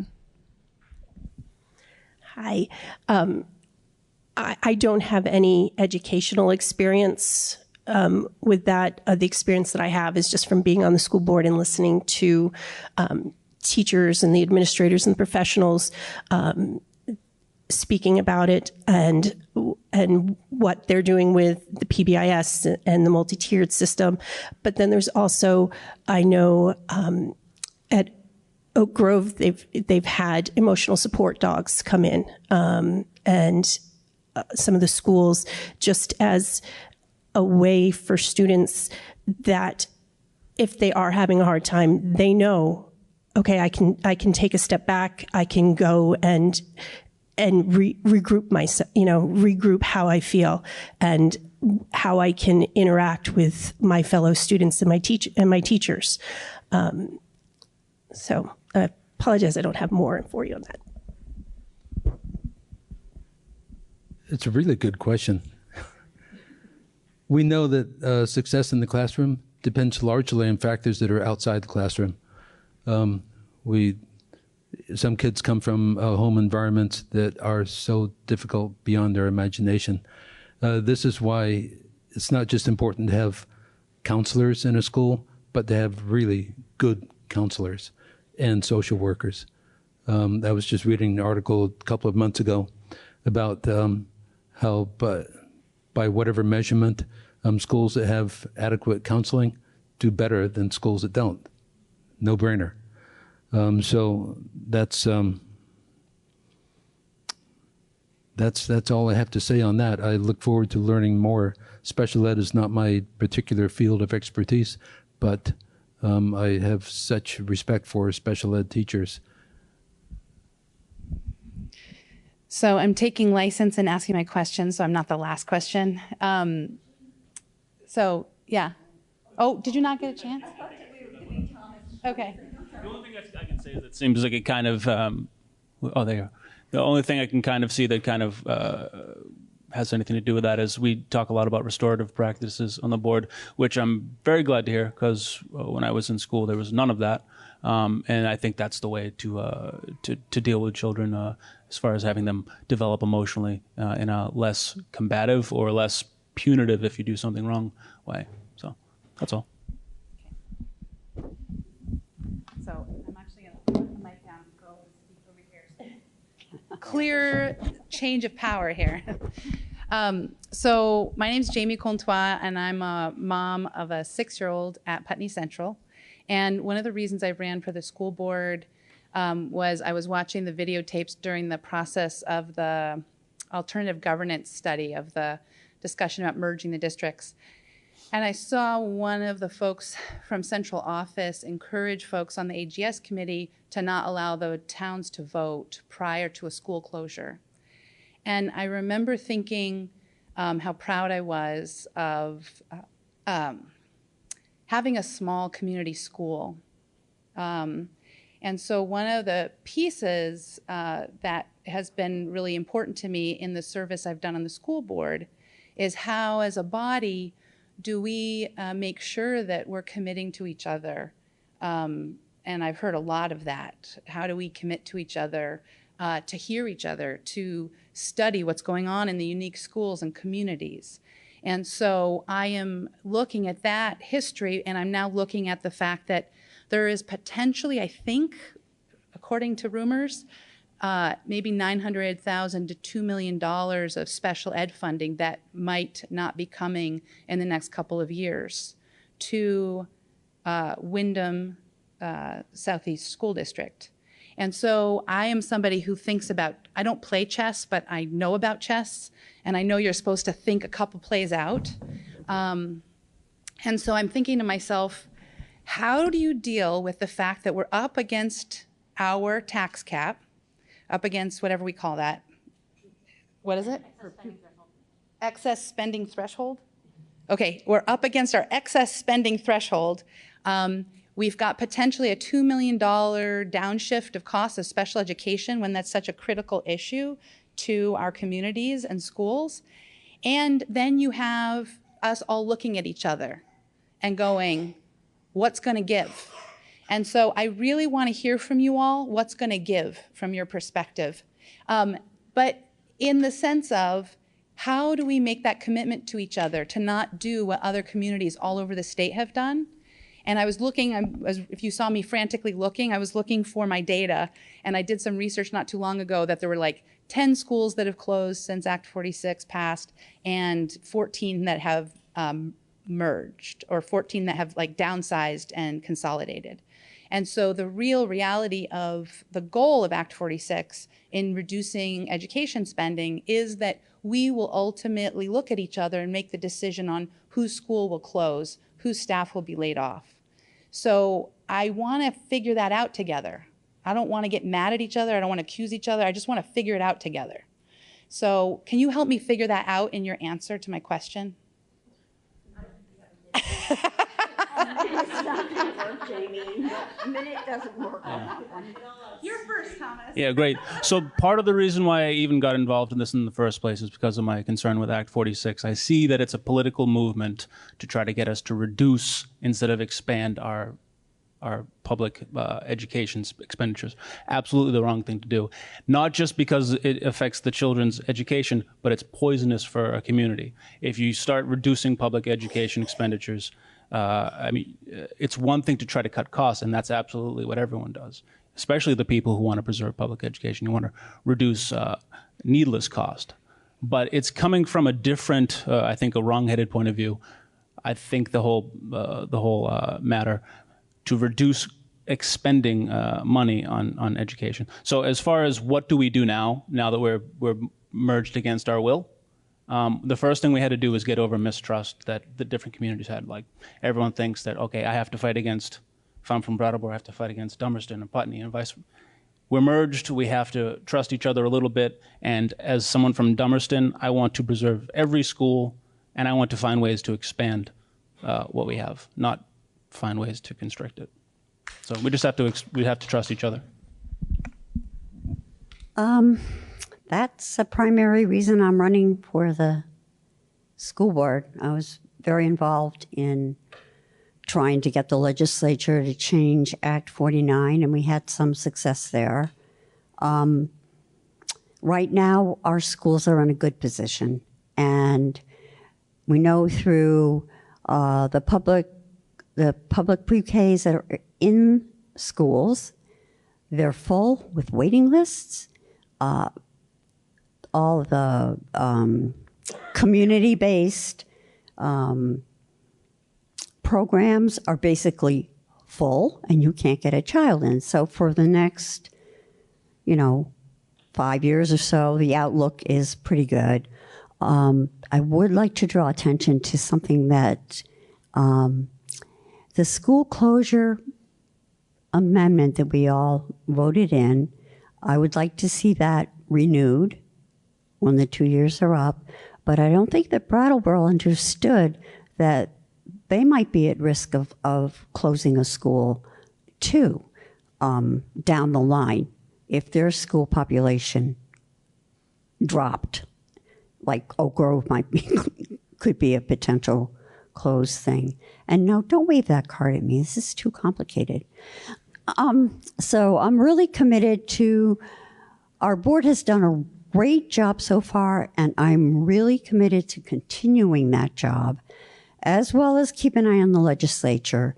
The special ed funding is between, what I understand, $750,000 and $1 million. There is a new, it isn't in place yet, but they commissioned a study to look at how we weight per pupil spending. And as I was reading through the 196 pages, that could have really positive implications for WSCSU. So the longer we can go being together will make the longer term, I think, less vicious. And maybe, who knows, maybe we'll grow. Tara Castine Putney. I was answering the questionnaire, and that was part of my thought process, was what comes next. And things that were really important are the values and the accountability of the schools that we're going to be representing. How do we do that to make sure every child is learning and being in an environment that's safe, healthy, giving them the best education that they can have? And I came to the realization that we're probably going to have some hard decisions or hard discussions ahead of us. And as long as we're having an open conversation and learning all the facts and looking at all the angles, I am confident that with the help of the community and the board that I potentially could serve with, that we will make decisions that help our children learn in the most safest and best environment that we can give them. So the financial constraints that you speak about could be a pending reality, as the educational landscape is always shifting, and sometimes not to our financial favor. I guess one thing that's on the top of my mind is our bond for BUHS that we had taken out many years ago will be terminating somewhat soon. I forget if it's 2 years or 2 years? 2024. So potentially that could offset a little. That's a large payment that we're making each year, I think about $1 million. But at the same time, we're talking about taking other bonds out, right? So I think it's just really important as we move forward with decisions to expand our capacity as a school district, we not just retract, but we think really critically, because retraction isn't good for innovation. We want to be a place where, our education's expanding and opportunities are expanding. But we just need to make sure that they're expanding in a place that doesn't put us over the cap in the future. So thinking strategically, but also in a way that the taxpayers can afford. So it's that balancing act. And time. I said there's not enough time to question, unfortunately. Communication is vital. And keeping our schools the way they are, small, where our kids are able to get the small in terms of classroom size, to get the education that they need, that's going to be an incentive for people moving to this area. We want to have vibrant schools that are innovative and a drawing point, because getting people to this community is how we're going to really make sure that our community, not only our schools, but our communities thrive. And we need to work with select boards and area businesses to make that happen. And we will have to be innovative in terms of, financially as well, and looking at all possibilities and seeing how we can maneuver to make sure that we keep all of our schools open, because they're all of our schools now. It's not just this, this town's or this town's. We're responsible for every child, and we need to think that way. So this question makes me realize that I haven't given any of my professional resume tonight. I did a stint as the food service director here at BAMS and BUHS, and then got promoted to the Conval district in Peterborough, which was a great experience and relates to this. It was 11 schools, 5,000 students, geographically massive, and my office was in the central office, so I was privy to a lot of conversation, and I asked a lot how it was that they were keeping these little tiny rural schools with a sometime enrollment of only 47 students open, and the district was really committed to it. The collective thought, somebody said, and I wish I had invented this, is that it's important to keep all these schools really vibrant and involved because they're all tributaries of the same river.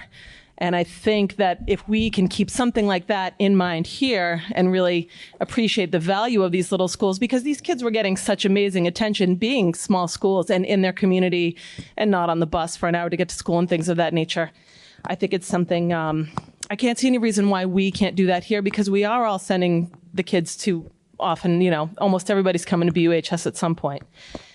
In addition to that, I'm not saying that I'm a big fan of giant budget cuts, but I'm excited to look at the budget. I think there's a lot of places where money could potentially be saved in ways that make improvements, not in ways that take things away from kids. So I'm a big spreadsheet budget type of person, and I look forward to seeing what we might be able to do to reallocate dollars. Okay, I'm done.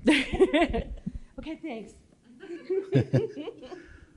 I'm not so sanguine about the student population in the future. I don't see a reversal of the decline in student population in the country, in the state. Administratively speaking, I've been in institutions that have been ordered by the board to cut your budget by 10%, and the worst way of doing it is just across the board cuts. It's politically safe, but it just doesn't make good sense. So you have to cut it strategically, and strategically, you look at where the least harm can be. And this is going to be an incredibly difficult decision, but it has to be done with complete transparency. I can see this happening in 2022, which is why I'm running for a one-year position. But and that was I am, and that was an excellent and very heavy question there. So I need everybody to get a chance at one question before we do second questions. Yeah. So who's our last question of the evening while Liz says her last 3-second thing? Okay, it's not for the school board, but it's for the select boards. We need to invest in housing that people can afford to buy. There are so many people who want to move to this area and can't afford to buy a home because they're all just way too expensive. More affordable housing is always good, but we need, for our towns to look at what their, our village center is basically full in Putney. We need to look at other areas. So good point. There's a project for you, Jamie. Okay, we have time for one last question. Let's see if somebody hasn't had a first question opportunity before a second. So seeing none, I see a second question. Be merciful. It's our last question. Oh, wait, I'm not giving this to you. Yeah. It's an easy question. That's 3. Paul Normando again. Now that you've started talking about money, which is my favorite topic, you are the guardians of the purse. And what I've noticed happening throughout the state with mergers is that administration has a tendency to, sorry, Tim, has a tendency to proliferate. And what I would encourage you, and it's more of a statement, I guess, than a question, that you keep an eye on administration, because that's not where the money should be going. The money should be going to the kids, to the people who are on the front lines of education. And now we need a certain amount of administration, but we don't need it to keep. I got a position this year. Now I need an assistant next year. We don't need that kind of thing. And there's been several positions that I think that have been created in this district that, as a citizen who's not fully aware of the ramifications or why it was done, that I don't think needed to be done. And I would encourage the board to take a good hard look at those. Thank you. Okay, so I'll tell you, there's definitely, I definitely believe in cutting waste. I believe in finding where things are being spent that don't need to be spent, not because we want to reduce what we're spending overall, but because we want to reallocate it to something that's useful. But from a position of like what my values are, I don't think we're investing and spending enough in public education. So we're having this false question that's being put on our society of like, what are we going to cut? We should be expanding. We should not be talking about what we're going to take away from developing children. And that's what was being forced on us with Act 46 and in general, like in politics right now. We should be talking about how can we increase public education and what more can we give to our children.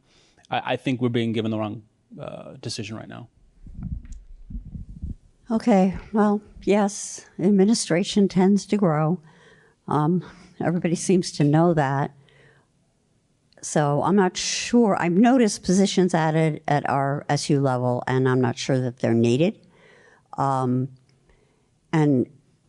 we are looking for a new superintendent, but I would encourage any new superintendent to speak with John Castle, who is the superintendent of North Country Supervisory Union, over 500 square miles of territory that he covers. And his answer to that question was, I trust my principals. So their SU costs are minimal compared to most places. So there's part of the answer right there. Oh, you're welcome. Tara Castine Putney.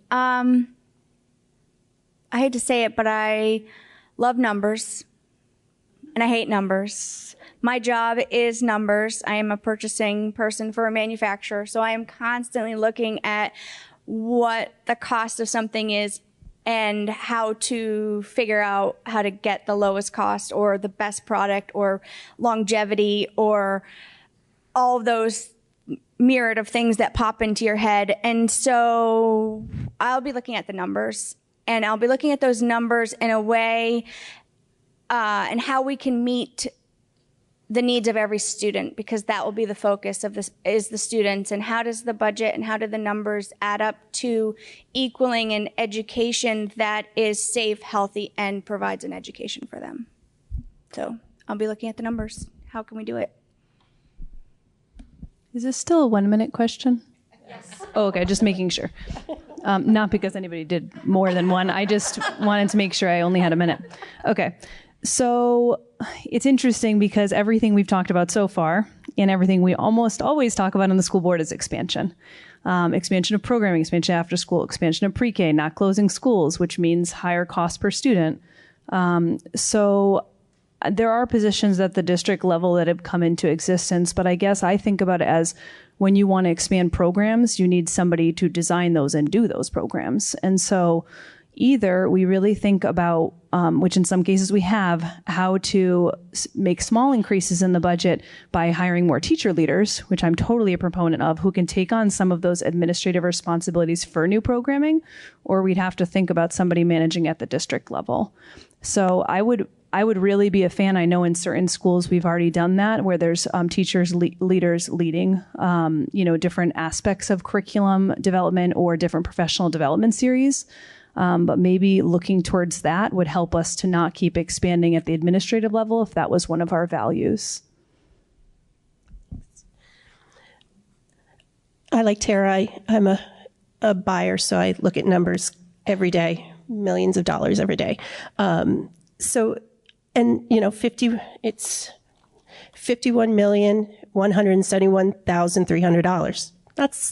That's a big gulp to think about. However, we all have standards that we want for our kids, for our education, and we don't want to take away from their learning opportunities and their potential. So especially with a new superintendent coming in, it's going to be something the board will have to have conversations with, because we don't want to take away from programming. I love Emily's idea with the team, the teacher leaders. That's something that a lot of the schools have used. But we need to be very careful, because we do not want to take away from our children. We want to expand the programming as much as possible. And we just need to look at the numbers to see what can be trimmed in other places. Just to add to that, a lot of times when a position is created, there's automatic thinking that it has to be full-time. We should think about, well, maybe this position can be 60% or 75%. That's just the kind of thinking we have to do to not just fall into the trap of a new position is 100%. And also it gets back to assessment. We have various positions in the school district. Well, how functional are they? Are they working?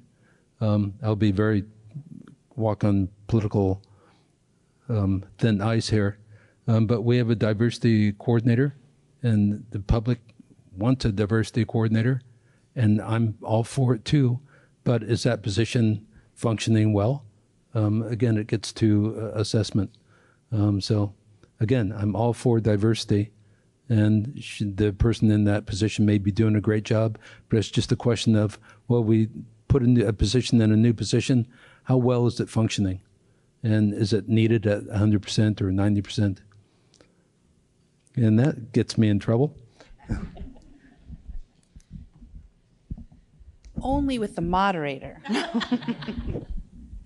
So it's time for us to wrap up. I want to talk about the calendar.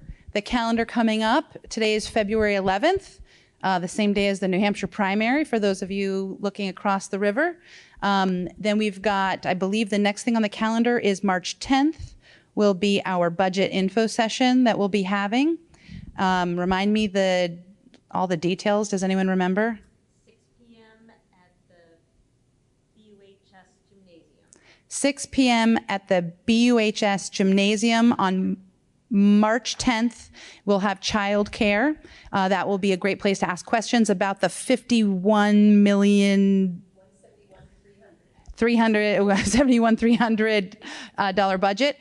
Then the following week, March 17th, St. Patrick's Day at 6 p.m. You know what? I think the March 10th is actually in the multi-purpose. Okay, so go to the Wyndham Southeast School District website, because I didn't write my notes down, and look for the dates. March 10th is going to be our budget info session. It'll tell you when and where. Okay. So March 10th is going to be the budget info session at BAMS. I was inaccurate before. And then the following week is March 17th, and that will be St. Patrick's Day. That will be the annual meeting, and it will be a really critical time for all of the folks in Guilford, Brattleboro, Dummerston and Putney to show up to vote. So all voters need to be showing up to vote on the budget and participate in those critical discussions for things like diversity programming. That's so critical for our districts. So anyway, I just want to say, and then what else is there? Oh, childcare will be provided on March 10th and March 17th. So yeah, questions? Yes, we announced those at the beginning, but don't forget to vote March 3rd. And then early voting starts tomorrow for folks who can't vote for school board positions. But there will be an Australian ballot, and each of the town clerks have all the information you need on voting day on March 3rd. So any other things, questions from Jody? Yes, I have a concern, and it evolves around coming to one of these places at the high school. I'm very familiar with the area, coming to all the meetings. I've not been in this building before, wasn't sure where it was until I asked the superintendent how to get here. I'm wondering if there's something a little more visible, a little more that most people who are not involved in school, who do not have middle schoolers or high schoolers, if there's some place that's really very, like Green Street School maybe, or that was more visible than the high school for some of these meetings. And I'm wondering, I mean, I know one of our members came here late, he probably was wandering around the middle school road. I went to the basketball gym first.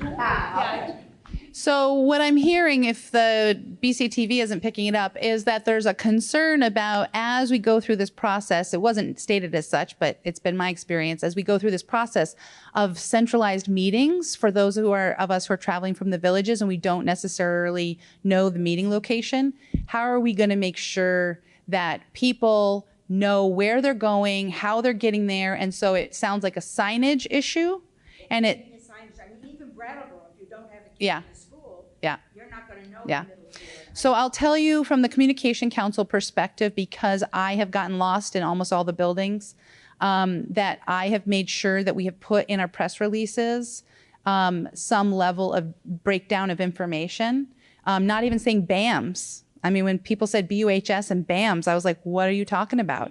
We were always talking about the Cusick room. I Googled Cusick. I couldn't find Cusick room anywhere. So one of the things I've done is I've broken everything down to say the Cusick room in the Wyndham Regional Career Center at this address. That problem is you get there and then sometimes the doors are locked by the time. So we're going, I think if people have some creative solutions, it's going to take volunteer time. So right now I'm volunteering on the Communications Council to write press releases, to get them out on every social media, every radio, every written newspaper that we can possibly do it, get it on our website. So if people have time and energy and want us to help solve that problem, I think it's a really good point and I appreciate your time. I saw, yeah. You could use like the signage. I know like Booster Club, we have just for sports, and you could put a piece of paper over them, and, you know, with arrows saying meeting, you know, this way, and you could put those up just not sporadically, but in certain areas, just with arrows, like if it's coming to BAMs at the line. I think I can check to see if we have some in the den. And Jody and I can work on signage for those meetings. Who else is Okay, I want to wrap us up, so go ahead, Tara. I also wanted to maybe suggest a carpool from different towns and a point person for talking about carpooling.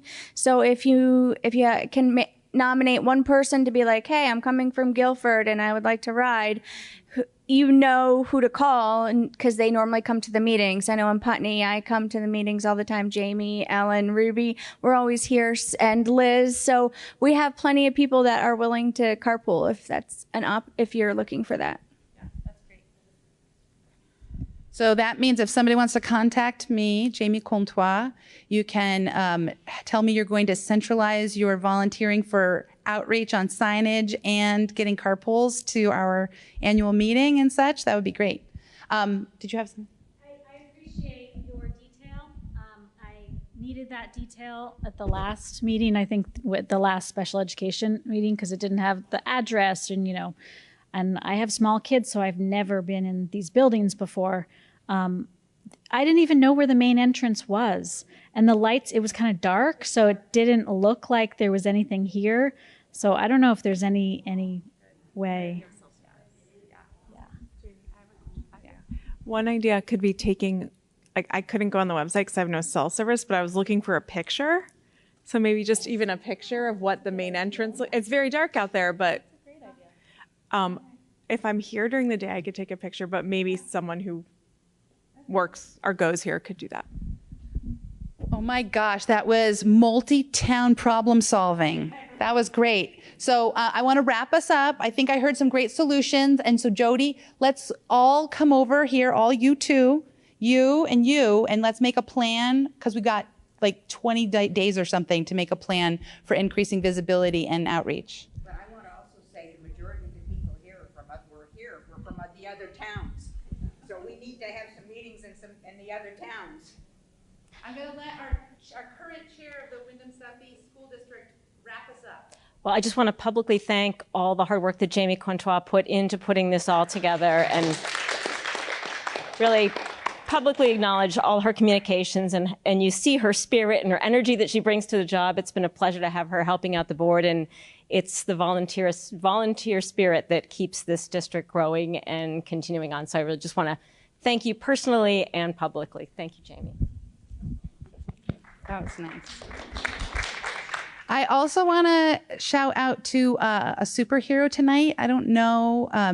Jackie was just an amazing mom. She's gone, I think, right?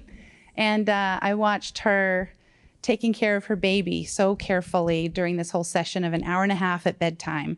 So just a shout out to all of us parents who have somebody taking care of somebody and are able to and are taking care of folks ourselves. So anyway, thanks to everyone for being here tonight. And please help us get the word out.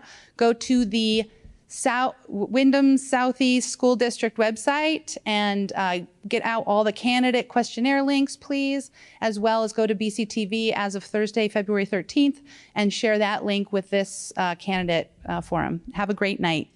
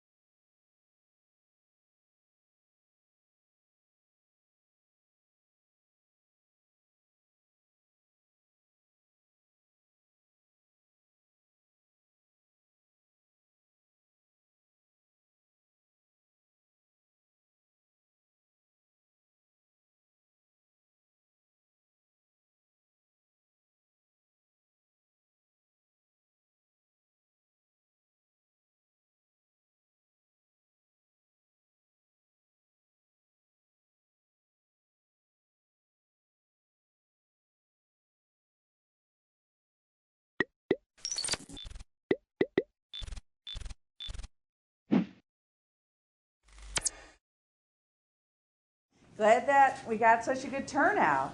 We're going to start off tonight with some introductions. Then we're going to give a quick overview of the project in case there's anyone here who hasn't been to the previous meetings or is otherwise unfamiliar with the project. And then we're going to jump right into the survey. Alex has a presentation. We have the surveys themselves. We will review them, take any comments, and then we'll talk about some ideas for distributing the survey. I've already heard some really good ideas from lots of different people, so we hope that you'll all help and share the ideas that you're hoping to use in your towns. So to start with, my name is Susan West. I'm a senior planner with the Windham Regional Commission, and our colleagues, Carol Monroe from ValleyNet and Alex Kelly from Rural Innovation Strategies are here tonight as well. And we have Rob from the state of Vermont, our broadband expert, statewide.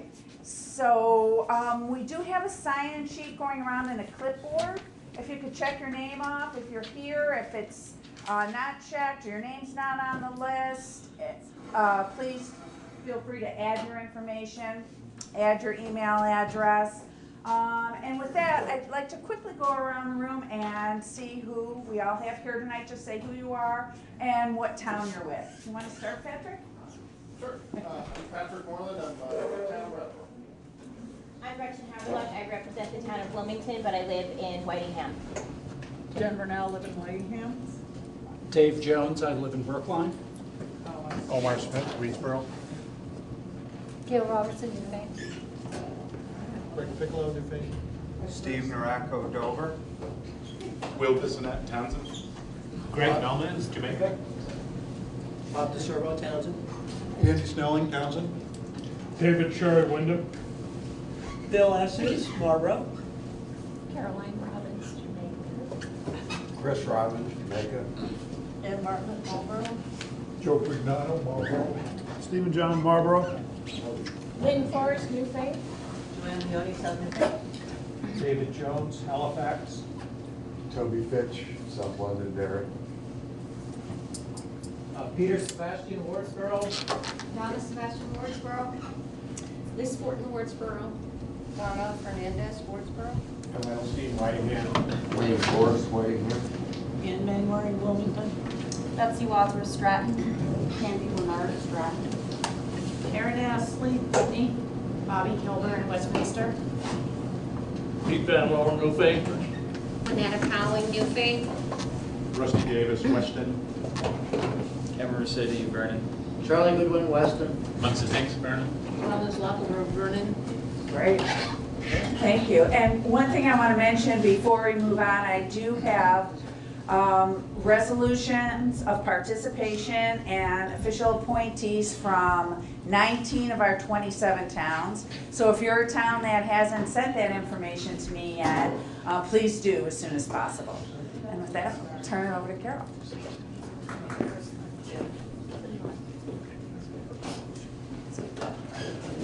Okay, so you know that we're working on this project is being funded by a broadband innovation grant.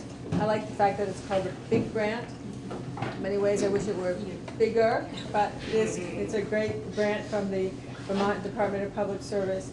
The broadband innovation grant is going to provide participating Windham County towns with a strategy and a plan to deploy fiber broadband to the residents and businesses of this area. We're, of course, partnering, Windham Planning is partnering with Rural Innovation Strategies, I always think of it as RISI, from Heartland, and ValleyNet from Royalton. So RISI works with rural towns across the country to establish foundations for the digital economy. And ValleyNet provides design, engineering, operations for EC Fiber and Lime Fiber. Here, EC Fiber is a communication union district here in Vermont, and Lime Fiber is an organization right across the river in Lyme, New Hampshire. And so we'll be providing strategy, policy, market analysis for fiber deployment, and a feasibility and a business plan. The feasibility plan has to go to the state for approval. So here's the sort of project workflow here. You see the survey and some field work, our gathering all the data that we need and mapping into a feasibility study. That study has to be reviewed by a third party as well as the state before we can proceed. At the end of that, then we move on to a business plan for the second piece of the funding. It is our intention to look at communication union districts and try and decide what makes up critical mass. Are we talking about one in this area or two? I doubt that there would be three, but that's a possibility. But making sure there are enough towns involved so that there is critical mass to make up a district, to make it feasible. And so we will be making a recommendation along those lines. Doesn't mean that the town has to agree to join. It's just the recommendation that will be that we think will work best for the region. As you know, in the Northeast Kingdom, they've decided on one district. It's quite a lot of towns, but because of the sparseness of the population, it made sense to have one district in that area.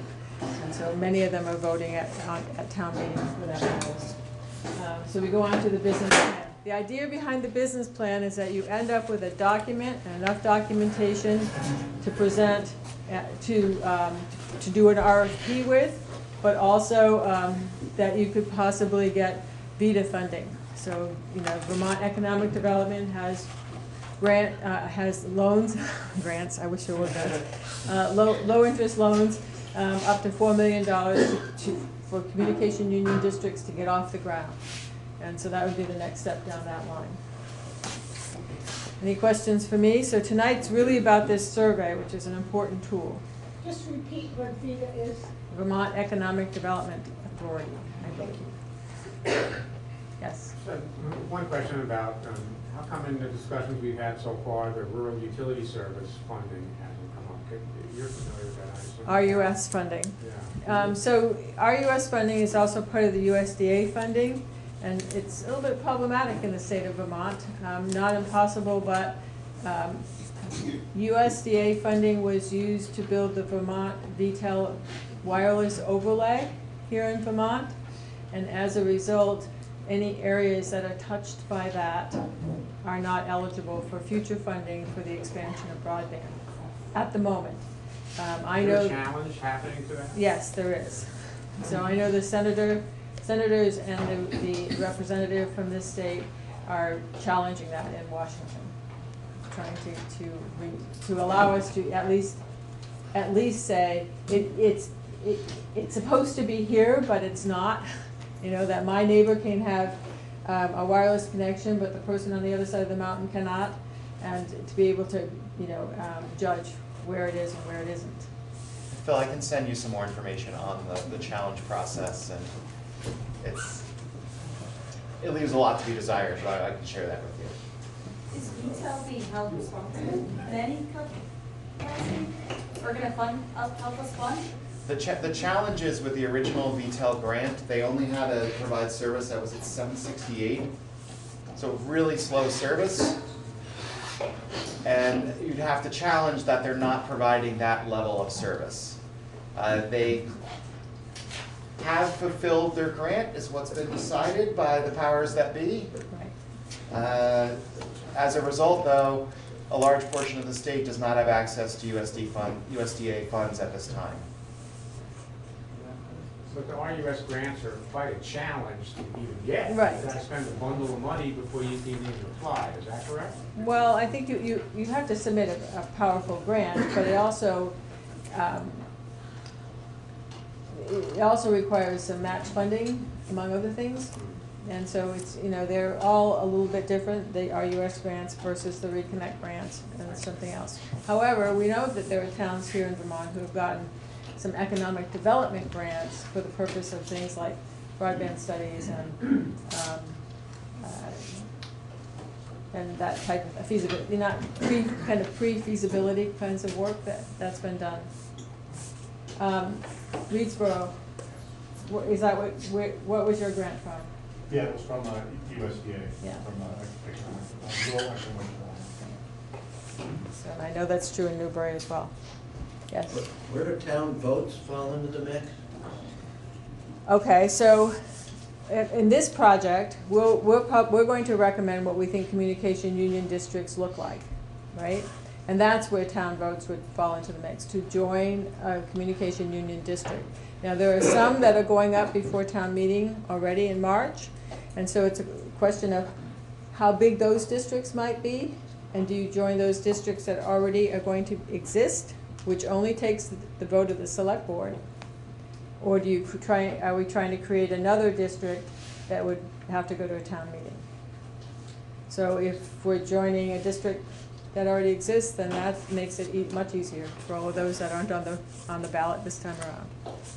But there's nothing in the law that says one CUD and another CUD can't join together. There's nothing in the law that says that can't happen. And also, the towns do not need to be contiguous. There is nothing in the law that says they have to be contiguous. Okay, all set? So let's move on to the survey. So I'm going to try to get through all of this, and then let's try to do questions at the end, if that makes sense. Just get through the actual presentation part of it. So basically what we're going to do is I'm going to go through some background information, context about the survey, strategies for it. Then we'll do questions, and then we'll look at the survey itself and make sure all the questions on the actual survey make sense, if that works for you. Of course, if someone has a burning question, I might make allowances. Anyways, the survey is a typical first step in these kind of feasibility study processes. So we want to get it done right. It is foundational to everything else. And it's meant to provide a big picture view and add color to the other data that we are collecting. So the entire feasibility study won't be based just off this survey. It will be based off of many different types of data. It'll be based on Carol's experience with ValleyNet and what has worked in other places in Vermont. It'll be based on data we get from the state of Vermont. But the survey is an important component to that. This survey, it's required in the big grant proposal. And it's also, we've built it based on models that have been used in a lot of other broadband projects. So the questions we're asking, how we're asking them, why we're asking them is built on a foundation of research and testing that has happened in other similar projects.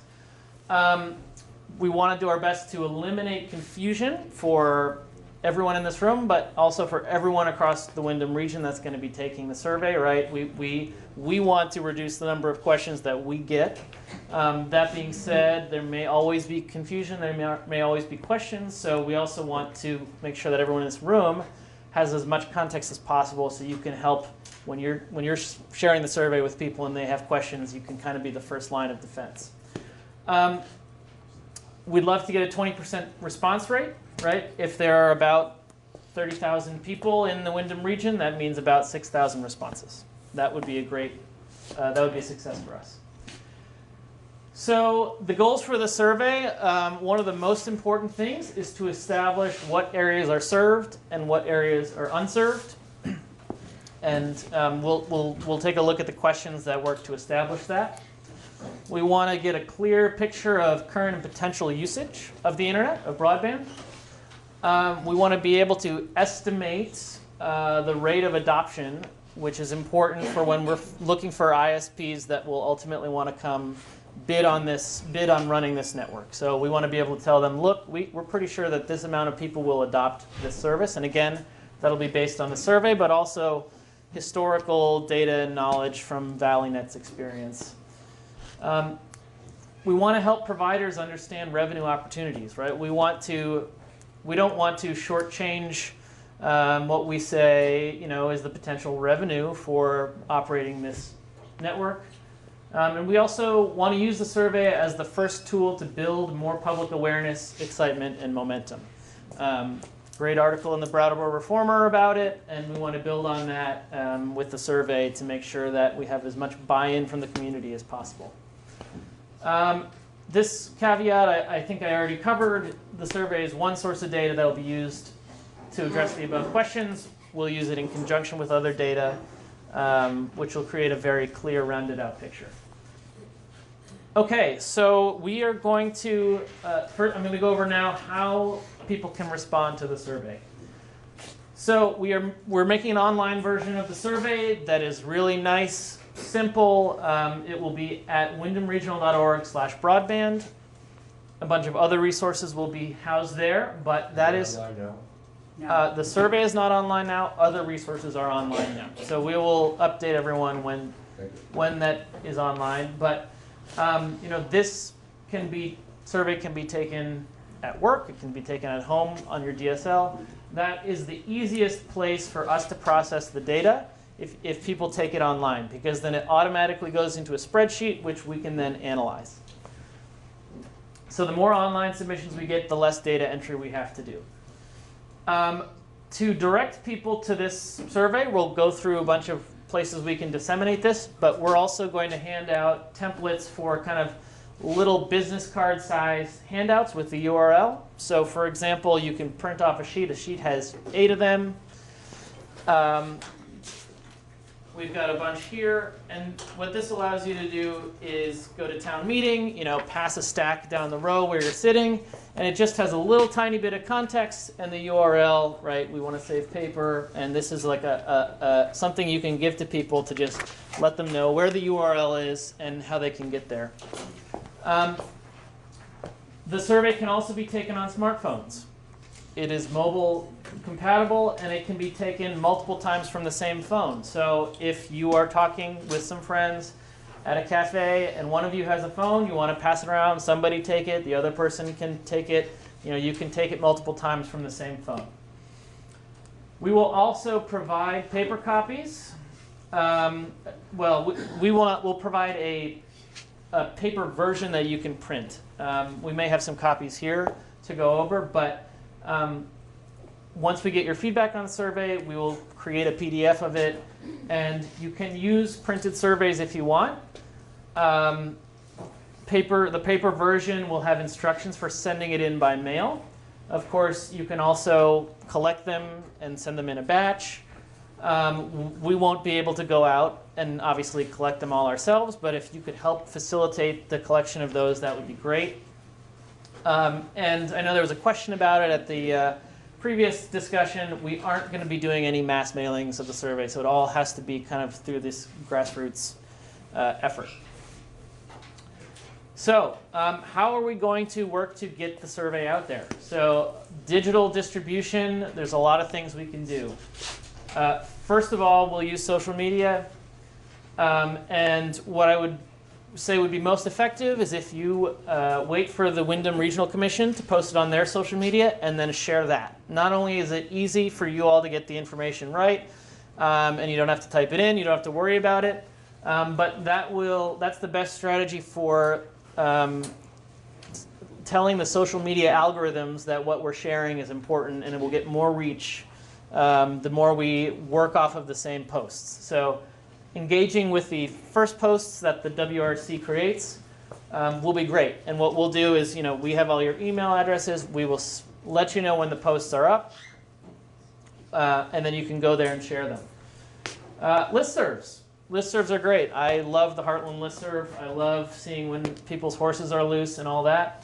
And the listservs are going to be great to share this as well. I would say it's even okay to send it out to the listserv multiple times. Obviously, you don't want to do it every day. But sending it to listservs is going to be really helpful. And again, we'll provide you with a little language you can use. There's language that'll be at the top of the survey for context. There's little language on the cards.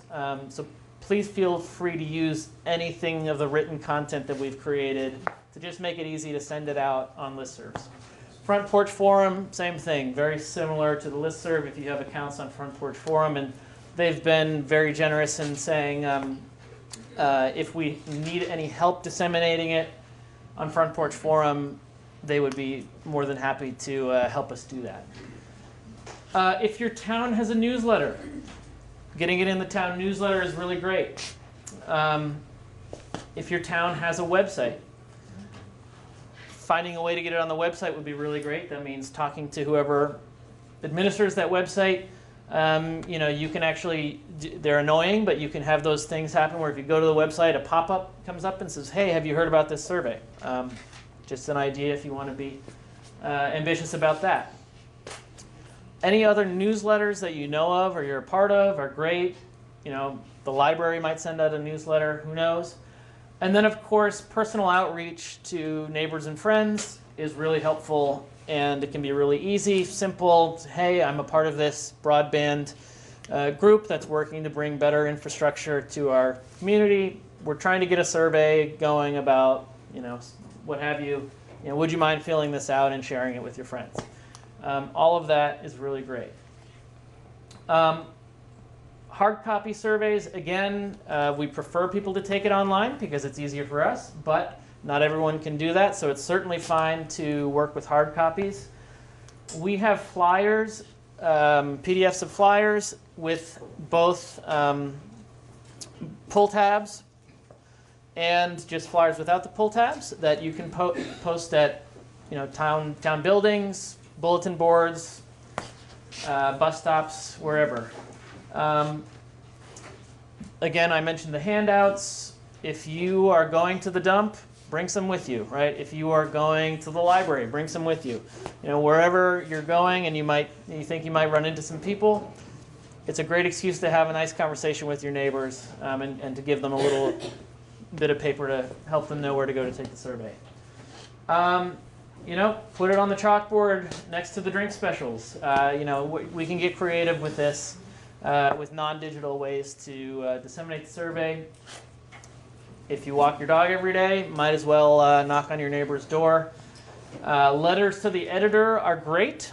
And again, we're going to go over all the ideas you have for disseminating the survey after we get through this presentation. Just some things that you don't have to do that I would recommend avoiding.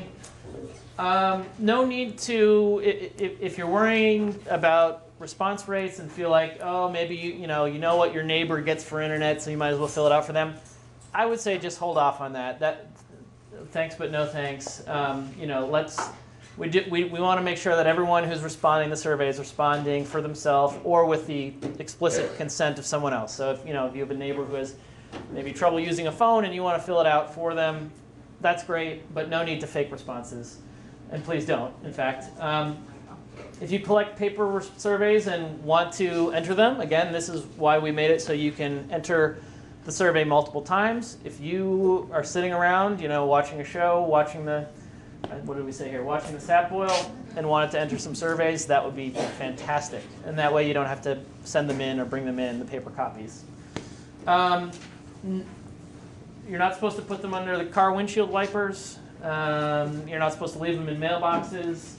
And if you're going door to door on your dog walk or just visiting neighbors, no soliciting signs. You're not supposed to approach those houses, even though you're not selling something. And also just be careful. No need to get bit by a dog that seems aggressive to knock on the last house on your door, on your walk. So we are here to support you in any way we can. But we're really excited, and we're excited that there are so many people here because it means that there is an energy already behind this that's going to be really useful. So all of you should feel completely deputized to drive the engagement in your own towns, and let us know how we can help. So you all know your communities best. If you think of something in a week or two and want to just run it by me or any of us, or I guess direct it to me, that's fine. Happy to help. But feel free to do what you think is right for your own community.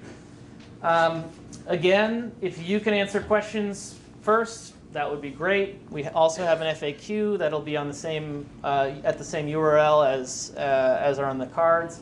And then, of course, if there's a question that you don't know, do reach out to us, and we'll answer it and also add it to the FAQ so that other people can find the answer.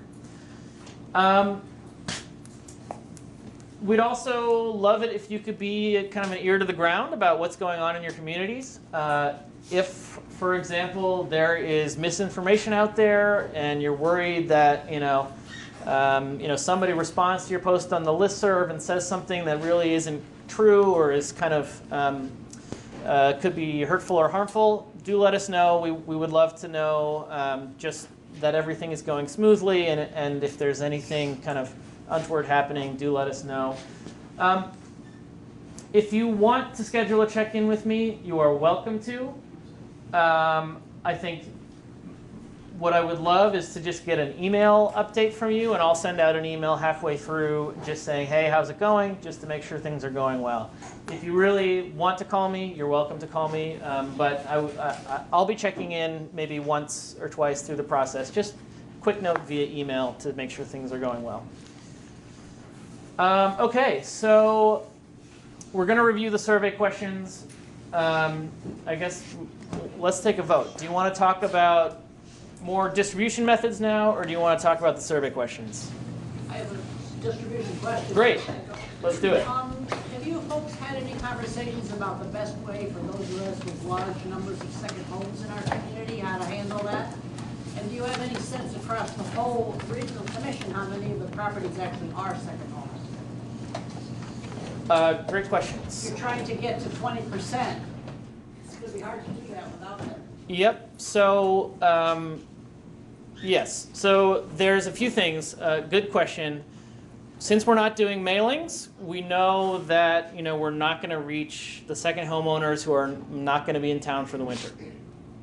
That's okay. What we'll use to supplement that is with knowledge of how often second homeowners buy fiber internet service based on what has happened in ValleyNet's catchment area and in other places. And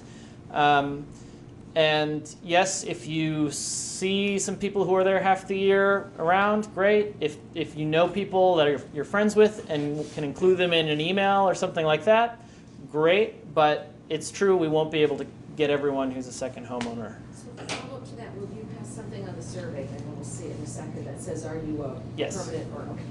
We will. I was actually thinking of putting up a kiosk that I would man at Bromley.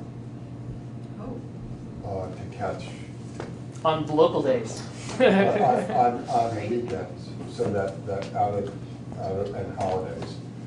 Because I got some hookups there, also Magic Mountain. I got some old IMAX that I was thinking of, locking on one way. Yeah, I would be curious to know how that goes. It could be really great. Well, because Londonderry in particular has a huge number of, just as many out-of-state as in-state residents. So I was trying to figure out ways of making it happen with the non-locals, because other than at the supermarket on the weekend or at the one stop sign in town, you don't see anybody. Yeah, so if you do that, let me know how it goes. I will. Please. Yeah. Point of information and a question. Statewide, half of our properties are second homeowners. Yep. And those statistics are available online. You have access to them too. Yep. Question, what are the dates? That our timeline is exceedingly tight here. And we want to get in front of we have an informational meeting for our town meeting on February 24th. Yep. We want to have the surveys in hand so we can hand them out and administer them there and at town meeting. When will we get them, and what is the due date? So the due date is March 17th, I believe. Is that right? And depending on the feedback we get today about the survey, tomorrow I'm going to work on updating the survey if we have any feedback. And so early next week, at the latest, is when I would say it'll be posted online and ready to be disseminated, barring the catastrophe. It'll be at that site, on Yeah, the broadband we'll be right site, here. And those flyers that went around today, they're all on that website. You can download them and print them out yourselves. There's also a project summary sheet that you could use for articles as well. I'll go here and then keep working around. Yeah. Lynn Forrest, new thing. About a year and a half, the planning commission did a survey. One of the ways we let people know is we spent $100 and we did every door direct mail. It wasn't a survey. it was, this is what's going on. It's one sheet of paper, that's all you're allowed to do. And it goes to everybody in that particular zip code. And so we covered Newfane, Williamsville, South Newfane, and Newfane, and then included for Brookline because they get it whenever we do that. So it's a really, if the select board doesn't mind spending a little bit of money, it's a real effective way to let people know. And then they also go to second homeowners if they come up for the snow, and it's right there in their mailbox. Can I ask a question? How long did it take to get that together? Like, between when you decided to do it and when it landed on the doorsteps? 48 hours. Well, Okay. well, let me see. From the time I decided to do it, which meant I got an artist to do the layout, and but if I had the flyer that was done already, you just take it, you grab online, you fill out what zip code it goes to. It tells you how much it costs. You put in your credit card, and then you take that form with flyers to the post office, and batches of 100. And this is all through USPS? USPS, they did a great job. Cool. So I'd also like to add that if you wanted to do postcards, printing postcards, about 250 of them is about $55 at Staples. And mailing them is 35 cents each. So 250 postcards could go out for under $150. And so I wouldn't do that to the whole town though, but that is a good way to reach those second homeowners. And you all have those addresses because that's where their tax bill goes. Do we have on the website or in any of the literature, is there any kind of like a scannable QR code that can take people to the website? We decided to not do a QR code because, well, yeah, we just figured the URL would be good enough. But if you think otherwise, happy to talk about it. I mean, we could set it up. I figured. Yeah. It might be helpful for people doing it on their mobile phones and do like a bit.ly, like a shortened link, so they don't have to type in as long of a address as that, as much as that's easy to remember. Yeah, it was a trade-off between memory. QR code on the flyer, so as you're going into the grocery store, you're looking at the bulletin board, scan it. Yeah, you can do it while you're waiting in line and stuff. Yeah. Okay. Yeah, here. How are we going to, I mean, each town is, I assume, going to take some role in getting the surveys out in their town. Mm-hmm. A lot of the return of it is going to be going directly to you guys, and some of it's going to come back to us. How are we, or are we not expected to coordinate what kind of response we're getting?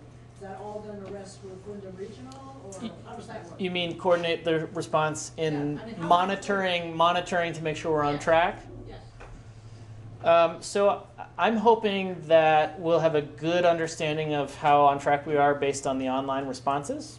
That being said, Sue is going to be getting the ones that are coming in via mail.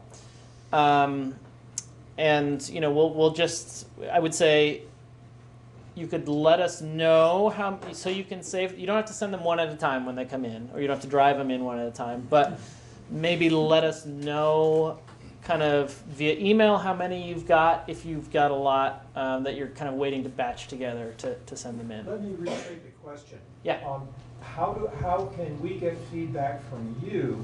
How many responses from our town you have, and even more detailed, how can we know which addresses you have the responses from so that we can follow up? Our goal is to achieve the response rate, and if we have that type of detailed information, we might be better able to follow up. Yes, so that's a great question.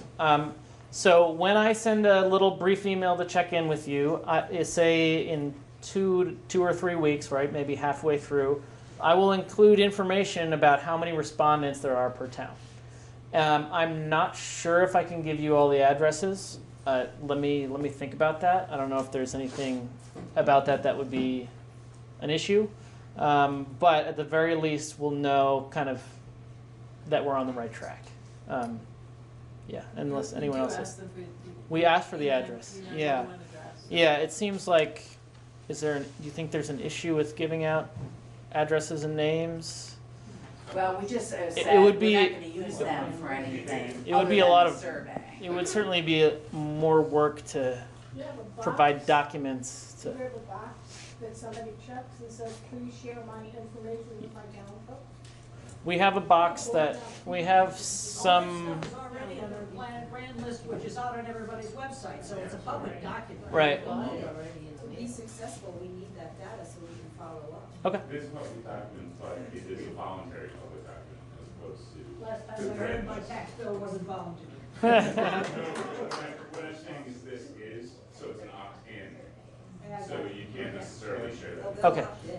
So let's do this. I will say now that unless I come to a different understanding in the next few days thinking about it and thinking about if it would be an issue, I will take the online respondents, split them up by town, and then be able to share halfway through actual addresses in the spreadsheet form.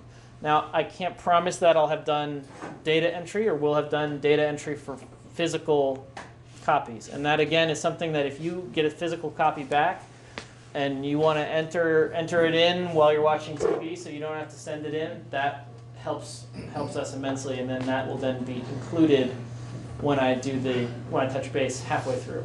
We're running at 20%. You don't need to. Right. What are you spending money? Sure. We've already spoken to the school board, and they're on board. They're having a budget review meeting on the 24th, and we're going to be there, even making a presentation. We've talked to our state rep, Great. who represents Guilford and Vernon, and she'll be speaking at town meeting the first night, and she'll mention this. We're going to have tables at town meeting. Vernon is unlike a lot of places. We have meeting twice, 2 nights. So we have permission to have tables at the back. And also election day is Tuesday. We're going to have a table there during that. One of the things that we have done before this is we got it in the town plan. And that means that the town is on board with it. When we went to the school board the other night, one of the members asked us, well, how do I know what my amount of service is? And it's on our bill. It's right there on my bill.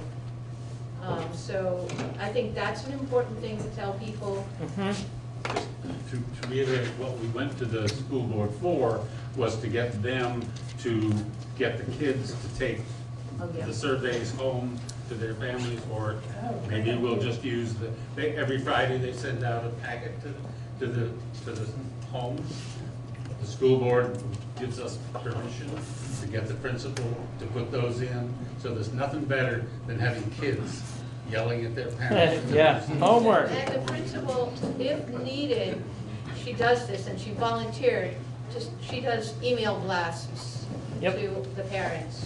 So it's a good.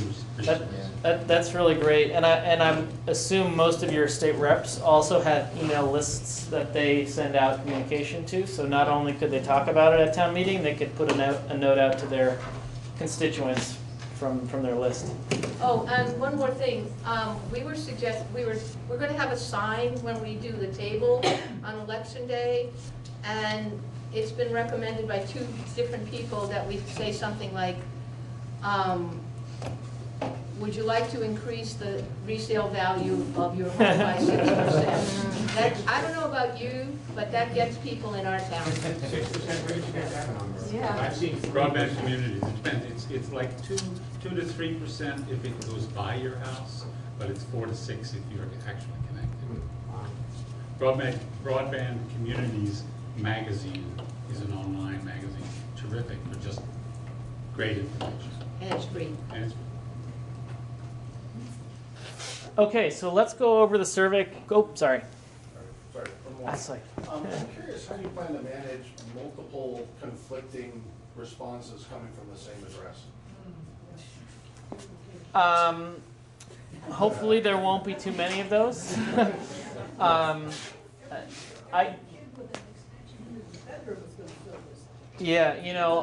get better service in the bathroom than anywhere else, so maybe they took it in different rooms. No, I'm kidding.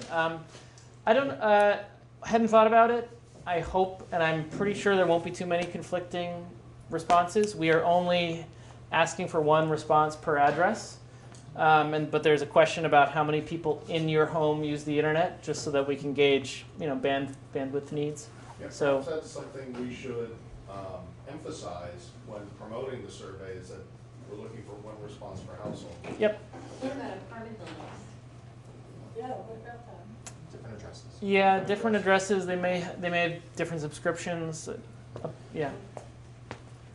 Are you gauging bandwidth needs just solely on number of persons? No. Let's go. We'll go over. You'll know when we go over the questions. Yeah. That's just one of the ways we get. Want to do Okay. that now? Yeah. And Let's. then maybe we could talk a little bit more about distribution if folks want. Okay. So I can pull it up on your computer too. Is that right here? I noticed a lot of people taking pictures of the presentation. Would you be able to send the presentation out? It will be on our website. There you go. Tomorrow? That's Yes. Thank you. Okay. You may need to share it. Oh. It'll be on the screen. It'll be on the screen too. I've seen them.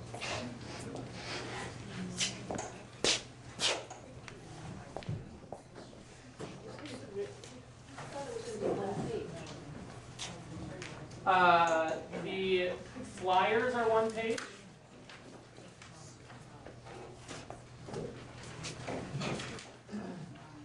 Was there any thought about putting this in a Survey Monkey form? It is. It is in a Survey Monkey. It is in a SurveyMonkey form, and that will be on wyndhamregional.org/broadband. So, and that's where you can transfer the physical copies into the digital. Do you want to start? Just jump to the questions. So the survey is set up in sections. So the first section deals with some information to make sure we know who is answering the survey and where they are and what their address is.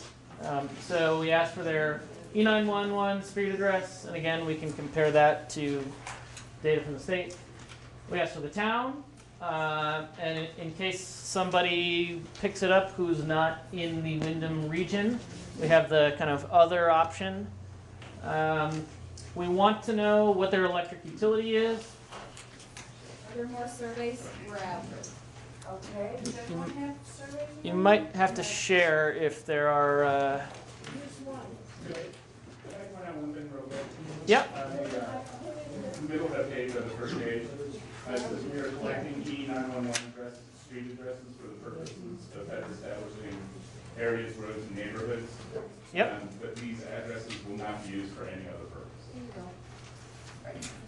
Gotcha. So I can remove that before we send it out. You can adjust that. Yeah. Other than for. How about no nefarious purposes? There you go. So we want to know who the utility is because we want more information about the utility poles in their neighborhood. We ask if they're a year-round resident, if they rent or own, and how many in the house, people in the house use the internet currently or would use the internet if they had better service. So do you have a question or? Correction. Jacksonville Village Electric Company. Great. Yeah, you want to scroll. Sue's doing triple duty here. So, do you currently have internet service? Yeah. I'm sorry. Do you think it would be worthwhile on the E911 address to include a little line after that, like apartment number or unit number? Just to differentiate, 123 Main Street, apartment 4 from 123 Main Street, apartment 2? Great idea. Yeah. Is that included in the E911? No, it's I not. don't know, and I'm not sure if people responding to the surveys would. Yeah. It's not consistently included. Okay. Depends on how detailed council's been about reporting the E911 data. So sometimes it's just one address, other times the units are in there. Yeah. So, but it wouldn't hurt. Yeah, we'll put unit number if applicable. Good idea. Okay. Do you have internet service currently? If no, skip to question 16. But If so, what type of service do you use? Check all that apply.